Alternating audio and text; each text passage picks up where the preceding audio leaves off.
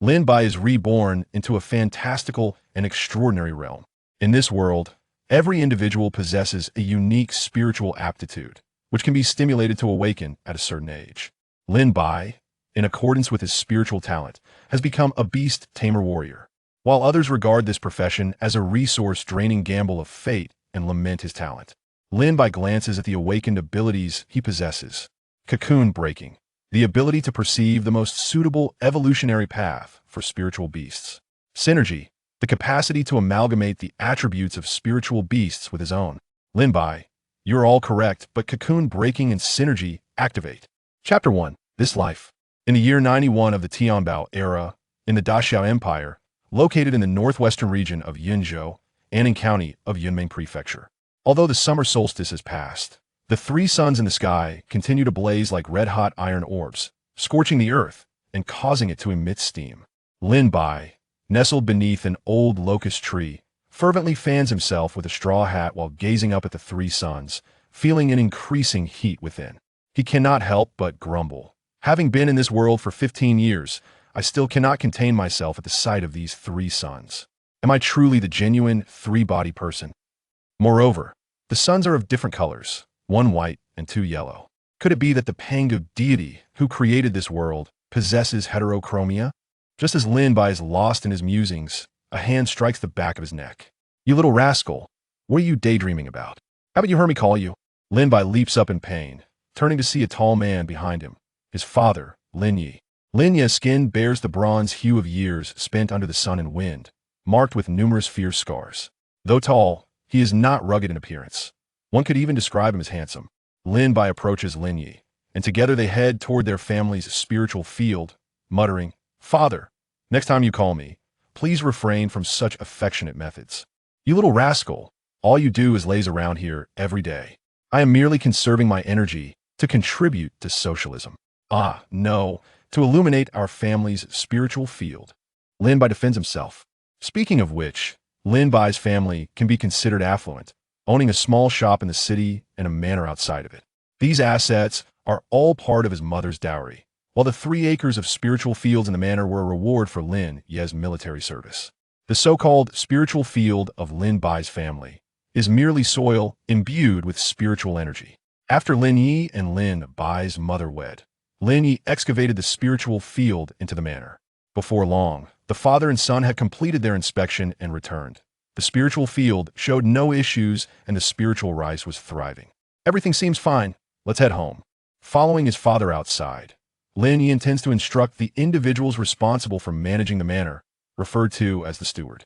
The steward is a family of 3, a couple and their 8 or 9-year-old daughter.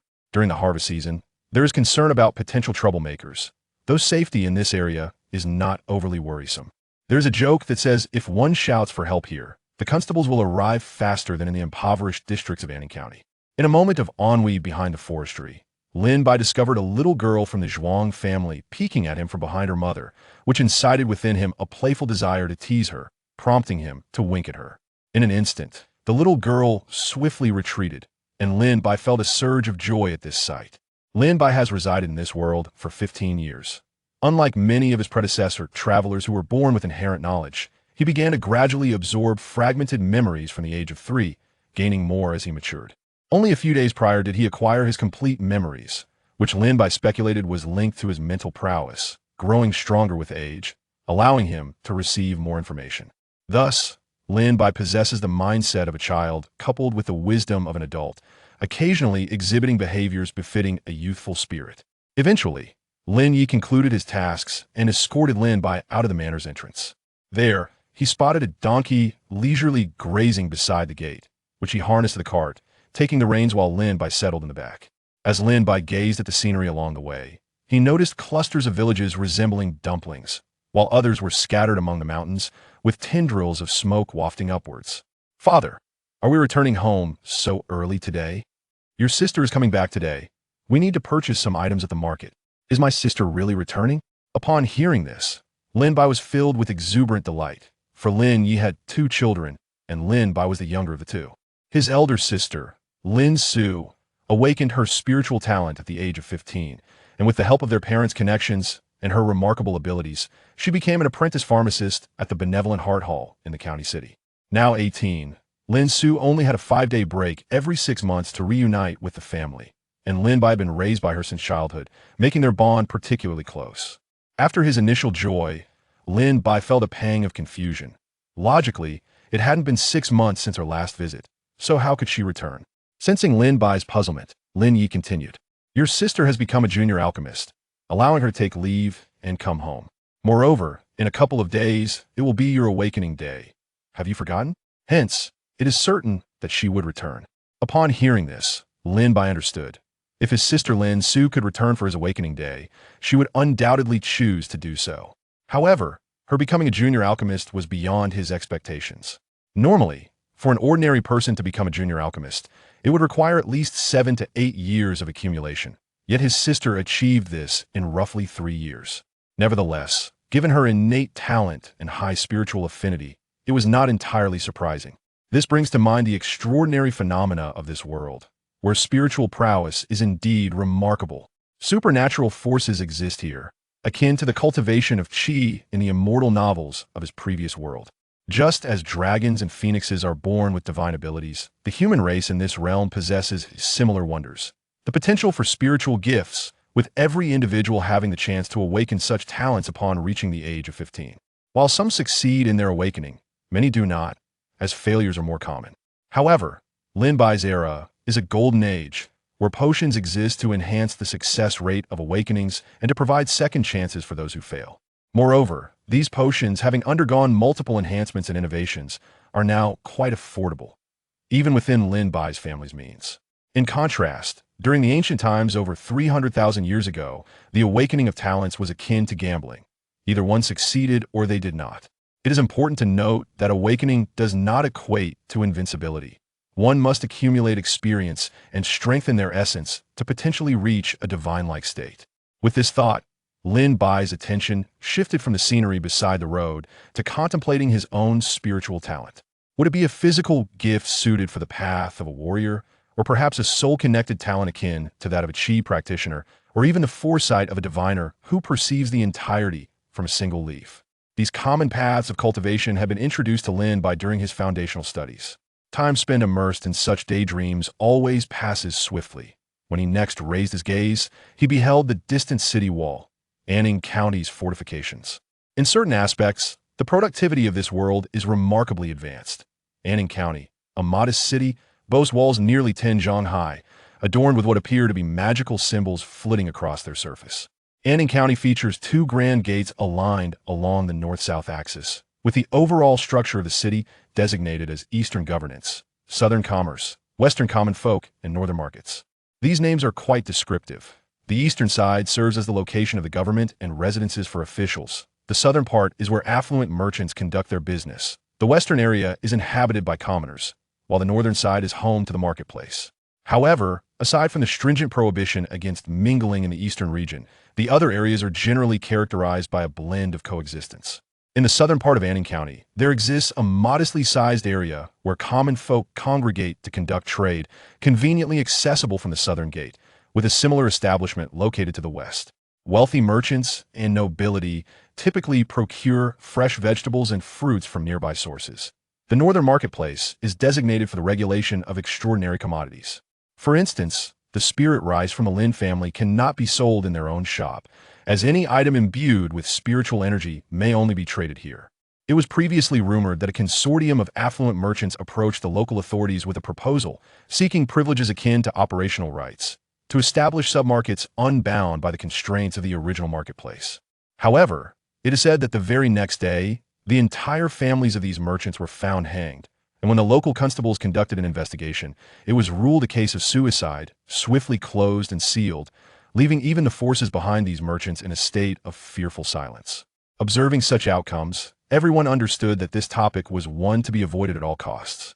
The Lin family estate lies just outside the northern gate.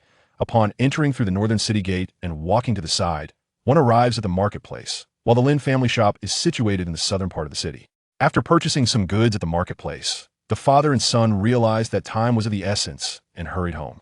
Both Lin Yi and Lin Bai hastened their pace, eventually returning to their shop while the sun still cast its remaining rays. The name of their shop, Su by Rice, bears no particular significance beyond the names of the siblings, coupled with the fact that the Lin family specializes in rice, hence the chosen appellation. The shop employs two individuals, named Chun Gui and Zhao Wan, both of whom are 18 years of age. Both have successfully awakened their spiritual essence, albeit possessing the most common talent of enhanced strength and still lack any means of cultivation. Ultimately, Lin Yi, recognizing their honest nature and the potential of their abilities to assist in the delivery of rice for the family shop, signed a 10-year contract with them. Just as Lin Yi and Lin Bai stepped into the shop, the two assistants were tidying up while greeting them. "Good day, shopkeeper." "Good day, young Master Bai." The young lady has just returned, and the madam is at home accompanying her. "Has my sister returned home early?" "Father, I must head back now." Lin Bai, clutching the ingredients he had just purchased, hurried off towards home. Lin Yi barely had time to give instructions before Lin Bai vanished from sight, prompting him to shake his head and chuckle in mild reproach. This impetuous lad is in such a rush. It hasn't been long since his sister's return. It seems I shall have to tidy up myself. Despite his words, Lin Ye's hands moved with greater speed than usual. The shop is not far from the Lin residence, and soon, Lin Bai arrived there. The Lin household is a courtyard-style residence with 4 entrances. On his way, Lin Bai conveniently delivered the ingredients to the kitchen, aware that his mother and the others were in his sister's courtyard. Upon pushing open the courtyard gate, he beheld his mother and sister engaged in conversation. "Sister, when did you return? Had I known, I would have stayed at the shop with mother instead of going to the fields to await your arrival." Chapter 2. Family and the Extraordinary. Mother Wang Xiao and sister Lin Su were not surprised to see him arrive. In fact, Wang Xiao playfully teased Lin Su, saying, "I told you, your brother would rush back as soon as he knew you were home." With that, she beckoned Lin Bai over. "Come here. Your sister and I were just discussing the intriguing happenings in June City. You might find it worthwhile to listen, especially since you may want to go there after your awakening." While Wang Xiao conversed with Lin Bai, Lin Su scrutinized her younger brother whom she hadn't seen for nearly half a year. She inquired about his recent circumstances. "You've grown taller, little Bai. Mother mentioned you've completed all your classes at the academy." Indeed, Lin Bai had experienced a rapid growth spurt. At 15, he was nearing the height of his previous life at 6 feet tall, and during this period of development, it was plausible he might reach 6'3" and become a towering young man. As for the academy's curriculum, it merely taught them literacy, the rudiments of cultivation knowledge, and some fundamental ethics and laws. Lin Bai, not being a typical child, had swiftly finished his studies. "Enough about me. How are you faring in Yunmeng City?" Lin Bai asked.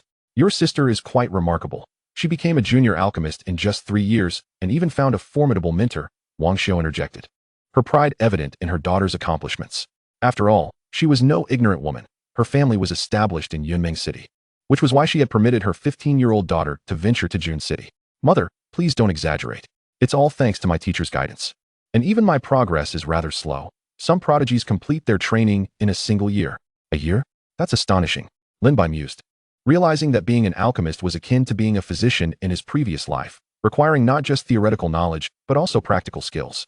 He listened intently as his sister recounted the amusing anecdotes from Yunmeng City, such as the 3 major factions quarreling and resulting in numerous casualties daily, and how the main branch of the Ingui Lu family had been usurped by a collateral branch. Lin Bai was taken aback to learn that Yunmeng City was even more tumultuous than their own Anning County. Compared to June City, Anning County truly felt peaceful, as its interests had already been divided, while Yunmeng City appeared to still be in the throes of fierce conflict. "These are merely minor disturbances. My establishment, the Compassionate Hall, operates as usual," Lin Su remarked. After approximately half an hour, a household maid announced that dinner was ready and that Father Lin was waiting for them in the dining room.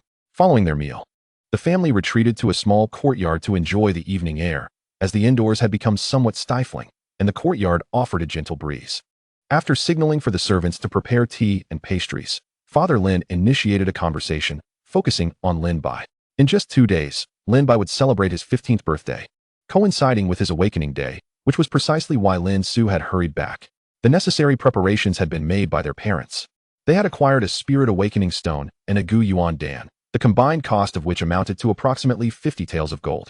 Just as they had done for Lin Su, the total expenses for preparing these items for both siblings reached 100 taels, a sum sufficient to ensure their family's comfort for a lifetime. This was no trivial amount for the Lin family, as the profits from their shop and fields would take half a year to recoup. Moreover, it was important to note that these items could not merely be purchased with money, similar to the shop's assistants, even after awakening their talents. they might find it impossible to locate the most basic cultivation methods.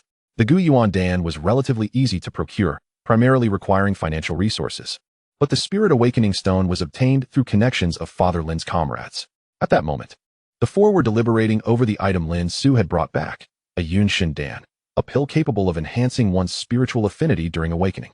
The cultivation system in this world revolved around awakening one's spirituality, absorbing energy, and evolving oneself thereafter.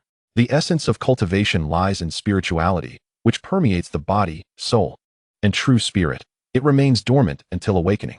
So how does one embark on the path to transcendence? It begins with spirituality.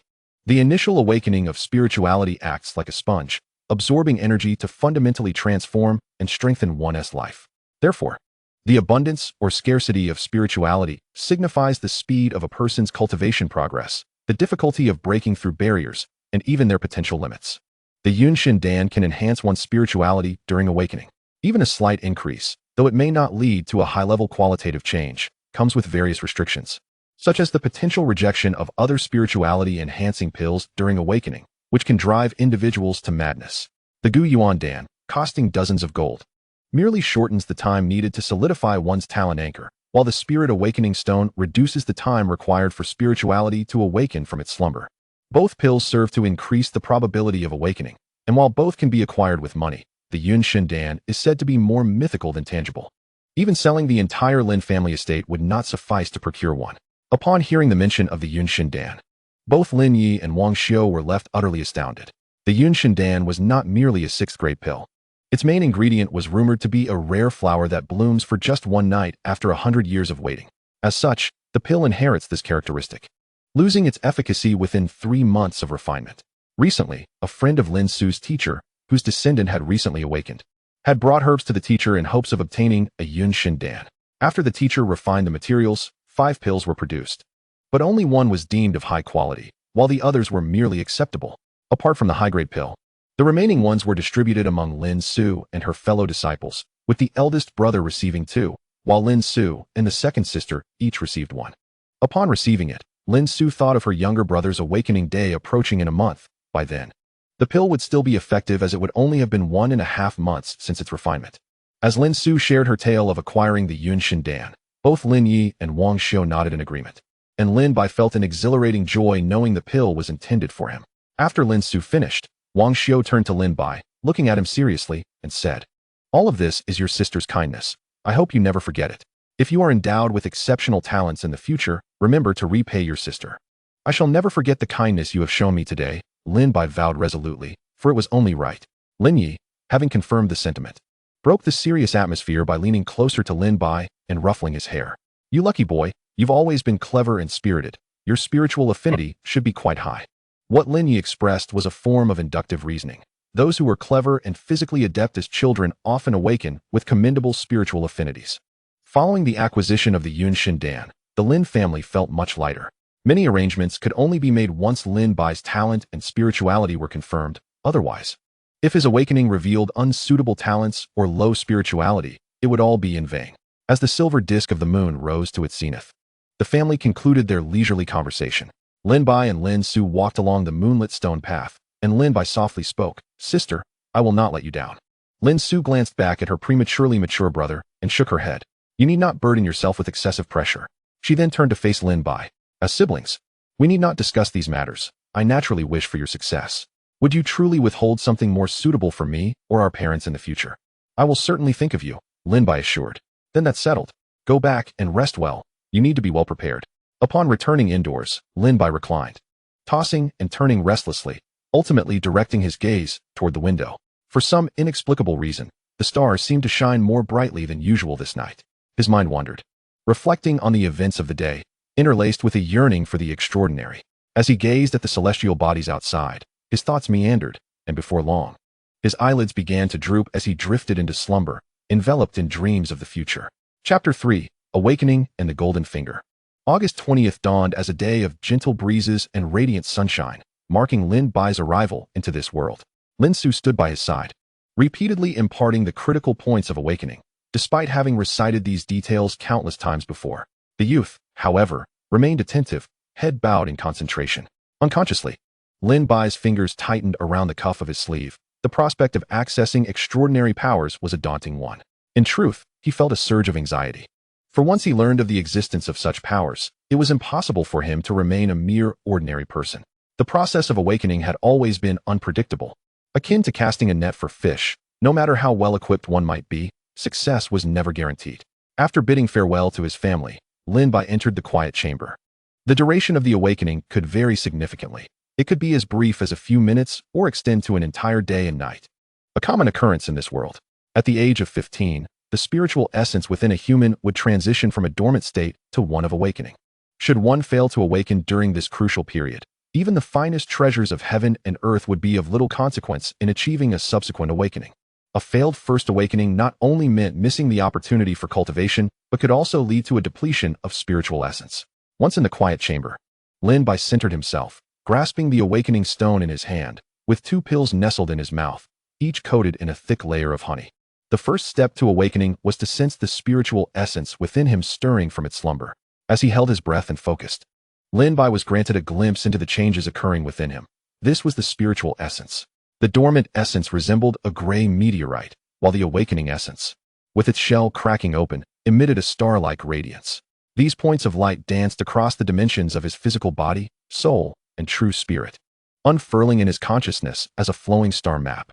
As if a higher-dimensional observer, Lin Bai observed the essence within his physical form, soul, and true spirit. He was unsure of the mechanics behind this phenomenon, which allowed him to perceive all 3 layers simultaneously. Captivated by the star map, resembling a river of stars, he was jolted back to reality upon realizing that most of the celestial bodies within his map were still in a state of awakening or slumber. Without hesitation, Lin Bai crushed the spirit-gathering pill in his mouth and swallowed it. As the pill settled in his abdomen, a warm current spread from his dantian, flooding through his limbs and bones. Strangely, a cool sensation rippled through his sea of consciousness, and as the interplay of heat and cold continued, the star map began to transform. Countless gray meteorites materialized from thin air, sculpted by an unseen force, gradually coalescing into the embryonic form of star cores. This enhancement was a boon from the spirit-gathering pill, yet Lin Bai's star map was vast, and the added essence could only be considered embellishments. Nevertheless, he felt a profound satisfaction. It indicated that his innate spiritual essence was already considerable, and the spirit-gathering pill was a fortune he owed to his sister's serendipity. The essence of life lay in contentment. After waiting for 10 minutes, Lin Bai observed a small area had emerged on the periphery of the star map. The effects of the spirit-gathering pill had dissipated, yet the map exuded a sense of harmonious completeness. However, the majority of the spiritual essence remained dormant. If this continued, it was possible that some essences would awaken while others, having previously awakened, would slip back into slumber, leading to a failure in his awakening. Lin Bai smiled faintly.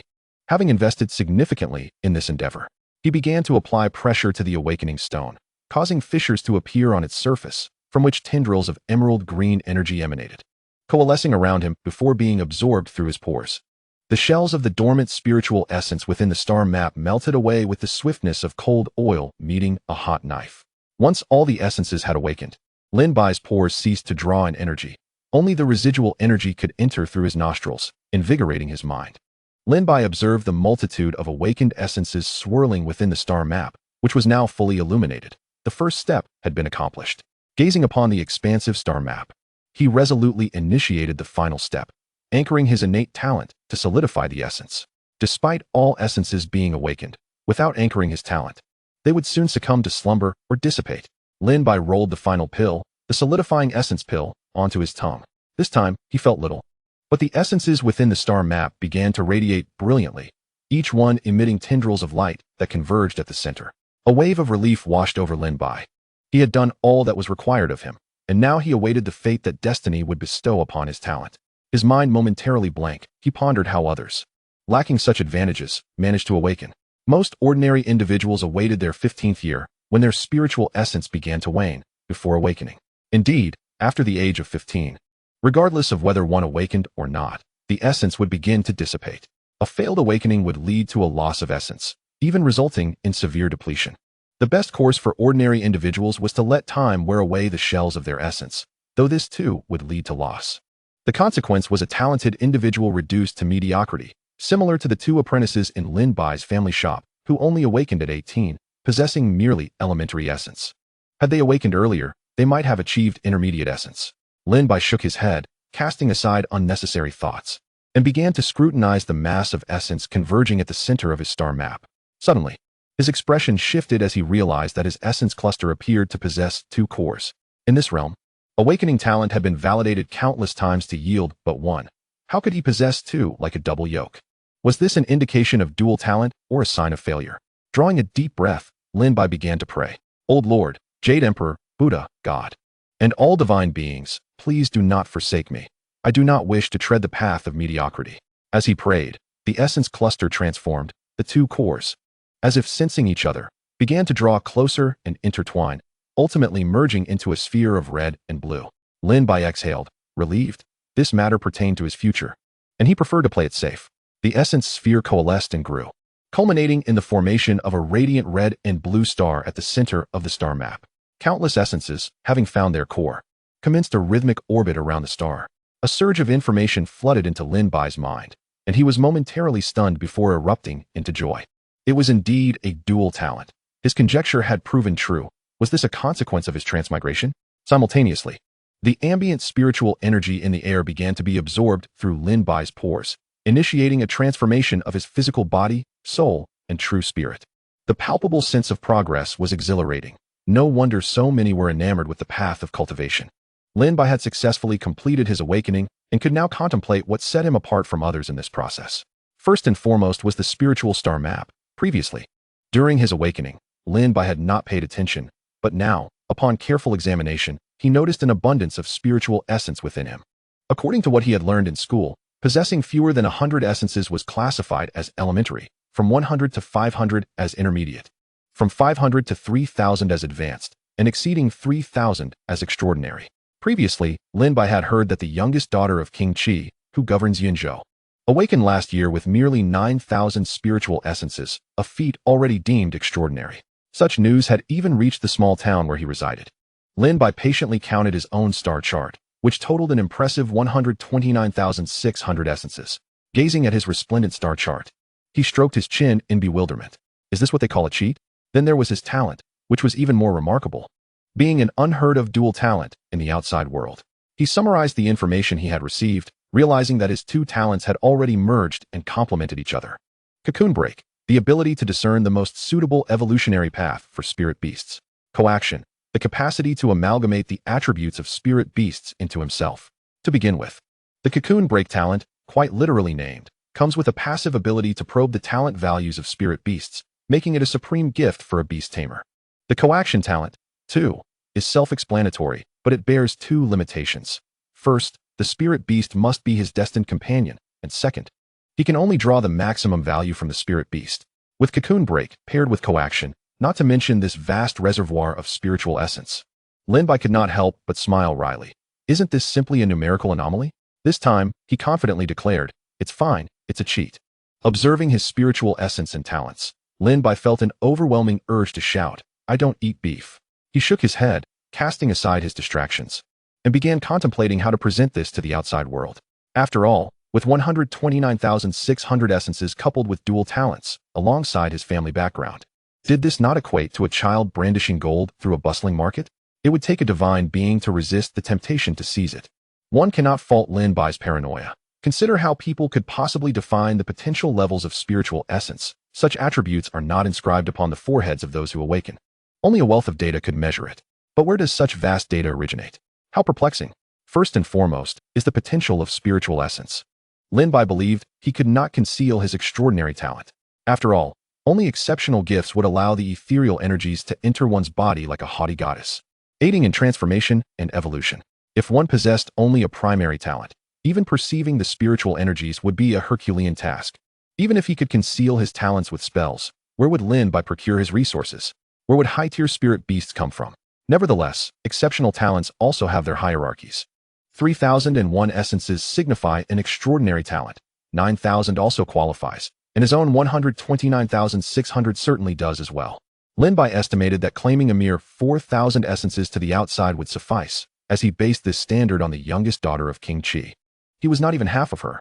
He could not very well dissect himself, could he?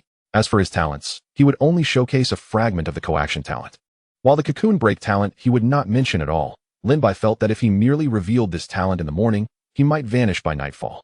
Until he possessed the means of self-preservation, Lin Bai would only employ this ability for his destined spirit beast. Otherwise, if he were to utilize this talent on a grand scale, others would not be foolish. Even if they could not deduce that Lin Bai possessed dual talents, they would speculate that he possessed some similar treasure. However, by using it solely for his destined spirit beast, he could attribute it to serendipitous legacy, as the number of destined spirit beasts could not be great, remaining within his capacity. Moreover, spirit beasts undergoing lower-tier evolution would not attract attention. But what if they evolved to a higher tier and became conspicuous? My spirit beasts have all evolved to a higher tier, and you dare to question me? I must be too mild-mannered. Lin Bai contemplated his next steps, and after a long while, he breathed a sigh of relief, rubbing his brow with a wry smile. The path of cultivation is fraught with challenges for the less gifted, while those with extraordinary talent must also tread carefully. How difficult, how arduous. As Lin Bai organized his thoughts, a sudden idea struck him. Do humans not count as spirit beasts? Surely they do. With this in mind, Lin Bai employed a passive probing technique of Cocoon Break on himself, and to his astonishment, a layer of information indeed emerged. Name, Lin Bai. Strength, 0.8, increasing. Agility, 0.7, increasing. Physique, 0.7, increasing. Spirit, 12, increasing. Level, not yet transcended the mundane. Skills, basic swordsmanship, basic medicine, galloping stance, low-tier archery. Talents, Cocoon Break, coaction. Evaluation, a promising future, currently underestimated. Chapter 4, Planning for the Future. As Lin Bai pushed open the door to the quiet chamber, he saw his parents and sister gathered in the courtyard, their faces etched with anxiety and anticipation. The scene resembled a moment from a television drama in his past life, where family awaited the arrival of a newborn, and Lin Bai, akin to a doctor, bore the weight of the awakened spiritual essence and talents as if they were a child. He initially intended to jest, but upon witnessing the anxious expressions on his family's faces, he immediately quelled his playful thoughts. One must discern the appropriate behavior for each circumstance. With a swift shift in demeanor, Lin Bai adopted an image of a triumphant youth, brimming with vigor, even adding a touch of deliberate flamboyance. Clearing his throat, he proclaimed in a resonant voice, "Father, mother, sister, welcome. Welcome the future ruler of the Lin family, your greatest pride at this moment, the possessor of extraordinary talent, Lin Bai."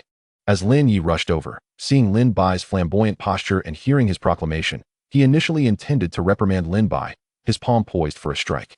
However, upon hearing Lin Bai's subsequent words, his expression transformed, as did those of Wang Xiao and Lin Su behind him. Lin Yi darted to Lin Bai's side, his voice trembling with barely contained excitement. "You little rascal, what did you just say? Extraordinary spiritual essence? Don't make a fool of your father with such matters. This is no joking matter, or you'll find out just how serious this is." Wang Xiao, his mother, and Lin Su, his sister, also bore solemn expressions, and one could hardly blame them. Extraordinary spiritual essence stands in stark contrast to average and high-tier spiritual essences. High-tier spiritual essence is already a rare find. For instance, in Anning County, with a population of 50 to 60,000, theoretically, there might be dozens of high-tier spiritual essence bearers in each generation, and Lin Su is one of them. However, extraordinary spiritual essence is regarded as a rare treasure of the heavens and earth, not merely a product of population density. 0 multiplied by any number remains 0. In the past century, Anning County has recorded merely 3 individuals with extraordinary spiritual essence. If Lin Bai's claim is true, he would be the 4th.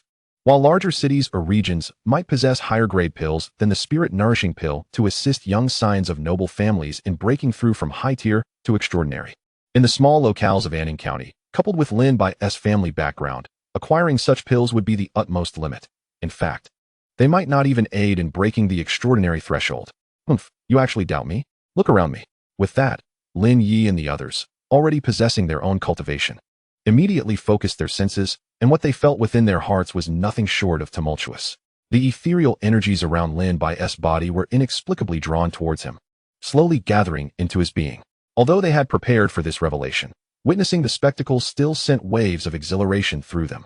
"Indeed, my son is impressive," Lin Yi exclaimed. "Xiao Bai, how long has it been since your awakening? Are you hungry? I've had someone prepare a meal. Let us go eat now."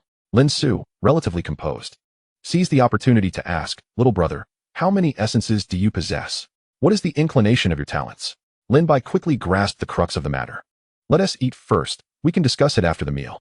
In the vastness of the world, nothing surpasses the significance of a meal. and it is essential to allow my sister and the others to calm their minds. My awakening has not been brief. It has been nearly evening since I entered at noon. As the flickering candlelight danced after dinner, the four of us sat together in the parlor. Noticing their expressions had calmed considerably, Lin Bai finally spoke. I have awakened over 4,000 spiritual essences, and my talents pertain to beast mastery and martial prowess. With each contract I forge with my destined spirit beast, my constitution will improve, and as my spirit beast evolves, I too shall reap further benefits. Lin Su carefully absorbed her brother's words. Given her current status and insights, she would largely guide and advise Lin Bai on the choices he would make in the future. In truth, the Lin family's connections are not feeble. Akin to the scholars of ancient times, they may not be exceedingly wealthy, but their ties are undeniably robust. When a prodigy emerges, there are those who will guide them, allowing for a more direct path, free from the hindrances that others might face. Lin's father, Lin Yi, was a solitary orphan without the backing of a prominent family. In his youth, he resolutely joined the army, and due to his tenacity and unblemished background, he became a personal guard to a general. This general later ascended to prominence, becoming a military leader in Yunzhou, with the county lieutenant of Yunmeng being affiliated with this general's faction. Furthermore, many official channels involve Lin Ye's comrades. Otherwise, how would he have acquired the spirit awakening stones? Items that are under national control.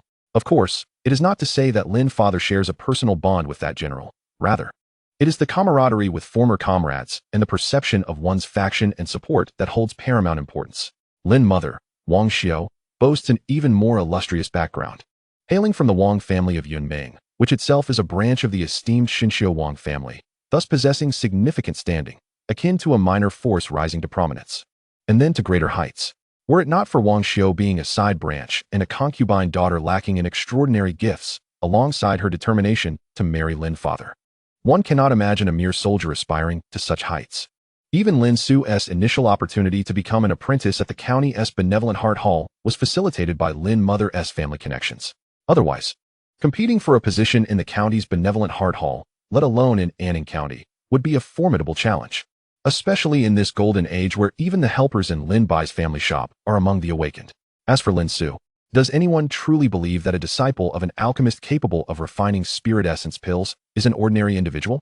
Thus, when it comes to status, Lin Su presently holds the highest standing, for both Lin's father and Lin's mother appear to be leveraging their connections. Lin Bai's opinions will undoubtedly lean towards his sister's guidance, not only due to her elevated status, but because many developments over the past 2 decades are unknown to their parents, who have left Yunmeng City. After a brief moment, Lin Su raised her gaze to Lin Bai. Little brother, first and foremost, your extraordinary spiritual talent need not be concealed. Simply refrain from overtly flaunting it in public. Lin Bai grasped her meaning instantly. His sister intended to convey that in establishing future alliances, it is vital to demonstrate worth to those he intends to rely upon. Yet it is equally crucial to remain discreet among peers, subordinates, and potential rivals. In essence, conceal from those above, not below. Lin Bai concurred that showcasing his extraordinary gifts would be prudent, as he anticipated future conflicts with others, not solely over resources. If one projects an image of being of high spiritual talent, yet surpasses even that, it may raise suspicions. However, rivalries among those of extraordinary talent are more commonplace.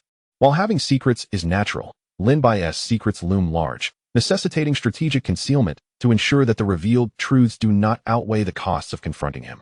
Seeing Lin Bai nod in understanding brought Lin Su a sense of relief. After all, who in their teenage years is not prone to showing off? This tendency is an inherent aspect of human nature. At that moment, Lin Su turned to Lin's father. Father, did you not learn the military's breathing techniques? Can you teach them to little Bai? Lin Yi had been listening quietly to his daughter analyze the situation for her brother, feeling a swell of pride. Witnessing both of his children thrive and grow close to one another is a dream cherished by all parents. His aim is to neither hinder them nor offer misguided advice. Yet he cannot help but feel a tinge of melancholy at his inability to assist his son directly. Hearing his daughter's inquiry, he felt a renewed sense of purpose. This technique is common in the military. It is not a rare treasure nor forbidden knowledge. I can teach him shortly. Then Lin Su turned back to her brother. Little brother, what are your thoughts on the factions you might join in the future? Your talents are ill-suited for the Benevolent Heart Hall, the Crafting Hall, or the Talismans Association, which are all esteemed factions. Your abilities align more closely with those of demon-hunting martial artists, rather than pure beast tamers, as demon beasts are merely a facet of your strength enhancement. However, aligning yourself with factions that rely solely on combat for resources at this stage would be premature and fraught with risk, hindering your potential's steady realization. Joining a faction is essential. Otherwise, how will you acquire resources and support? How do you intend to learn the art of cooperation, fighting solo? That is courting disaster. Simultaneously, Lin Bai understood that the choice of factions at this early stage would yield varied outcomes. Aligning with groups like the Demon Slayer Division or the Demon Suppression Guard, which thrive on violence, would not be conducive to realizing his potential. Unfortunately, he cannot reveal his latent talents. Otherwise, entry into the Beastmaster Hall would be a mere formality. The crux of the matter lies in his current capabilities. Were he at the transcendent tier, he would undoubtedly choose such factions, perhaps even the military, but alas, he is not. In time, you could pursue connections through the Wang family. Little Bai, your extraordinary spiritual essence will not be rejected. If that fails, I can guide you through my mentor's connections. Lin Su glanced at their mother, Wang Xiao, who nodded in affirmation. I shall compose a letter to your mother, and she will make the necessary arrangements for you. The path of cultivation is not bestowed by heaven like innate talents. Rather, it is the accumulated wisdom of generations of humanity. Thus, while a less populous path may not be weaker, a more populous one is undeniably stronger. For the pitfalls have already been navigated by predecessors. Today, the realm of the extraordinary boasts a plethora of paths, akin to the sands of the Ganges, with countless branches to explore. The multitude of practitioners along these paths naturally leads to a more refined array of techniques, secret arts, resources, and advancement avenues. For instance, the martial path is among the most populous routes, branching into various subcategories. There are the orthodox martialists who refine their bodies through blood and chi, the demon martialists who implant beast organs, and the weaponized martialists who forge themselves into divine weapons. Listening to his sister's well-articulated insights, Lin Bai found that although he had pondered many of these concepts himself, hearing them expressed with such clarity and conviction by Lin Su helped calm his restless heart. Stirred by his awakening, the journey ahead may be long, but at least he is not traversing it alone. Chapter 5, Leaving Home. In the days following his awakening, Lin Bai clung to Lin father like a piece of chewing gum, persistently pleading to visit the market. One of his wings for future flight is a spirit beast. In drawing from his past life novels, as well as the experiences from this life, protagonists often discover immensely powerful divine beasts at their birth points. Fueled by this hope, he spent 2 consecutive days exploring the market, scrutinizing every stall and cage, only to be utterly disheartened. All he encountered were ordinary wares of mediocre potential. Not a single creature caught his eye or sparked his interest. However, he uncovered a significant flaw in the passive ability of his talent, the cocoon breaking exploration technique, the risk of being detected. The greater the disparity in cultivation levels, the more likely one is to be discovered.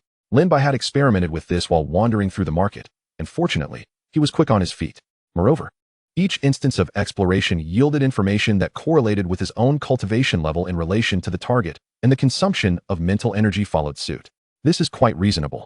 If there were no restrictions, such a talent would be extraordinarily overpowering. Upon his return, Lin Bai was promptly chastised by Wang Xiao, who tugged at his ear. Although he did not perspire much, the market in Anning County was predominantly filled with animals, and his darting about inevitably led to him acquiring an unpleasant odor. After cleansing himself, Lin Bai swiftly dashed into his room and swallowed a pill. As the pill dissolved within him, it transformed into a warm, nourishing flow, revitalizing his limbs and bones.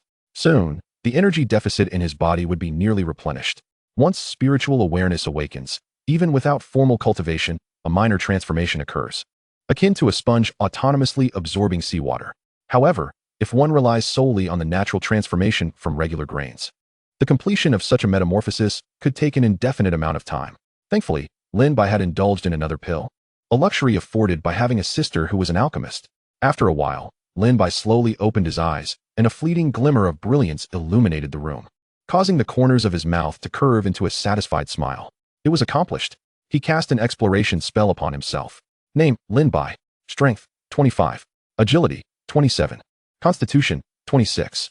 Spirit, 35. Level, not yet transcended. Skills, basic swordsmanship, fundamental medicine, galloping stance, intermediate archery, North Mountain Army Scout-esque concealment technique, beginner. Talent, cocoon breaking, companionship. Evaluation, a promising future, easily underestimated now. Following his transformation, Lin Bai's statistics were nearly threefold that of a novice entering the transcendent phase, and he had yet to engage in cultivation. It is essential to understand that the transformation post-cultivation renders the current metamorphosis trivial. Furthermore, this data does not imply that 3 newly transformed individuals could overpower Lin Bai. To him, they would be mere fodder. After all, Reality is not a game with enforced health loss, and as one's attributes rise, even a slight difference in values can be monumental. However, this applies only to ordinary martial artists. Should an adversary possess an extraordinary talent or tread a potent early path, Lin Bai might find himself in treacherous waters. As his physical attributes improved, his previously rudimentary archery skill naturally advanced to an intermediate level, significantly enhancing his shooting speed, accuracy, and endurance in combat. His swordsmanship also saw advancement, albeit limited due to the lack of practical combat training. What pleased him most was the successful initiation of the North Mountain Army Scout's concealment technique. He could now autonomously control the absorption of external spiritual energy, no longer needing to be the brightest spark in a crowd. This concealment technique belonged to the scout camp of the North Mountain Army. What kind of army is the North Mountain Army? It is the force that engages in fierce battles with the desert tribes in northern Yunzhou. Celebrated as the bulwark of the region, with its scout camp being the elite of the elite, masters of stealth. In a game, this would be considered a blue skill. It is unclear how Lin Bai's father obtained it, as although he once served in the North Mountain Army, he was not part of the scout camp. A fact Lin Bai was aware of. Never mind, overthinking is futile. Perhaps Lin Bai's father had his own opportunities. He stroked his chin, contemplating his character panel. With a high archery level combined with a military-grade concealment technique, he possessed speed, formidable mental strength, and pinpoint accuracy. Indeed, his profile suggested he was an excellent candidate for ambush archery. Of course, he was also acutely aware of his shortcomings. His swordsmanship was rather basic, merely a collection of flashy techniques. For a 15-year-old still laying the groundwork, this was quite normal, yet it severely squandered his extraordinary potential. After 2 more days, Lin Bai's lingering dissatisfaction nudged him to the market once again, though he approached it with tempered expectations, resulting in a sense of disappointment that was not overly profound. The autumn winds were harsh, with the weather fluctuating from blistering heat at noon to a chilling breeze by evening. Tomorrow marked the day he would depart with his sister, Lin Su, for Yunming City. As it was Lin Bai's first time leaving home, Wang Xiu busied herself while chattering away. Clothes must be packed, despite the midday heat. The evenings grew cold, and soon enough, winter would arrive. We must be kind to others, but do not fear if someone bullies you. Our family can still reason with them. In times of trouble, remember to seek out your uncle and aunt.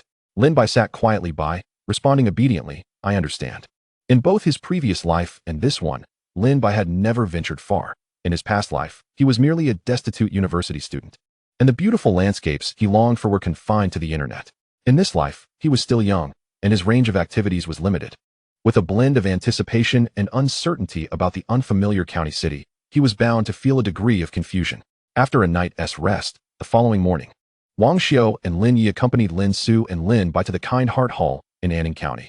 Upon arrival at the rear courtyard entrance, the servant on duty recognized Lin Su and, rather than obstructing them, greeted them warmly. Manager Lin, you've arrived. There's still some time before departure. May I ask who these individuals are? My father and mother. They've come to see me and my brother off today. Lin Su replied succinctly. The gatekeeper did not pry further, treating it as a routine matter, for ordinarily, outsiders were prohibited from entering the rear courtyard of the Kind Heart Hall. However, a manager is no ordinary person, so the gatekeeper turned a blind eye. Once Lin Bai's parents entered, they adhered to the protocols, refraining from wandering about. Instead, taking advantage of the last moments to repeatedly advise Lin Bai on what to be cautious about upon reaching Yunming City. After Lin Su had circulated through the group, she returned to sit beside Lin Bai, closing her eyes to rest. She understood that their parents' admonitions were customary, otherwise, they would not be at ease. Just as they had been 3 years ago when she journeyed to Yunming City. After absorbing their parents' instructions, Lin Bai discreetly nudged Lin Su with his elbow. Sister, why do they call you the manager? Because I requested leave from my teacher, who informed me that I would eventually need to see the world and encouraged me to learn from the caravan, thus granting me the title of manager. The true manager is not me. Upon hearing this, Lin Bai could not help but marvel at his sister's teacher, truly a person of great stature. Although Lin Su spoke lightly of it, Lin Bai, having lived 2 lives, could discern the implications. Wasn't he this gilding the lily? Particularly given that transporting medicinal materials is a position laden with significance and potential gain. Could an ordinary person aspire to such a role? Certainly. One could serve as a guard, but to hold a managerial position? That would be a dream indeed, as such positions were genuinely reserved for insiders. Lin Bai observed the young servants diligently inspecting the goods for omissions and loading them onto the carts. The caravan's guards also returned in succession, greeting Lin Su with respect, to which she merely nodded without elaboration. It was not until a lean man, appearing to be in his 40s or 50s and resembling a manager, approached that Lin Su stood to engage in conversation. Manager Zhou, when will the caravan depart? Soon, soon. Master Lin should be ready to depart within the next quarter hour. By the way, who are these individuals? These are my parents, who have come to see me and my brother off. My brother, Lin Bai, will be joining our caravan to Yunming City. It turns out that he is indeed the younger brother of Lin Dan, which makes him one of our own at the kind-hearted hall. Lin Bai appears to be exceptionally astute. His journey to the county city surely heralds a promising future. As Lin Bai observes Steward Zhou engaging in conversation with his sister, he cannot help but marvel at the ease with which the steward speaks, like a gentle spring breeze. People possess differing qualities. The same words spoken by some can evoke a sense of comfort, while others may not. Of course, he is aware that this refreshing demeanor largely stems from his sister's status and potential. Had he been an ordinary youth, the steward might not have even spared him a glance. After concluding her discussion with Steward Zhou, Lin Su turned to their parents and said, "Mother, Father, as the caravan is about to depart, let me and Xiao Bai accompany you outside. Rest assured, I will take good care of my younger brother." Lin Bai's parents nodded, understanding that it was time to leave. At the back gate, Lin Bai was bidding farewell to Wang Xiao. She opened her mouth to speak, but realized time was short. Ultimately, bending down slightly to embrace Lin Bai. "Make sure to eat well in Yunming City. Don't be picky, and consume more vegetables." Lin Bai nodded, and only then did Wang Xiao release him, allowing him to proceed with Lin Su. At that moment, Lin Yi approached and linked arms with Wang Xiao, offering comfort. "Do not be disheartened. Do you not trust our son? That rascal has always been clever and resourceful, always finding ways to benefit himself rather than the other way around. With Su Su by his side, he is destined to soar far beyond us. A mighty eagle can only spread its wings in the vast sky, within a cage. It is no different from a sparrow." Wang Xiao leaned her head against Lin Ye's chest and nodded. "I understand. I just find it hard to part with him." Su Su is leaving, and now Xiao Bai must depart as well. Soon, a caravan drawn by a group of towering black horses with horns slowly emerged from the gate, flanked by 2 horse-drawn carriages and a dozen carts, all protected by an escort team. As one of the carriage windows slid open, Lin Bai leaned out and vigorously waved his arms at his parents. Watching the carriage cross the familiar streets and then exit the city gates, Lin Bai felt a pang of nostalgia for Anning County, the home he had known for 15 years. He observed as the city walls receded, ultimately vanishing from sight beneath the horizon. Chapter 6. Background and Fairness. The emotions of youth are akin to the sudden summer rain, overwhelming yet fleeting. Lin Bai was not sorrowful. After all, he was merely embarking on a journey of education, not a permanent farewell. It was merely a sense of disorientation that accompanied leaving his hometown.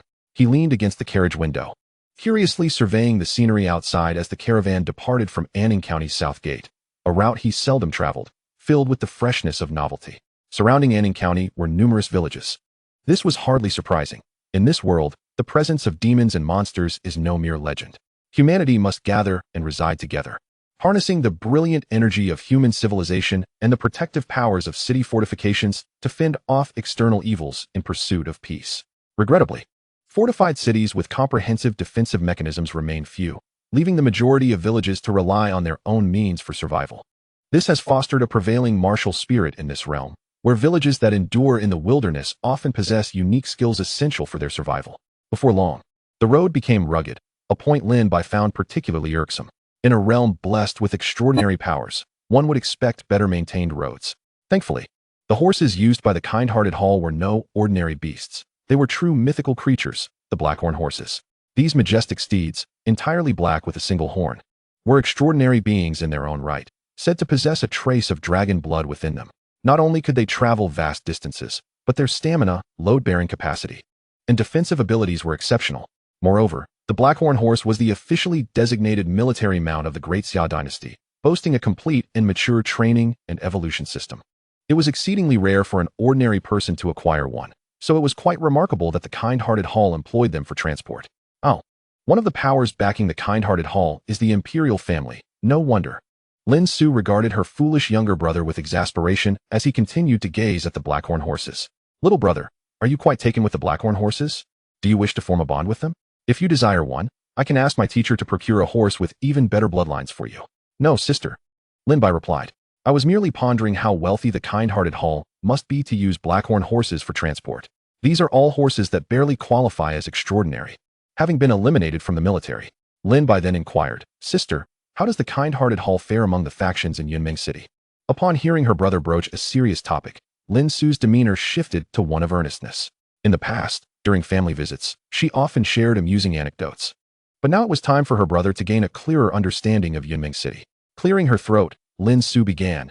In Yunming City, the Kind-Hearted Hall, the Artisans Guild, and the Talismans Association are the three major factions constructed with the participation of the Great Xia imperial family. Wherever there are cities throughout the realm, their influence can be found, including here in Anning County. They are esteemed powers. Other factions, such as the Shinsho Wang family, the Yinggu Lu family, and the Holingli family, are established powers within the province, reigning over Yunming City and deeply entrenched in its affairs, even influencing the Kind-Hearted Hall. For instance, my aunt is a mid-tier alchemist at the Kind-Hearted Hall, and other factions similarly place their members within these organizations. Naturally, the Kind-Hearted Hall and these factions do not oppose this arrangement, for expanding throughout the 13 provinces of Great Xia necessitates a vast pool of talent, and prominent families are rich in such resources. These grand families often branch out to consolidate their power, gaining recognition from the provincial authorities to use their names. Names such as Shinsho, Yinggu, and Holing not only signify the characteristics of these families' methods, but also represent their legacies. In this world, names carry significant weight. Take the Shinsho Wang family as an example. Most of their members pursue the path of Qi practitioners, characterized by the principle of vitality. Even a relatively ordinary side member like Wang Xiu had some understanding of this, as she often crafted paper birds in her youth, imbuing them with spiritual energy to make them flutter and amuse Lin Bai and his sister. What once seemed merely magical and entertaining now reveals itself as a refined manipulation of spiritual essence. Of course, the foundational strength of these grand families encompasses far more than a single core path. After introducing Lin Bai to these major factions, Lin Su continued to elaborate on others. Following them were local powers like the Zhou and Zhong families, which primarily focus on specific industries. While they may lack the might of the three major families, they should not be underestimated. These families forge strong local alliances through strategic marriages, ensuring that even the three major families do not dare to exert excessive pressure. They possess connections at the provincial level and beyond, and their solidarity is remarkable. The remaining factions include smaller gangs and groups, such as the Fish Dragon Gang, the Mountain Patrol Hall, and the Jade Hall Association, which are supported by other powers. After all, some unsavory tasks require someone to undertake them, serving as a kind of underhanded influence. The Fish Dragon Gang is backed by the government, the Mountain Patrol Hall is a local force, and the Jade Hall Association is associated with the three major families, forming a rough hierarchy. By the way, there is one particularly unique faction known as the Divine Witch Sect, which spans the regions of Yunzhou, Bingzhou, and Liangzhou in the northern territories. This sect comprises a diverse array of lineages, generally passed down in a master-disciple format. Anyone from the northern lands, including rural shamans and sorceresses, as well as itinerant monks and Taoists without affiliations, can be considered part of the Divine Witch Sect. However, one should not underestimate them. This sect has produced several abbots of the Monitoring Heaven Temple, although it has somewhat declined in recent centuries. After Lin Su finished her introduction, Lin Bai fell into a contemplative silence, meticulously sorting through the intricate web of power dynamics. He understood that as he embarked on his academic journey in Yunming City, it was vital to analyze these relationships, lest he unwittingly stumble into pitfalls.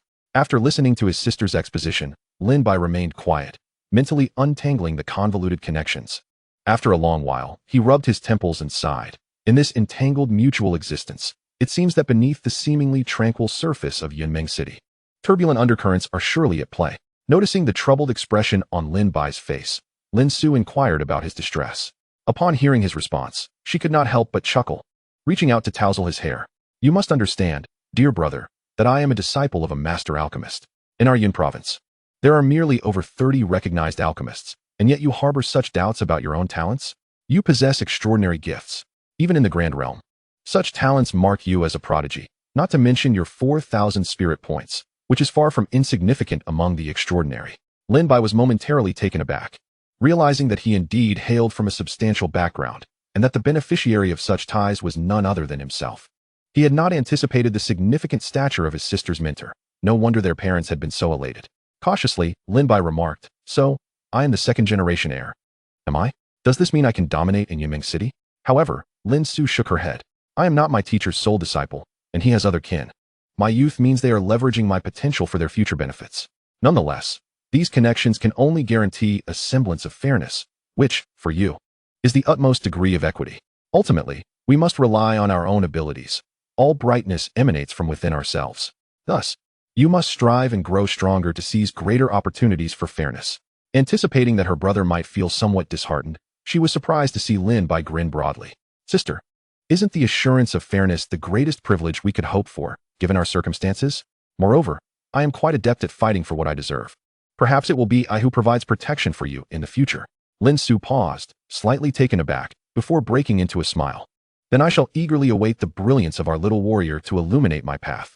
Lin Bai felt a profound sense of satisfaction. After all, he was living as a second-generation heir, acutely aware that fairness was a privilege, one that was not easily attained. His greatest fear was the absence of opportunities to fight for it. Thus, the siblings continued their conversation within the carriage, for in the imminent Yunmeng city, they had only each other as kin. Lin Su was pleased with Lin Bai's response. His immediate instinct to fight for fairness upon hearing of Yunmeng city was indeed commendable. Given their family's circumstances, striving was essential. Where else would resources come from? Her status as a disciple of an alchemist was not a result of complacency, but rather hard-fought effort. Lin Su generally preferred to share good news and withhold worries. Yet there was one sentiment she did not voice to Lin Bai, the comfort she felt knowing he accompanied her to Yunmeng city, even if he could not yet assist her. As they discussed the various aspects of Yunmeng city, the siblings were unperturbed by the thought of being overheard, for the carriage bore sound-dampening runes, and their conversation was hardly clandestine. At midday, hunger struck, and they indulged in the beef jerky prepared by their mother, a customary provision in Yun province that served to sustain travelers against unexpected adversities and human treachery alike. Given the vastness of the world, even in Anning County, which was relatively close to Yunmeng city, the journey on a blackhorn steed would take until the following afternoon. For ordinary folk, the situation was even more dire, as the treacherous terrain was rife with bandits and feral beasts. Unless they traveled in a group, the commoners were akin to lambs awaiting slaughter, in every sense of the phrase. In the afternoon, the caravan continued its journey, expected to halt for the night by 5 o'clock. Lin Bai gazed out at the swiftly passing scenery when he noticed a scout knight hastily returning. Making his way directly to the carriage of Steward Zhou to whisper a report, Lin Bai refrained from eavesdropping, understanding that prying into others' affairs was ill-mannered. Upon hearing the knight's report, Steward Zhou signaled with several gestures, causing the caravan to gradually slow down. Lin Bai's curiosity was piqued. Had they encountered some trouble ahead? Surely, it couldn't be a bandit ambush. Lost in his thoughts, Lin Bai chuckled at the absurdity of his imagination. After all, even without recognizing the insignia of the kind-hearted hall, one could discern the extraordinary nature of the black-horned steeds and the formidable armored knights. It was evident they were not to be trifled with. Chapter 7. Bandits what? There are actually bandits blocking our path, preparing to rob us? Lin Bai's mind was filled with questions, nearly doubting his own hearing. What manner of audacity was this? Did these bandits not see the heavily armored, fearsome cavalry accompanying them? How dared they? Just moments ago, Steward Zhou had dispatched a messenger to inform them that an ambush awaited them ahead.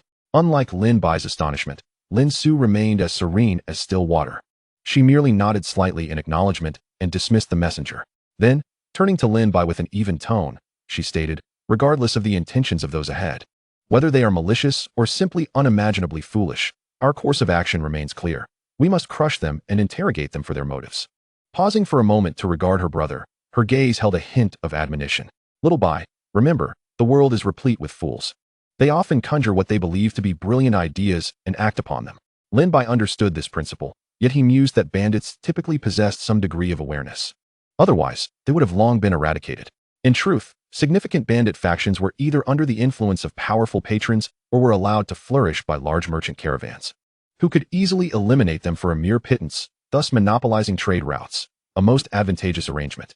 As Lin Bai privately derided the situation, Lin Su contemplated whether to seize this opportunity to introduce Lin Bai to the realities of violence. Though he was merely 15, the prodigies of this world matured early.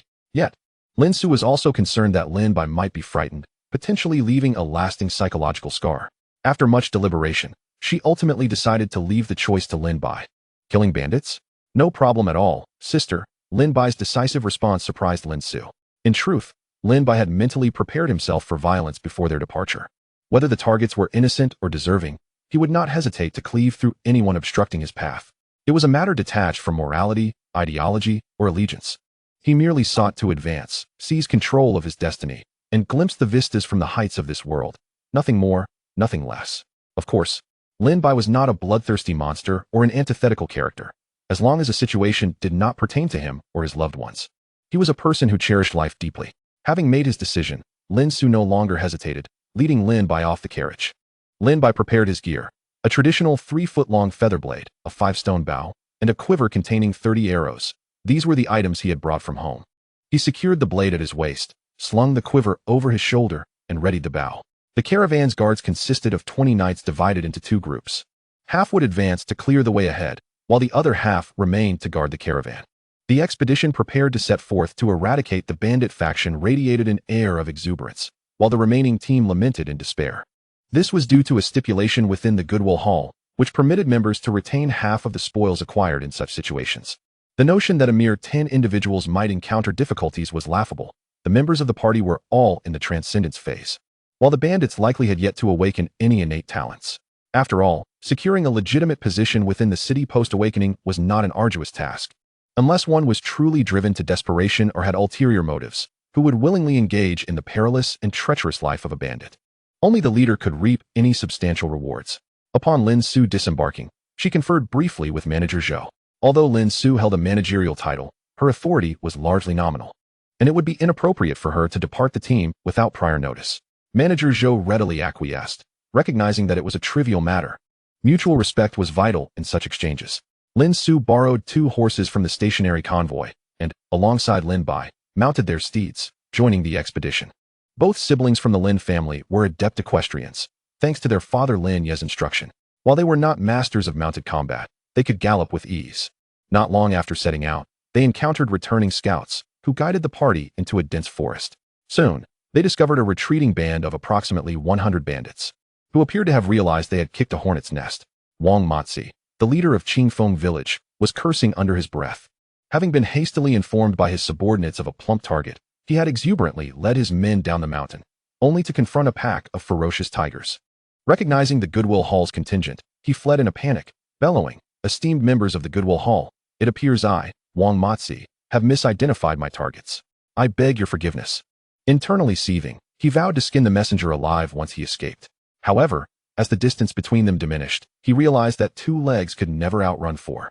Especially not the ebony steeds that traversed the forest with unparalleled agility.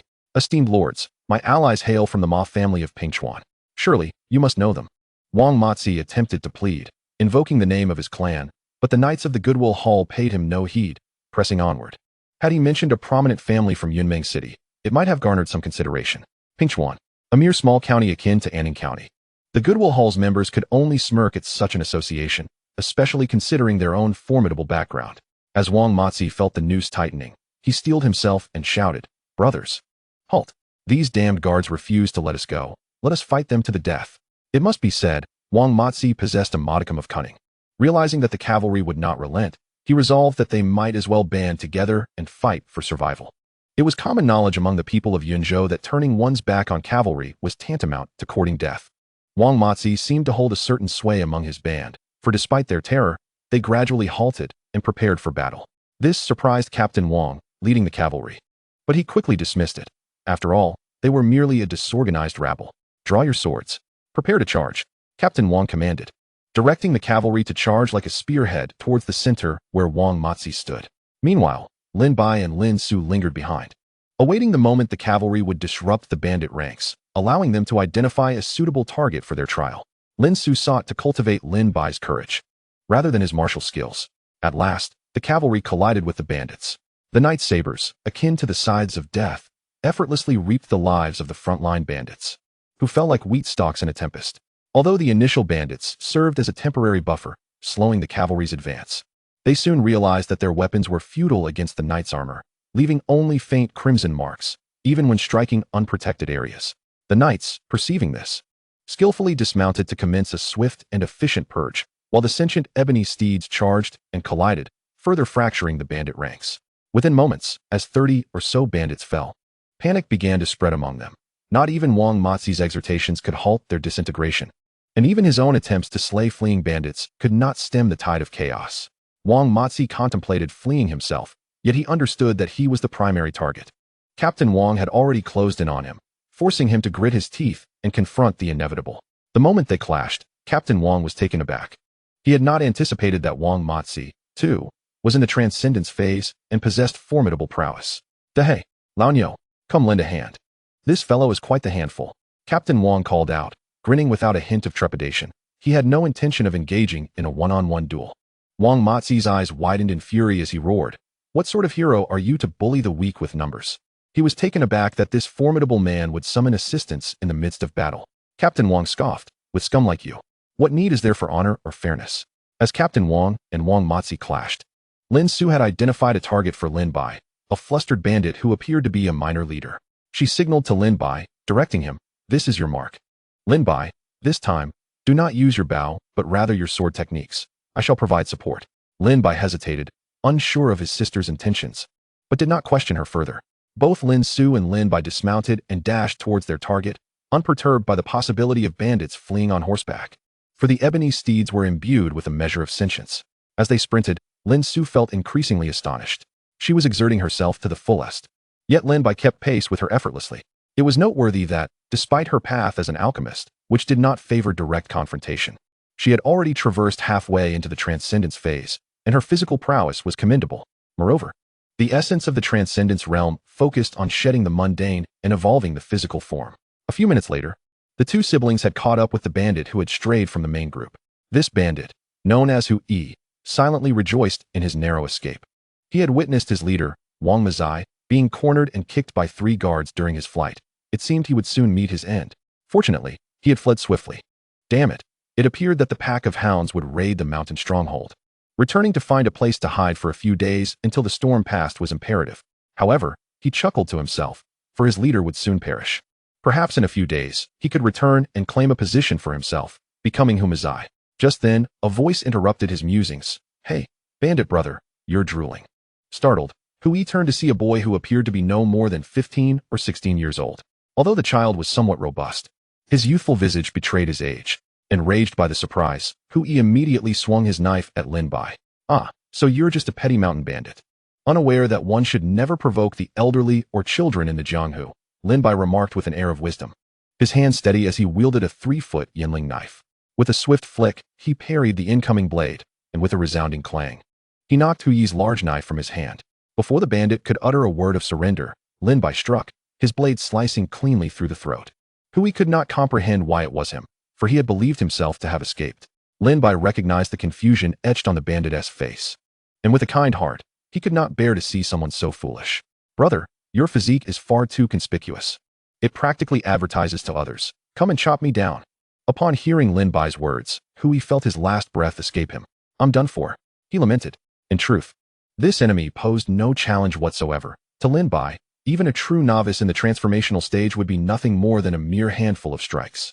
Meanwhile, Lin Su watched in disbelief. Having initially feared that Lin Bai would struggle against the foe, she had anticipated he would resolve the encounter so swiftly. She repeatedly whispered to herself, "Such extraordinary talent. It appears that little Bai hasn't even tapped into half of his potential." When Lin Bai waved his hand before her eyes, Lin Su finally snapped back to reality. "Sister, it's done. We should leave." Noticing Lin Bai's unusual demeanor, she quickly checked on him. He shook his head. He felt not fear, but a wave of physiological nausea. When using arrows for long-range kills, his heart remained unperturbed, and he was exceptionally calm when severing an enemy's throat. Yet now, recalling the unique sensation of the blade slicing through flesh and the subtle, yet distinct friction as it penetrated the vertebrae, a strong wave of revulsion surged within him. Understanding his condition, Lin Su let out a sigh of relief. "This is normal. You'll need to become accustomed to it after this. In the future, you won't panic when faced with killing. Let us go. We should return." Captain Wang must have finished tidying up. Chapter 8. Yunming City. By the time Lin Bai and his sister returned, Captain Wang had already cleared the scene. The bandits were either scattered or dead, and he had captured their leader, Wang Mazai. Even if he were in the transformational stage, he stood no chance against the guards of the Kindness Hall, let alone the assault of 3. "What is going on? Did you get anything out of him?" Lin Su inquired of Captain Wang. "This kid is tough. He insists he didn't intend to rob us. He claims his underlings reported a fat sheep, and that is why he came." When asked about his underlings, he said they had fled. Captain Wang sighed, having exhausted all his methods, surprised that Wang Mazai was so obstinate. Meanwhile, Wang Mazai, now a mere puddle of mud, coughed up blood upon hearing Captain Wang's words. "Sir, I swear it's true. That is exactly how it happened. I'm not sent by any faction." Captain Wang glanced at Wang Mazai and gestured to Lin Su for advice. "Forget it. It seems we won't get anything useful from him. You decide what to do, Captain Wang." Lin Su had no desire to waste time on this matter. She had come merely to train Lin Bai and wished to return. As for raiding the mountain stronghold, nonsense. What could a small bandit stronghold possibly have that was worth the trouble of squabbling with these guards over a few taels of silver? Very well, Manager Lin. Do as you see fit. With that, he hoisted the nearly incapacitated Wang Mazai and set off for the stronghold to forage. Lin Bai and his sister returned to the convoy and relayed the events to Manager Zhou. In truth, Manager Zhou had not placed much importance on this band of minor bandits. They were simply a means to generate some extra income for the convoy. Once back in the carriage, Lin Bai turned to see Lin Su gazing at him with an unusual expression. Sister? Sister, are you all right? How strong are you now? Lin Su cut straight to the point. There was no need for pretense between siblings. About 2,000 Jin, Lin Bai pondered for a moment before replying. Upon hearing his answer, Lin Su's face flushed, not from shyness but from exhilaration. 2,000 Jin, 2,000 Jin. And this is without even practicing the foundational techniques. She began to pinch various parts of Lin Bai's body to assess his physique. As she continued, an uncontrollable smile spread across her face, startling Lin Bai, who quickly shook her to bring her back to her senses. This was the first time Lin Bai had seen his sister so unrestrained. In his memory, Lin Su had always been composed, almost more like a sage than he was. Little did he know Lin Su, having been exceptionally bright from a young age and awakened with advanced spiritual talents, had been able to study in the county city. Although she might be considered a genius in her original circle, the individuals she encountered after being taken on as an apprentice by a master alchemist were all of her caliber, leading to a sense of disparity. Beyond the surface, Lin Su had come to witness a broader world and a grander stage, only to find that her talents and background relegated her to a mere supporting role. A reality she found difficult to accept. She did not wish to become a mere steward of the kindness hall or a senior manager of a county after exhausting her potential. But now, everything had changed. Previously, knowing that her brother possessed superior spiritual talent was impressive yet abstract. Now, having witnessed his rapid progress through a small transformation, it was evident that he could soon rival her, who had already surpassed half of the transformational stage. This direct comparison brought clarity. Why was she smiling? Because she had discovered another path. If one person ascends, even their pets can rise. In that moment, she fully understood that as long as her brother did not falter midway, he would surely soar to great heights. Seeing Lin Su regain her composure, Lin Bai felt a sense of relief. You nearly scared me to death, sister. About an hour later, the second cavalry team returned, grumbling and cursing. Damn it. Poor as a church mouse. Are these mountain bandits related to rats? They couldn't scrape together a single coin? Oh, old Wang. It seems we made a fruitless trip. There's nothing of value. Bah. That little fortune was all squandered by Wang Mazai on advancement and spiritual herbs. Truly. He is a worthless piece of mud. The returning cavalrymen vented their frustrations, while the remaining comrades laughed at their misfortune. Manager Zhou instructed his subordinates to tidy up and prepare for departure. After some time, shadows quietly emerged from the forest. How fares Brother Tao? That foolish Wang Damao has fallen into the trap himself. Excellent, Mouse, you have handled this matter exceptionally well. Does Wang Damao truly believe that having transcended the ordinary realm grants him the audacity to negotiate with my Tiger Wolf stronghold? He ought to consider his own worth. As for you, Tao, about that promise you made me earlier. Humph, does my Tiger Wolf stronghold owe you anything of that nature? You shall receive it upon your return. The leader, known as Brother Tao, let out a cold snort before leading his men into the depths of the forest. The last to follow, Mouse glanced back at the direction of the former stronghold, a fleeting moment of complexity flashing in his eyes, only to be swiftly replaced by a fierce resolve.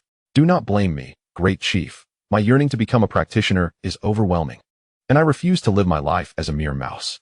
He quickly donned a facade of servile flattery, hastening to catch up with the group while incessantly extolling the virtues of the leader known as Brother Tao. The journey ahead unfolded without further incident, should any trouble arise. Lin Bai might begin to doubt the efficacy of the Goodwill Hall's reputation, due to delays from the eradication of mountain bandits. The convoy only caught sight of the outline of Yunming City by the dawn of the third day. From a distance, the city walls loomed like a series of majestic mountain ranges, and even the swift-footed black-horned horses took over half an hour to reach the city gates, a true testament to the saying that one cannot outrun the mountains. Yunming City is nestled between mountains and rivers, adjacent to Black Dragon Mountain and cradled by the Yunming River, which originates from Tan Lake. The morning sun bathed the distant walls in a golden hue, drawing closer. On the city walls, two ancient characters caught Lin Bai's gaze. Although he had never studied this script, he instinctively understood their meaning. Yunming.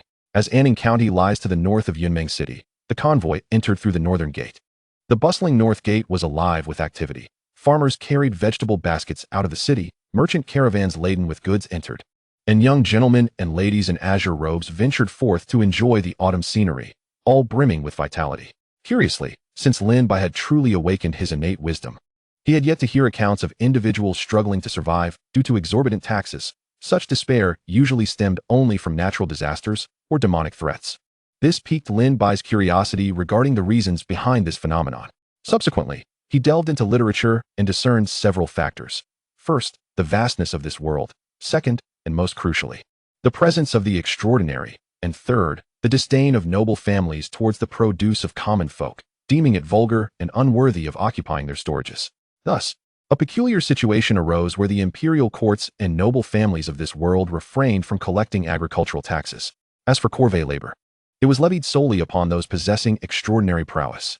However, if one did not belong to a prominent family, they often found themselves oblivious to the very existence of corvée labor, for the world indeed operated on the fortunes of the human race.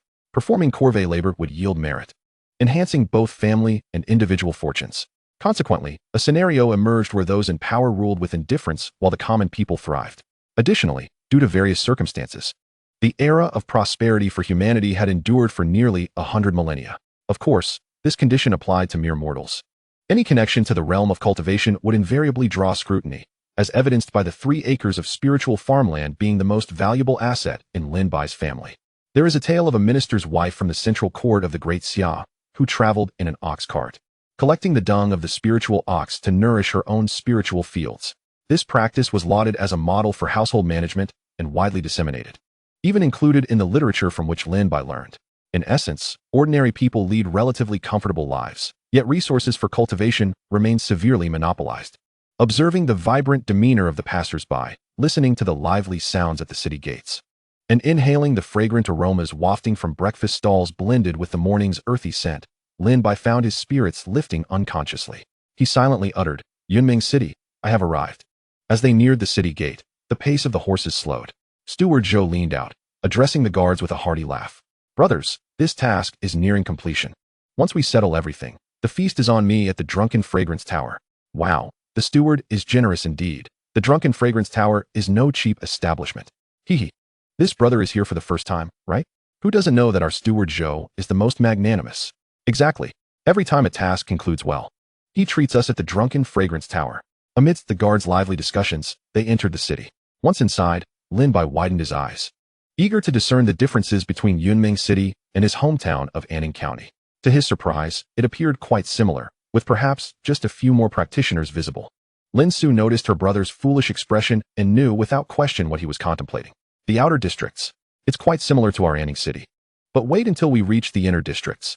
That is where the true essence of Yunming City lies. It turned out that Yunming City boasted a resident population of over 8 million, with the outer districts primarily inhabited by common folk. Before long, Lin Bai spotted a familiar building sign he had seen back in Anning County. Market. These simple 2 characters stood out. Lin Bai immediately inquired of Lin Su, "Is this market common throughout our Great Xia?" Indeed, markets like these are found all across our realm. Anything related to the extraordinary can only be sold here, which brings about a great deal of inconvenience. Fortunately, our entry was through the northern gate. Otherwise, we would have to traverse half of Yunming City to return to the Goodwill Hall. Lin Bai paid no mind to his sister's mild complaints, instead gazing at the sign as if it were a colossal entity. Could this market possibly bear the surname Xianyuan, the surname of the Great Xia royal family? Of course, these were trivial matters, quickly overshadowed by his astonishment and ultimately inconsequential to his life. Let us proceed. Follow me down. Lin Bai closely trailed behind Lin Su, soon arriving at the Goodwill Hall. The structure, resembling a 7-cornered exquisite pagoda, occupied a vast expanse, with an even larger rear courtyard. Just as Lin Su was about to part ways with Steward Zhou, he called out to her, handing her a small pouch. Lin Su said nothing further, merely accepting it with an air of indifference. Upon witnessing Lin Su accept the item, Steward Zhou's smile widened as he clasped his hands in a gesture of respect. "I hope to collaborate with Master Lin Dan again next time. I shall not intrude further." Lin Su nodded and departed. Steward Zhou remained beaming, for he dreaded the impetuous young heirs from prominent families. Lin Su's aloofness was of little concern. It was only after they had walked a distance that Lin Bai questioned, "Sister, what is this?" This pouch contains my share of the transportation fee." Lin Su casually tossed it to Lin Bai, who caught it and discreetly opened it to find 20 small stones. "Are these spirit stones?" This world also possessed spirit stones.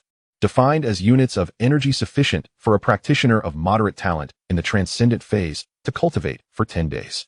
One could exchange a standard spirit stone for 1 tael of gold at the Great Xia Bank. 1 tael of gold equals 10 taels of silver, and 1 tael of silver equals 100 coins. Lin Bai was well aware of spirit stones, having encountered them due to his family's status as cultivators. He returned it and quietly inquired, "Sister, will there be any issues?" "Rest assured, as long as the task is completed, the Goodwill Hall will not delve into details. I have no need for these items.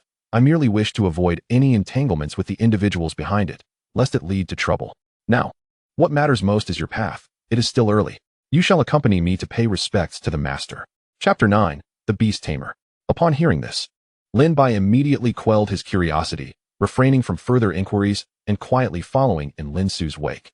He discerned the priorities clearly. At this moment, nothing was more significant than his own path. As they entered a spacious hall, the din of voices gradually swelled around them. A glance revealed a mix of pallid patients, incessantly coughing, alongside cultivators bearing wounds and exhibiting erratic breaths, evidently the result of recent skirmishes. Lin Su proceeded to enlighten Lin Bai. This 7-story edifice housed ordinary individuals and those in the transcendence phase on the 1st and 2nd floors, while the 3rd floor was reserved for practitioners above the extraordinary realm. Naturally, the acquisition of elixirs followed this hierarchy. The 4th and 5th floors were dedicated to alchemical laboratories, the 6th floor served as a repository for high-grade medicinal materials, and the 7th floor contained the chambers of the senior steward of the Goodwill Hall in Yunming City. As they spoke, the two entered a small corner room. Lin Su pressed her palm against a beast head relief, and suddenly, the beast's golden eyes snapped open, sliding aside a concealed door with a soft click. Lin Bai followed closely behind and immediately grasped the situation. Wasn't this an elevator? This was one of the ingenious creations of the Hall of Heavenly Craft, aptly named the Cloud Ascending Ladder. In no time, they reached the 5th floor, and upon stepping out, the device emitted a chime, intensifying Lin Bai's sense of déjà vu. Following Lin Su, they approached an exceptionally large alchemical chamber. He whispered, "Why is this 5th floor so expansive? This alchemical room feels almost as vast as the entire 5th floor outside." Lin Su explained, "The spaces above the 4th floor have been folded, so while they appear small from the outside, they hold a world of wonders within." Inserting a token into a recess on the grand door, the moment the runes illuminated, the heavy stone door silently slid open. Inside the reception area sat a woman clad in yellow, her silver adornments glinting in the light, exuding an air of grace and tranquility, though her demeanor and speech tarnished this beauty. Upon seeing Lin Su, she leapt up and rushed over, enveloping Lin Su in an embrace and affectionately rubbing her cheek against Lin Su's face while her voice dripped with exaggerated lament. Su, you've finally returned. Did you know that during your absence, the teacher scolded me terribly? Now that you're back, let us weather the storms together." Lin Su gently pushed Zhou Ling away, gesturing toward Lin Bai with an exasperated look. "Sister, please act normally, my brother is still here." Only then did Zhou Ling realize there was another presence, and she instantly released Lin Su, straightening her posture, swiftly adjusting her skirt and hairpins. When she turned back, she wore a charming smile, her demeanor impeccable. Yet her gaze held a barely perceptible threat directed at Lin Bai. "Well, handsome young man, you saw everything just now, didn't you?" Lin Bai, catching on, feigned ignorance. "Sister, why is it so dark in here? Are there no luminous stones? I thought I heard a voice belonging to a stunningly beautiful sister. Could it be you?" The gracious and kind Zhou Ling, her lips curled into a crescent moon shape at the flattery, even as she maintained an air of superiority. Lin Su cast a disapproving glance at the pair of lively spirits before introducing them. "Sister, this is my brother Lin Bai, who has just awakened. Little Bai, this is Zhou Ling, the sister I mentioned during our journey." Lin Su had previously described Zhou Ling to Lin Bai. Her calm exterior belied her inner excitement. Lin Bai, as if suddenly able to see, greeted Zhou Ling. "Hello, Sister Zhou Ling. Oh, what a well-behaved little brother. Here as a token of our meeting," Zhou Ling said, extending a blue token toward Lin Bai.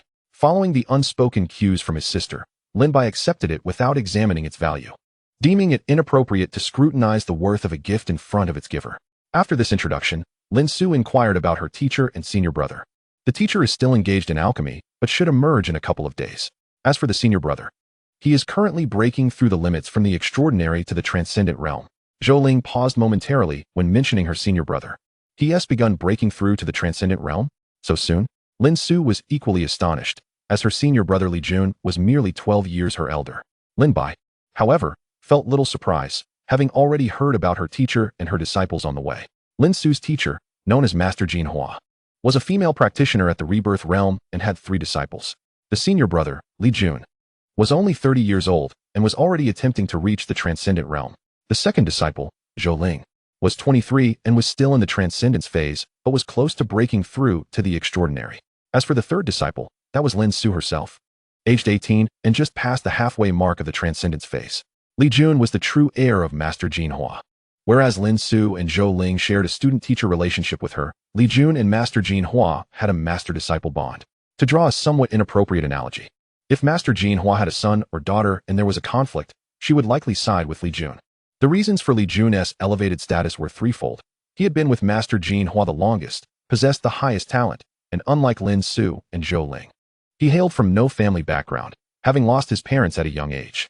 Li Jun's talent matched Lin Bai's, being exceptional, and he reached the pinnacle of ordinary human achievement in just over a decade of cultivation. Nonetheless, Li Jun was diligent and often took on the responsibility of teaching Zhou Ling and Lin Su, remaining exceptionally low-key and cautious due to his childhood experiences.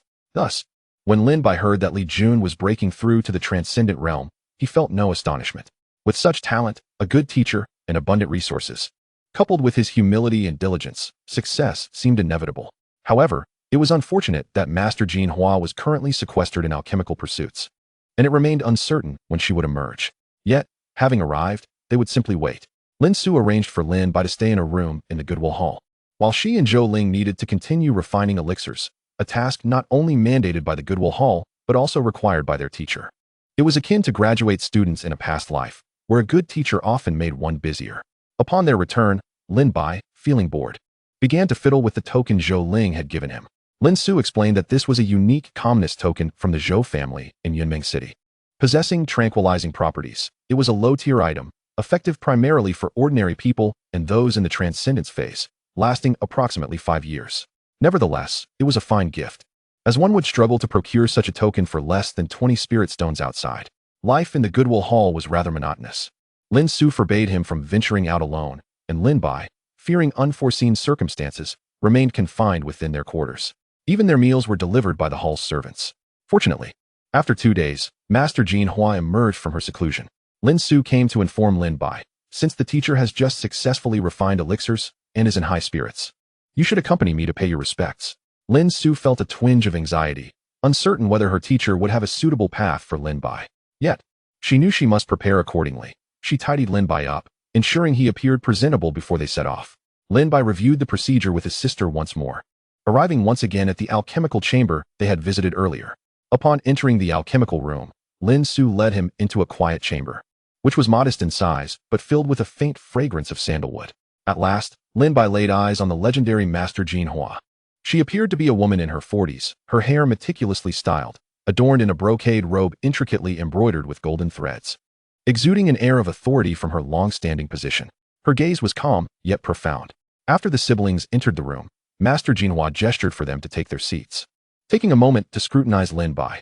At that moment, Lin Bai sat upright, his gaze unwavering.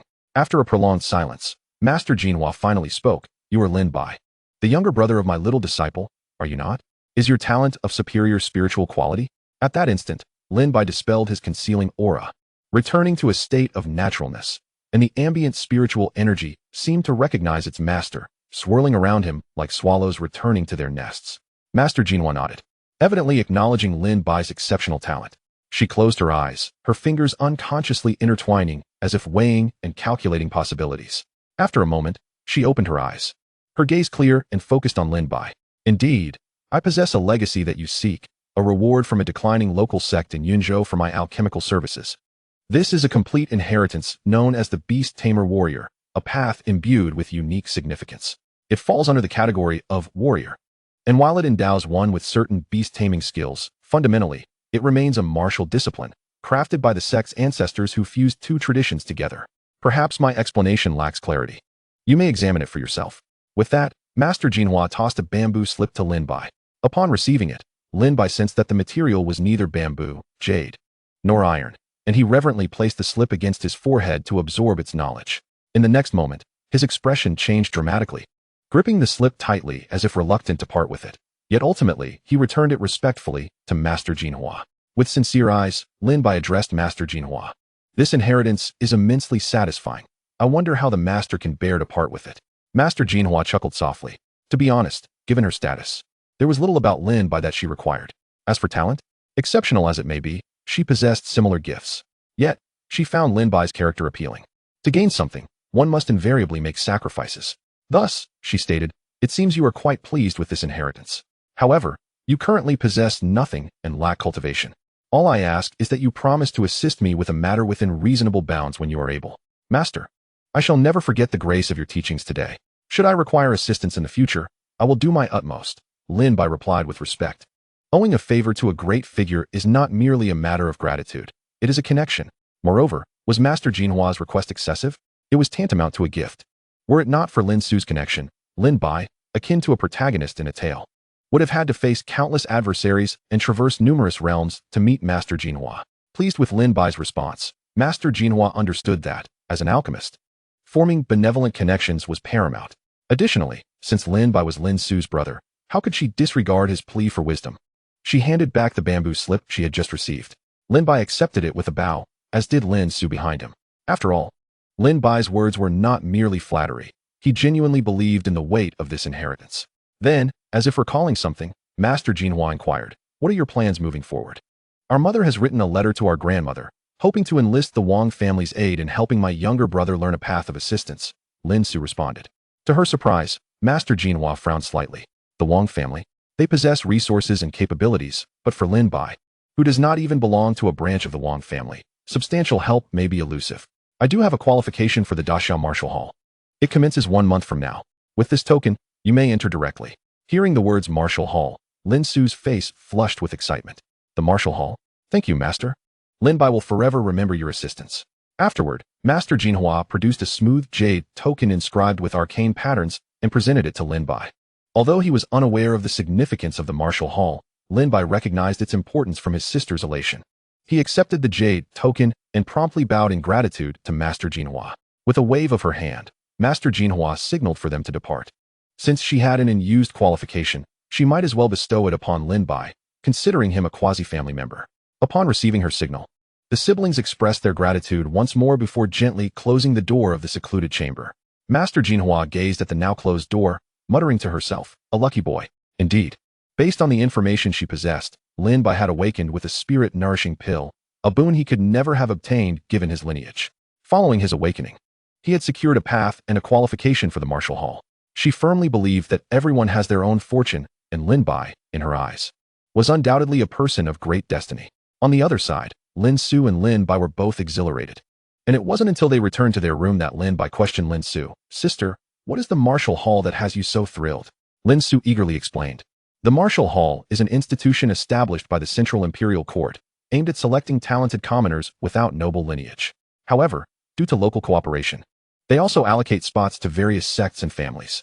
Most importantly, you now have an avenue to learn the path of assistance. "What is the path of assistance?" Lin Bai inquired. "It is a method that supports your chosen path. For instance, my path of assistance is alchemy. In essence, it serves as the production material within the cultivation world. If one comes from a humble background and lacks a path of assistance, does that render them useless? Certainly not. They can still act as wealth transporters in the cultivation realm, distributing assets according to martial prowess. In simpler terms, they become robbers of the cultivators." Lin Bai had always spoken of seeking knowledge. What was he truly after? Was it not merely a path of assistance? After explaining how to utilize the jade token, Lin Su took her leave, sensing Lin Bai's restless anticipation for the inheritance. Once his sister departed, Lin Bai exhaled slowly and secured the windows and doors. He returned to the table, reverently unrolling the peculiar bamboo slip that was neither bamboo nor jade, his gaze fixated on the seemingly animated, arcane symbols that danced across its surface. Beast Tamer Warrior. Chapter 10.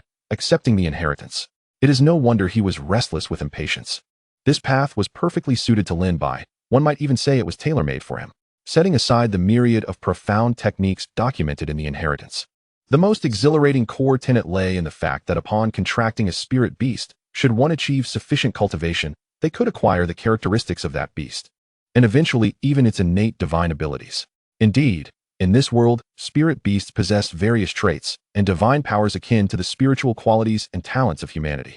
For others, this path may merely represent a gamble reliant on luck and resources, as the contracted spirit beasts must be nurtured from young to forge the bond. Only in this way can the beast tamer's body and soul resonate with the essence of the spirit beast, allowing for the potential acquisition of its traits and abilities. Yet, which family possesses a spirit beast that reveals its peak potential in its infancy? Thus, the sects that hold this path often find themselves in decline. After all, who can expect a gambler to win consistently? But does this pose a problem for Lin Bai? With his exceptional talent, he would undoubtedly showcase to the world what it truly means to be a prodigious beast tamer.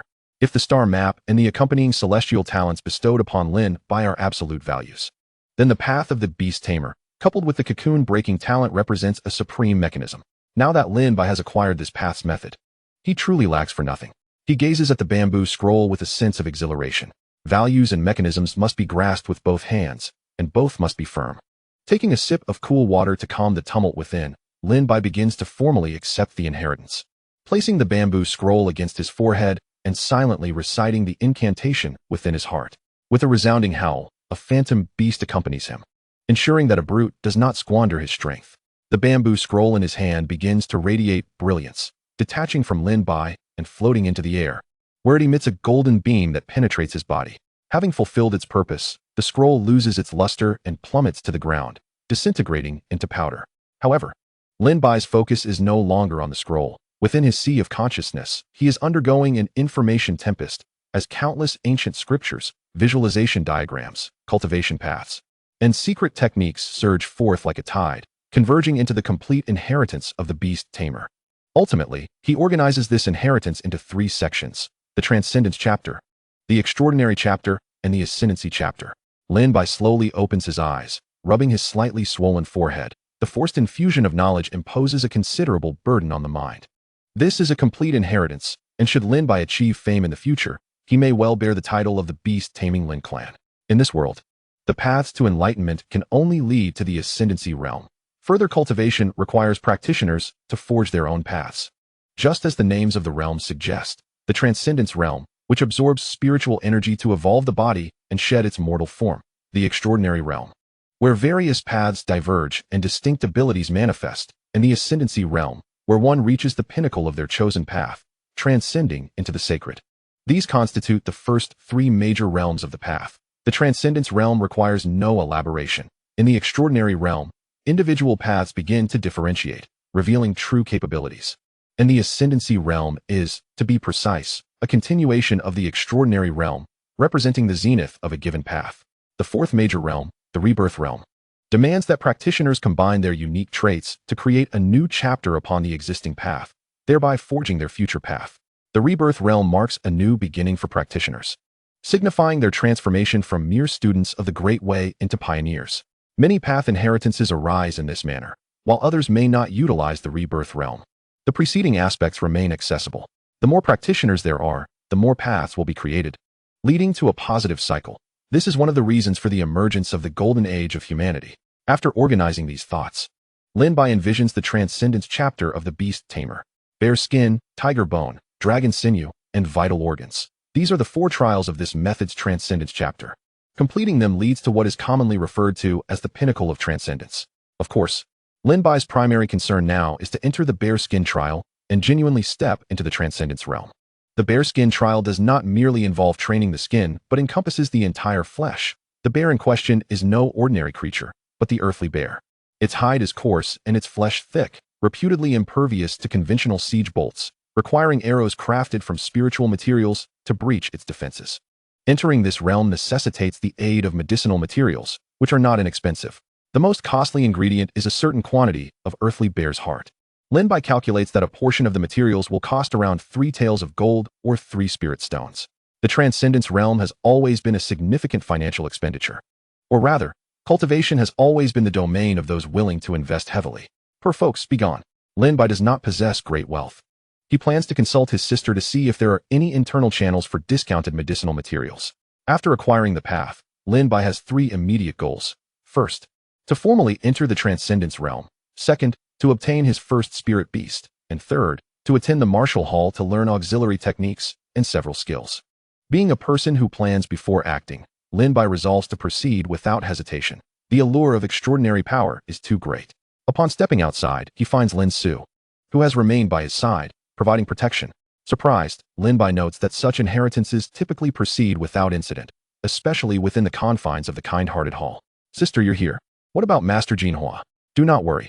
Although the teacher is usually stern, he would not prohibit this. You just completed the inheritance, right? How is it? It suits me well, but it is quite costly. Seeing Lin Bai's deep sigh, Lin Su gently pats his head. Worried about the medicinal materials? You need not fret. I will assist you in sourcing and preparing them. Hearing this, Lin Bai steps forward, embracing Lin Su and exclaiming, Sister, you are the best in the world. Overflowing with praise, he hands her the list of required medicinal materials he had prepared earlier. Lin Bai does not wish to be a burden, yet at this moment, he is but a fledgling, lacking in skills. Although he feels a tinge of shyness about relying on his sister, now is not the time for such feelings. As the moon rises high, Lin Su presents him with 10 doses of the prepared medicinal bath powder. Sister, how much do all these materials cost? Lin Bai asks, feeling somewhat vulnerable. I can procure them internally at half the price, 15 spirit stones. However, this connection cannot be relied upon frequently. You will need to purchase normally next time. Lin Su honestly informs him, knowing that failing to disclose this would only lead Lin Bai to worry more. I will repay you, sister. There are no grandiose declarations. Only this simple promise that Lin Bai has repeated many times. He is already indebted to Lin Su in many ways, and even though she has not demanded repayment, he cannot forget. After their conversation, he chooses to enter seclusion, 1,000 words pale in comparison to advancing into transcendence. That is the true way to not disappoint his sister. Upon returning to his room, he finds a large tub filled with hot water. For the first absorption of the medicinal powder, he can only take 1/3 of a dose. After consuming it, he will officially ascend to the transcendence realm. Lin Bai carefully sets aside the remaining 9 packets of medicinal materials, measuring out one portion and dividing it into 3 parts, before dissolving 1/3 into the water. How could he afford to be careless? This powder is worth its weight in gold. If even a little were to spill, Lin Bai would be distraught. After a while, the powder completely mixes with the water, turning it a deep, dark hue. Stripping off his clothes, Lin Bai steps into the tub, only to yelp as the hot water scalds him. This water is intense. Shaking his head to dispel distractions, he begins to operate his cultivation method with full intensity, drawing in the medicinal power. At this moment, he cannot afford to be distracted. Even if it were magma, Lin Bai must endure. The essence of grass and wood transforms into qi, harmonizing water and fire to unlock the mysteries and guard the Dantian. Connecting 100 meridians, returning to the true and nurturing the vast void. Lin Bai silently recites the incantation in his heart. As the mantra resonates, he distinctly feels a surge of fiery medicinal power penetrating through his pores, coursing through his limbs and bones. The energy flows throughout his body, with the majority returning to the flesh, repeatedly refining and transforming it, while only a small portion disperses to other areas for foundational enhancement. Gradually, the color of the water begins to lighten, and black patterns resembling mystical symbols start to appear on the surface of Lin Bai's skin. Finally, once the medicinal properties of the water have been completely absorbed, he leaps from the tub onto the wooden floor, now flushed red as a lobster. Lin Bai begins to move, practicing a vigorous set of motions within his room. He moves like a bear on the hunt, performing a variety of actions with remarkable ferocity, as if an earthly bear itself were prowling the space. In the course of this process, the residual potency of the medicine hidden within Lin Bai's body was further stimulated. As the force of his punches coursed through his limbs and bones, his skin tore and regenerated, and his muscles ruptured and reconnected. This brought Lin Bai a peculiar sensation that was both painful and pleasurable, leading him to ponder whether he harbored tendencies towards masochism. After completing a sequence of movements, Lin Bai's skin returned to its normal hue, and the runes adorning his body seemed to retreat into his flesh, biding their time to be awakened once more. Though he was breathless from exertion, his heart brimmed with excitement as he meticulously examined his own flesh. Remarkably, his skin felt even smoother and more resilient post-training, and he could sense a latent power nestled within, akin to a dormant tiger poised to spring forth. After a brief respite, Lin Bai summoned a servant from the kind-hearted hall through the apparatus in his room to procure a bucket of clean water for himself. During the metamorphosis, the old skin and impurities within his flesh had shed, much like a snake shedding its skin. As Lin Bai soaked in the water, he made a startling discovery. His physique absorbed the medicinal effects with remarkable speed, and it seemed that 1/3 of the medicinal powder had yet to reach his limits. According to the records in the inheritance, under normal circumstances, the medicinal bath coupled with the requisite absorption methods would require about an hour. However, Lin Bai had completed the process in roughly a quarter of that time, with no efficacy wasted. He felt that his body could withstand an entire packet of medicinal powder.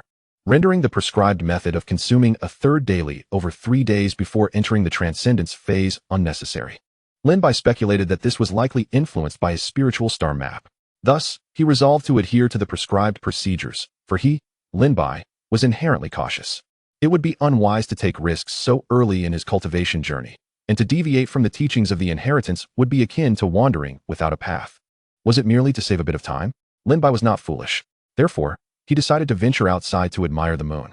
He moved a bamboo chair into the courtyard and reclined, allowing the night breeze to caress his face.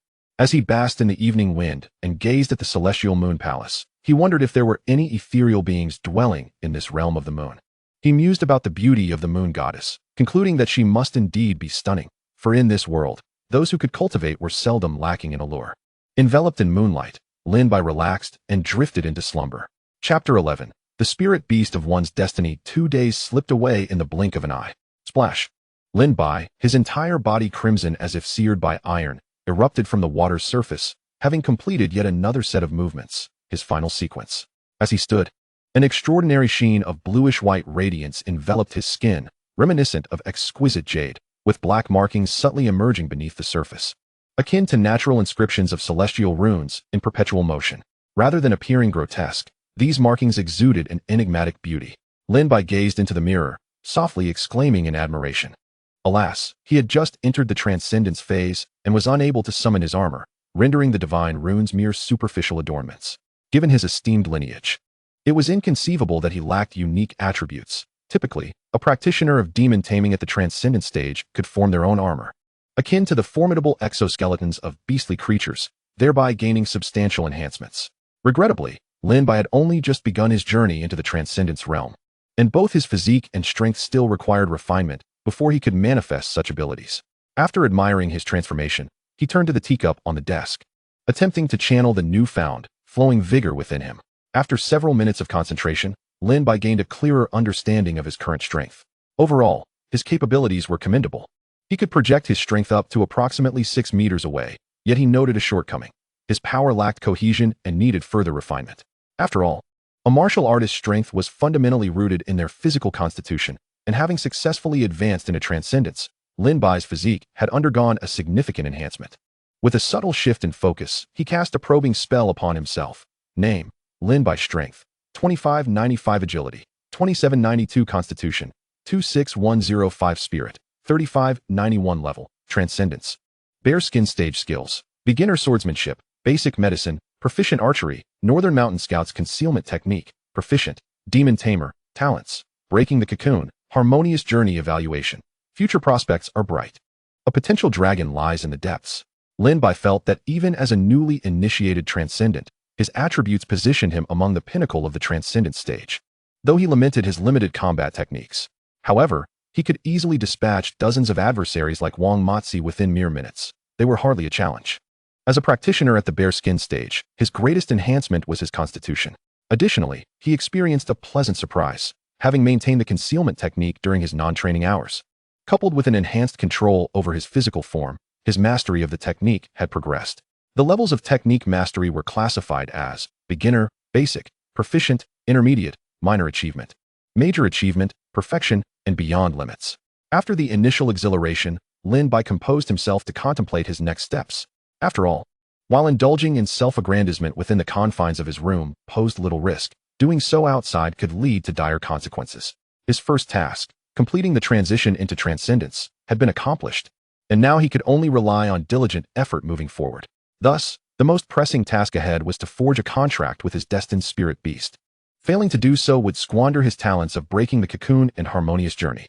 Lin Bai mused inwardly, contemplating what type of spirit beast would be most suitable for him. He meticulously planned his future. Firstly, his spirit beast need not be overly focused on combat prowess. Yet it must possess exceptional qualities, as the harmonious journey talent only accumulates the highest values. Secondly, it should have supportive abilities. For no spirit beast could rival his own strength, and he needed to consider the specificities of a demon tamer. Its characteristics and divine powers must complement his own. As he pondered these considerations, Lin Bai felt overwhelmed. He sighed, expressing his exasperation. Take it slow. Others would envy such delightful dilemmas. Several days later, Lin Bai was busy gathering the funds that Wang Xiu had provided him, preparing to visit the Beast Hall to purchase a spirit beast for the contract. True to its name, the Beast Hall was a reputable establishment dedicated to the trade of spirit beasts. Most of the creatures sold there were genuine, transcendence-level spirit beasts. Ordinary spirit beasts without unique abilities were simply not accepted. Sister, you need not accompany me. I am perfectly capable of going alone, Lin Bai urged as he organized his belongings. Despite Lin Suafei's insistence on accompanying him out of concern, she was merely 18, and with Lin Bai's tall stature. They appeared to be of similar ages. Ignoring Lin Bai's reassurances, Lin Suafei countered, "Have you decided what type of spirit beast you wish to contract?" Noticing that Lin Suafei had dismissed his advice, Lin Bai shared the results of his recent contemplations. A bird. Lin Bai had made up his mind. The first application of his harmonious journey talent would enhance his agility, as increased speed would afford him the opportunity to escape if he could not prevail in battle. Furthermore, given his current strength, the cost-effectiveness of augmenting agility was the highest. The contracted spirit beast also needed to possess certain supportive capabilities, making avian creatures an excellent choice. Upon hearing Lin Bai's declaration, Lin Suafei's forehead furrowed in concern. "While I am not a beast tamer, I have heard that those who embark on the path of beast taming typically choose fierce beasts such as tigers or bears as their first spirit beasts to bolster their early combat strength. Sister, I am different.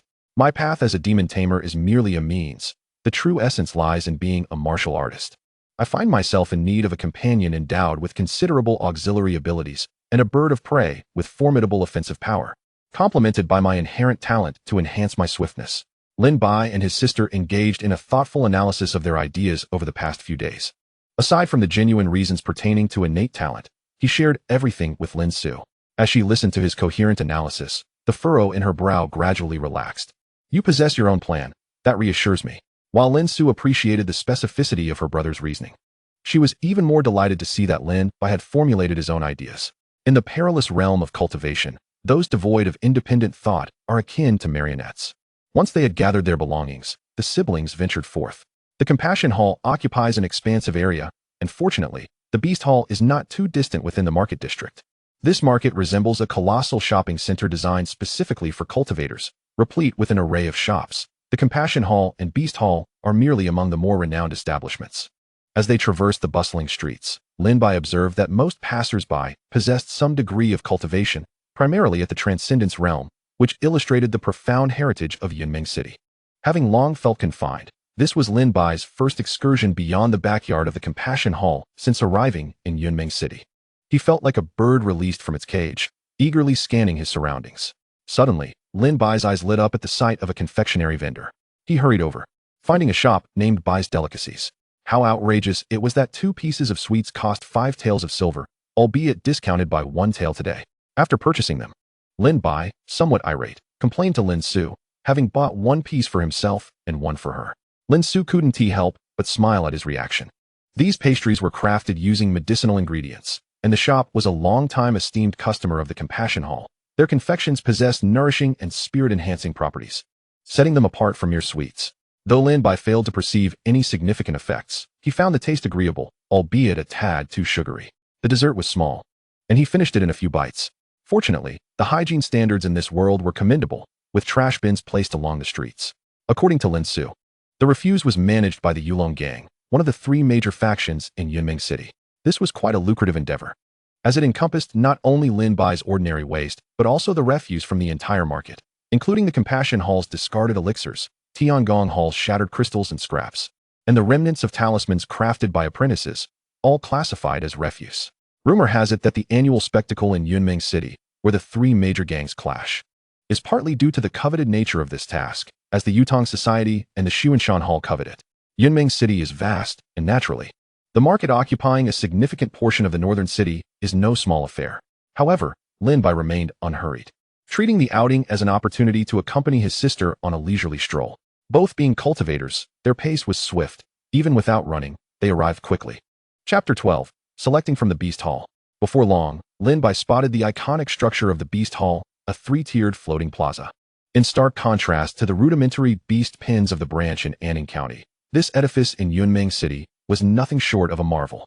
3 massive plazas floated distinctly in the air, seemingly supported by invisible hands, a masterpiece of some master of formations. The edge of the plaza shimmered with the ethereal glow of arrayed energies, rendering it difficult for onlookers below to perceive its entirety, adding an aura of mystery and majesty. As they approached, Lin Bai noted the architectural differences between the Beast Hall and the Compassion Hall. The Compassion Hall, with its exquisite seven-tiered pagoda and courtyard arrangements, exuded a refined, ancient charm, predominantly constructed from wood. In contrast, the Beast Hall appeared more rugged and wild, prominently featuring unrefined massive stones that imparted an imposing and unconventional grandeur. Beneath the floating plaza, the Beast Hall provided shaded areas for waiting. No sooner had Lin Bai and Lin Su entered the precincts of the Beast Hall than they were approached by several attendants, all eager to introduce themselves. "You two noble patrons have come to view the spirit beasts of the Beast Hall, I presume? I have worked here for several years and am quite familiar with our spirit beasts. Do not listen to his nonsense. I am the best among us. Esteemed guests, I am well-read and knowledgeable about the characteristics and habits of our spirit beasts." The clamor of the attendants began to grate on Lin Bai's ears, prompting him to absent-mindedly point to one of the attendants who appeared amiable. The chosen attendant beamed with delight, casting a triumphant glance at his companions, while those not chosen, though reluctant, prudently retreated, refraining from further interruption. These attendants receive no fixed salary. Their income relies entirely on commissions from successful transactions. Why would one undertake such a task, reliant on the whims of others? It is merely to accumulate enough contributions to secure the most basic of cultivation legacies, which barely qualifies as a complete path. Such servants typically hail from families with some disposable income and connections, enabling them to pursue this line of work. In this world, living is relatively easy, and thriving is not overly difficult. Yet, anything pertaining to cultivation is strictly regulated. Only upon ascending to a certain echelon does one find it comparatively effortless to acquire such knowledge. For instance, Lin Bai, after his awakening, obtained a complete set of cultivation teachings in less than half a month. While this was partly due to his modest talent, the unwavering support of his sister Lin Su was pivotal. "I am Wang Qi, grateful for your patronage, esteemed guests." The selected attendant bowed deeply, his face alight with smiles. "Should you require anything, please do not hesitate to command. I shall serve you with utmost dedication." Wang Qi felt a thrill of joy. Discerning the noble demeanor and attire of the two, he surmised that this transaction might indeed bear fruit. Lin Bai articulated his request. "I seek a swift avian spirit beast, preferably at the Transcendence realm, and if it possesses any unique abilities, that would be splendid. It must be a fledgling." Wang Qi, upon hearing this, quickly calculated in his mind and then bowed to lead the way. "Please follow me." The young avian spirit beasts are primarily located in the underground area. Navigating through a broad, well-lit tunnel, the trio soon arrived at the lower level. This area was an impressive 20-odd zhang high, remarkably spacious. Benefiting from exquisite formations that simulated gentle lighting and flowing breezes, creating an ambience indistinguishable from the outside, devoid of any sense of oppression. The space was bustling with patrons, yet they were all familiar faces, unaccompanied by attendants. Wang Qi led them through winding paths, arriving at a spot with relatively few people. This was primarily due to Lin Bai's request for fledglings. Although they were not prohibitively expensive, the demand was limited. Established noble families had stable channels for acquiring offspring of superior spirit beasts, while the Beast Hall primarily offered ordinary variants. As for high-quality bloodlines, those required advanced reservations and astronomical prices, but Lin Bai, possessing his unique ability to break through, was undaunted by such matters. It is worth noting that the disparity in combat capabilities in this world is staggering. If one cultivates a particularly inferior path, it is entirely possible to find oneself outmatched by someone at the Transcendence realm, even after reaching the extraordinary level, unless one ascends to the rebirth realm, forging a new path atop the old, that would mark an entirely different realm of existence. Since Lin Bai had arrived early, the fledgling area was sparsely populated. The financial might of the Beast Hall astounded Lin Bai once more as he observed that they had constructed multiple independent spaces simulating various ecological environments, resembling a large ecological zoo rather than mere cages. Lin Bai felt like Lu Lao entering the Grandview Garden, marveling while keenly scanning each ecological zone for his desired target. Wang Qi, perceptive, provided introductions, realizing that the success of today's transaction hinged on Lin Bai's preferences. "Esteemed sir, this is the Wind Feather Sparrow, known for its exceptional speed. Those with superior bloodlines have been recorded to traverse the entirety of Yunmeng City in less than 3/4 of an hour." Lin Bai gazed at the cerulean feathers of the diminutive avian creatures resembling sparrows, shaking his head with a palpable lack of enthusiasm. Wang Qi, perceptive to his disinterest, promptly shifted their focus to the next area. "My lord, take a look at these stone-scaled eagles. This type of spirit beast boasts remarkable defensive capabilities and impressive speed. Once matured, Even those of the ordinary transcendence realm cannot approach them. However, Lin Bai remained unsatisfied, prompting Wang Qi to lead him onward, tirelessly sifting through options. To be frank, Lin Bai felt somewhat numb. Even the seemingly splendid beasts that Wang Qi presented appeared lackluster to him. The most concerning aspect was that these creatures lacked any distinctive traits. Nevertheless, it was understandable, as the myriad beasts hall likely employed individuals who could generally sense the potential of spirit beasts. While their abilities might not match Lin Bai's probing technique in detail, years of experience could compensate for that. Yet, Lin Bai truly doubted whether the selections made by the myriad beasts hall were comprehensive. Surely, the invaluable talents capable of vaguely sensing the potential of these lower-tier spirit beasts could not all be expended on them, particularly in such a grand city as Yunming. It was certain that some omissions would occur, a conviction Lin Bai held firmly. After traversing multiple areas and nearly reaching the point of surrender, Lin Bai's gaze suddenly sharpened, fixating intently on a relatively secluded ecological simulation zone, depicting a dimly lit forested swamp. Jackpot, and a grand one at that. Wang Qi, noticing Lin Bai's interest, excitedly began to elaborate. My lord, this is the Dark Raven, a highly intelligent spirit beast known for its swift flight. Its claws are sharp and imbued with a certain degree of venomous attack power, rendering it formidable. Lin Bai nodded, foregoing any pretense, and directly inquired about the price. How much for this Dark Raven? My lord, as it is a spirit beast of the Transcendence bloodline, while not exceptionally rare, it is priced at 45 spirit stones. You may also pay with an equivalent amount of gold or silver. The implication of the Transcendence bloodline is that this bird, if nurtured properly, is destined to reach the Transcendence realm. As for its strength and future potential, that is secondary. The only requirement is the investment of sufficient resources. That one in the corner, I find it quite appealing. Please retrieve it for me. As expected, Lin Bai promptly paid the required sum and successfully acquired the Dark Raven, encountering no competition for the spirit beast during the process. After all, Dark Ravens were as common as stray dogs, scurrying into shadowy woods or damp marshes with ease. Even in the Transcendence realm, they were hardly a rarity. Upon successfully obtaining the Dark Raven, Lin Bai proceeded to head back home, preparing for the contract. Unfortunately, his purse was nearing emptiness. Lin Su had intended to assist him with the payment, but upon seeing that his funds were sufficient, he declined her offer. Although Lin Bai maintained a demeanor of calm detachment, Lin Su could discern his underlying excitement. Wang Qi was equally thrilled, having completed a transaction. For someone in his position, enduring a month without sales could be a frequent misfortune. Originally, he had harbored little hope, but the tide had turned. Money was of little consequence. What mattered was that this extraordinary inheritance was linked to the volume of transactions. Understanding Lin Bai's disinterest in further browsing, he guided them upward. Throughout the journey, he spoke little aside from promoting himself, displaying a wisdom that was commendable. On their return, Lin Bai's expression remained composed, though his steps were noticeably lighter. Once back in his chamber, he finally revealed a hint of exhilaration. Lin Bai began preparing for the contract ceremony, while Lin Su curiously examined the fledgling bird within its cage. This little creature, at that moment, was smaller than her palm, entirely cloaked in blackish-gray down. Its beak and talons a striking shade of dark blue, glinting with a sharp, cold light. Its pair of bright yellow eyes, keen as a hawk's, and its tail feathers appeared slightly longer than those of an ordinary dark raven, giving it an overall impressive bearing. Most intriguing was the spark of intelligence reflected in the bird's eyes, far surpassing that of other spirit beasts. It was known that only those spirit beasts reaching a comparable level of human reincarnation would exhibit significant wisdom. However, after observing for a considerable time, Lin Su could not discern anything particularly special about it. As for its alleged intelligence, that could only be considered an embellishment. Without formidable combat prowess or supportive abilities, it would amount to nothing. Thus, Lin Su directly posed her question to Lin Bai, refraining from inquiring earlier out of trust, but now seeking to satiate her curiosity. Little brother, I see nothing particularly special about this bird. It is not rare. Will this little creature be able to defeat me once it matures? She asked half-jokingly. Haha. Dear sister, while the Dark Raven's combat strength may not be particularly impressive, it is invaluable to my path, and I feel a sense of destiny guiding me to choose it. Lin Bai's two justifications convinced Lin Su, for they were indeed compelling.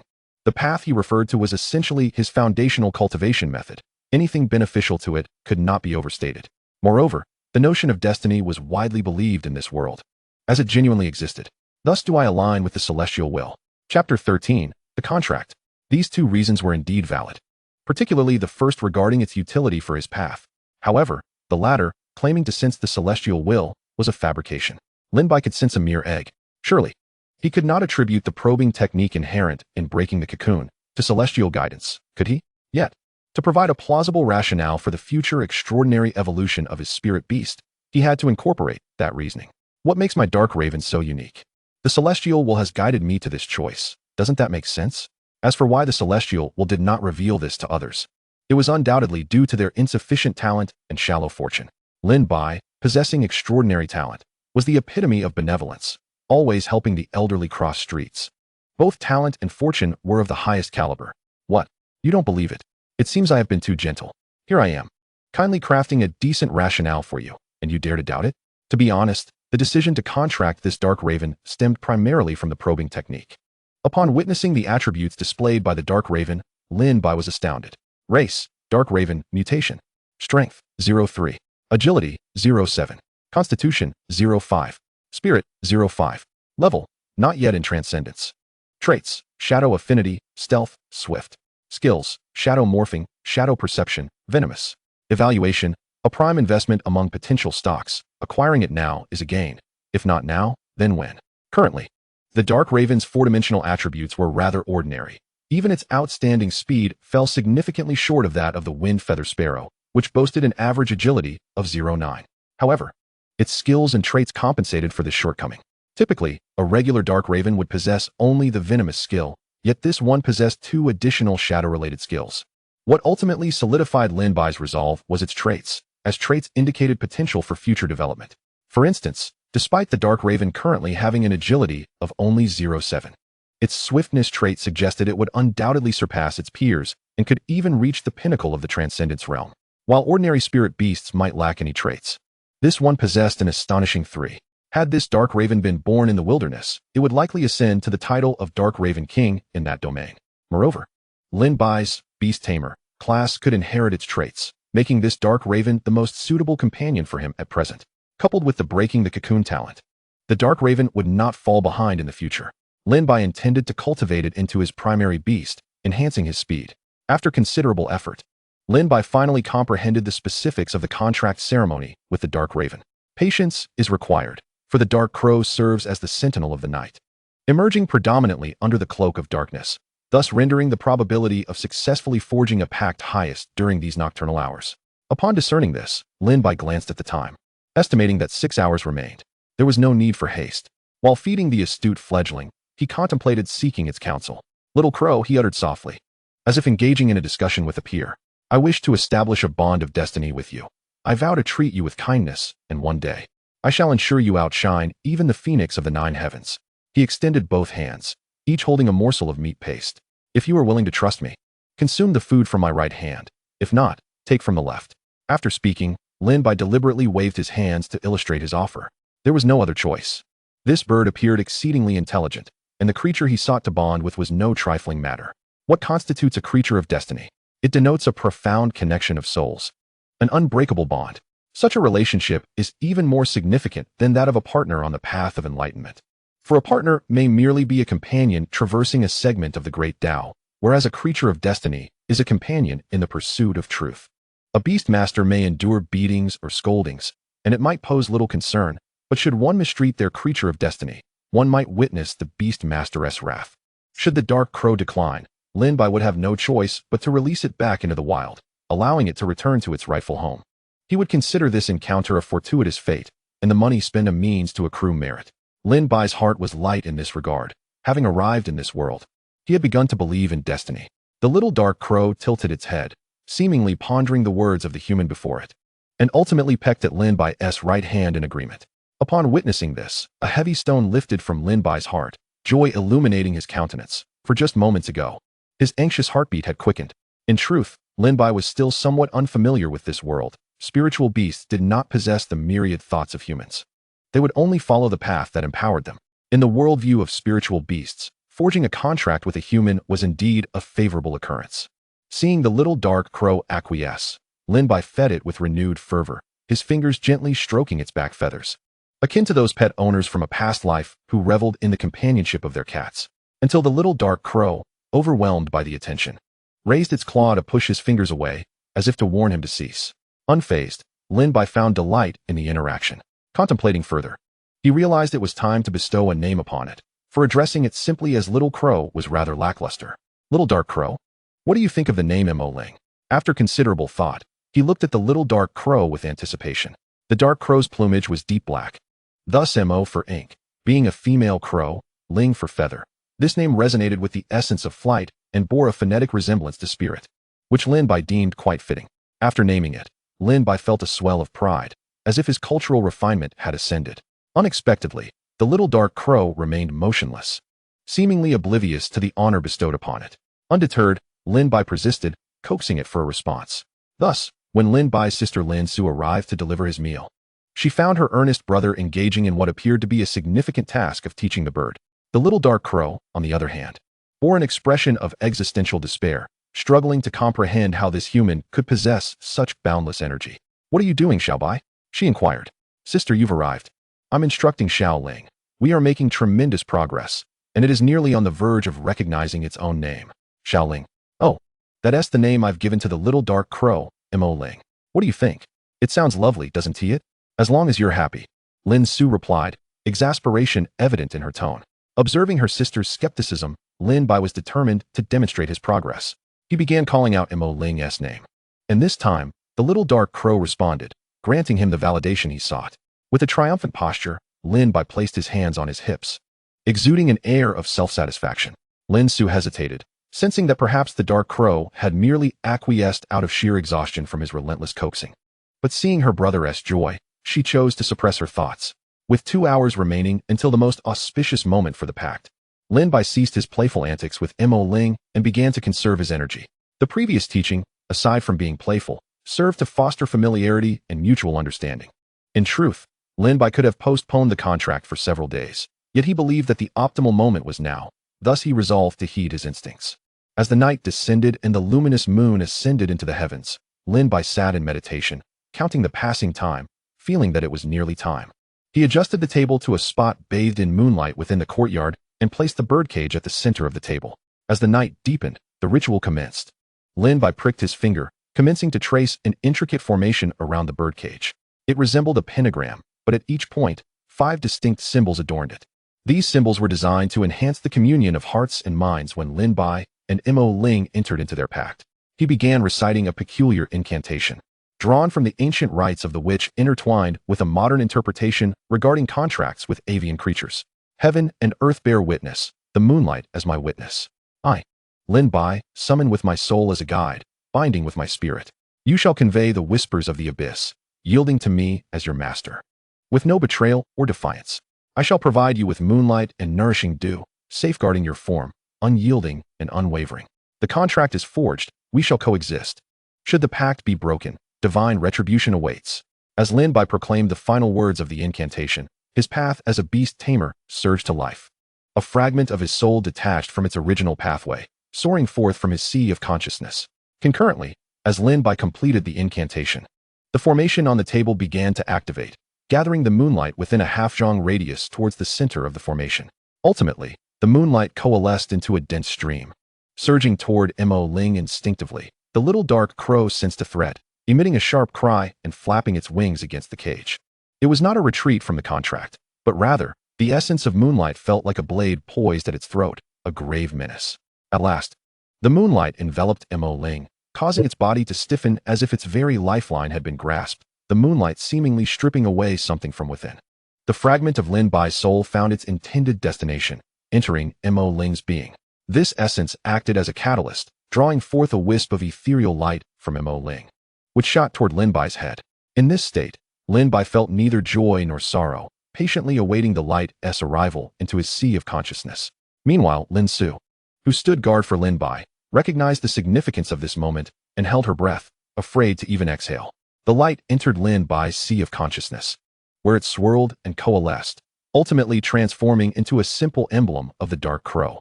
The emblem's lines were naive, reminiscent of a child's whimsical scribbles. Yet it captured the essence of the Dark Crow's elegant flight, imbued with a hint of charm. This emblem was composed of the Dark Crow's spirit, true essence, and inherent nature. From this moment forth, Mo Ling's fate was intertwined with Lin Bai's. Lin Bai had imparted a fragment of his soul, which would facilitate their communion but lacked the reciprocal effect on Mo Ling's side. As the incantation proclaimed, "You shall be my master." In this contract, Lin Bai held the position of dominion. After all, this was the path of the Beast Tamer, rooted in martial prowess. Once the emblem was formed, Lin Bai slowly opened his eyes, observing Mo Ling, who remained in the midst of the ritual, needing only to integrate that fragment of Lin Bai's essence into its own soul to complete the bond. In this instance, Lin Bai found himself at an impasse, yet fortunately, this particular challenge was not insurmountable, especially with the assistance of the pentagram talisman formation. Moments later, Lin Bai distinctly sensed that a fragment of his soul had intricately intertwined with that of Mo Ling, establishing a remarkable mental connection. He could even vaguely perceive Mo Ling's current state of mild fatigue tinged with a sense of naive wonder. Success! A smile involuntarily graced Lin Bai's lips. He opened the birdcage, and without any command, Mo Ling affectionately perched on his shoulder, gently nuzzling his cheek with her small head. Lin Bai, in turn, chuckled as he playfully teased Mo Ling with his fingers, savoring this newfound bond. Lin Su approached, and upon witnessing the harmonious scene between the boy and the crow, she sighed in relief. It seemed everything was progressing smoothly. Lin Bai nodded with a grin. Indeed, it was going remarkably well. Both he and Mo Ling could now perceive each other with clarity, their souls continuously intertwining. Noticing Lin Bai's pale complexion, Lin Su offered him the Yuan cultivation pill and the spirit nurturing pill she had prepared earlier. Both Lin Bai and Mo Ling were fatigued. Lin Bai had expended a fragment of his soul, while Mo Ling had given even more. Thus, for the time being, Lin Bai could only contract a single familiar, otherwise, he would have already summoned multiple familiars, unwilling to squander his innate talent. He carefully ingested the pills and also fed them to Mo Ling. Although these pills, concocted by Lin Su, were of only low-grade efficacy, they were akin to a much-needed rain after a prolonged drought for the pair who had just undergone the soul ritual and experienced significant depletion. While recovering, Lin Bai activated his innate talent. The spiritual star representing his unique ability flickered dimly on the spiritual map, and then a formless tendril extended from the depths of the star chart, traversing the spatial distance to connect with the emblem of the Dark Crow. The brilliance emanating from the Dark Crow's emblem illuminated Lin Bai, who felt a warm current flowing through his entire being, ultimately returning to its origin. Lin Bai realized that his speed had indeed been enhanced. Upon using his probing technique, the results confirmed this. Agility, 920799. The enhancement from his innate ability was additional to Lin Bai's limits, although it appeared to add only a marginal 0.7. The effects would become significantly pronounced once his speed reached a critical threshold. This was akin to the qualitative leap between running 100 meters in 10 seconds versus 9.8 seconds in his past life, a conceptually significant talent. Thus, Lin Bai recognized that this innate talent seemed to surpass the transformative ability he possessed. Nevertheless, he mused, they were all his wings, and comparisons were unnecessary. Both were formidable in their own right. After consuming the pills, Lin Su began chatting with him. Xiao Bai, you've only been in Yunming City for a week, yet you've already obtained a complete set of path advancement methods and your first familiar. Lin Su couldn't help but feel a sense of awe. It had taken her approximately 2 months to achieve similar results in her own journey. This was not merely due to talent. It likely involved the enigmatic workings of fate as well. Haha, sister, am I impressive? Aren't you proud of your little brother? In the presence of others, Lin Bai might feign modesty to diminish his presence, for a tall tree attracts the wind. However, there was no need for such pretense before Lin Su. Did she not understand him? Lin Su gazed at Lin Bai's demeanor, speechless at first, before a frown of irritation crossed her face. This insufferable brat showed no restraint in her presence, seemingly unafraid of offending his beloved sister. Lin Su promptly pinched Lin Bai's face. You arrogant little wretch. It's fine to boast before me, but don't go around flaunting it. Sister, I understand. Please let go. It hurts. My spirit has been significantly drained, and you, as a benevolent alchemist, should treat your patient with compassion. I shall lodge a complaint at the Benevolent Heart Hall. Still playing the victim and threatening to complain? Little Mo Ling tilted her head, observing the playful banter between the two with innocent curiosity, struggling to grasp the nuances of human speech. Yet, through the clear connection in the sea of consciousness, she could sense her master's heart, warm and serene like the first thaw of spring. Chapter 14, Little Ant. In the days following the contract, Lin Bai dedicated himself to testing the compatibility and combat strategies with Mo Ling. Thanks to the robust bond of their familiar contract, Mo Ling could comprehend and execute Lin Bai's commands with clarity.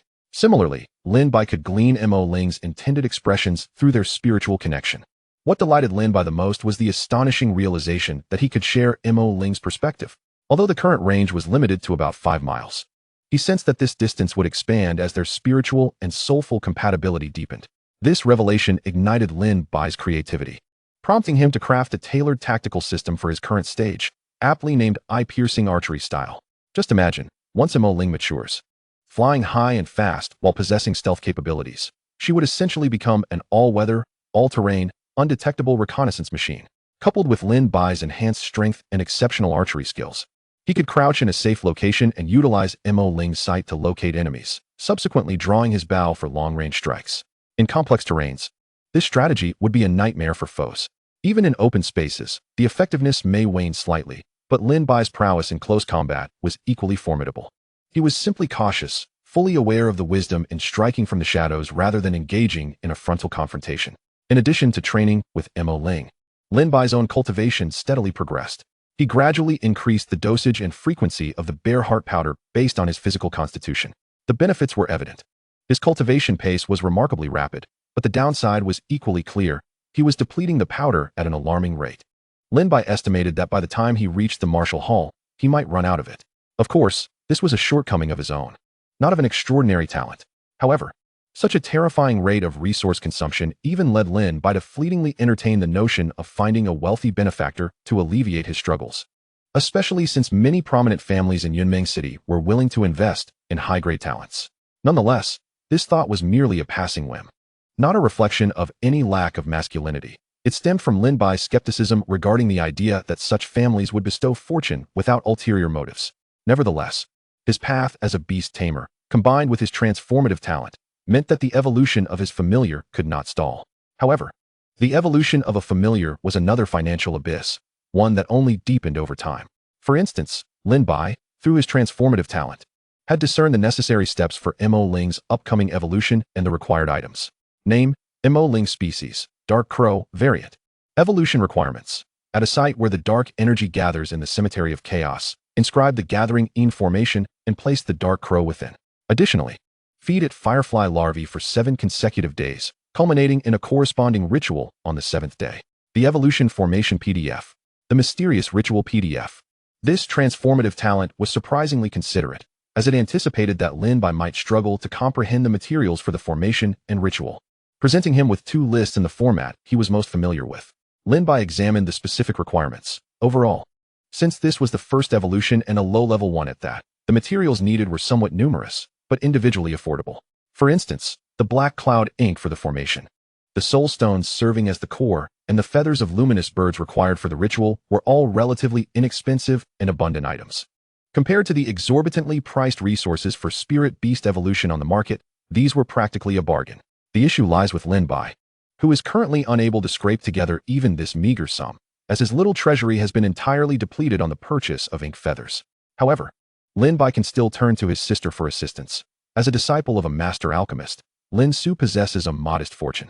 Yet, there is one item on the list that causes Lin Bai considerable distress, the firefly. While it is not particularly expensive, this creature is classified as a controlled material by the Great Xia, and publicly, only the Tiangong Hall possesses it and does not sell it externally. If Lin Bai had acquaintances in the Tiangong Hall, procuring a small quantity might not pose much difficulty. However, after much contemplation, Lin Bai realizes that none of his acquaintances have any connections to the Tiangong Hall. Thus, his plan hits a snag. Lin Bai considers informing Lin Su about his predicament, but he knows his sister is quite the homebody and not fond of social interactions. He suspects she lacks the necessary connections and doesn't want to burden her with unnecessary worry. The matter of evolution is not pressing, so Lin Bai decides to seek a solution on his own first. If all else fails, he will then inform Lin Su to see if she might have any ideas. As a last resort, he could activate the hidden resources of Master Jin Hua. After all, it seems unreasonable to trouble Master Jin Hua over such a trivial matter. Lin Bai contemplates whether to venture into the black market of Yunmeng City. It is well known that regulation implies profit, and where there is profit, there are individuals willing to take risks and engage in smuggling. As for the fear of encountering rogue cultivators, Lin Bai is not overly concerned. His current strength places him among the top practitioners within the transformation realm, and he assumes that merely seeking to purchase some fireflies should not attract the attention of any rogue cultivators. Just as Lin Bai is mulling over his options, he receives a summons from Lin Su's servant. "What does my sister wish to discuss?" he inquires, but the maid merely shakes her head. "I do not know. Master Lin instructed me to bring you to meet her." Unable to glean any further information, Lin Bai tidies up his ink feathers and follows the maid. The maid leads him to a pill room on the 4th floor, bows, and then departs. Lin Bai is now filled with questions, as this is neither Master Jin Hua's alchemy chamber nor Lin Su's personal space. Nevertheless, having arrived, he raises his hand and knocks on the door, which opens automatically. Without hesitation, Lin Bai steps inside. Upon entering, he immediately spots Lin Su and an unfamiliar woman beside her. The woman is attired in a pale yellow dress with silver embroidery along the edges, her hair adorned with a golden ribbon, and her beauty striking. Most captivating are her amber eyes, which are accentuated by a hint of crimson at the corners, adding a touch of brilliance. The woman observes Lin Bai with keen interest, raising her hand to halt Lin Su, who is about to introduce him. At this moment, Lin Bai's mind races. His sister is not particularly well connected, and though she is familiar with our few, moreover, they are in the intermediate alchemy chamber of the Kind Heart Hall. Lin Bai recalls a person Lin Su mentioned upon her arrival and notes that, while the woman's features differ from their mother, Wang Xiao, there is a striking resemblance in their eyes and brows, as well as some vague childhood memories in his mind. Realizing this, Lin Bai bows respectfully and declares, "Nephew pays his respects to his aunt. It has been a long time since I have proactively visited, and I apologize for my oversight." The woman's expression brightens with amusement. "How did you know I was your aunt? Are you not afraid of making a mistake?" Lin Bai replies with unwavering respect. "Before my arrival, my mother advised me, and I also discussed this with my sister on the way here. Upon seeing you today, I noticed the striking similarity between your and my mother's features. And although my memories from 7 years ago when I visited Yunming City with my parents are somewhat hazy, the general outline remains clear." The woman gestures for Lin Bai to sit beside her. "In the past, you were as mischievous as a monkey. How is it that you now speak like a scholar from an academy? Has my sister cultivated a prodigy in literary arts?" Lin Bai chooses not to engage in the self-deprecating remark about being overly proper, knowing he has his reasons. When confronting unfamiliar elders, first impressions are paramount. Establishing decorum is never amiss. If an elder is easygoing and dislikes excessive formality, they may tease lightly, but will not hold it against him. After all, one cannot fault a person for being courteous. However, should he encounter a strict and rigid elder, unconventional behavior would undoubtedly be met with disfavor. Thus, Lin Bai adheres to a single principle when dealing with elders: to act obediently at first, and once familiarity is established, he may relax. Chapter 15, The Treasure. Lin Bai's grandmother is named Ten Shu, and her status within the Yunming Wang family is more akin to that of a concubine than a primary wife. Grandmother Ten Shu has 3 children. The eldest son, Wang Shu, who is in his 50s and remains unmarried. The eldest daughter, Lin Bai's mother, Wang Xiao, age 42. And the youngest daughter, Wang Qian, the lady in yellow before him, who is 27 and a junior alchemist at the Kind Heart Hall, also unmarried. Due to their shared mother, the 3 siblings have always maintained a strong bond. Thus, when Lin Bai arrived, Wang Xiao instructed him to seek assistance from his uncle and aunt when needed.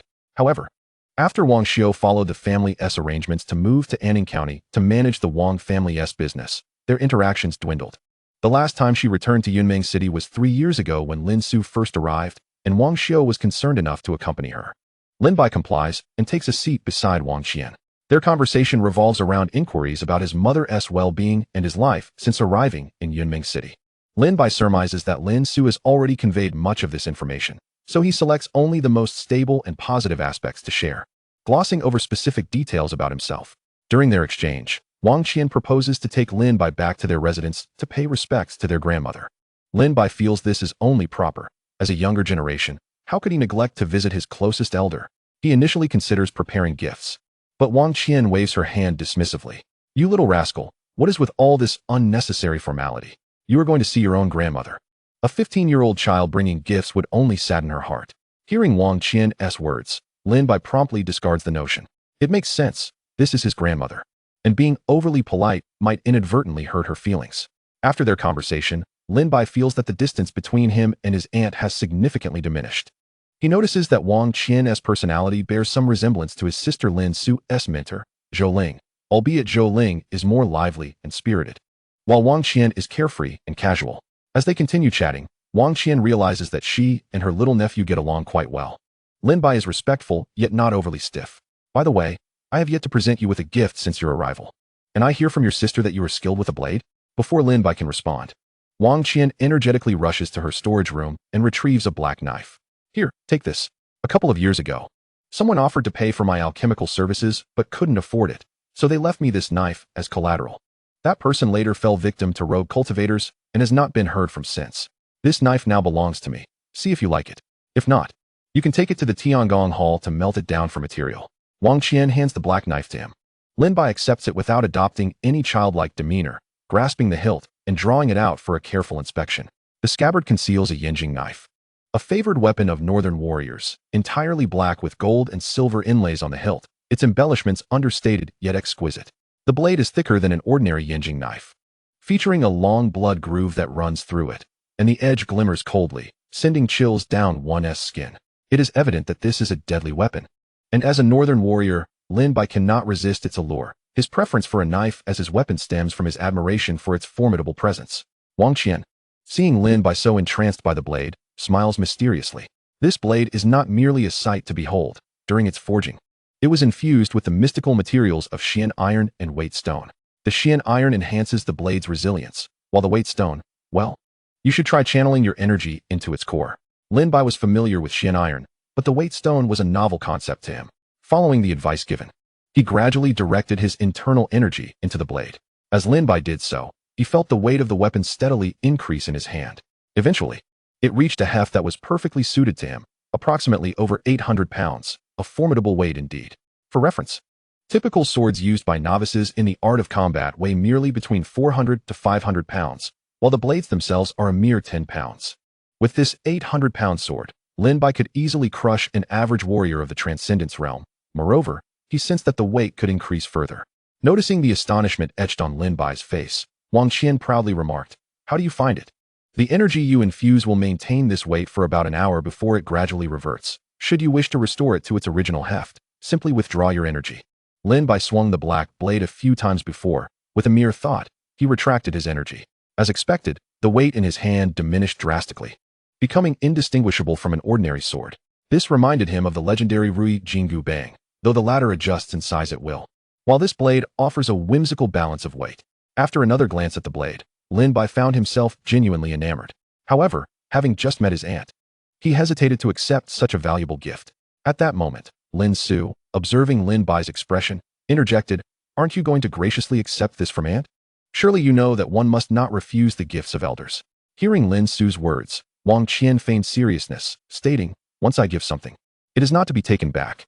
Besides, as an alchemist, what use do I have for such a weapon? Furthermore, this blade only utilizes half a weight stone, with a maximum limit of 5,000 pounds, which is not particularly extravagant."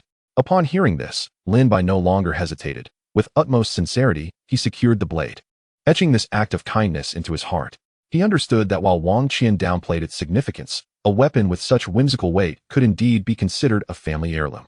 The mention of only half a weight stone was merely a reassurance. Should word of this item spread, it would undoubtedly attract countless greedy gazes. Knowing that others might learn of his possession, he could only imagine the attempts of those seeking to seize it. Seeing Lin Bai decisively accept the gift, Wang Qian lightened up, jokingly saying, "Dear nephew, your talents truly shine. But if you come later, I might just exchange it for something at the Great Xia Treasure Pavilion. Your sister tells me that your potential surpasses hers, so remember to take good care of your aunt in the future." Lin Bai immediately donned a charming smile, grabbed a small circular fan nearby, and enthusiastically fanned Wang Qian, his tone excessively obsequious. Of course. Not only do I appreciate this mountain-weighted gift, but from the moment I met you, I felt an instant connection. Truly, you are both beautiful and kind-hearted." Lin Su, witnessing his antics, feigned jealousy and remarked, "Oh, you little ingrate. Your sister has helped you so much, yet you have never fanned me even once. How could that be? How could that be?" Lin Bai quickly apologized, shifting positions to fan both Lin Su and Wang Qian simultaneously. With both hands holding the fan, he looked rather imposing. Lin Su and Wang Qian could not help but stifle their laughter at Lin Bai's comical display. The slight awkwardness that had lingered between Lin Bai and Wang Qian due to years apart dissipated in that moment of mirth. Unfortunately for Lin Bai, he received a few disapproving glances from both alchemists, who then resumed their discussion on alchemical theories. Although Lin Su was merely a novice alchemist, as a direct disciple of a master, her knowledge was impressive, while Wang Qian, having been a mid-level alchemist for 3 years, was seasoned in experience. Fortunately, Lin Bai was not entirely at a loss. After about 15 minutes, Wang Qian allowed him to take a break. In truth, Lin Bai's current physical condition could easily withstand fanning for an entire day and night without fatigue, yet he opted for a more leisurely demeanor. He quietly indulged in pastries, observing his sister and aunt as they discussed highbrow theories he could scarcely comprehend. Concepts like the principles of wood, the dynamics of time and fire, and the essence of water left him bewildered. Each term was intelligible, yet when woven together, they resembled an incomprehensible script. This sensation mirrored an afternoon in his past life when he watched mathematical formulas on a blackboard, his gaze gradually losing its luster. Fortunately, Lin Bai did not actually drift off to sleep, and serendipitously, after about an hour of discourse, Wang Qian and Lin Su concluded their discussion.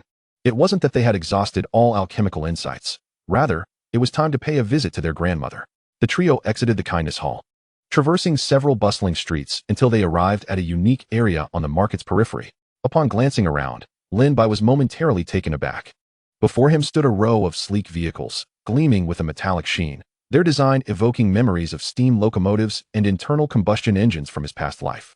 Alas, these were not those. They were the spirit-powered carriages invented by the Heavenly Craft Hall, driven by spirit stones and formations.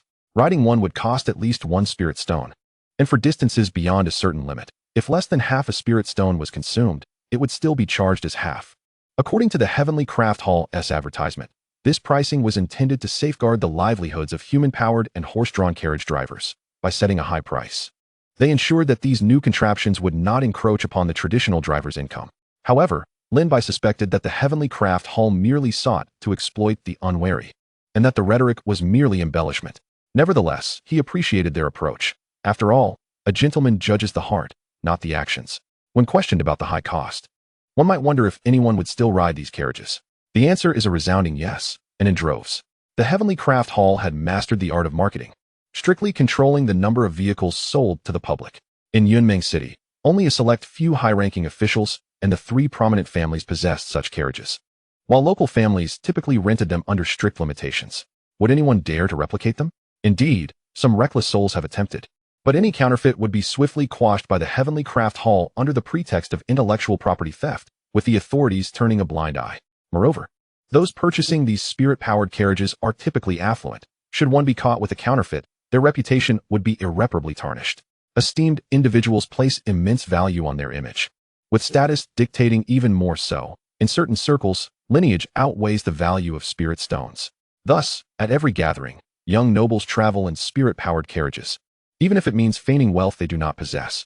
With this ongoing trend, the Heavenly Craft Hall is reaping substantial profits. Wang Qian casually selected a pleasing spirit-powered carriage, and the siblings followed closely behind. Each carriage is thoroughly cleaned and disinfected after every journey, ensuring a pleasant experience for the next passenger. One must commend the service consciousness displayed by the Heavenly Craft Hall. Upon hearing this, Lin Bai found it justifiable that such luxury came at a premium. Once aboard the spirit-powered carriage, Wang Qian produced a card and placed it on the control panel, initiating the operation. Once everything was set, the carriage began its smooth journey towards the southern part of Yunmeng City, with Wang Qian settling down beside her 2 companions. Lin Bai, momentarily perplexed, inquired, "Aunt, doesn't this spirit-powered carriage require someone to steer it?" Wang Qian casually replied, "The carriage operates autonomously within the confines of Yunmeng City, transitioning to a semi-automated state beyond a 500-mile radius. Public spirit-powered carriages are prohibited from venturing outside this designated range. Only privately owned vehicles can do so once the restrictions are lifted." This method seemed familiar to Lin Bai. Run radish. Lin Bai still harbored questions. "Aunt, what was that card you just took?" "Oh, this is a spirit vehicle card issued by the Tiangong Hall. It can activate any spirit carriage within Yunzhou." Lin Su replied softly. "It requires a recharge of 100 spirit stones at Tiangong Hall." The communication and connectivity technology? Lin Bai's sense of déjà vu intensified. These 2 elements intrigued him greatly. After all, the driverless cars of his previous life were the result of a confluence of advanced technologies, such as AI. What was the foundation of this world? Arrays or spirit energy? Lin Bai felt an urge to lift the front of the carriage to inspect its inner workings, but alas, he could not fulfill this desire and instead turned his attention to the interior of the carriage. The cabin was remarkably spacious, capable of accommodating 5 or 6 individuals without feeling cramped. Its decor exuded a classic ancient style, with a faint, pleasant fragrance wafting through the air. Regrettably, Lin Bai could discern no particular significance in its design. Consequently, his attention was swiftly diverted to other matters. This was his first visit to Yunmeng City as an adult, and everything appeared novel to him. As the carriage glided along the broad avenue, houses lined both sides, their facades a patchwork of architectural styles, while the air was filled with the cacophony of vendors hawking their wares. Women donned light, flowing skirts, laughing as they strolled down the street. and several students who seemed to have just concluded their classes were making their way home. "Look, their essay puppet show in progress," Lin Bai observed, with the audience enthusiastically applauding. Such sights were absent in Anning County. Although not a desolate backwater, its inhabitants were primarily preoccupied with the struggles of daily life. It was rare to witness such scenes in broad daylight. To experience the entertainment of Anning County, one would need to linger beneath the banyan tree after meals, awaiting the arrival of idlers, or to catch the performances of eccentric individuals in the narrow alleys.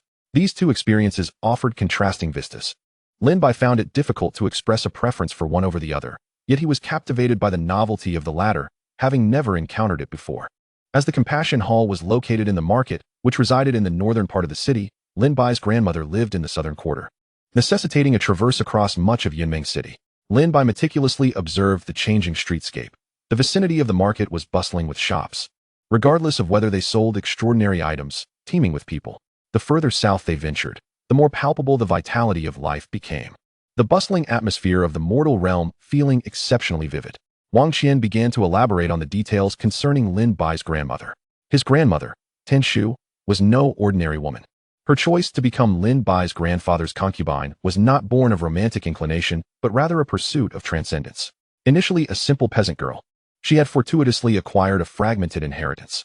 After reaching the stage of transcending the ordinary, she found herself lacking in resources and subsequent cultivation methods, ultimately deciding to marry Lin Bai's grandfather, who was then a mere illegitimate son of the Wang family, in exchange for cultivation resources. 8 years prior, upon her formal breakthrough to the extraordinary realm, she moved out of the Wang family residence, where she was accorded the most basic courtesies befitting her newfound status. Lin Bai's grandfather, as a breeding stallion for the family, was primarily tasked with ensuring the continuation of their bloodline, with other matters being of little consequence. As Wang Qian recounted, he had not disturbed his grandmother since. Perhaps he was simply preoccupied. Wang Qian's tone remained calm. The old gentleman, now over 100 years old, was accompanied by a retinue of concubines. Although Lin Bai's mother was in a unique situation, such circumstances were not unprecedented. This grandfather was indeed a remarkable figure. Even Lin Su, who had long resided in Yunmeng City, had only encountered him once, after paying her respects to Master Jinhua. Listening to his Aunt Wang Qian's introductions, Lin Bai's expression grew increasingly peculiar. Both his grandmother and grandfather were extraordinary individuals. Lin Bai marveled at his grandmother's journey from a humble peasant girl to an extraordinary cultivator, emphasizing that one must not underestimate the significance of transcending the ordinary. Lin Bai's grandfather, on the other hand, was a noteworthy character. He must have fathered dozens of children, not to mention the numerous grandchildren. Of course, he was designated for the role of a breeding stallion, as many cultivators, often obsessed with martial pursuits or possessing high cultivation levels, tended to have fewer offspring. Nonetheless, the family line must continue. However, apart from companionship, the old gentleman had arranged everything else with meticulous care for Wang Qian and her sister to gain entry into the Compassion Hall in Yunmeng City. Their talents were undoubtedly bolstered by the backing of their grandfather's Wang family. Thus, Wang Qian spoke of her father with a sense of neutrality rather than animosity. In 50 years, the old gentleman might very well become a pillar of strength for the Wang family, Lin Bai mused. Among so many grandchildren, it was inevitable that some prodigies would emerge, especially with the resources of the Wang family, making breakthroughs to the extraordinary realm, or even the surpassing realm, entirely plausible. His grandmother was indeed remarkable, and so too was his grandfather, Lin Bai ultimately concluded. Upon hearing Lin Bai's assessment, Wang Qian smiled brightly, clearly in agreement. Your grandmother often feels quite lonely. Your eldest brother is frequently occupied with official duties and often travels far afield, while your second sister, your mother, might not return even once a year. As for me and your sister, we are also tied up at the Compassion Hall, so we can only come by when time allows. You should make it a point to visit your grandmother more often. Besides, as a martial artist, she can offer you guidance. Lin Bai nodded in response to Wang Qian's words. It was indeed his duty as a younger generation to visit his solitary elder. Seeing Lin Bai's acquiescence, Wang Qian appeared notably pleased. As their conversation unfolded, the spirit carriage had already entered the southern part of the city, and Lin Bai's grandmother's residence came into view. Lu Tiaofeng. Chapter 17, A Family Visit. Deep within the northern alley of Lu Tiaofeng, a stone courtyard with a blue-tiled roof stood quietly. As the three disembarked from the carriage, it automatically confirmed the conclusion of their journey and silently returned to its gathering point for cleaning. Lin Bai scrutinized the courtyard, which starkly contrasted with his preconceived notion of an extraordinary cultivator's abode. It lacked the ostentation of a grand estate, resembling more a modest yet prosperous country home. Wang Qian gestured for them to follow her inside. The entrance to the small courtyard featured 3 low steps, and since it was Lin Bai's first visit, Wang Qian and Lin Su did not take the usual small door, but instead knocked on the vermilion main door. Before long, a maid, appearing to be around 16 or 17 years old, hurried over to open the door. Upon seeing Wang Qian, she momentarily froze, but upon noticing Lin Bai behind her, she quickly understood it was custom for guests to enter through the main door. The maid offered a respectful bow to the 3, then addressed Wang Qian and Lin Su. Miss Qian, Miss Su, the lady is still in the back courtyard practicing her martial arts. I shall inform her at once. Wang Qian waved her hand dismissively. No need. We can go ourselves. She then pointed to Lin Bai, introducing him. Chun Shui, this is Lin Bai, the youngest grandson of our mother. Please go to Wu Ma and have her prepare a more sumptuous dinner. Upon hearing this, the maid, named Chun Shui, bowed to Lin Bai before turning and heading towards the kitchen. As they made their way to the back courtyard, Lin Bai noticed several fruit trees common to Yunzhou flourishing in the yard, their branches lush and evidently well tended. The courtyard was not particularly large, and the 3 soon arrived at the practice area. Before they could see the individual, they were greeted by the sound of slicing through air. Whoosh whoosh, whoosh. The sharp clang of weapons slicing through the atmosphere resonated continuously. A woman clad in a white training outfit was wielding a flower spear in the courtyard, with a seemingly heavy stone lock attached to it. The woman appeared to be around 40 years old, her hair simply tied up as she practiced her spear techniques. This was Lin Bai's grandmother, Tian Shu. Do not be deceived by my grandmother's youthful appearance. She is, in fact, over 70 years of age, her vitality preserved through her diligent cultivation. In this world, it is perplexing how humans can effortlessly reach the age of 100, provided they are free from major ailments or calamities. Those who practice the art of longevity can even surpass 120 without issue. Furthermore, ordinary individuals maintain remarkable physical health as they age, with a gradual decline that allows them to retain the vigor of youth even in their final days. As for practitioners, the situation is even more pronounced. Upon entering the transcendence realm, one's lifespan extends to 180 years, and upon reaching its pinnacle, it can stretch to approximately 240 years. The lifespans of those in the extraordinary and ascendant realms can vary greatly, influenced by different paths, typically ranging from 360 to 500 years. My aunt Wang Qian mentioned that my grandmother's path is that of a martial artist, with the average lifespan of extraordinary martial artists hovering just above 400 years. Thus, at 70, my grandmother has barely traversed a quarter of what an ordinary person might expect to live. High-level cultivators retain their youthful appearances, their visage reflecting their inner vitality. Even as their time draws near, a youthful mindset allows them to appear as if they are in the bloom of youth. My grandmother, Tian Shu, has noticed the 3 of us, yet she is still perfecting her gun techniques, requiring just a final flourish to complete her demonstration. I cannot help but admire her mastery. As a seasoned martial artist, her gunplay is impressively fierce. With a final flourish, she flicks her wrist, and the long gun, accompanied by a stone lock, returns precisely to its rack, without a hint of error. Turning her gaze towards us, her eyes briefly linger on Wang Qian and Lin Su before settling on me, a flicker of surprise crossing her features. At that moment, Wang Qian playfully leans in, feigning mystery as she whispers, "Guess who this is, mother?" Ignoring Wang Qian, my grandmother's unwavering gaze remains fixed on me. You resemble him, truly. Little Bai? You must be Lin Bai, right? 7 years ago, you were just a tiny tot. And now look at you, all grown up. Come here, let your grandmother have a good look at you. Your mother wrote to me not long ago, asking me to take good care of you. Both Lin Su and I obediently greet our grandmother. Hello, grandmother. All is well, Tian Shu replies, a smile blooming upon her face as she gestures for us to sit on a stone bench beside her. Wang Qian follows suit, her expression betraying a hint of mischief. As I sit beside my grandmother, I feel a twinge of exasperation at my own name. My sister and mother call me Little Bai, which sounds rather endearing but also pet-like. I can only imagine that my aunt and grandmother will adopt the same moniker. In contrast, at home, Wang Qian exhibits a lively spirit, almost childlike in her playful demeanor. At this moment, my grandmother is scrutinizing me closely, and I can't help but notice our similarities. My physique resembles that of my father, Lin Yi, while my facial features mirror those of my mother, Wang Xiao. Yet, I remain uncertain about the origin of my distinctive phoenix brows and dragon-like eyes. Now, observing my grandmother, it dawns on me that I must have inherited these traits from her. Tian Shu possesses a striking appearance, more aggressive than that of the average woman. She is undeniably beautiful, yet her visage conveys strength rather than fragility. Thus, upon seeing me, she is reminded of her own youth, long ago. Though over 60 years have slipped by since then, As I sit down, I share news of my parents and my recent arrival in Yunming City.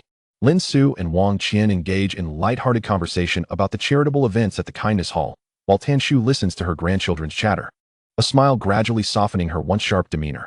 After all, Tanshu has attained the extraordinary realm, and she is unlikely to ascend further. Even if she were to extend her lifespan through sheer perseverance, the increase would be minimal.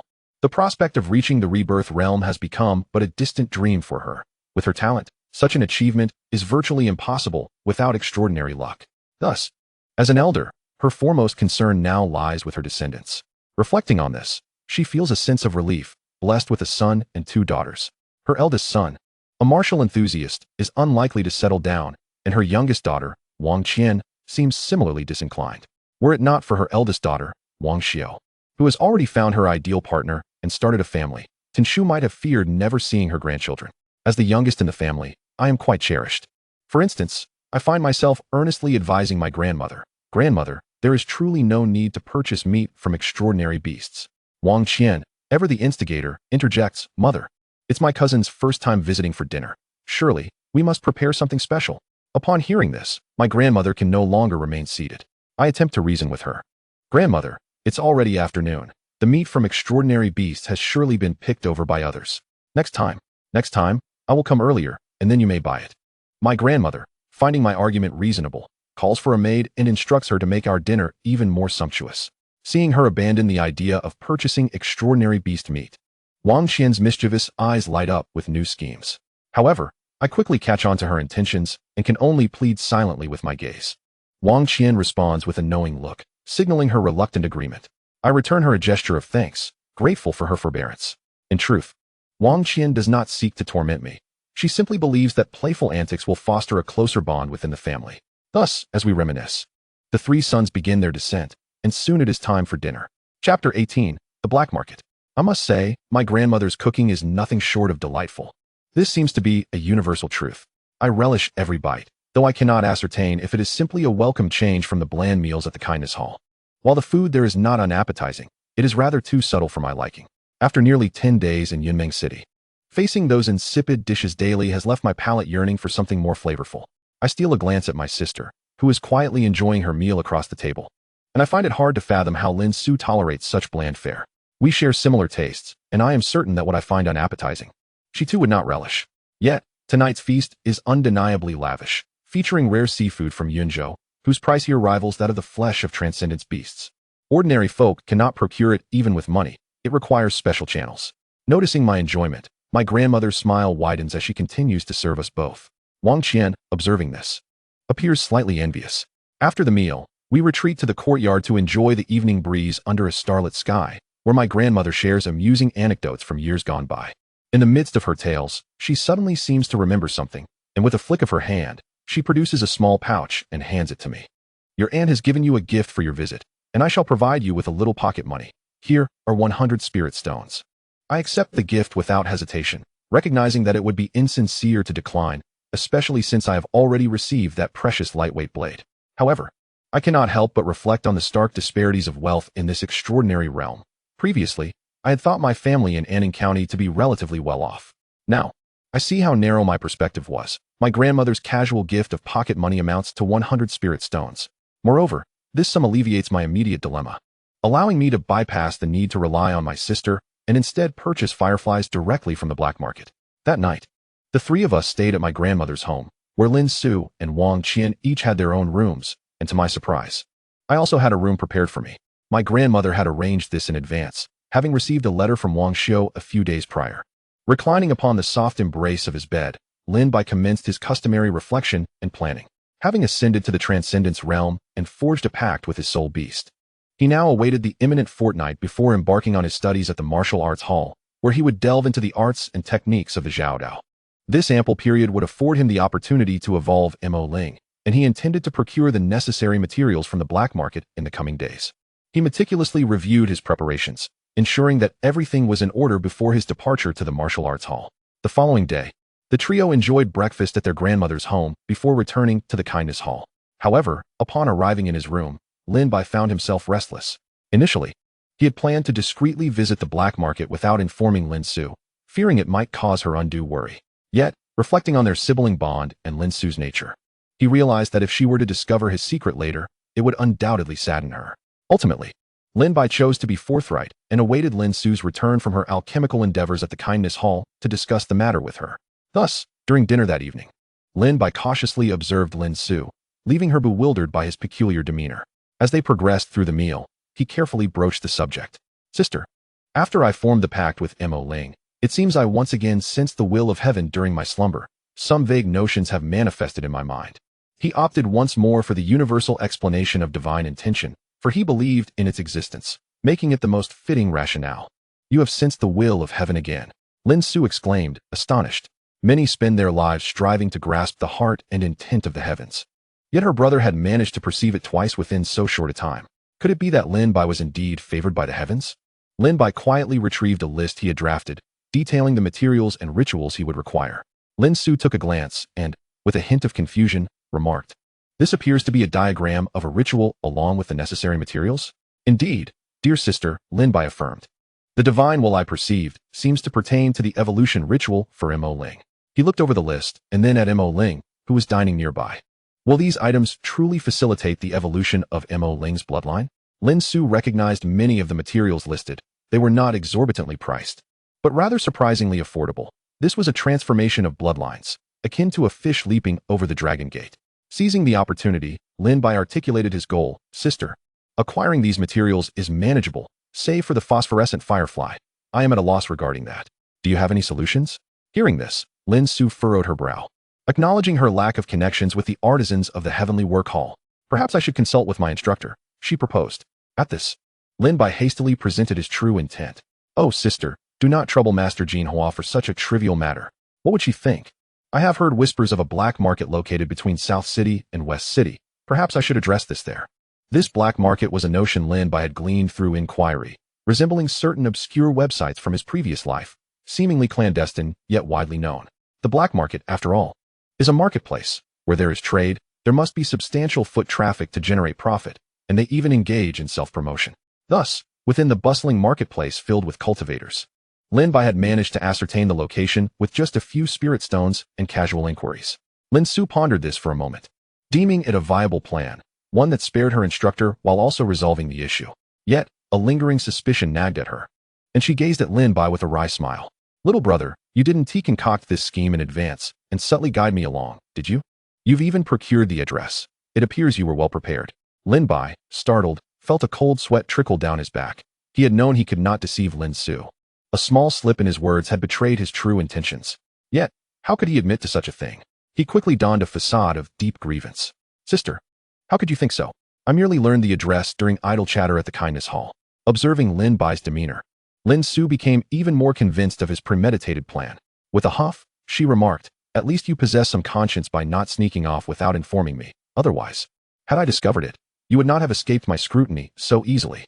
Since you have decided to pursue this course of action, then proceed." "Ah, sister, you agree with my plan," Lin Bai exclaimed, exhilarated. He had braced himself for a scolding, but Lin Su had nonchalantly acquiesced to his venture into the black market. The transformation in his demeanor was instantaneous, as he eagerly inquired, "When shall we depart?" "This time, I shall not accompany you. You are now a transcendence-level warrior, and I can no longer regard you as a mere child. It is time I grant you some space. Moreover, my instructor has requested my assistance in concocting a batch of elixirs starting tomorrow, which will occupy me for 3 to 5 days. I truly have no time to accompany you." "Ah, truly? Sister, fret not. I assure you I will accomplish this task successfully," Lin Bai declared, filled with delight at her words. Observing her brother's jubilant disposition, Lin Su remarked coolly, "It seems Little Bai has grown weary of my overbearing nature as an elder sister." "Sister, how could that be? I harbor no such thoughts," Lin Bai quickly interjected, showering her with praise. "You are my strategist. Should I achieve greatness in the future, it will be due to your nurturing. I shall pen a tome in your honor, ensuring the world knows of my wonderful sister." After much coaxing, Lin Bai managed to quell Lin Su's minor vexation. In truth, Lin Su's decision to refrain from accompanying him stemmed from 3 considerations. First, she recognized Lin Bai's burgeoning desire for independence, akin to a teenage boy eager to prove himself. Observing this, Lin Su adjusted her mindset, bestowing upon Lin Bai greater trust. Thus, Lin Bai's joy was not solely due to the opportunity to visit the black market, It also signified her acknowledgement of his capability to manage the undertaking. Second, her time constraints were genuine. As a disciple of a master alchemist, assisting in the creation of elixirs was a frequent obligation. Thirdly, she perceived that her presence in such a setting would only hinder him. After all, Lin Bai possessed extraordinary talent and pursued a potent martial path. Even though he had yet to engage in combat since his ascension, Lin Su held no doubts regarding his prowess. She even felt that, at present, she could scarcely contend with one of Lin Bai's efforts. These three considerations led Lin Su to permit Lin Bai to venture forth independently. As for her earlier display of annoyance, it was a mere emotional response, an understanding of which did not negate her feelings. Furthermore, she harbored a small inclination to test whether Lin Bai resented her interference. However, the two siblings soon returned to their usual selves, continuing their meal. Now, Lin Bai was no longer restless, but instead devoured his food heartily, occasionally sharing morsels with little Mo Ling curiously. The meals at the kindness hall suddenly seemed more delectable. Observing her brother's delight, Lin Su concluded that her earlier test had been wholly unnecessary. Chapter 19. Gathering materials by the following day. Lin Bai did not set forth until the afternoon. The night prior, Lin Su had provided him with a more detailed account of the black market's operations. The market typically came alive at dusk. Thus, Lin Bai's timing was impeccable, allowing him to arrive just as the market opened, enabling him to procure the phosphorescent fireflies before seeking out other materials. He made his way to the location where Wang Qian had previously taken him on the spirit-powered carriage. Lin Bai found himself quite fond of this mode of transport, reminiscent of the self-driving cars of his former life, yet devoid of the need for interaction with others. It is merely a tad expensive, for Lin Bai, lacking a card, could only cast a spirit stone into the activation slot for the energy carriage to commence its journey. This time, he possessed neither the leisure nor the inclination to admire the scenery beyond the window. He promptly secured the doors and windows, leaving only a narrow crack for ventilation, and then closed his eyes to gather his thoughts. While nestled within the carriage, Lin Bai began to meditate when a gentle female voice resonated within the confines. Detecting dim light within the carriage, "Would you like to activate the nightlight stone?" "No," Lin Bai replied succinctly. Following that, silence reigned throughout the journey. As the energy carriage arrived at Huaisong Square, situated at the confluence of the South City and the West City, the setting sun painted half the sky in hues of crimson. This district, predominantly inhabited by ordinary citizens, appeared rather unremarkable. However, Lin Bai was acutely aware of the undercurrents swirling beneath the surface. He alighted from the carriage a bit earlier than necessary, intentionally meandering through several streets before finally halting before a dense thicket. Deep within the foliage, a magnificent mansion emerged, partially concealed, with the gilded characters Yi residence elegantly adorning its entrance. Remarkably, the estate was enveloped by thick woods, providing Lin Bai with a natural screen from prying eyes. The facade was grand, and as Lin Su had mentioned, this was the black market. At that moment, it seemed the black market had already commenced operations, with a few cloaked figures emerging from the woods and entering the crimson lacquered gate. Observing the situation, Lin Bai hesitated no longer and prepared to enter, donning a black tiger mask he had acquired from a nearby vendor. The number of mask sellers in the vicinity was indeed considerable, mostly comprising local residents. Lin Bai couldn't help but marvel at the employment opportunities stemming from this industry. Upon reaching the entrance, he was halted by a guard, a robust man in his 30s who clasped his fists in greeting. "Esteemed sir, according to the rules, entry to the gathering requires a fee of 5 spirit stones. What say you?" The Huaisong black market charged all buyers a nominal entrance fee of 5 spirit stones. Lin Bai had come prepared and promptly extended the spirit stones he had ready. After a thorough inspection to verify their authenticity, the guard stepped aside, gesturing for him to enter. As Lin Bai strode towards the grand doorway, several figures clad in the uniforms of Yunming City's constables emerged from within. Upon sighting their attire, Lin Bai's heart raced. Even though he had committed no significant transgressions, encountering officers in such a context was surely nerve-wracking. To put it simply, his comrades had stumbled upon law enforcement during a transaction. Fortunately, the constables paid him no mind, instead engaging in jovial banter with 2 individuals in guard uniforms. Their voices boomed, unrestrained. Headley, your martial prowess has surely progressed to near perfection. Indeed, with Captain Pang and Captain Jia dutifully overseeing matters here, it's evident that the higher-ups have taken notice. Perhaps one day, a prominent figure will elevate you to greatness. Lin Bai was taken aback by their candid conversation. It dawned on him that this facade of a black market was merely a cover for legitimate dealings. The true black market was bold and brazen, thriving in the shadows. This was no black market at all. It was a white market masquerading under the guise of illicit trade. Enlightened by this revelation, Lin Bai smiled knowingly and confidently stepped through the entrance. Inside the mansion, he sought a guide for the black market, exchanging a spirit stone for directions to the area dealing in phosphorescent fireflies. This black market, rife with deceit, resembled a frog caught in a trap. After navigating through several courtyards and around peculiar rocks and bamboo, the guide brought him to a solitary building, bowing before departing. Upon entering, Lin Bai found the room dimly lit, with 10 counters strategically spaced apart. The distance between the counters, coupled with sound-dampening measures, rendered conversations indistinct. Even Lin Bai's keen perception could only catch faint murmurs. At that moment, he finally caught a whiff of the genuine essence of the black market. Approaching an unoccupied counter, he was met with the silent gaze of a masked individual seated behind it. Without preamble, Lin Bai inquired, "How much for the phosphorescent fireflies?" A muffled response followed. 2 fireflies for 1 spirit stone. 2 fireflies for 1 spirit stone? Are they made of gold? Lin Bai silently scoffed, maintaining a composed facade. "I would like 60. He was aware of the exorbitant cost, yet he had no choice but to procure them here. The individual behind the counter nodded and activated a device, summoning another person to fetch the requested items. Minutes later, Lin Bai received a large bamboo cage containing several fireflies, each roughly the size of a pinky finger. He examined them closely, white wings adorned with black spots, black legs, red eyes, and elongated mouthparts with side-shaped heads. All seemed in order, and their vitality appeared robust.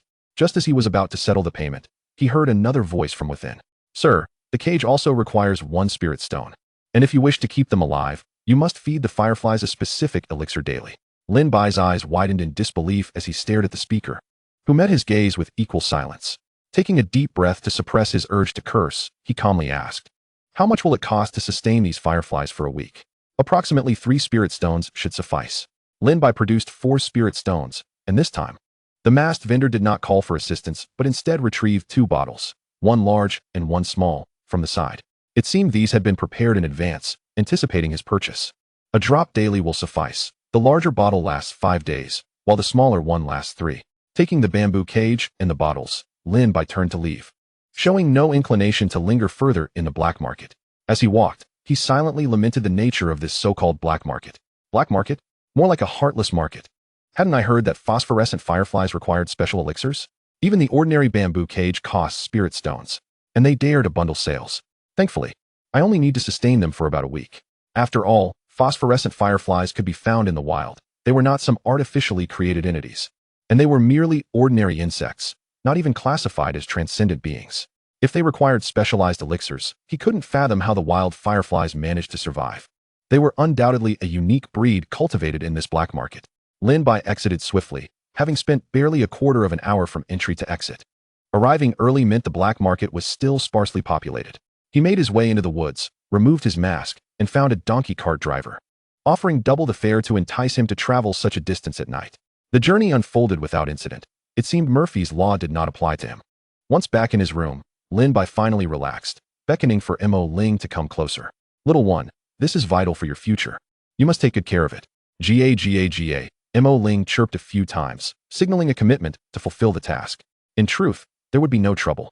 Lin Su's residence was situated within the confines of the Kindness Hall, making it highly improbable for anyone to attempt thievery. This was merely an added layer of security. Lin Bai still had to venture out once more to procure the necessary items. With an hour remaining before the evening market closed, he had ample time. The great summer treasure pavilion awaited. A resplendent edifice, reminiscent of the Tower of Babel, ascends skyward in a singular form, aptly named the Tower of Ascendance. This magnificent structure resembles a general store, brimming with a plethora of wares, including elixirs and weaponry, with its channels being the benevolent establishments of the Heart of Kindness Hall and the Hall of Heavenly Crafts. As for your inquiry about why these halls procure items themselves, the answer is quite simple. They are unattainable elsewhere. While low-tier universal elixirs may still be found, those of higher grade or with specific requirements often necessitate custom crafting. Take, for instance, the weighted blade in Lin Bai's grasp, which was a reward pledged by others to the alchemist Wang Qian in exchange for her services. Moreover, this Daxiao Treasure Pavilion demonstrates considerable acumen by implementing a membership system. Yet, Lin Bai's current intention is not to purchase finished elixirs or weapons, but rather to acquire some materials, which has brought him to this establishment. Upon entering the pavilion, he disregarded the dazzling array of goods surrounding him and directly approached the counter to specify his needs. Ink made from black cloud inkstone, ghostly stones, slender 100-year-old shadow wood, and a feather from a radiant bird. The attendant quickly calculated and smiled, stating, That will amount to 55 low-grade spirit stones. Would you like to apply for our basic guest card? A deposit of 100 spirit stones will grant you a 10% discount on future purchases and access to select exclusive items. Lin Bai shook his head, indicating he had no need for it, as the materials he was purchasing were rather modest, and he was nearly out of the 100 spirit stones given to him as pocket money by his grandmother. Noticing his disinterest in the membership, the attendant remained silent, accepted the spirit stones after verifying them, and summoned a worker to retrieve the items from the storeroom. The materials Lin Bai requested were numerous and varied, taking quite some time to gather. After inspecting each item meticulously and confirming their quality, he nodded in agreement to the transaction. It must be said that the service and quality of the Daxiao Treasure Pavilion are indeed exceptional, and they even included a finely crafted storage box as a complimentary gift. In contrast to a certain black market where one must pay for guides and packaging with bundled sales, this service was exceedingly pleasant. Having concluded his business, Lin Bai returned directly to his small courtyard, only to find that Lin Su had yet to return. However, she had mentioned the previous day that she would be assisting Master Jin Hua with alchemy for the next few days and would not be home. Lin Bai placed the materials he had purchased on the table, reflecting on how they were acquired with the last of his grandmother's pocket money. With the ink feather cradled in his hand, he spoke softly to it. "Little one, muster some spirit." The ink feather tilted its head in innocent perplexity, and upon seeing its bewildered expression, Lin Bai couldn't help but chuckle and gently pat his own cheek. How had he, at such a tender age, developed a tendency to nurture? However, necessity dictated his actions. The ink feather was still in its juvenile stage, its combat prowess feeble, and Lin Bai dared not let it stray from his sight, fearing it might be snatched away by a passing cultivator or fierce bird of prey, should it not evolve. Even if the ink feather were to mature into the Dark Raven King and attain the Transcendence realm, it would merely be a formidable competitor among its peers. Yet, in the world of demonic beasts, bloodline is of paramount importance. A high bloodline spirit beast at the Transcendence realm could even contend against those of lower bloodlines with ease. Of course, ordinary humans bond with spirit beasts of generally low bloodlines, as those of noble lineage are too proud to submit to mere mortals, and their soul attributes are beyond the capacity of an average person. But Lin Bai was different. He was a prodigy among prodigies, destined to face opponents of equal caliber, monstrous entities. As such, it was inconceivable for the ink feather, as his destined spirit beast, to remain forever in the Transcendence realm. Nevertheless, gazing into the ink feather's pure and innocent eyes, filled with a hint of confusion, Lin Bai felt his anxious urgency gradually subside. No wonder it is said that keeping pets can soothe the spirit. At this moment, he genuinely experienced this truth. He gently caressed the ink feather's smooth, cool plumage, murmuring to himself, "Take your time, there is no rush. I am but 15 years of age, and the pinnacle of the Transcendence realm has a lifespan of approximately 240 years. I have merely traversed 1/16 of that journey." Chapter 20. The Nurturing Grounds of Shadows. The next day, as the sun reached its zenith, Lin Bai leisurely rose from his bed. With all preparations in place, he now sought the nurturing grounds of shadows. The requirements for evolution explicitly state that one must be in a place where energy and resentment accumulate, such as a forsaken graveyard. The focus lies not in the graveyard itself, but in its unique atmospheric aura, laden with the grievances of countless souls who met untimely ends. One could only imagine the plight of those wretched souls, abandoned by even the corpse collectors in life and carelessly discarded after death. How could they not harbor immense resentment? With Lin Su absent, Lin Bai had no opportunity to consult his sister, yet he had another recourse. He decided to seek out his aunt, Wang Qian, for advice. After all, having lived in Yunmeng City for over 20 years, she must be familiar with such locations. If she too was unaware, Lin Bai would have no choice but to purchase information. Fortunately, when he found Wang Qian, she had yet to ignite her alchemical furnace and was instead meditating with incense. As Lin Bai stepped into the alchemical chamber, he was immediately assailed by a pungent aroma, prompting a fit of coughs. "Cough, cough. Auntie, this scent is rather overwhelming." Wang Qian glanced at him, nonchalantly replying, "It's a special incense from the Heart of Kindness Hall, worth at least 30 spirit stones." Lin Bai promptly stifled his coughing, beginning to appreciate the fragrance. It must be said, the incense worth 30 spirit stones indeed had a distinct quality. Upon closer inspection, its aroma was refreshing and invigorating, sharpening his senses with each inhalation. Realizing its benefits, Lin Bai exaggeratedly began to inhale deeply. Wang Qian couldn't help but chuckle at his antics. "If you enjoy it, I can give you some shortly." Lin Bai shook his head, fervently gesturing. "Auntie, I lack the patience to savor such fragrances. It would be far more practical for me to come here often and enjoy your incense." Wang Qian smiled slightly. "You little rascal, what brings you to seek me today?" Lin Bai grinned and leaned in closer. Isn't it because I miss you, Auntie? Spare me. You wouldn't come looking for me unless you had something on your mind. What could possibly bring you here without a purpose? However, Lin Bai did not immediately divulge his intentions, instead engaging in casual conversation with Wang Qian. After a considerable time, he finally revealed his true purpose. Auntie, I actually have a matter I would like to inquire about. Are there any forsaken graveyards or places with significant yin energy and resentment near Yunming City? I have a need for such locations. Upon hearing this question, Wang Qian recognized it as the reason for his visit and began to provide earnest guidance. Xiaobai, your sister must have mentioned the indigenous families of Yunming City to you, right? Among them is the Zhong family. Lin Bai nodded, acknowledging that he had heard of them. Yet he did not comprehend the connection between his objective and the Zhong family. Wang Qian continued her explanation. The Zhong family was originally part of a demonic sect 1,000 years ago. However, after the sect acted too recklessly, the court intervened and annihilated them, leading the Zhong family to flee to Yunming City, where they offered nearly all their wealth to spare the remaining clan members from punishment. Subsequently, one of the elder ancestors of the Zhong family, filled with remorse, decided to abandon the path of demons and integrate with the imperial court, striking a deal with the authorities of Yunming City.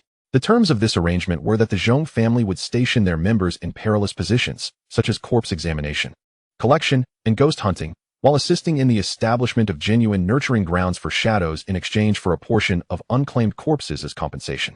Did this elder ancestor of the Zhong family succeed? Lin Bai asked, captivated by the tale. Wang Qian, her expression enigmatic, nodded. He succeeded, or rather, the Zhong family succeeded. In the first 100 years, no one believed in their endeavor. After 300 years, respect for the Zhong family began to blossom, and no one mentioned their demonic lineage again. A millennium later, even today, the Zhong family, though they remain low-key, are not to be underestimated. They command a modicum of respect even in the state capital of Yunzhou.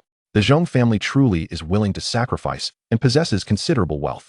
Lin Bai couldn't help but exclaim that while it was acceptable for the clan members to take on high-risk positions at the beginning of the transaction, after all, the Zhong family's expertise lay in exorcising spirits, which wasn't particularly perilous for them. The crux of the matter was the subsequent endeavor to assist Yunming County in establishing a genuine nurturing ground for yin energy.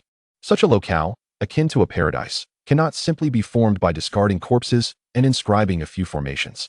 It necessitates a substantial investment of materials and continuous maintenance day and night. In simpler terms, it involves an extravagant expenditure, and not just momentarily but on a daily basis. Lin Bai surmised that Yunming City would only contribute a nominal fee, while the lion's share would undoubtedly fall upon the Zhong family. It was evident that the Zhong family was quite willing to invest. Moreover, 5 centuries ago, several other regional families had attempted to emulate this and pressured the Zhong family into relinquishing their formation diagrams. These families did not foresee that the Zhong family, at the time, was rather generous in allowing them to view the diagrams for a fee. Consequently, having acquired the knowledge to forge a nurturing ground for yin energy, they returned to their locales and signed contracts with the local authorities. However, they invariably found themselves weakened in less than a century due to the exorbitant costs associated with maintaining the nurturing grounds. They had aimed to emulate the tiger, but ended up resembling mere dogs. Lin Bai reflected on these families. After all, the Zhong family had once been a prominent clan with substantial business acumen and connections, whereas the other families lacked such advantages.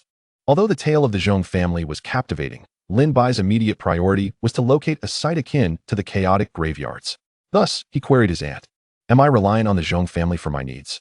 Indeed, after being pressured, the Zhong family had negotiated with the authorities of Yunming City to open the peripheral areas of the nurturing ground for public use, to benefit the citizens of Yunming County. Truly, they were a family that, despite having been annihilated, managed to adapt and thrive, swiftly adjusting their strategic direction. This effectively tied Yunming City's nurturing ground to the Zhong family. So, how much does the government charge? Lin Bai had already surmised that there would be additional costs involved. Wang Qian gestured with her hands to indicate size. A space roughly half the size of a room, coupled with a basic yin energy package, would cost around 1 spirit stone per day, sufficient to nurture 3 small ghostly corpses. Damn it, Lin Bai thought. The Zhong family and the Yunming City authorities are both unscrupulous in their dealings. Upon hearing the exorbitant price, he inwardly cursed. Fortunately, he only required it for 7 days. But other cultivators of yin veins and spirits often needed 3 to 5 years, making the expenses quite considerable, and this was merely the basic package. The problem was that Lin Bai had nearly exhausted the pocket money his grandmother had given him on materials, so he now sought Wang Qian's support. With this in mind, Lin Bai donned a smile. adopting a sycophantic demeanor towards Wang Qian. "Aunt, your little nephew requires a modest financial boost." "What? Didn't your mother give you some pocket money recently? Have you spent it all so soon?" Wang Qian was taken aback, as it had been only a few days since his return from his mother's house. Lin Bai smiled sheepishly. "It's all gone, you know, due to the material purchases." Upon hearing this, Wang Qian understood, for the path of a cultivator was indeed one where expenses flowed like water. "How much do you need?" "Just 10.90. That's not a large amount. You needn't look so forlorn." Seeing Wang Qian's confusion, Lin Bai quickly held up both hands. 10. One had to admit that alchemists were no different from money printers. Wang Qian's expression was one of disbelief, as if to say, "Are you pulling my leg?" Ultimately, Lin Bai left Wang Qian's alchemical chamber feeling quite satisfied, holding a small pouch in his hand. Now he lacked nothing. He could set off to the nurturing ground outside the city. Chapter 21. The Watcher of the Mountains. Lin Bai returned to his room, meticulously counting the ordinary materials required for his evolution, as well as the precious phosphorescent fireflies, ensuring everything was in order. He then packed several bottles of the fasting pills refined by Lin Su into his satchel. "All right, Mo Ling, we are ready to depart," he announced to the little creature perched on his shoulder. Just as he was about to step out the door, a thought struck him, prompting him to return. Although he had previously informed his sister, considering he would be away for several days, it was prudent to leave a note. He fetched paper and ink and succinctly wrote down his destination, expected duration, and departure time, placing it under a teacup in a conspicuous spot on the table. Done. Lin Bai felt that everything was now in place. With materials in hand, and Mo Ling accompanying him, he exited the room. The nurturing ground constructed by the Zhong family lay beyond the city, fortunately within 500 miles of Yunmeng City, allowing the spirit energy carriage to reach it. Xianyin Cave. Lin Bai murmured, contemplating the name. This cave served as the nurturing ground for Yin energy in Yunmeng City, resembling a mountain range. With a lake atop it said to harbor a significant accumulation of Yin energy, the city had designated the area at the base of the mountain, where the ethereal Yin energy wafted for rental purposes. When Lin Bai arrived, he noticed the area was sparsely populated. The distant mountains loomed ominously under the sunlight, resembling a giant beast lying in wait. There was no howling of Yin winds. Instead, a profound silence enveloped the surroundings. It is worth noting that Lin Bai had arrived in the afternoon, with the sun still blazing brightly, yet as he approached the mountain area, he increasingly sensed a chill in the air, unusual even for his physique at the transcendent stage. Even Mo Ling, who typically thrived in dense Yin energy, nestled in his embrace seeking warmth. Lin Bai had no choice but to tuck it into his inner garment. Fortunately, Mo Ling was still in its juvenile stage, smaller than the palm of his hand, so accommodating it was no trouble.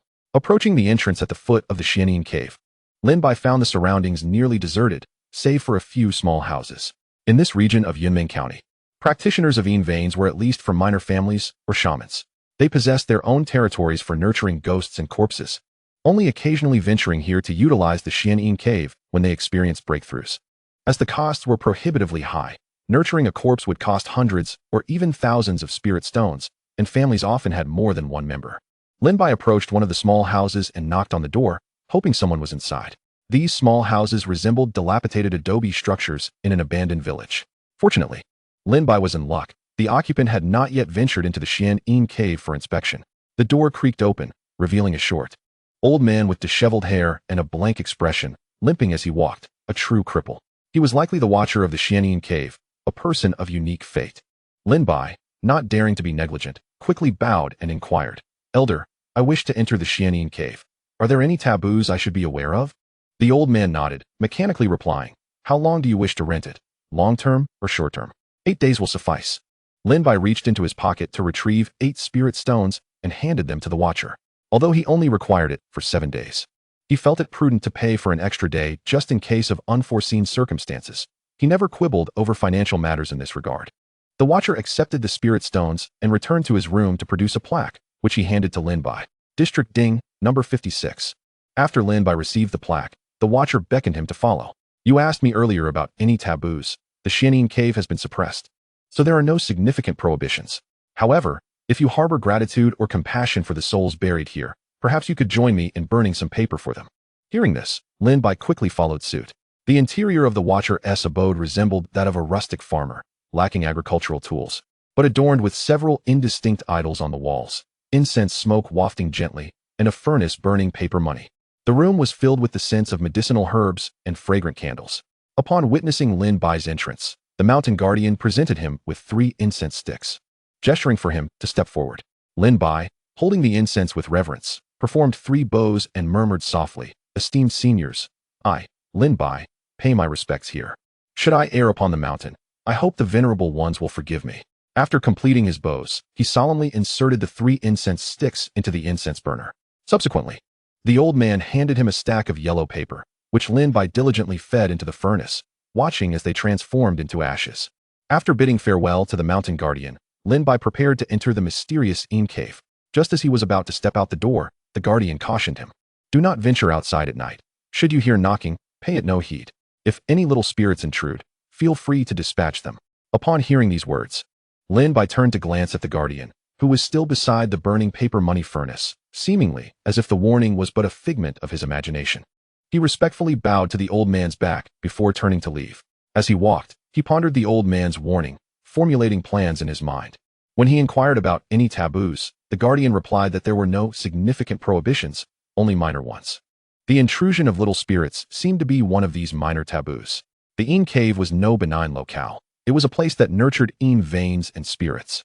Even an ostensibly auspicious land could harbor malevolent beasts, let alone a site formed from the accumulation of countless corpses, a place of great misfortune. This was still at the foot of the mountain. Who knew what peculiarities awaited him deeper within? However, could he indeed take action? A faint smile of disdain crossed Lin Bai's face. Even without the old man's warning, he would show no mercy to any intruder.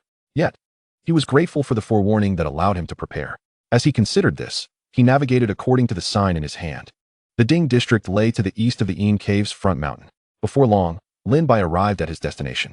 He meticulously observed the area, noting that although the houses in the Ding district were complexly arranged, they followed a discernible pattern, likely marking the nodes of a formation from the foot of the mountain. Lin Bai soon located his designated room 56. The house was rather small, devoid of windows, with only a small wooden door, while the walls were constructed of a peculiar black stone that felt icy to the touch. After surveying the place, he entered the room. Inside, a luminous night stone provided light, and there was a notch in the wall for placing a sign to activate the room. Lin Bai also discovered traces of previous rituals on the floor, remnants that had mostly been cleaned but still bore evidence of prior use. He could only wonder what the previous occupant had utilized them for. To prevent any residual effects from interfering with Mo Ling's evolution, Lin Bai meticulously cleaned the area again, relieved that the small size of the room allowed him to finish swiftly. At that moment, Mo Ling peeked out from Lin Bai's inner garment, curiously regarding its master, as if inquiring whether they had arrived at their destination. Lin Bai chuckled softly. "Indeed, little one, we have arrived, and soon your abilities will be enhanced. Do your best."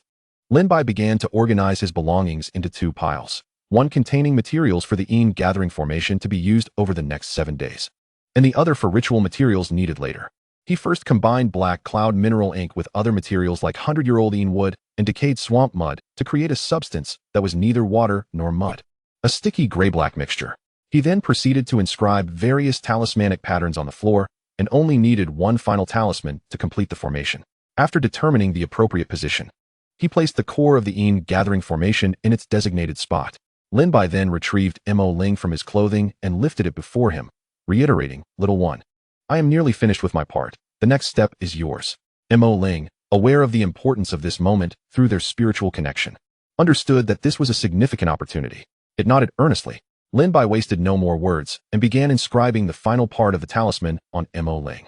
The gathering formation served as a data line, while Mo Ling represented the device, facilitating the energy transfer. With everything in place, Lin Bai took a deep breath, ensuring the door was securely locked before placing the wooden sign in the notch. A hum resonated as the formation beneath the house activated, and Lin Bai sensed a new, chilling energy permeating the room. Without delay, he seized 7 phosphorescent fireflies from a nearby basket and fed them to Mo Ling, guiding it into the center of the formation he had drawn. The evolution was about to commence. Chapter 22. The Black Mud Monster. The principle of this evolution formation relied on accumulating sufficient energy within Mo Ling's body. However, a crucial distinction existed. Mo Ling thrived in places rich in energy, but directly subjecting it to an influx of energy could be perilous. This was akin to certain insects thriving near volcanic craters. If one were to cast them directly into lava, they would be incinerated in an instant. Thus, the essence of the gathering formation lay in guidance rather than inundation, allowing pure energy to flow gently and steadily into Mo Ling's body, avoiding a deluge. The phosphorescent fireflies provided an additional safeguard. Their unique properties transformed within Mo Ling into a gentle warmth, protecting its vital pathways from the corrosive effects of the Yin energy. Otherwise, even the most gradual and pure Yin energy introduced directly into its body would be akin to courting death. With all preparations complete, Lin Bai inhaled deeply, watching as Mo Ling took flight into the center of the formation. The formation sensed the talismans on Mo Ling, activating them instantly. Lin Bai clearly perceived the cold, Yin-laden aura in the room beginning to converge towards the ground, flowing along the intricate formation lines. The ground formation responded to the talismans on Mo Ling, and the diagram on the floor began to writhe, completing the final pentagram talisman. This talisman was one with the talisman on Mo Ling, allowing the formation to transport Yin energy to it while Mo Ling absorbed it in return. Success! Lin Bai's spirit soared. At that moment, he needed no deliberate focus. For with his naked eye, he could see a faint gray thread of Yin energy steadily connecting the formation and Mo Ling. As the pure Yin energy continued to flow in, Mo Ling's body trembled noticeably, conveying a strong sense of discomfort. Lin Bai sensed this instantly through their spiritual connection and quickly reassured it with his thoughts. Fear not, little one, just endure a little longer, it will soon pass. Mo Ling, being a highly intelligent dark crow spirit with 3 attributes, understood the significance of this ritual for its bloodline evolution. It resolutely bore the pain without fussing or crying out. For spirit beasts, the prospect of evolving their bloodline was worth the sacrifice of life itself, let alone a mere discomfort. Fortunately, the phosphorescent fireflies that Lin Bai had just fed began to take effect. As time passed, the medicinal properties of the fireflies began to counterbalance the Yin energy within Mo Ling, enveloping its body in a warm current. Through the dark crow pattern in his sea of consciousness, Lin Bai could sense that Mo Ling's discomfort had lessened significantly. The first step had finally been successfully completed. Now, it would be a matter of 7 days of painstaking effort. Lin Bai dared not be negligent. Settling into a cross-legged position on the floor as he adjusted his breath while closely monitoring the operation of the formation, Mo Ling, accumulating Yin energy within its body, sat in tranquil meditation, both of them enveloped in an extraordinary state of calm. In this rare moment of tranquility, a solitary figure and a beast basked in their shared experience. However, it was unfortunate that this was a rite of evolution rather than a leisurely retreat. Both Lin Bai and Mo Ling remained taut with tension, not a trace of relaxation to be found. Over the ensuing 2 days, Lin Bai diligently fed Mo Ling phosphorescent insects at regular intervals.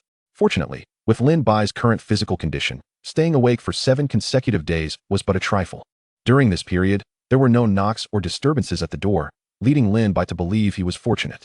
On the evening of the 3rd day, while seated in contemplation, Lin Bai utilized the psychic link with Mo Ling to sense the accumulation of Yin energy within it and to assess its physical condition.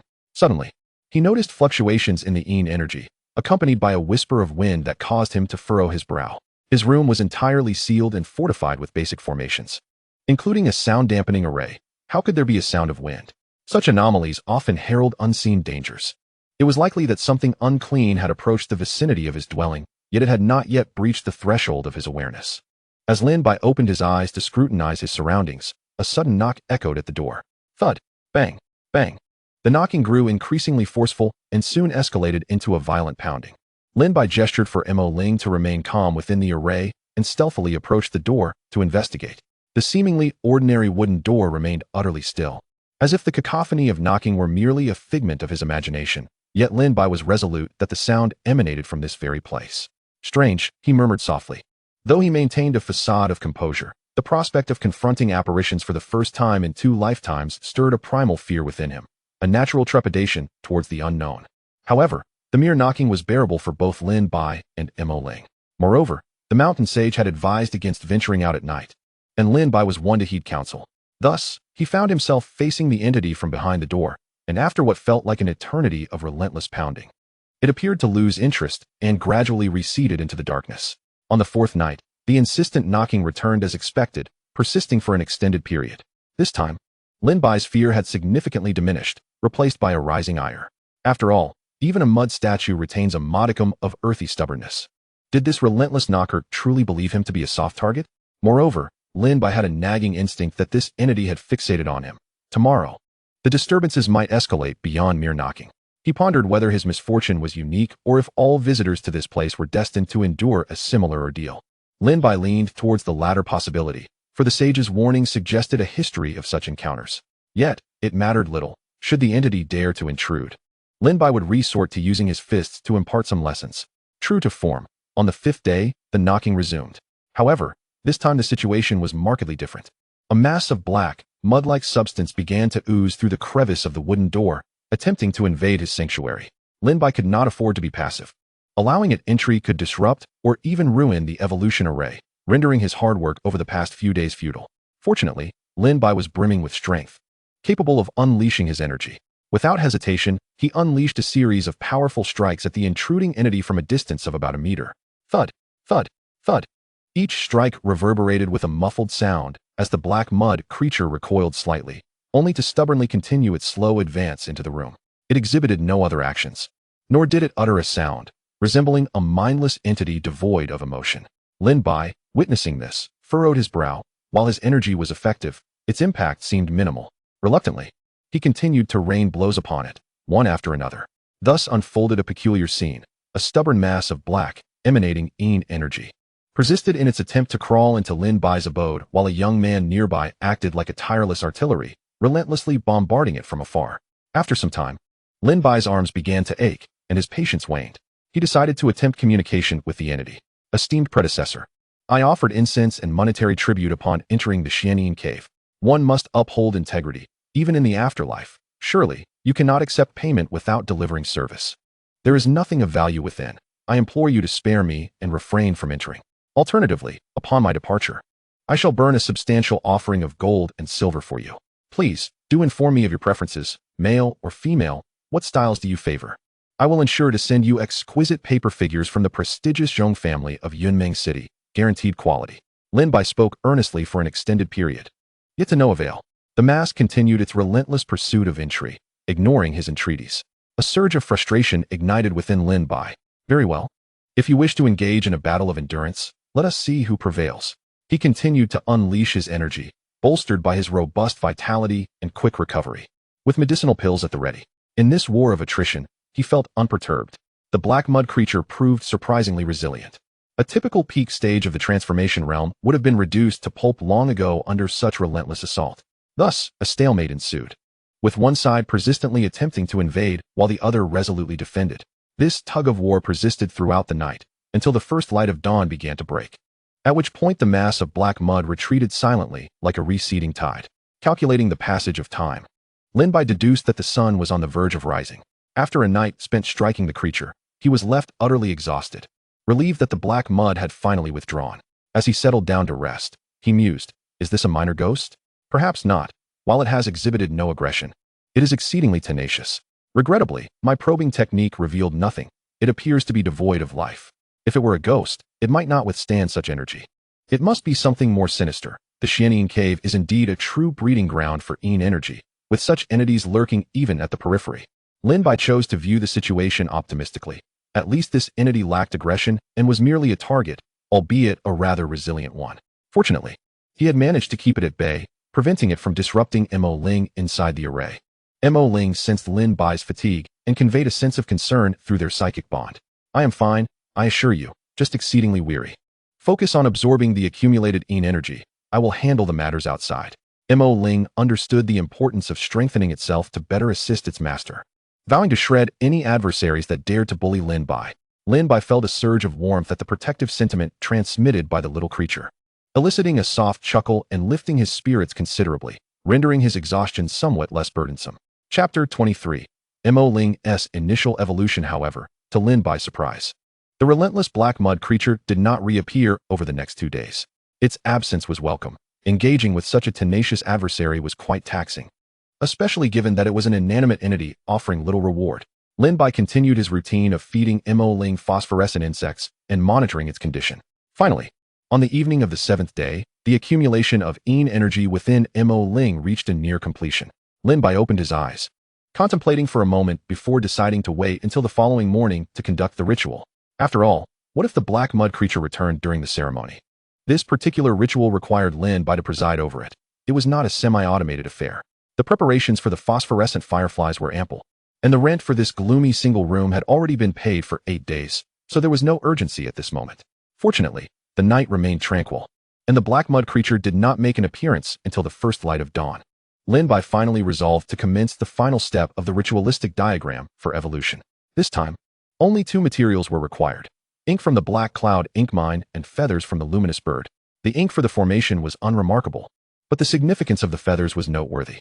What, then, is the luminous bird? It is, in fact, a transformed cock, evolved into an extraordinary beast of the ethereal realm.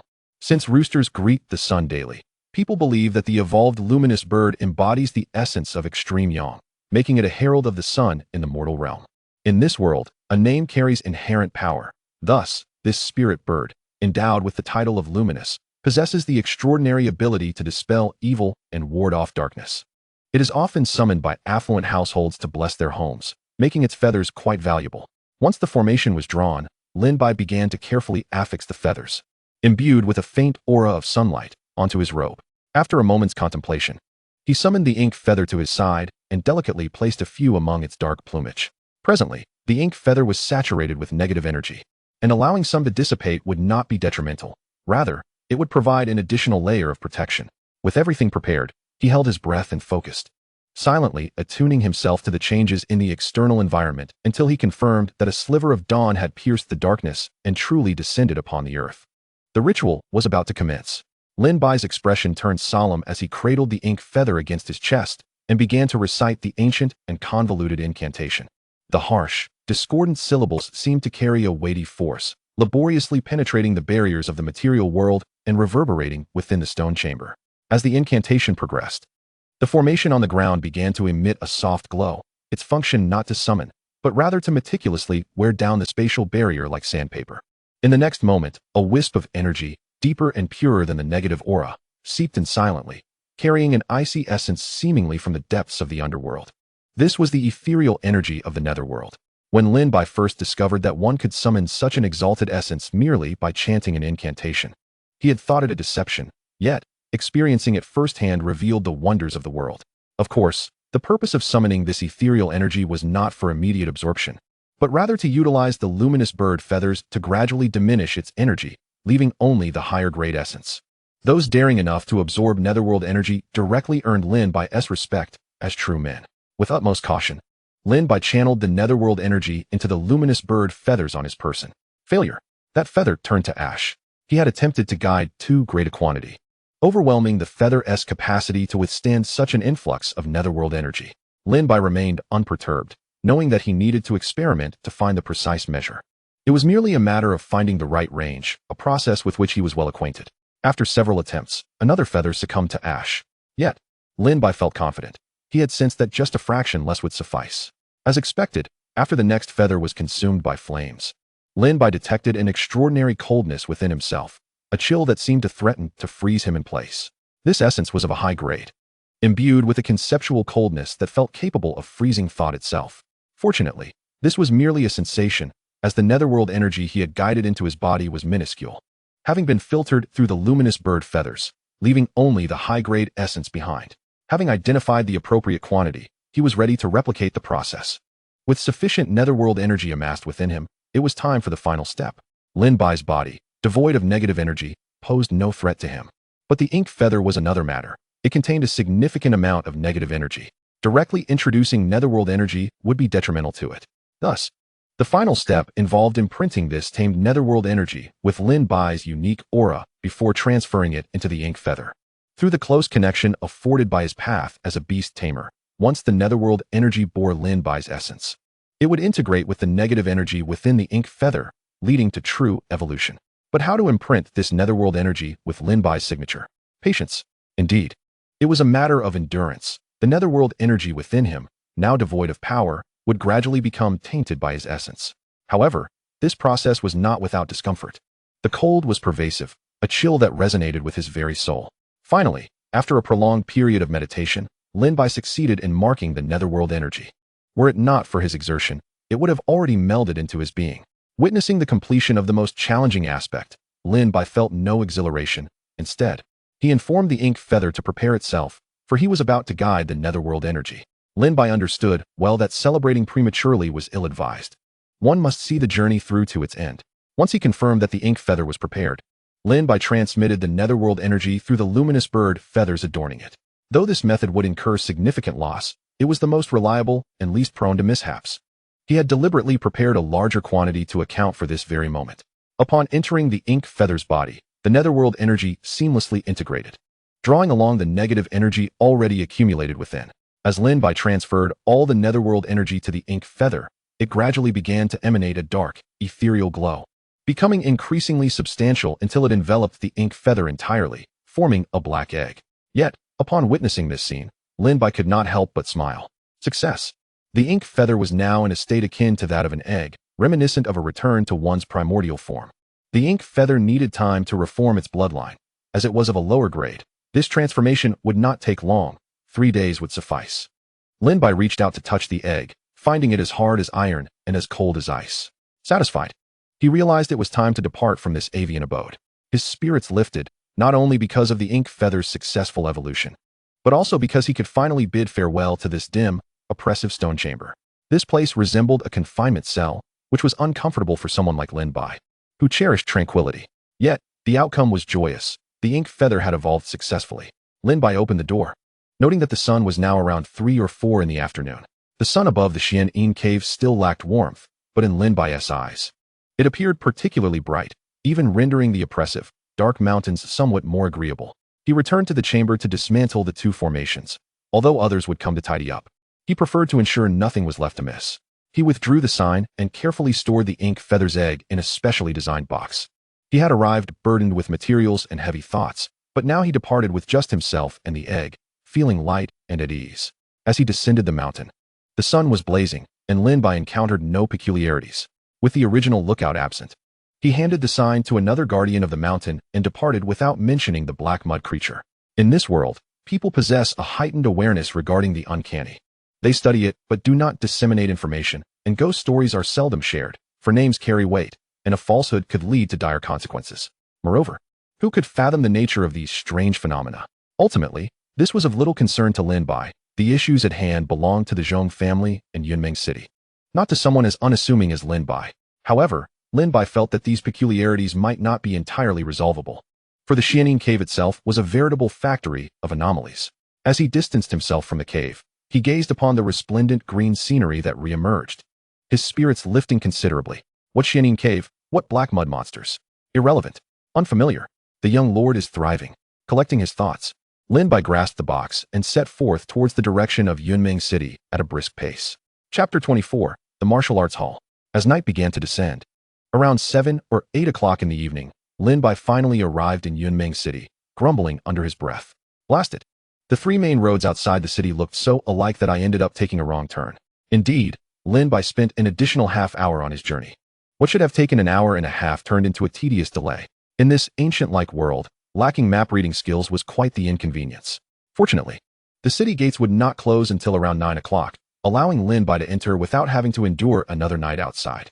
Upon returning to the small courtyard of the Kindness Hall, Lin Bai was pleasantly surprised to find Lin Su sitting there, having returned. "Sister, I'm back," Lin Bai exclaimed. Lin Su raised an eyebrow upon seeing him. "How did it go outside? Nothing untoward, I hope?" Noticing Lin Su's inquiry about his circumstances, Lin Bai immediately began to embellish his tale. He spoke of divine assistance and colorful celebrations that greeted his achievements. However, after receiving a light rap on the head from Lin Su, he had no choice but to recount the events more truthfully, omitting the embellishments. Lin Su extracted the key information. "So, it seems that the Mo Ling has successfully evolved." "Indeed," Lin Bai said as he presented the Mo Ling egg from the box for her to see. "Oh, but let us set that aside for now, sister.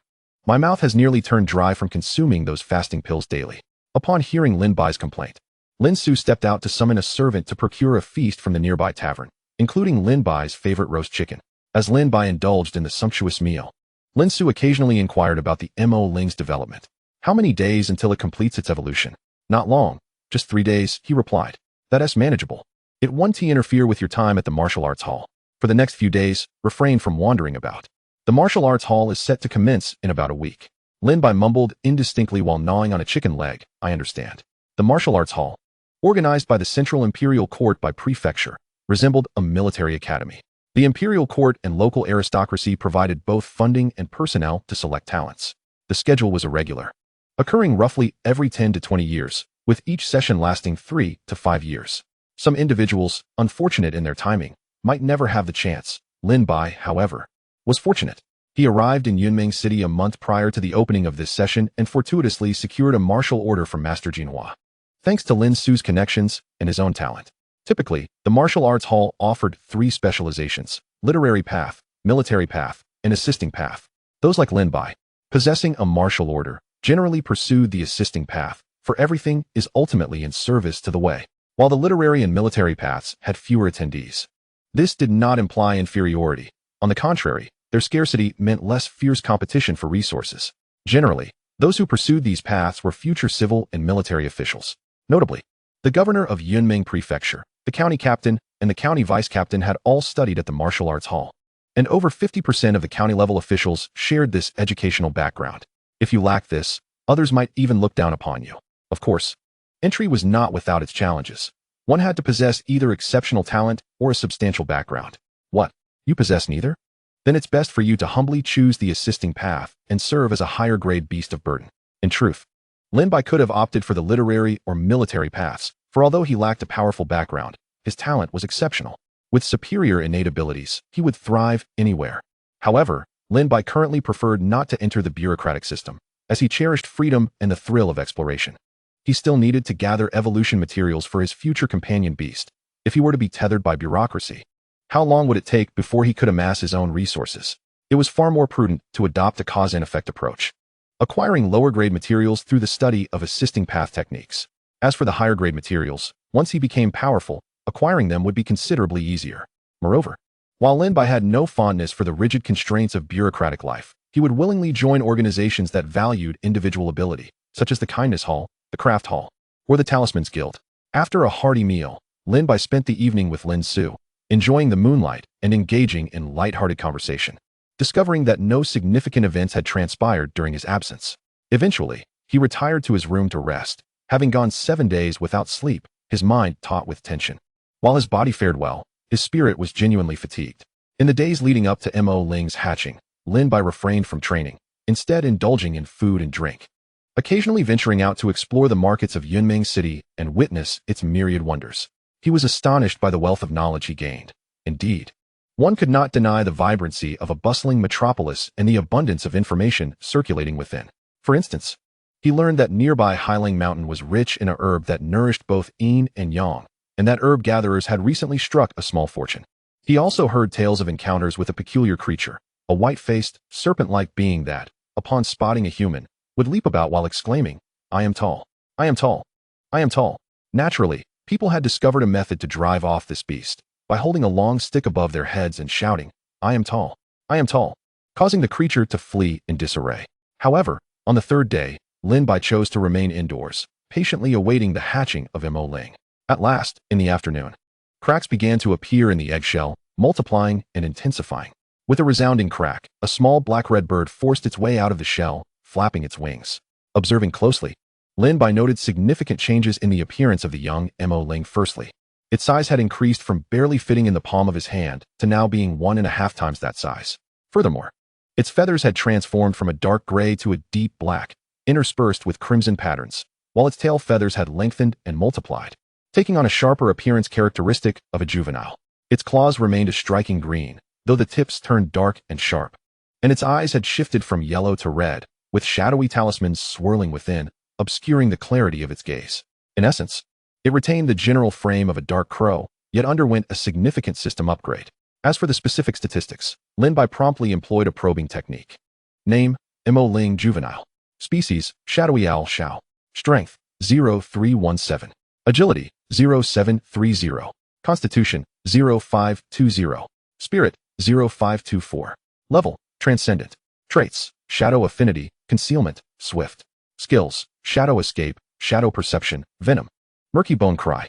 Evaluation. Potential stock begins to yield returns. Continue to invest. Not bad, not bad. Not only had the 4 core attributes strengthened, but the species had also evolved, enhancing its potential. Currently, Mo Ling was merely in its juvenile phase. It would undergo further growth stages and maturation, at which point its attributes would elevate even more. Although it was slightly disappointing that no new traits had emerged, the addition of a new skill and the evolution of another skill were certainly welcome developments. Originally, the shadow melding ability was a stealth skill, allowing one to remain concealed within the shadows. It has now evolved into shadow evasion, enhancing its original effects and adding the ability to traverse through shadows, slipping through gaps like door cracks or window seams, with a maximum distance of approximately 3 zhong, or 10 meters, usable once every 5 minutes. The newly introduced Murky Bone Cry is a control skill that disrupts the enemy's mind and strength through specialized sound waves, effective both singularly and in groups, proving to be quite practical. The other two skills have not undergone a qualitative change, yet their effects and range have significantly increased. Lin Bai also noticed that Mo Ling's gaze had become more animated, with the information conveyed through their spiritual connection growing increasingly clear. Observing the dramatically transformed Mo Ling, both in appearance and power, Lin Bai felt a deep sense of satisfaction. After emerging, Mo Ling shook its head, soaring in circles around Lin Bai as if to share its newfound prowess and beauty. After watching Mo Ling complete several laps, Lin Bai halted it with a hand, showering it with praise. So beautiful, beautiful. Our Mo Ling is the most stunning and formidable. Gaga. Is that so? Then I shall wait for little Mo Ling to protect me. At that moment, Lin Bai's innate talent also manifested. Agility, 115-30, 145. Lin Bai was also growing, hence the 115. He further discovered that the emblem of Mo Ling in his sea of consciousness had transformed from its original dark crow design to its current appearance. Nonetheless, it remained endearingly charming. Witnessing this, Lin Bai's smile broadened. What a relief. Seizing the moment of good spirits, Lin Bai decided to investigate the requirements for Mo Ling's next stage of evolution. However, his smile faltered. There was both good news and bad news. The good news was that this time, the necessary materials did not include any controlled substances. The bad news was that the required materials would demand a considerable sum of money and might not even be available for purchase. To break free from the cocoon, you must inform your father about the essence of the Jisoo beast and the Yin-faced fox soul pearl. This time, only 2 materials are needed, the essence of the Jisoo beast and the Yin-faced fox soul pearl. But could Lin Bai, in his current state, acquire these materials? The Jisoo beast, a descendant of the divine beast Bai Zhe, the Yin-faced fox, upon reaching maturity, attains an extraordinary realm, and it is not uncommon for those with a powerful lineage to enter the rebirth stage. Lin Bai slapped his face to regain composure.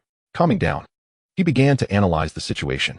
Even if the Yin-faced fox was at the extraordinary realm, it could still be found under the Great Summer Treasure Building with a bit of financial investment. Lin Bai trembled, silently comforting himself. However, the Jisoo beast was a distant thought. Even a mere essence, not to mention blood or soul, seemed beyond his reach.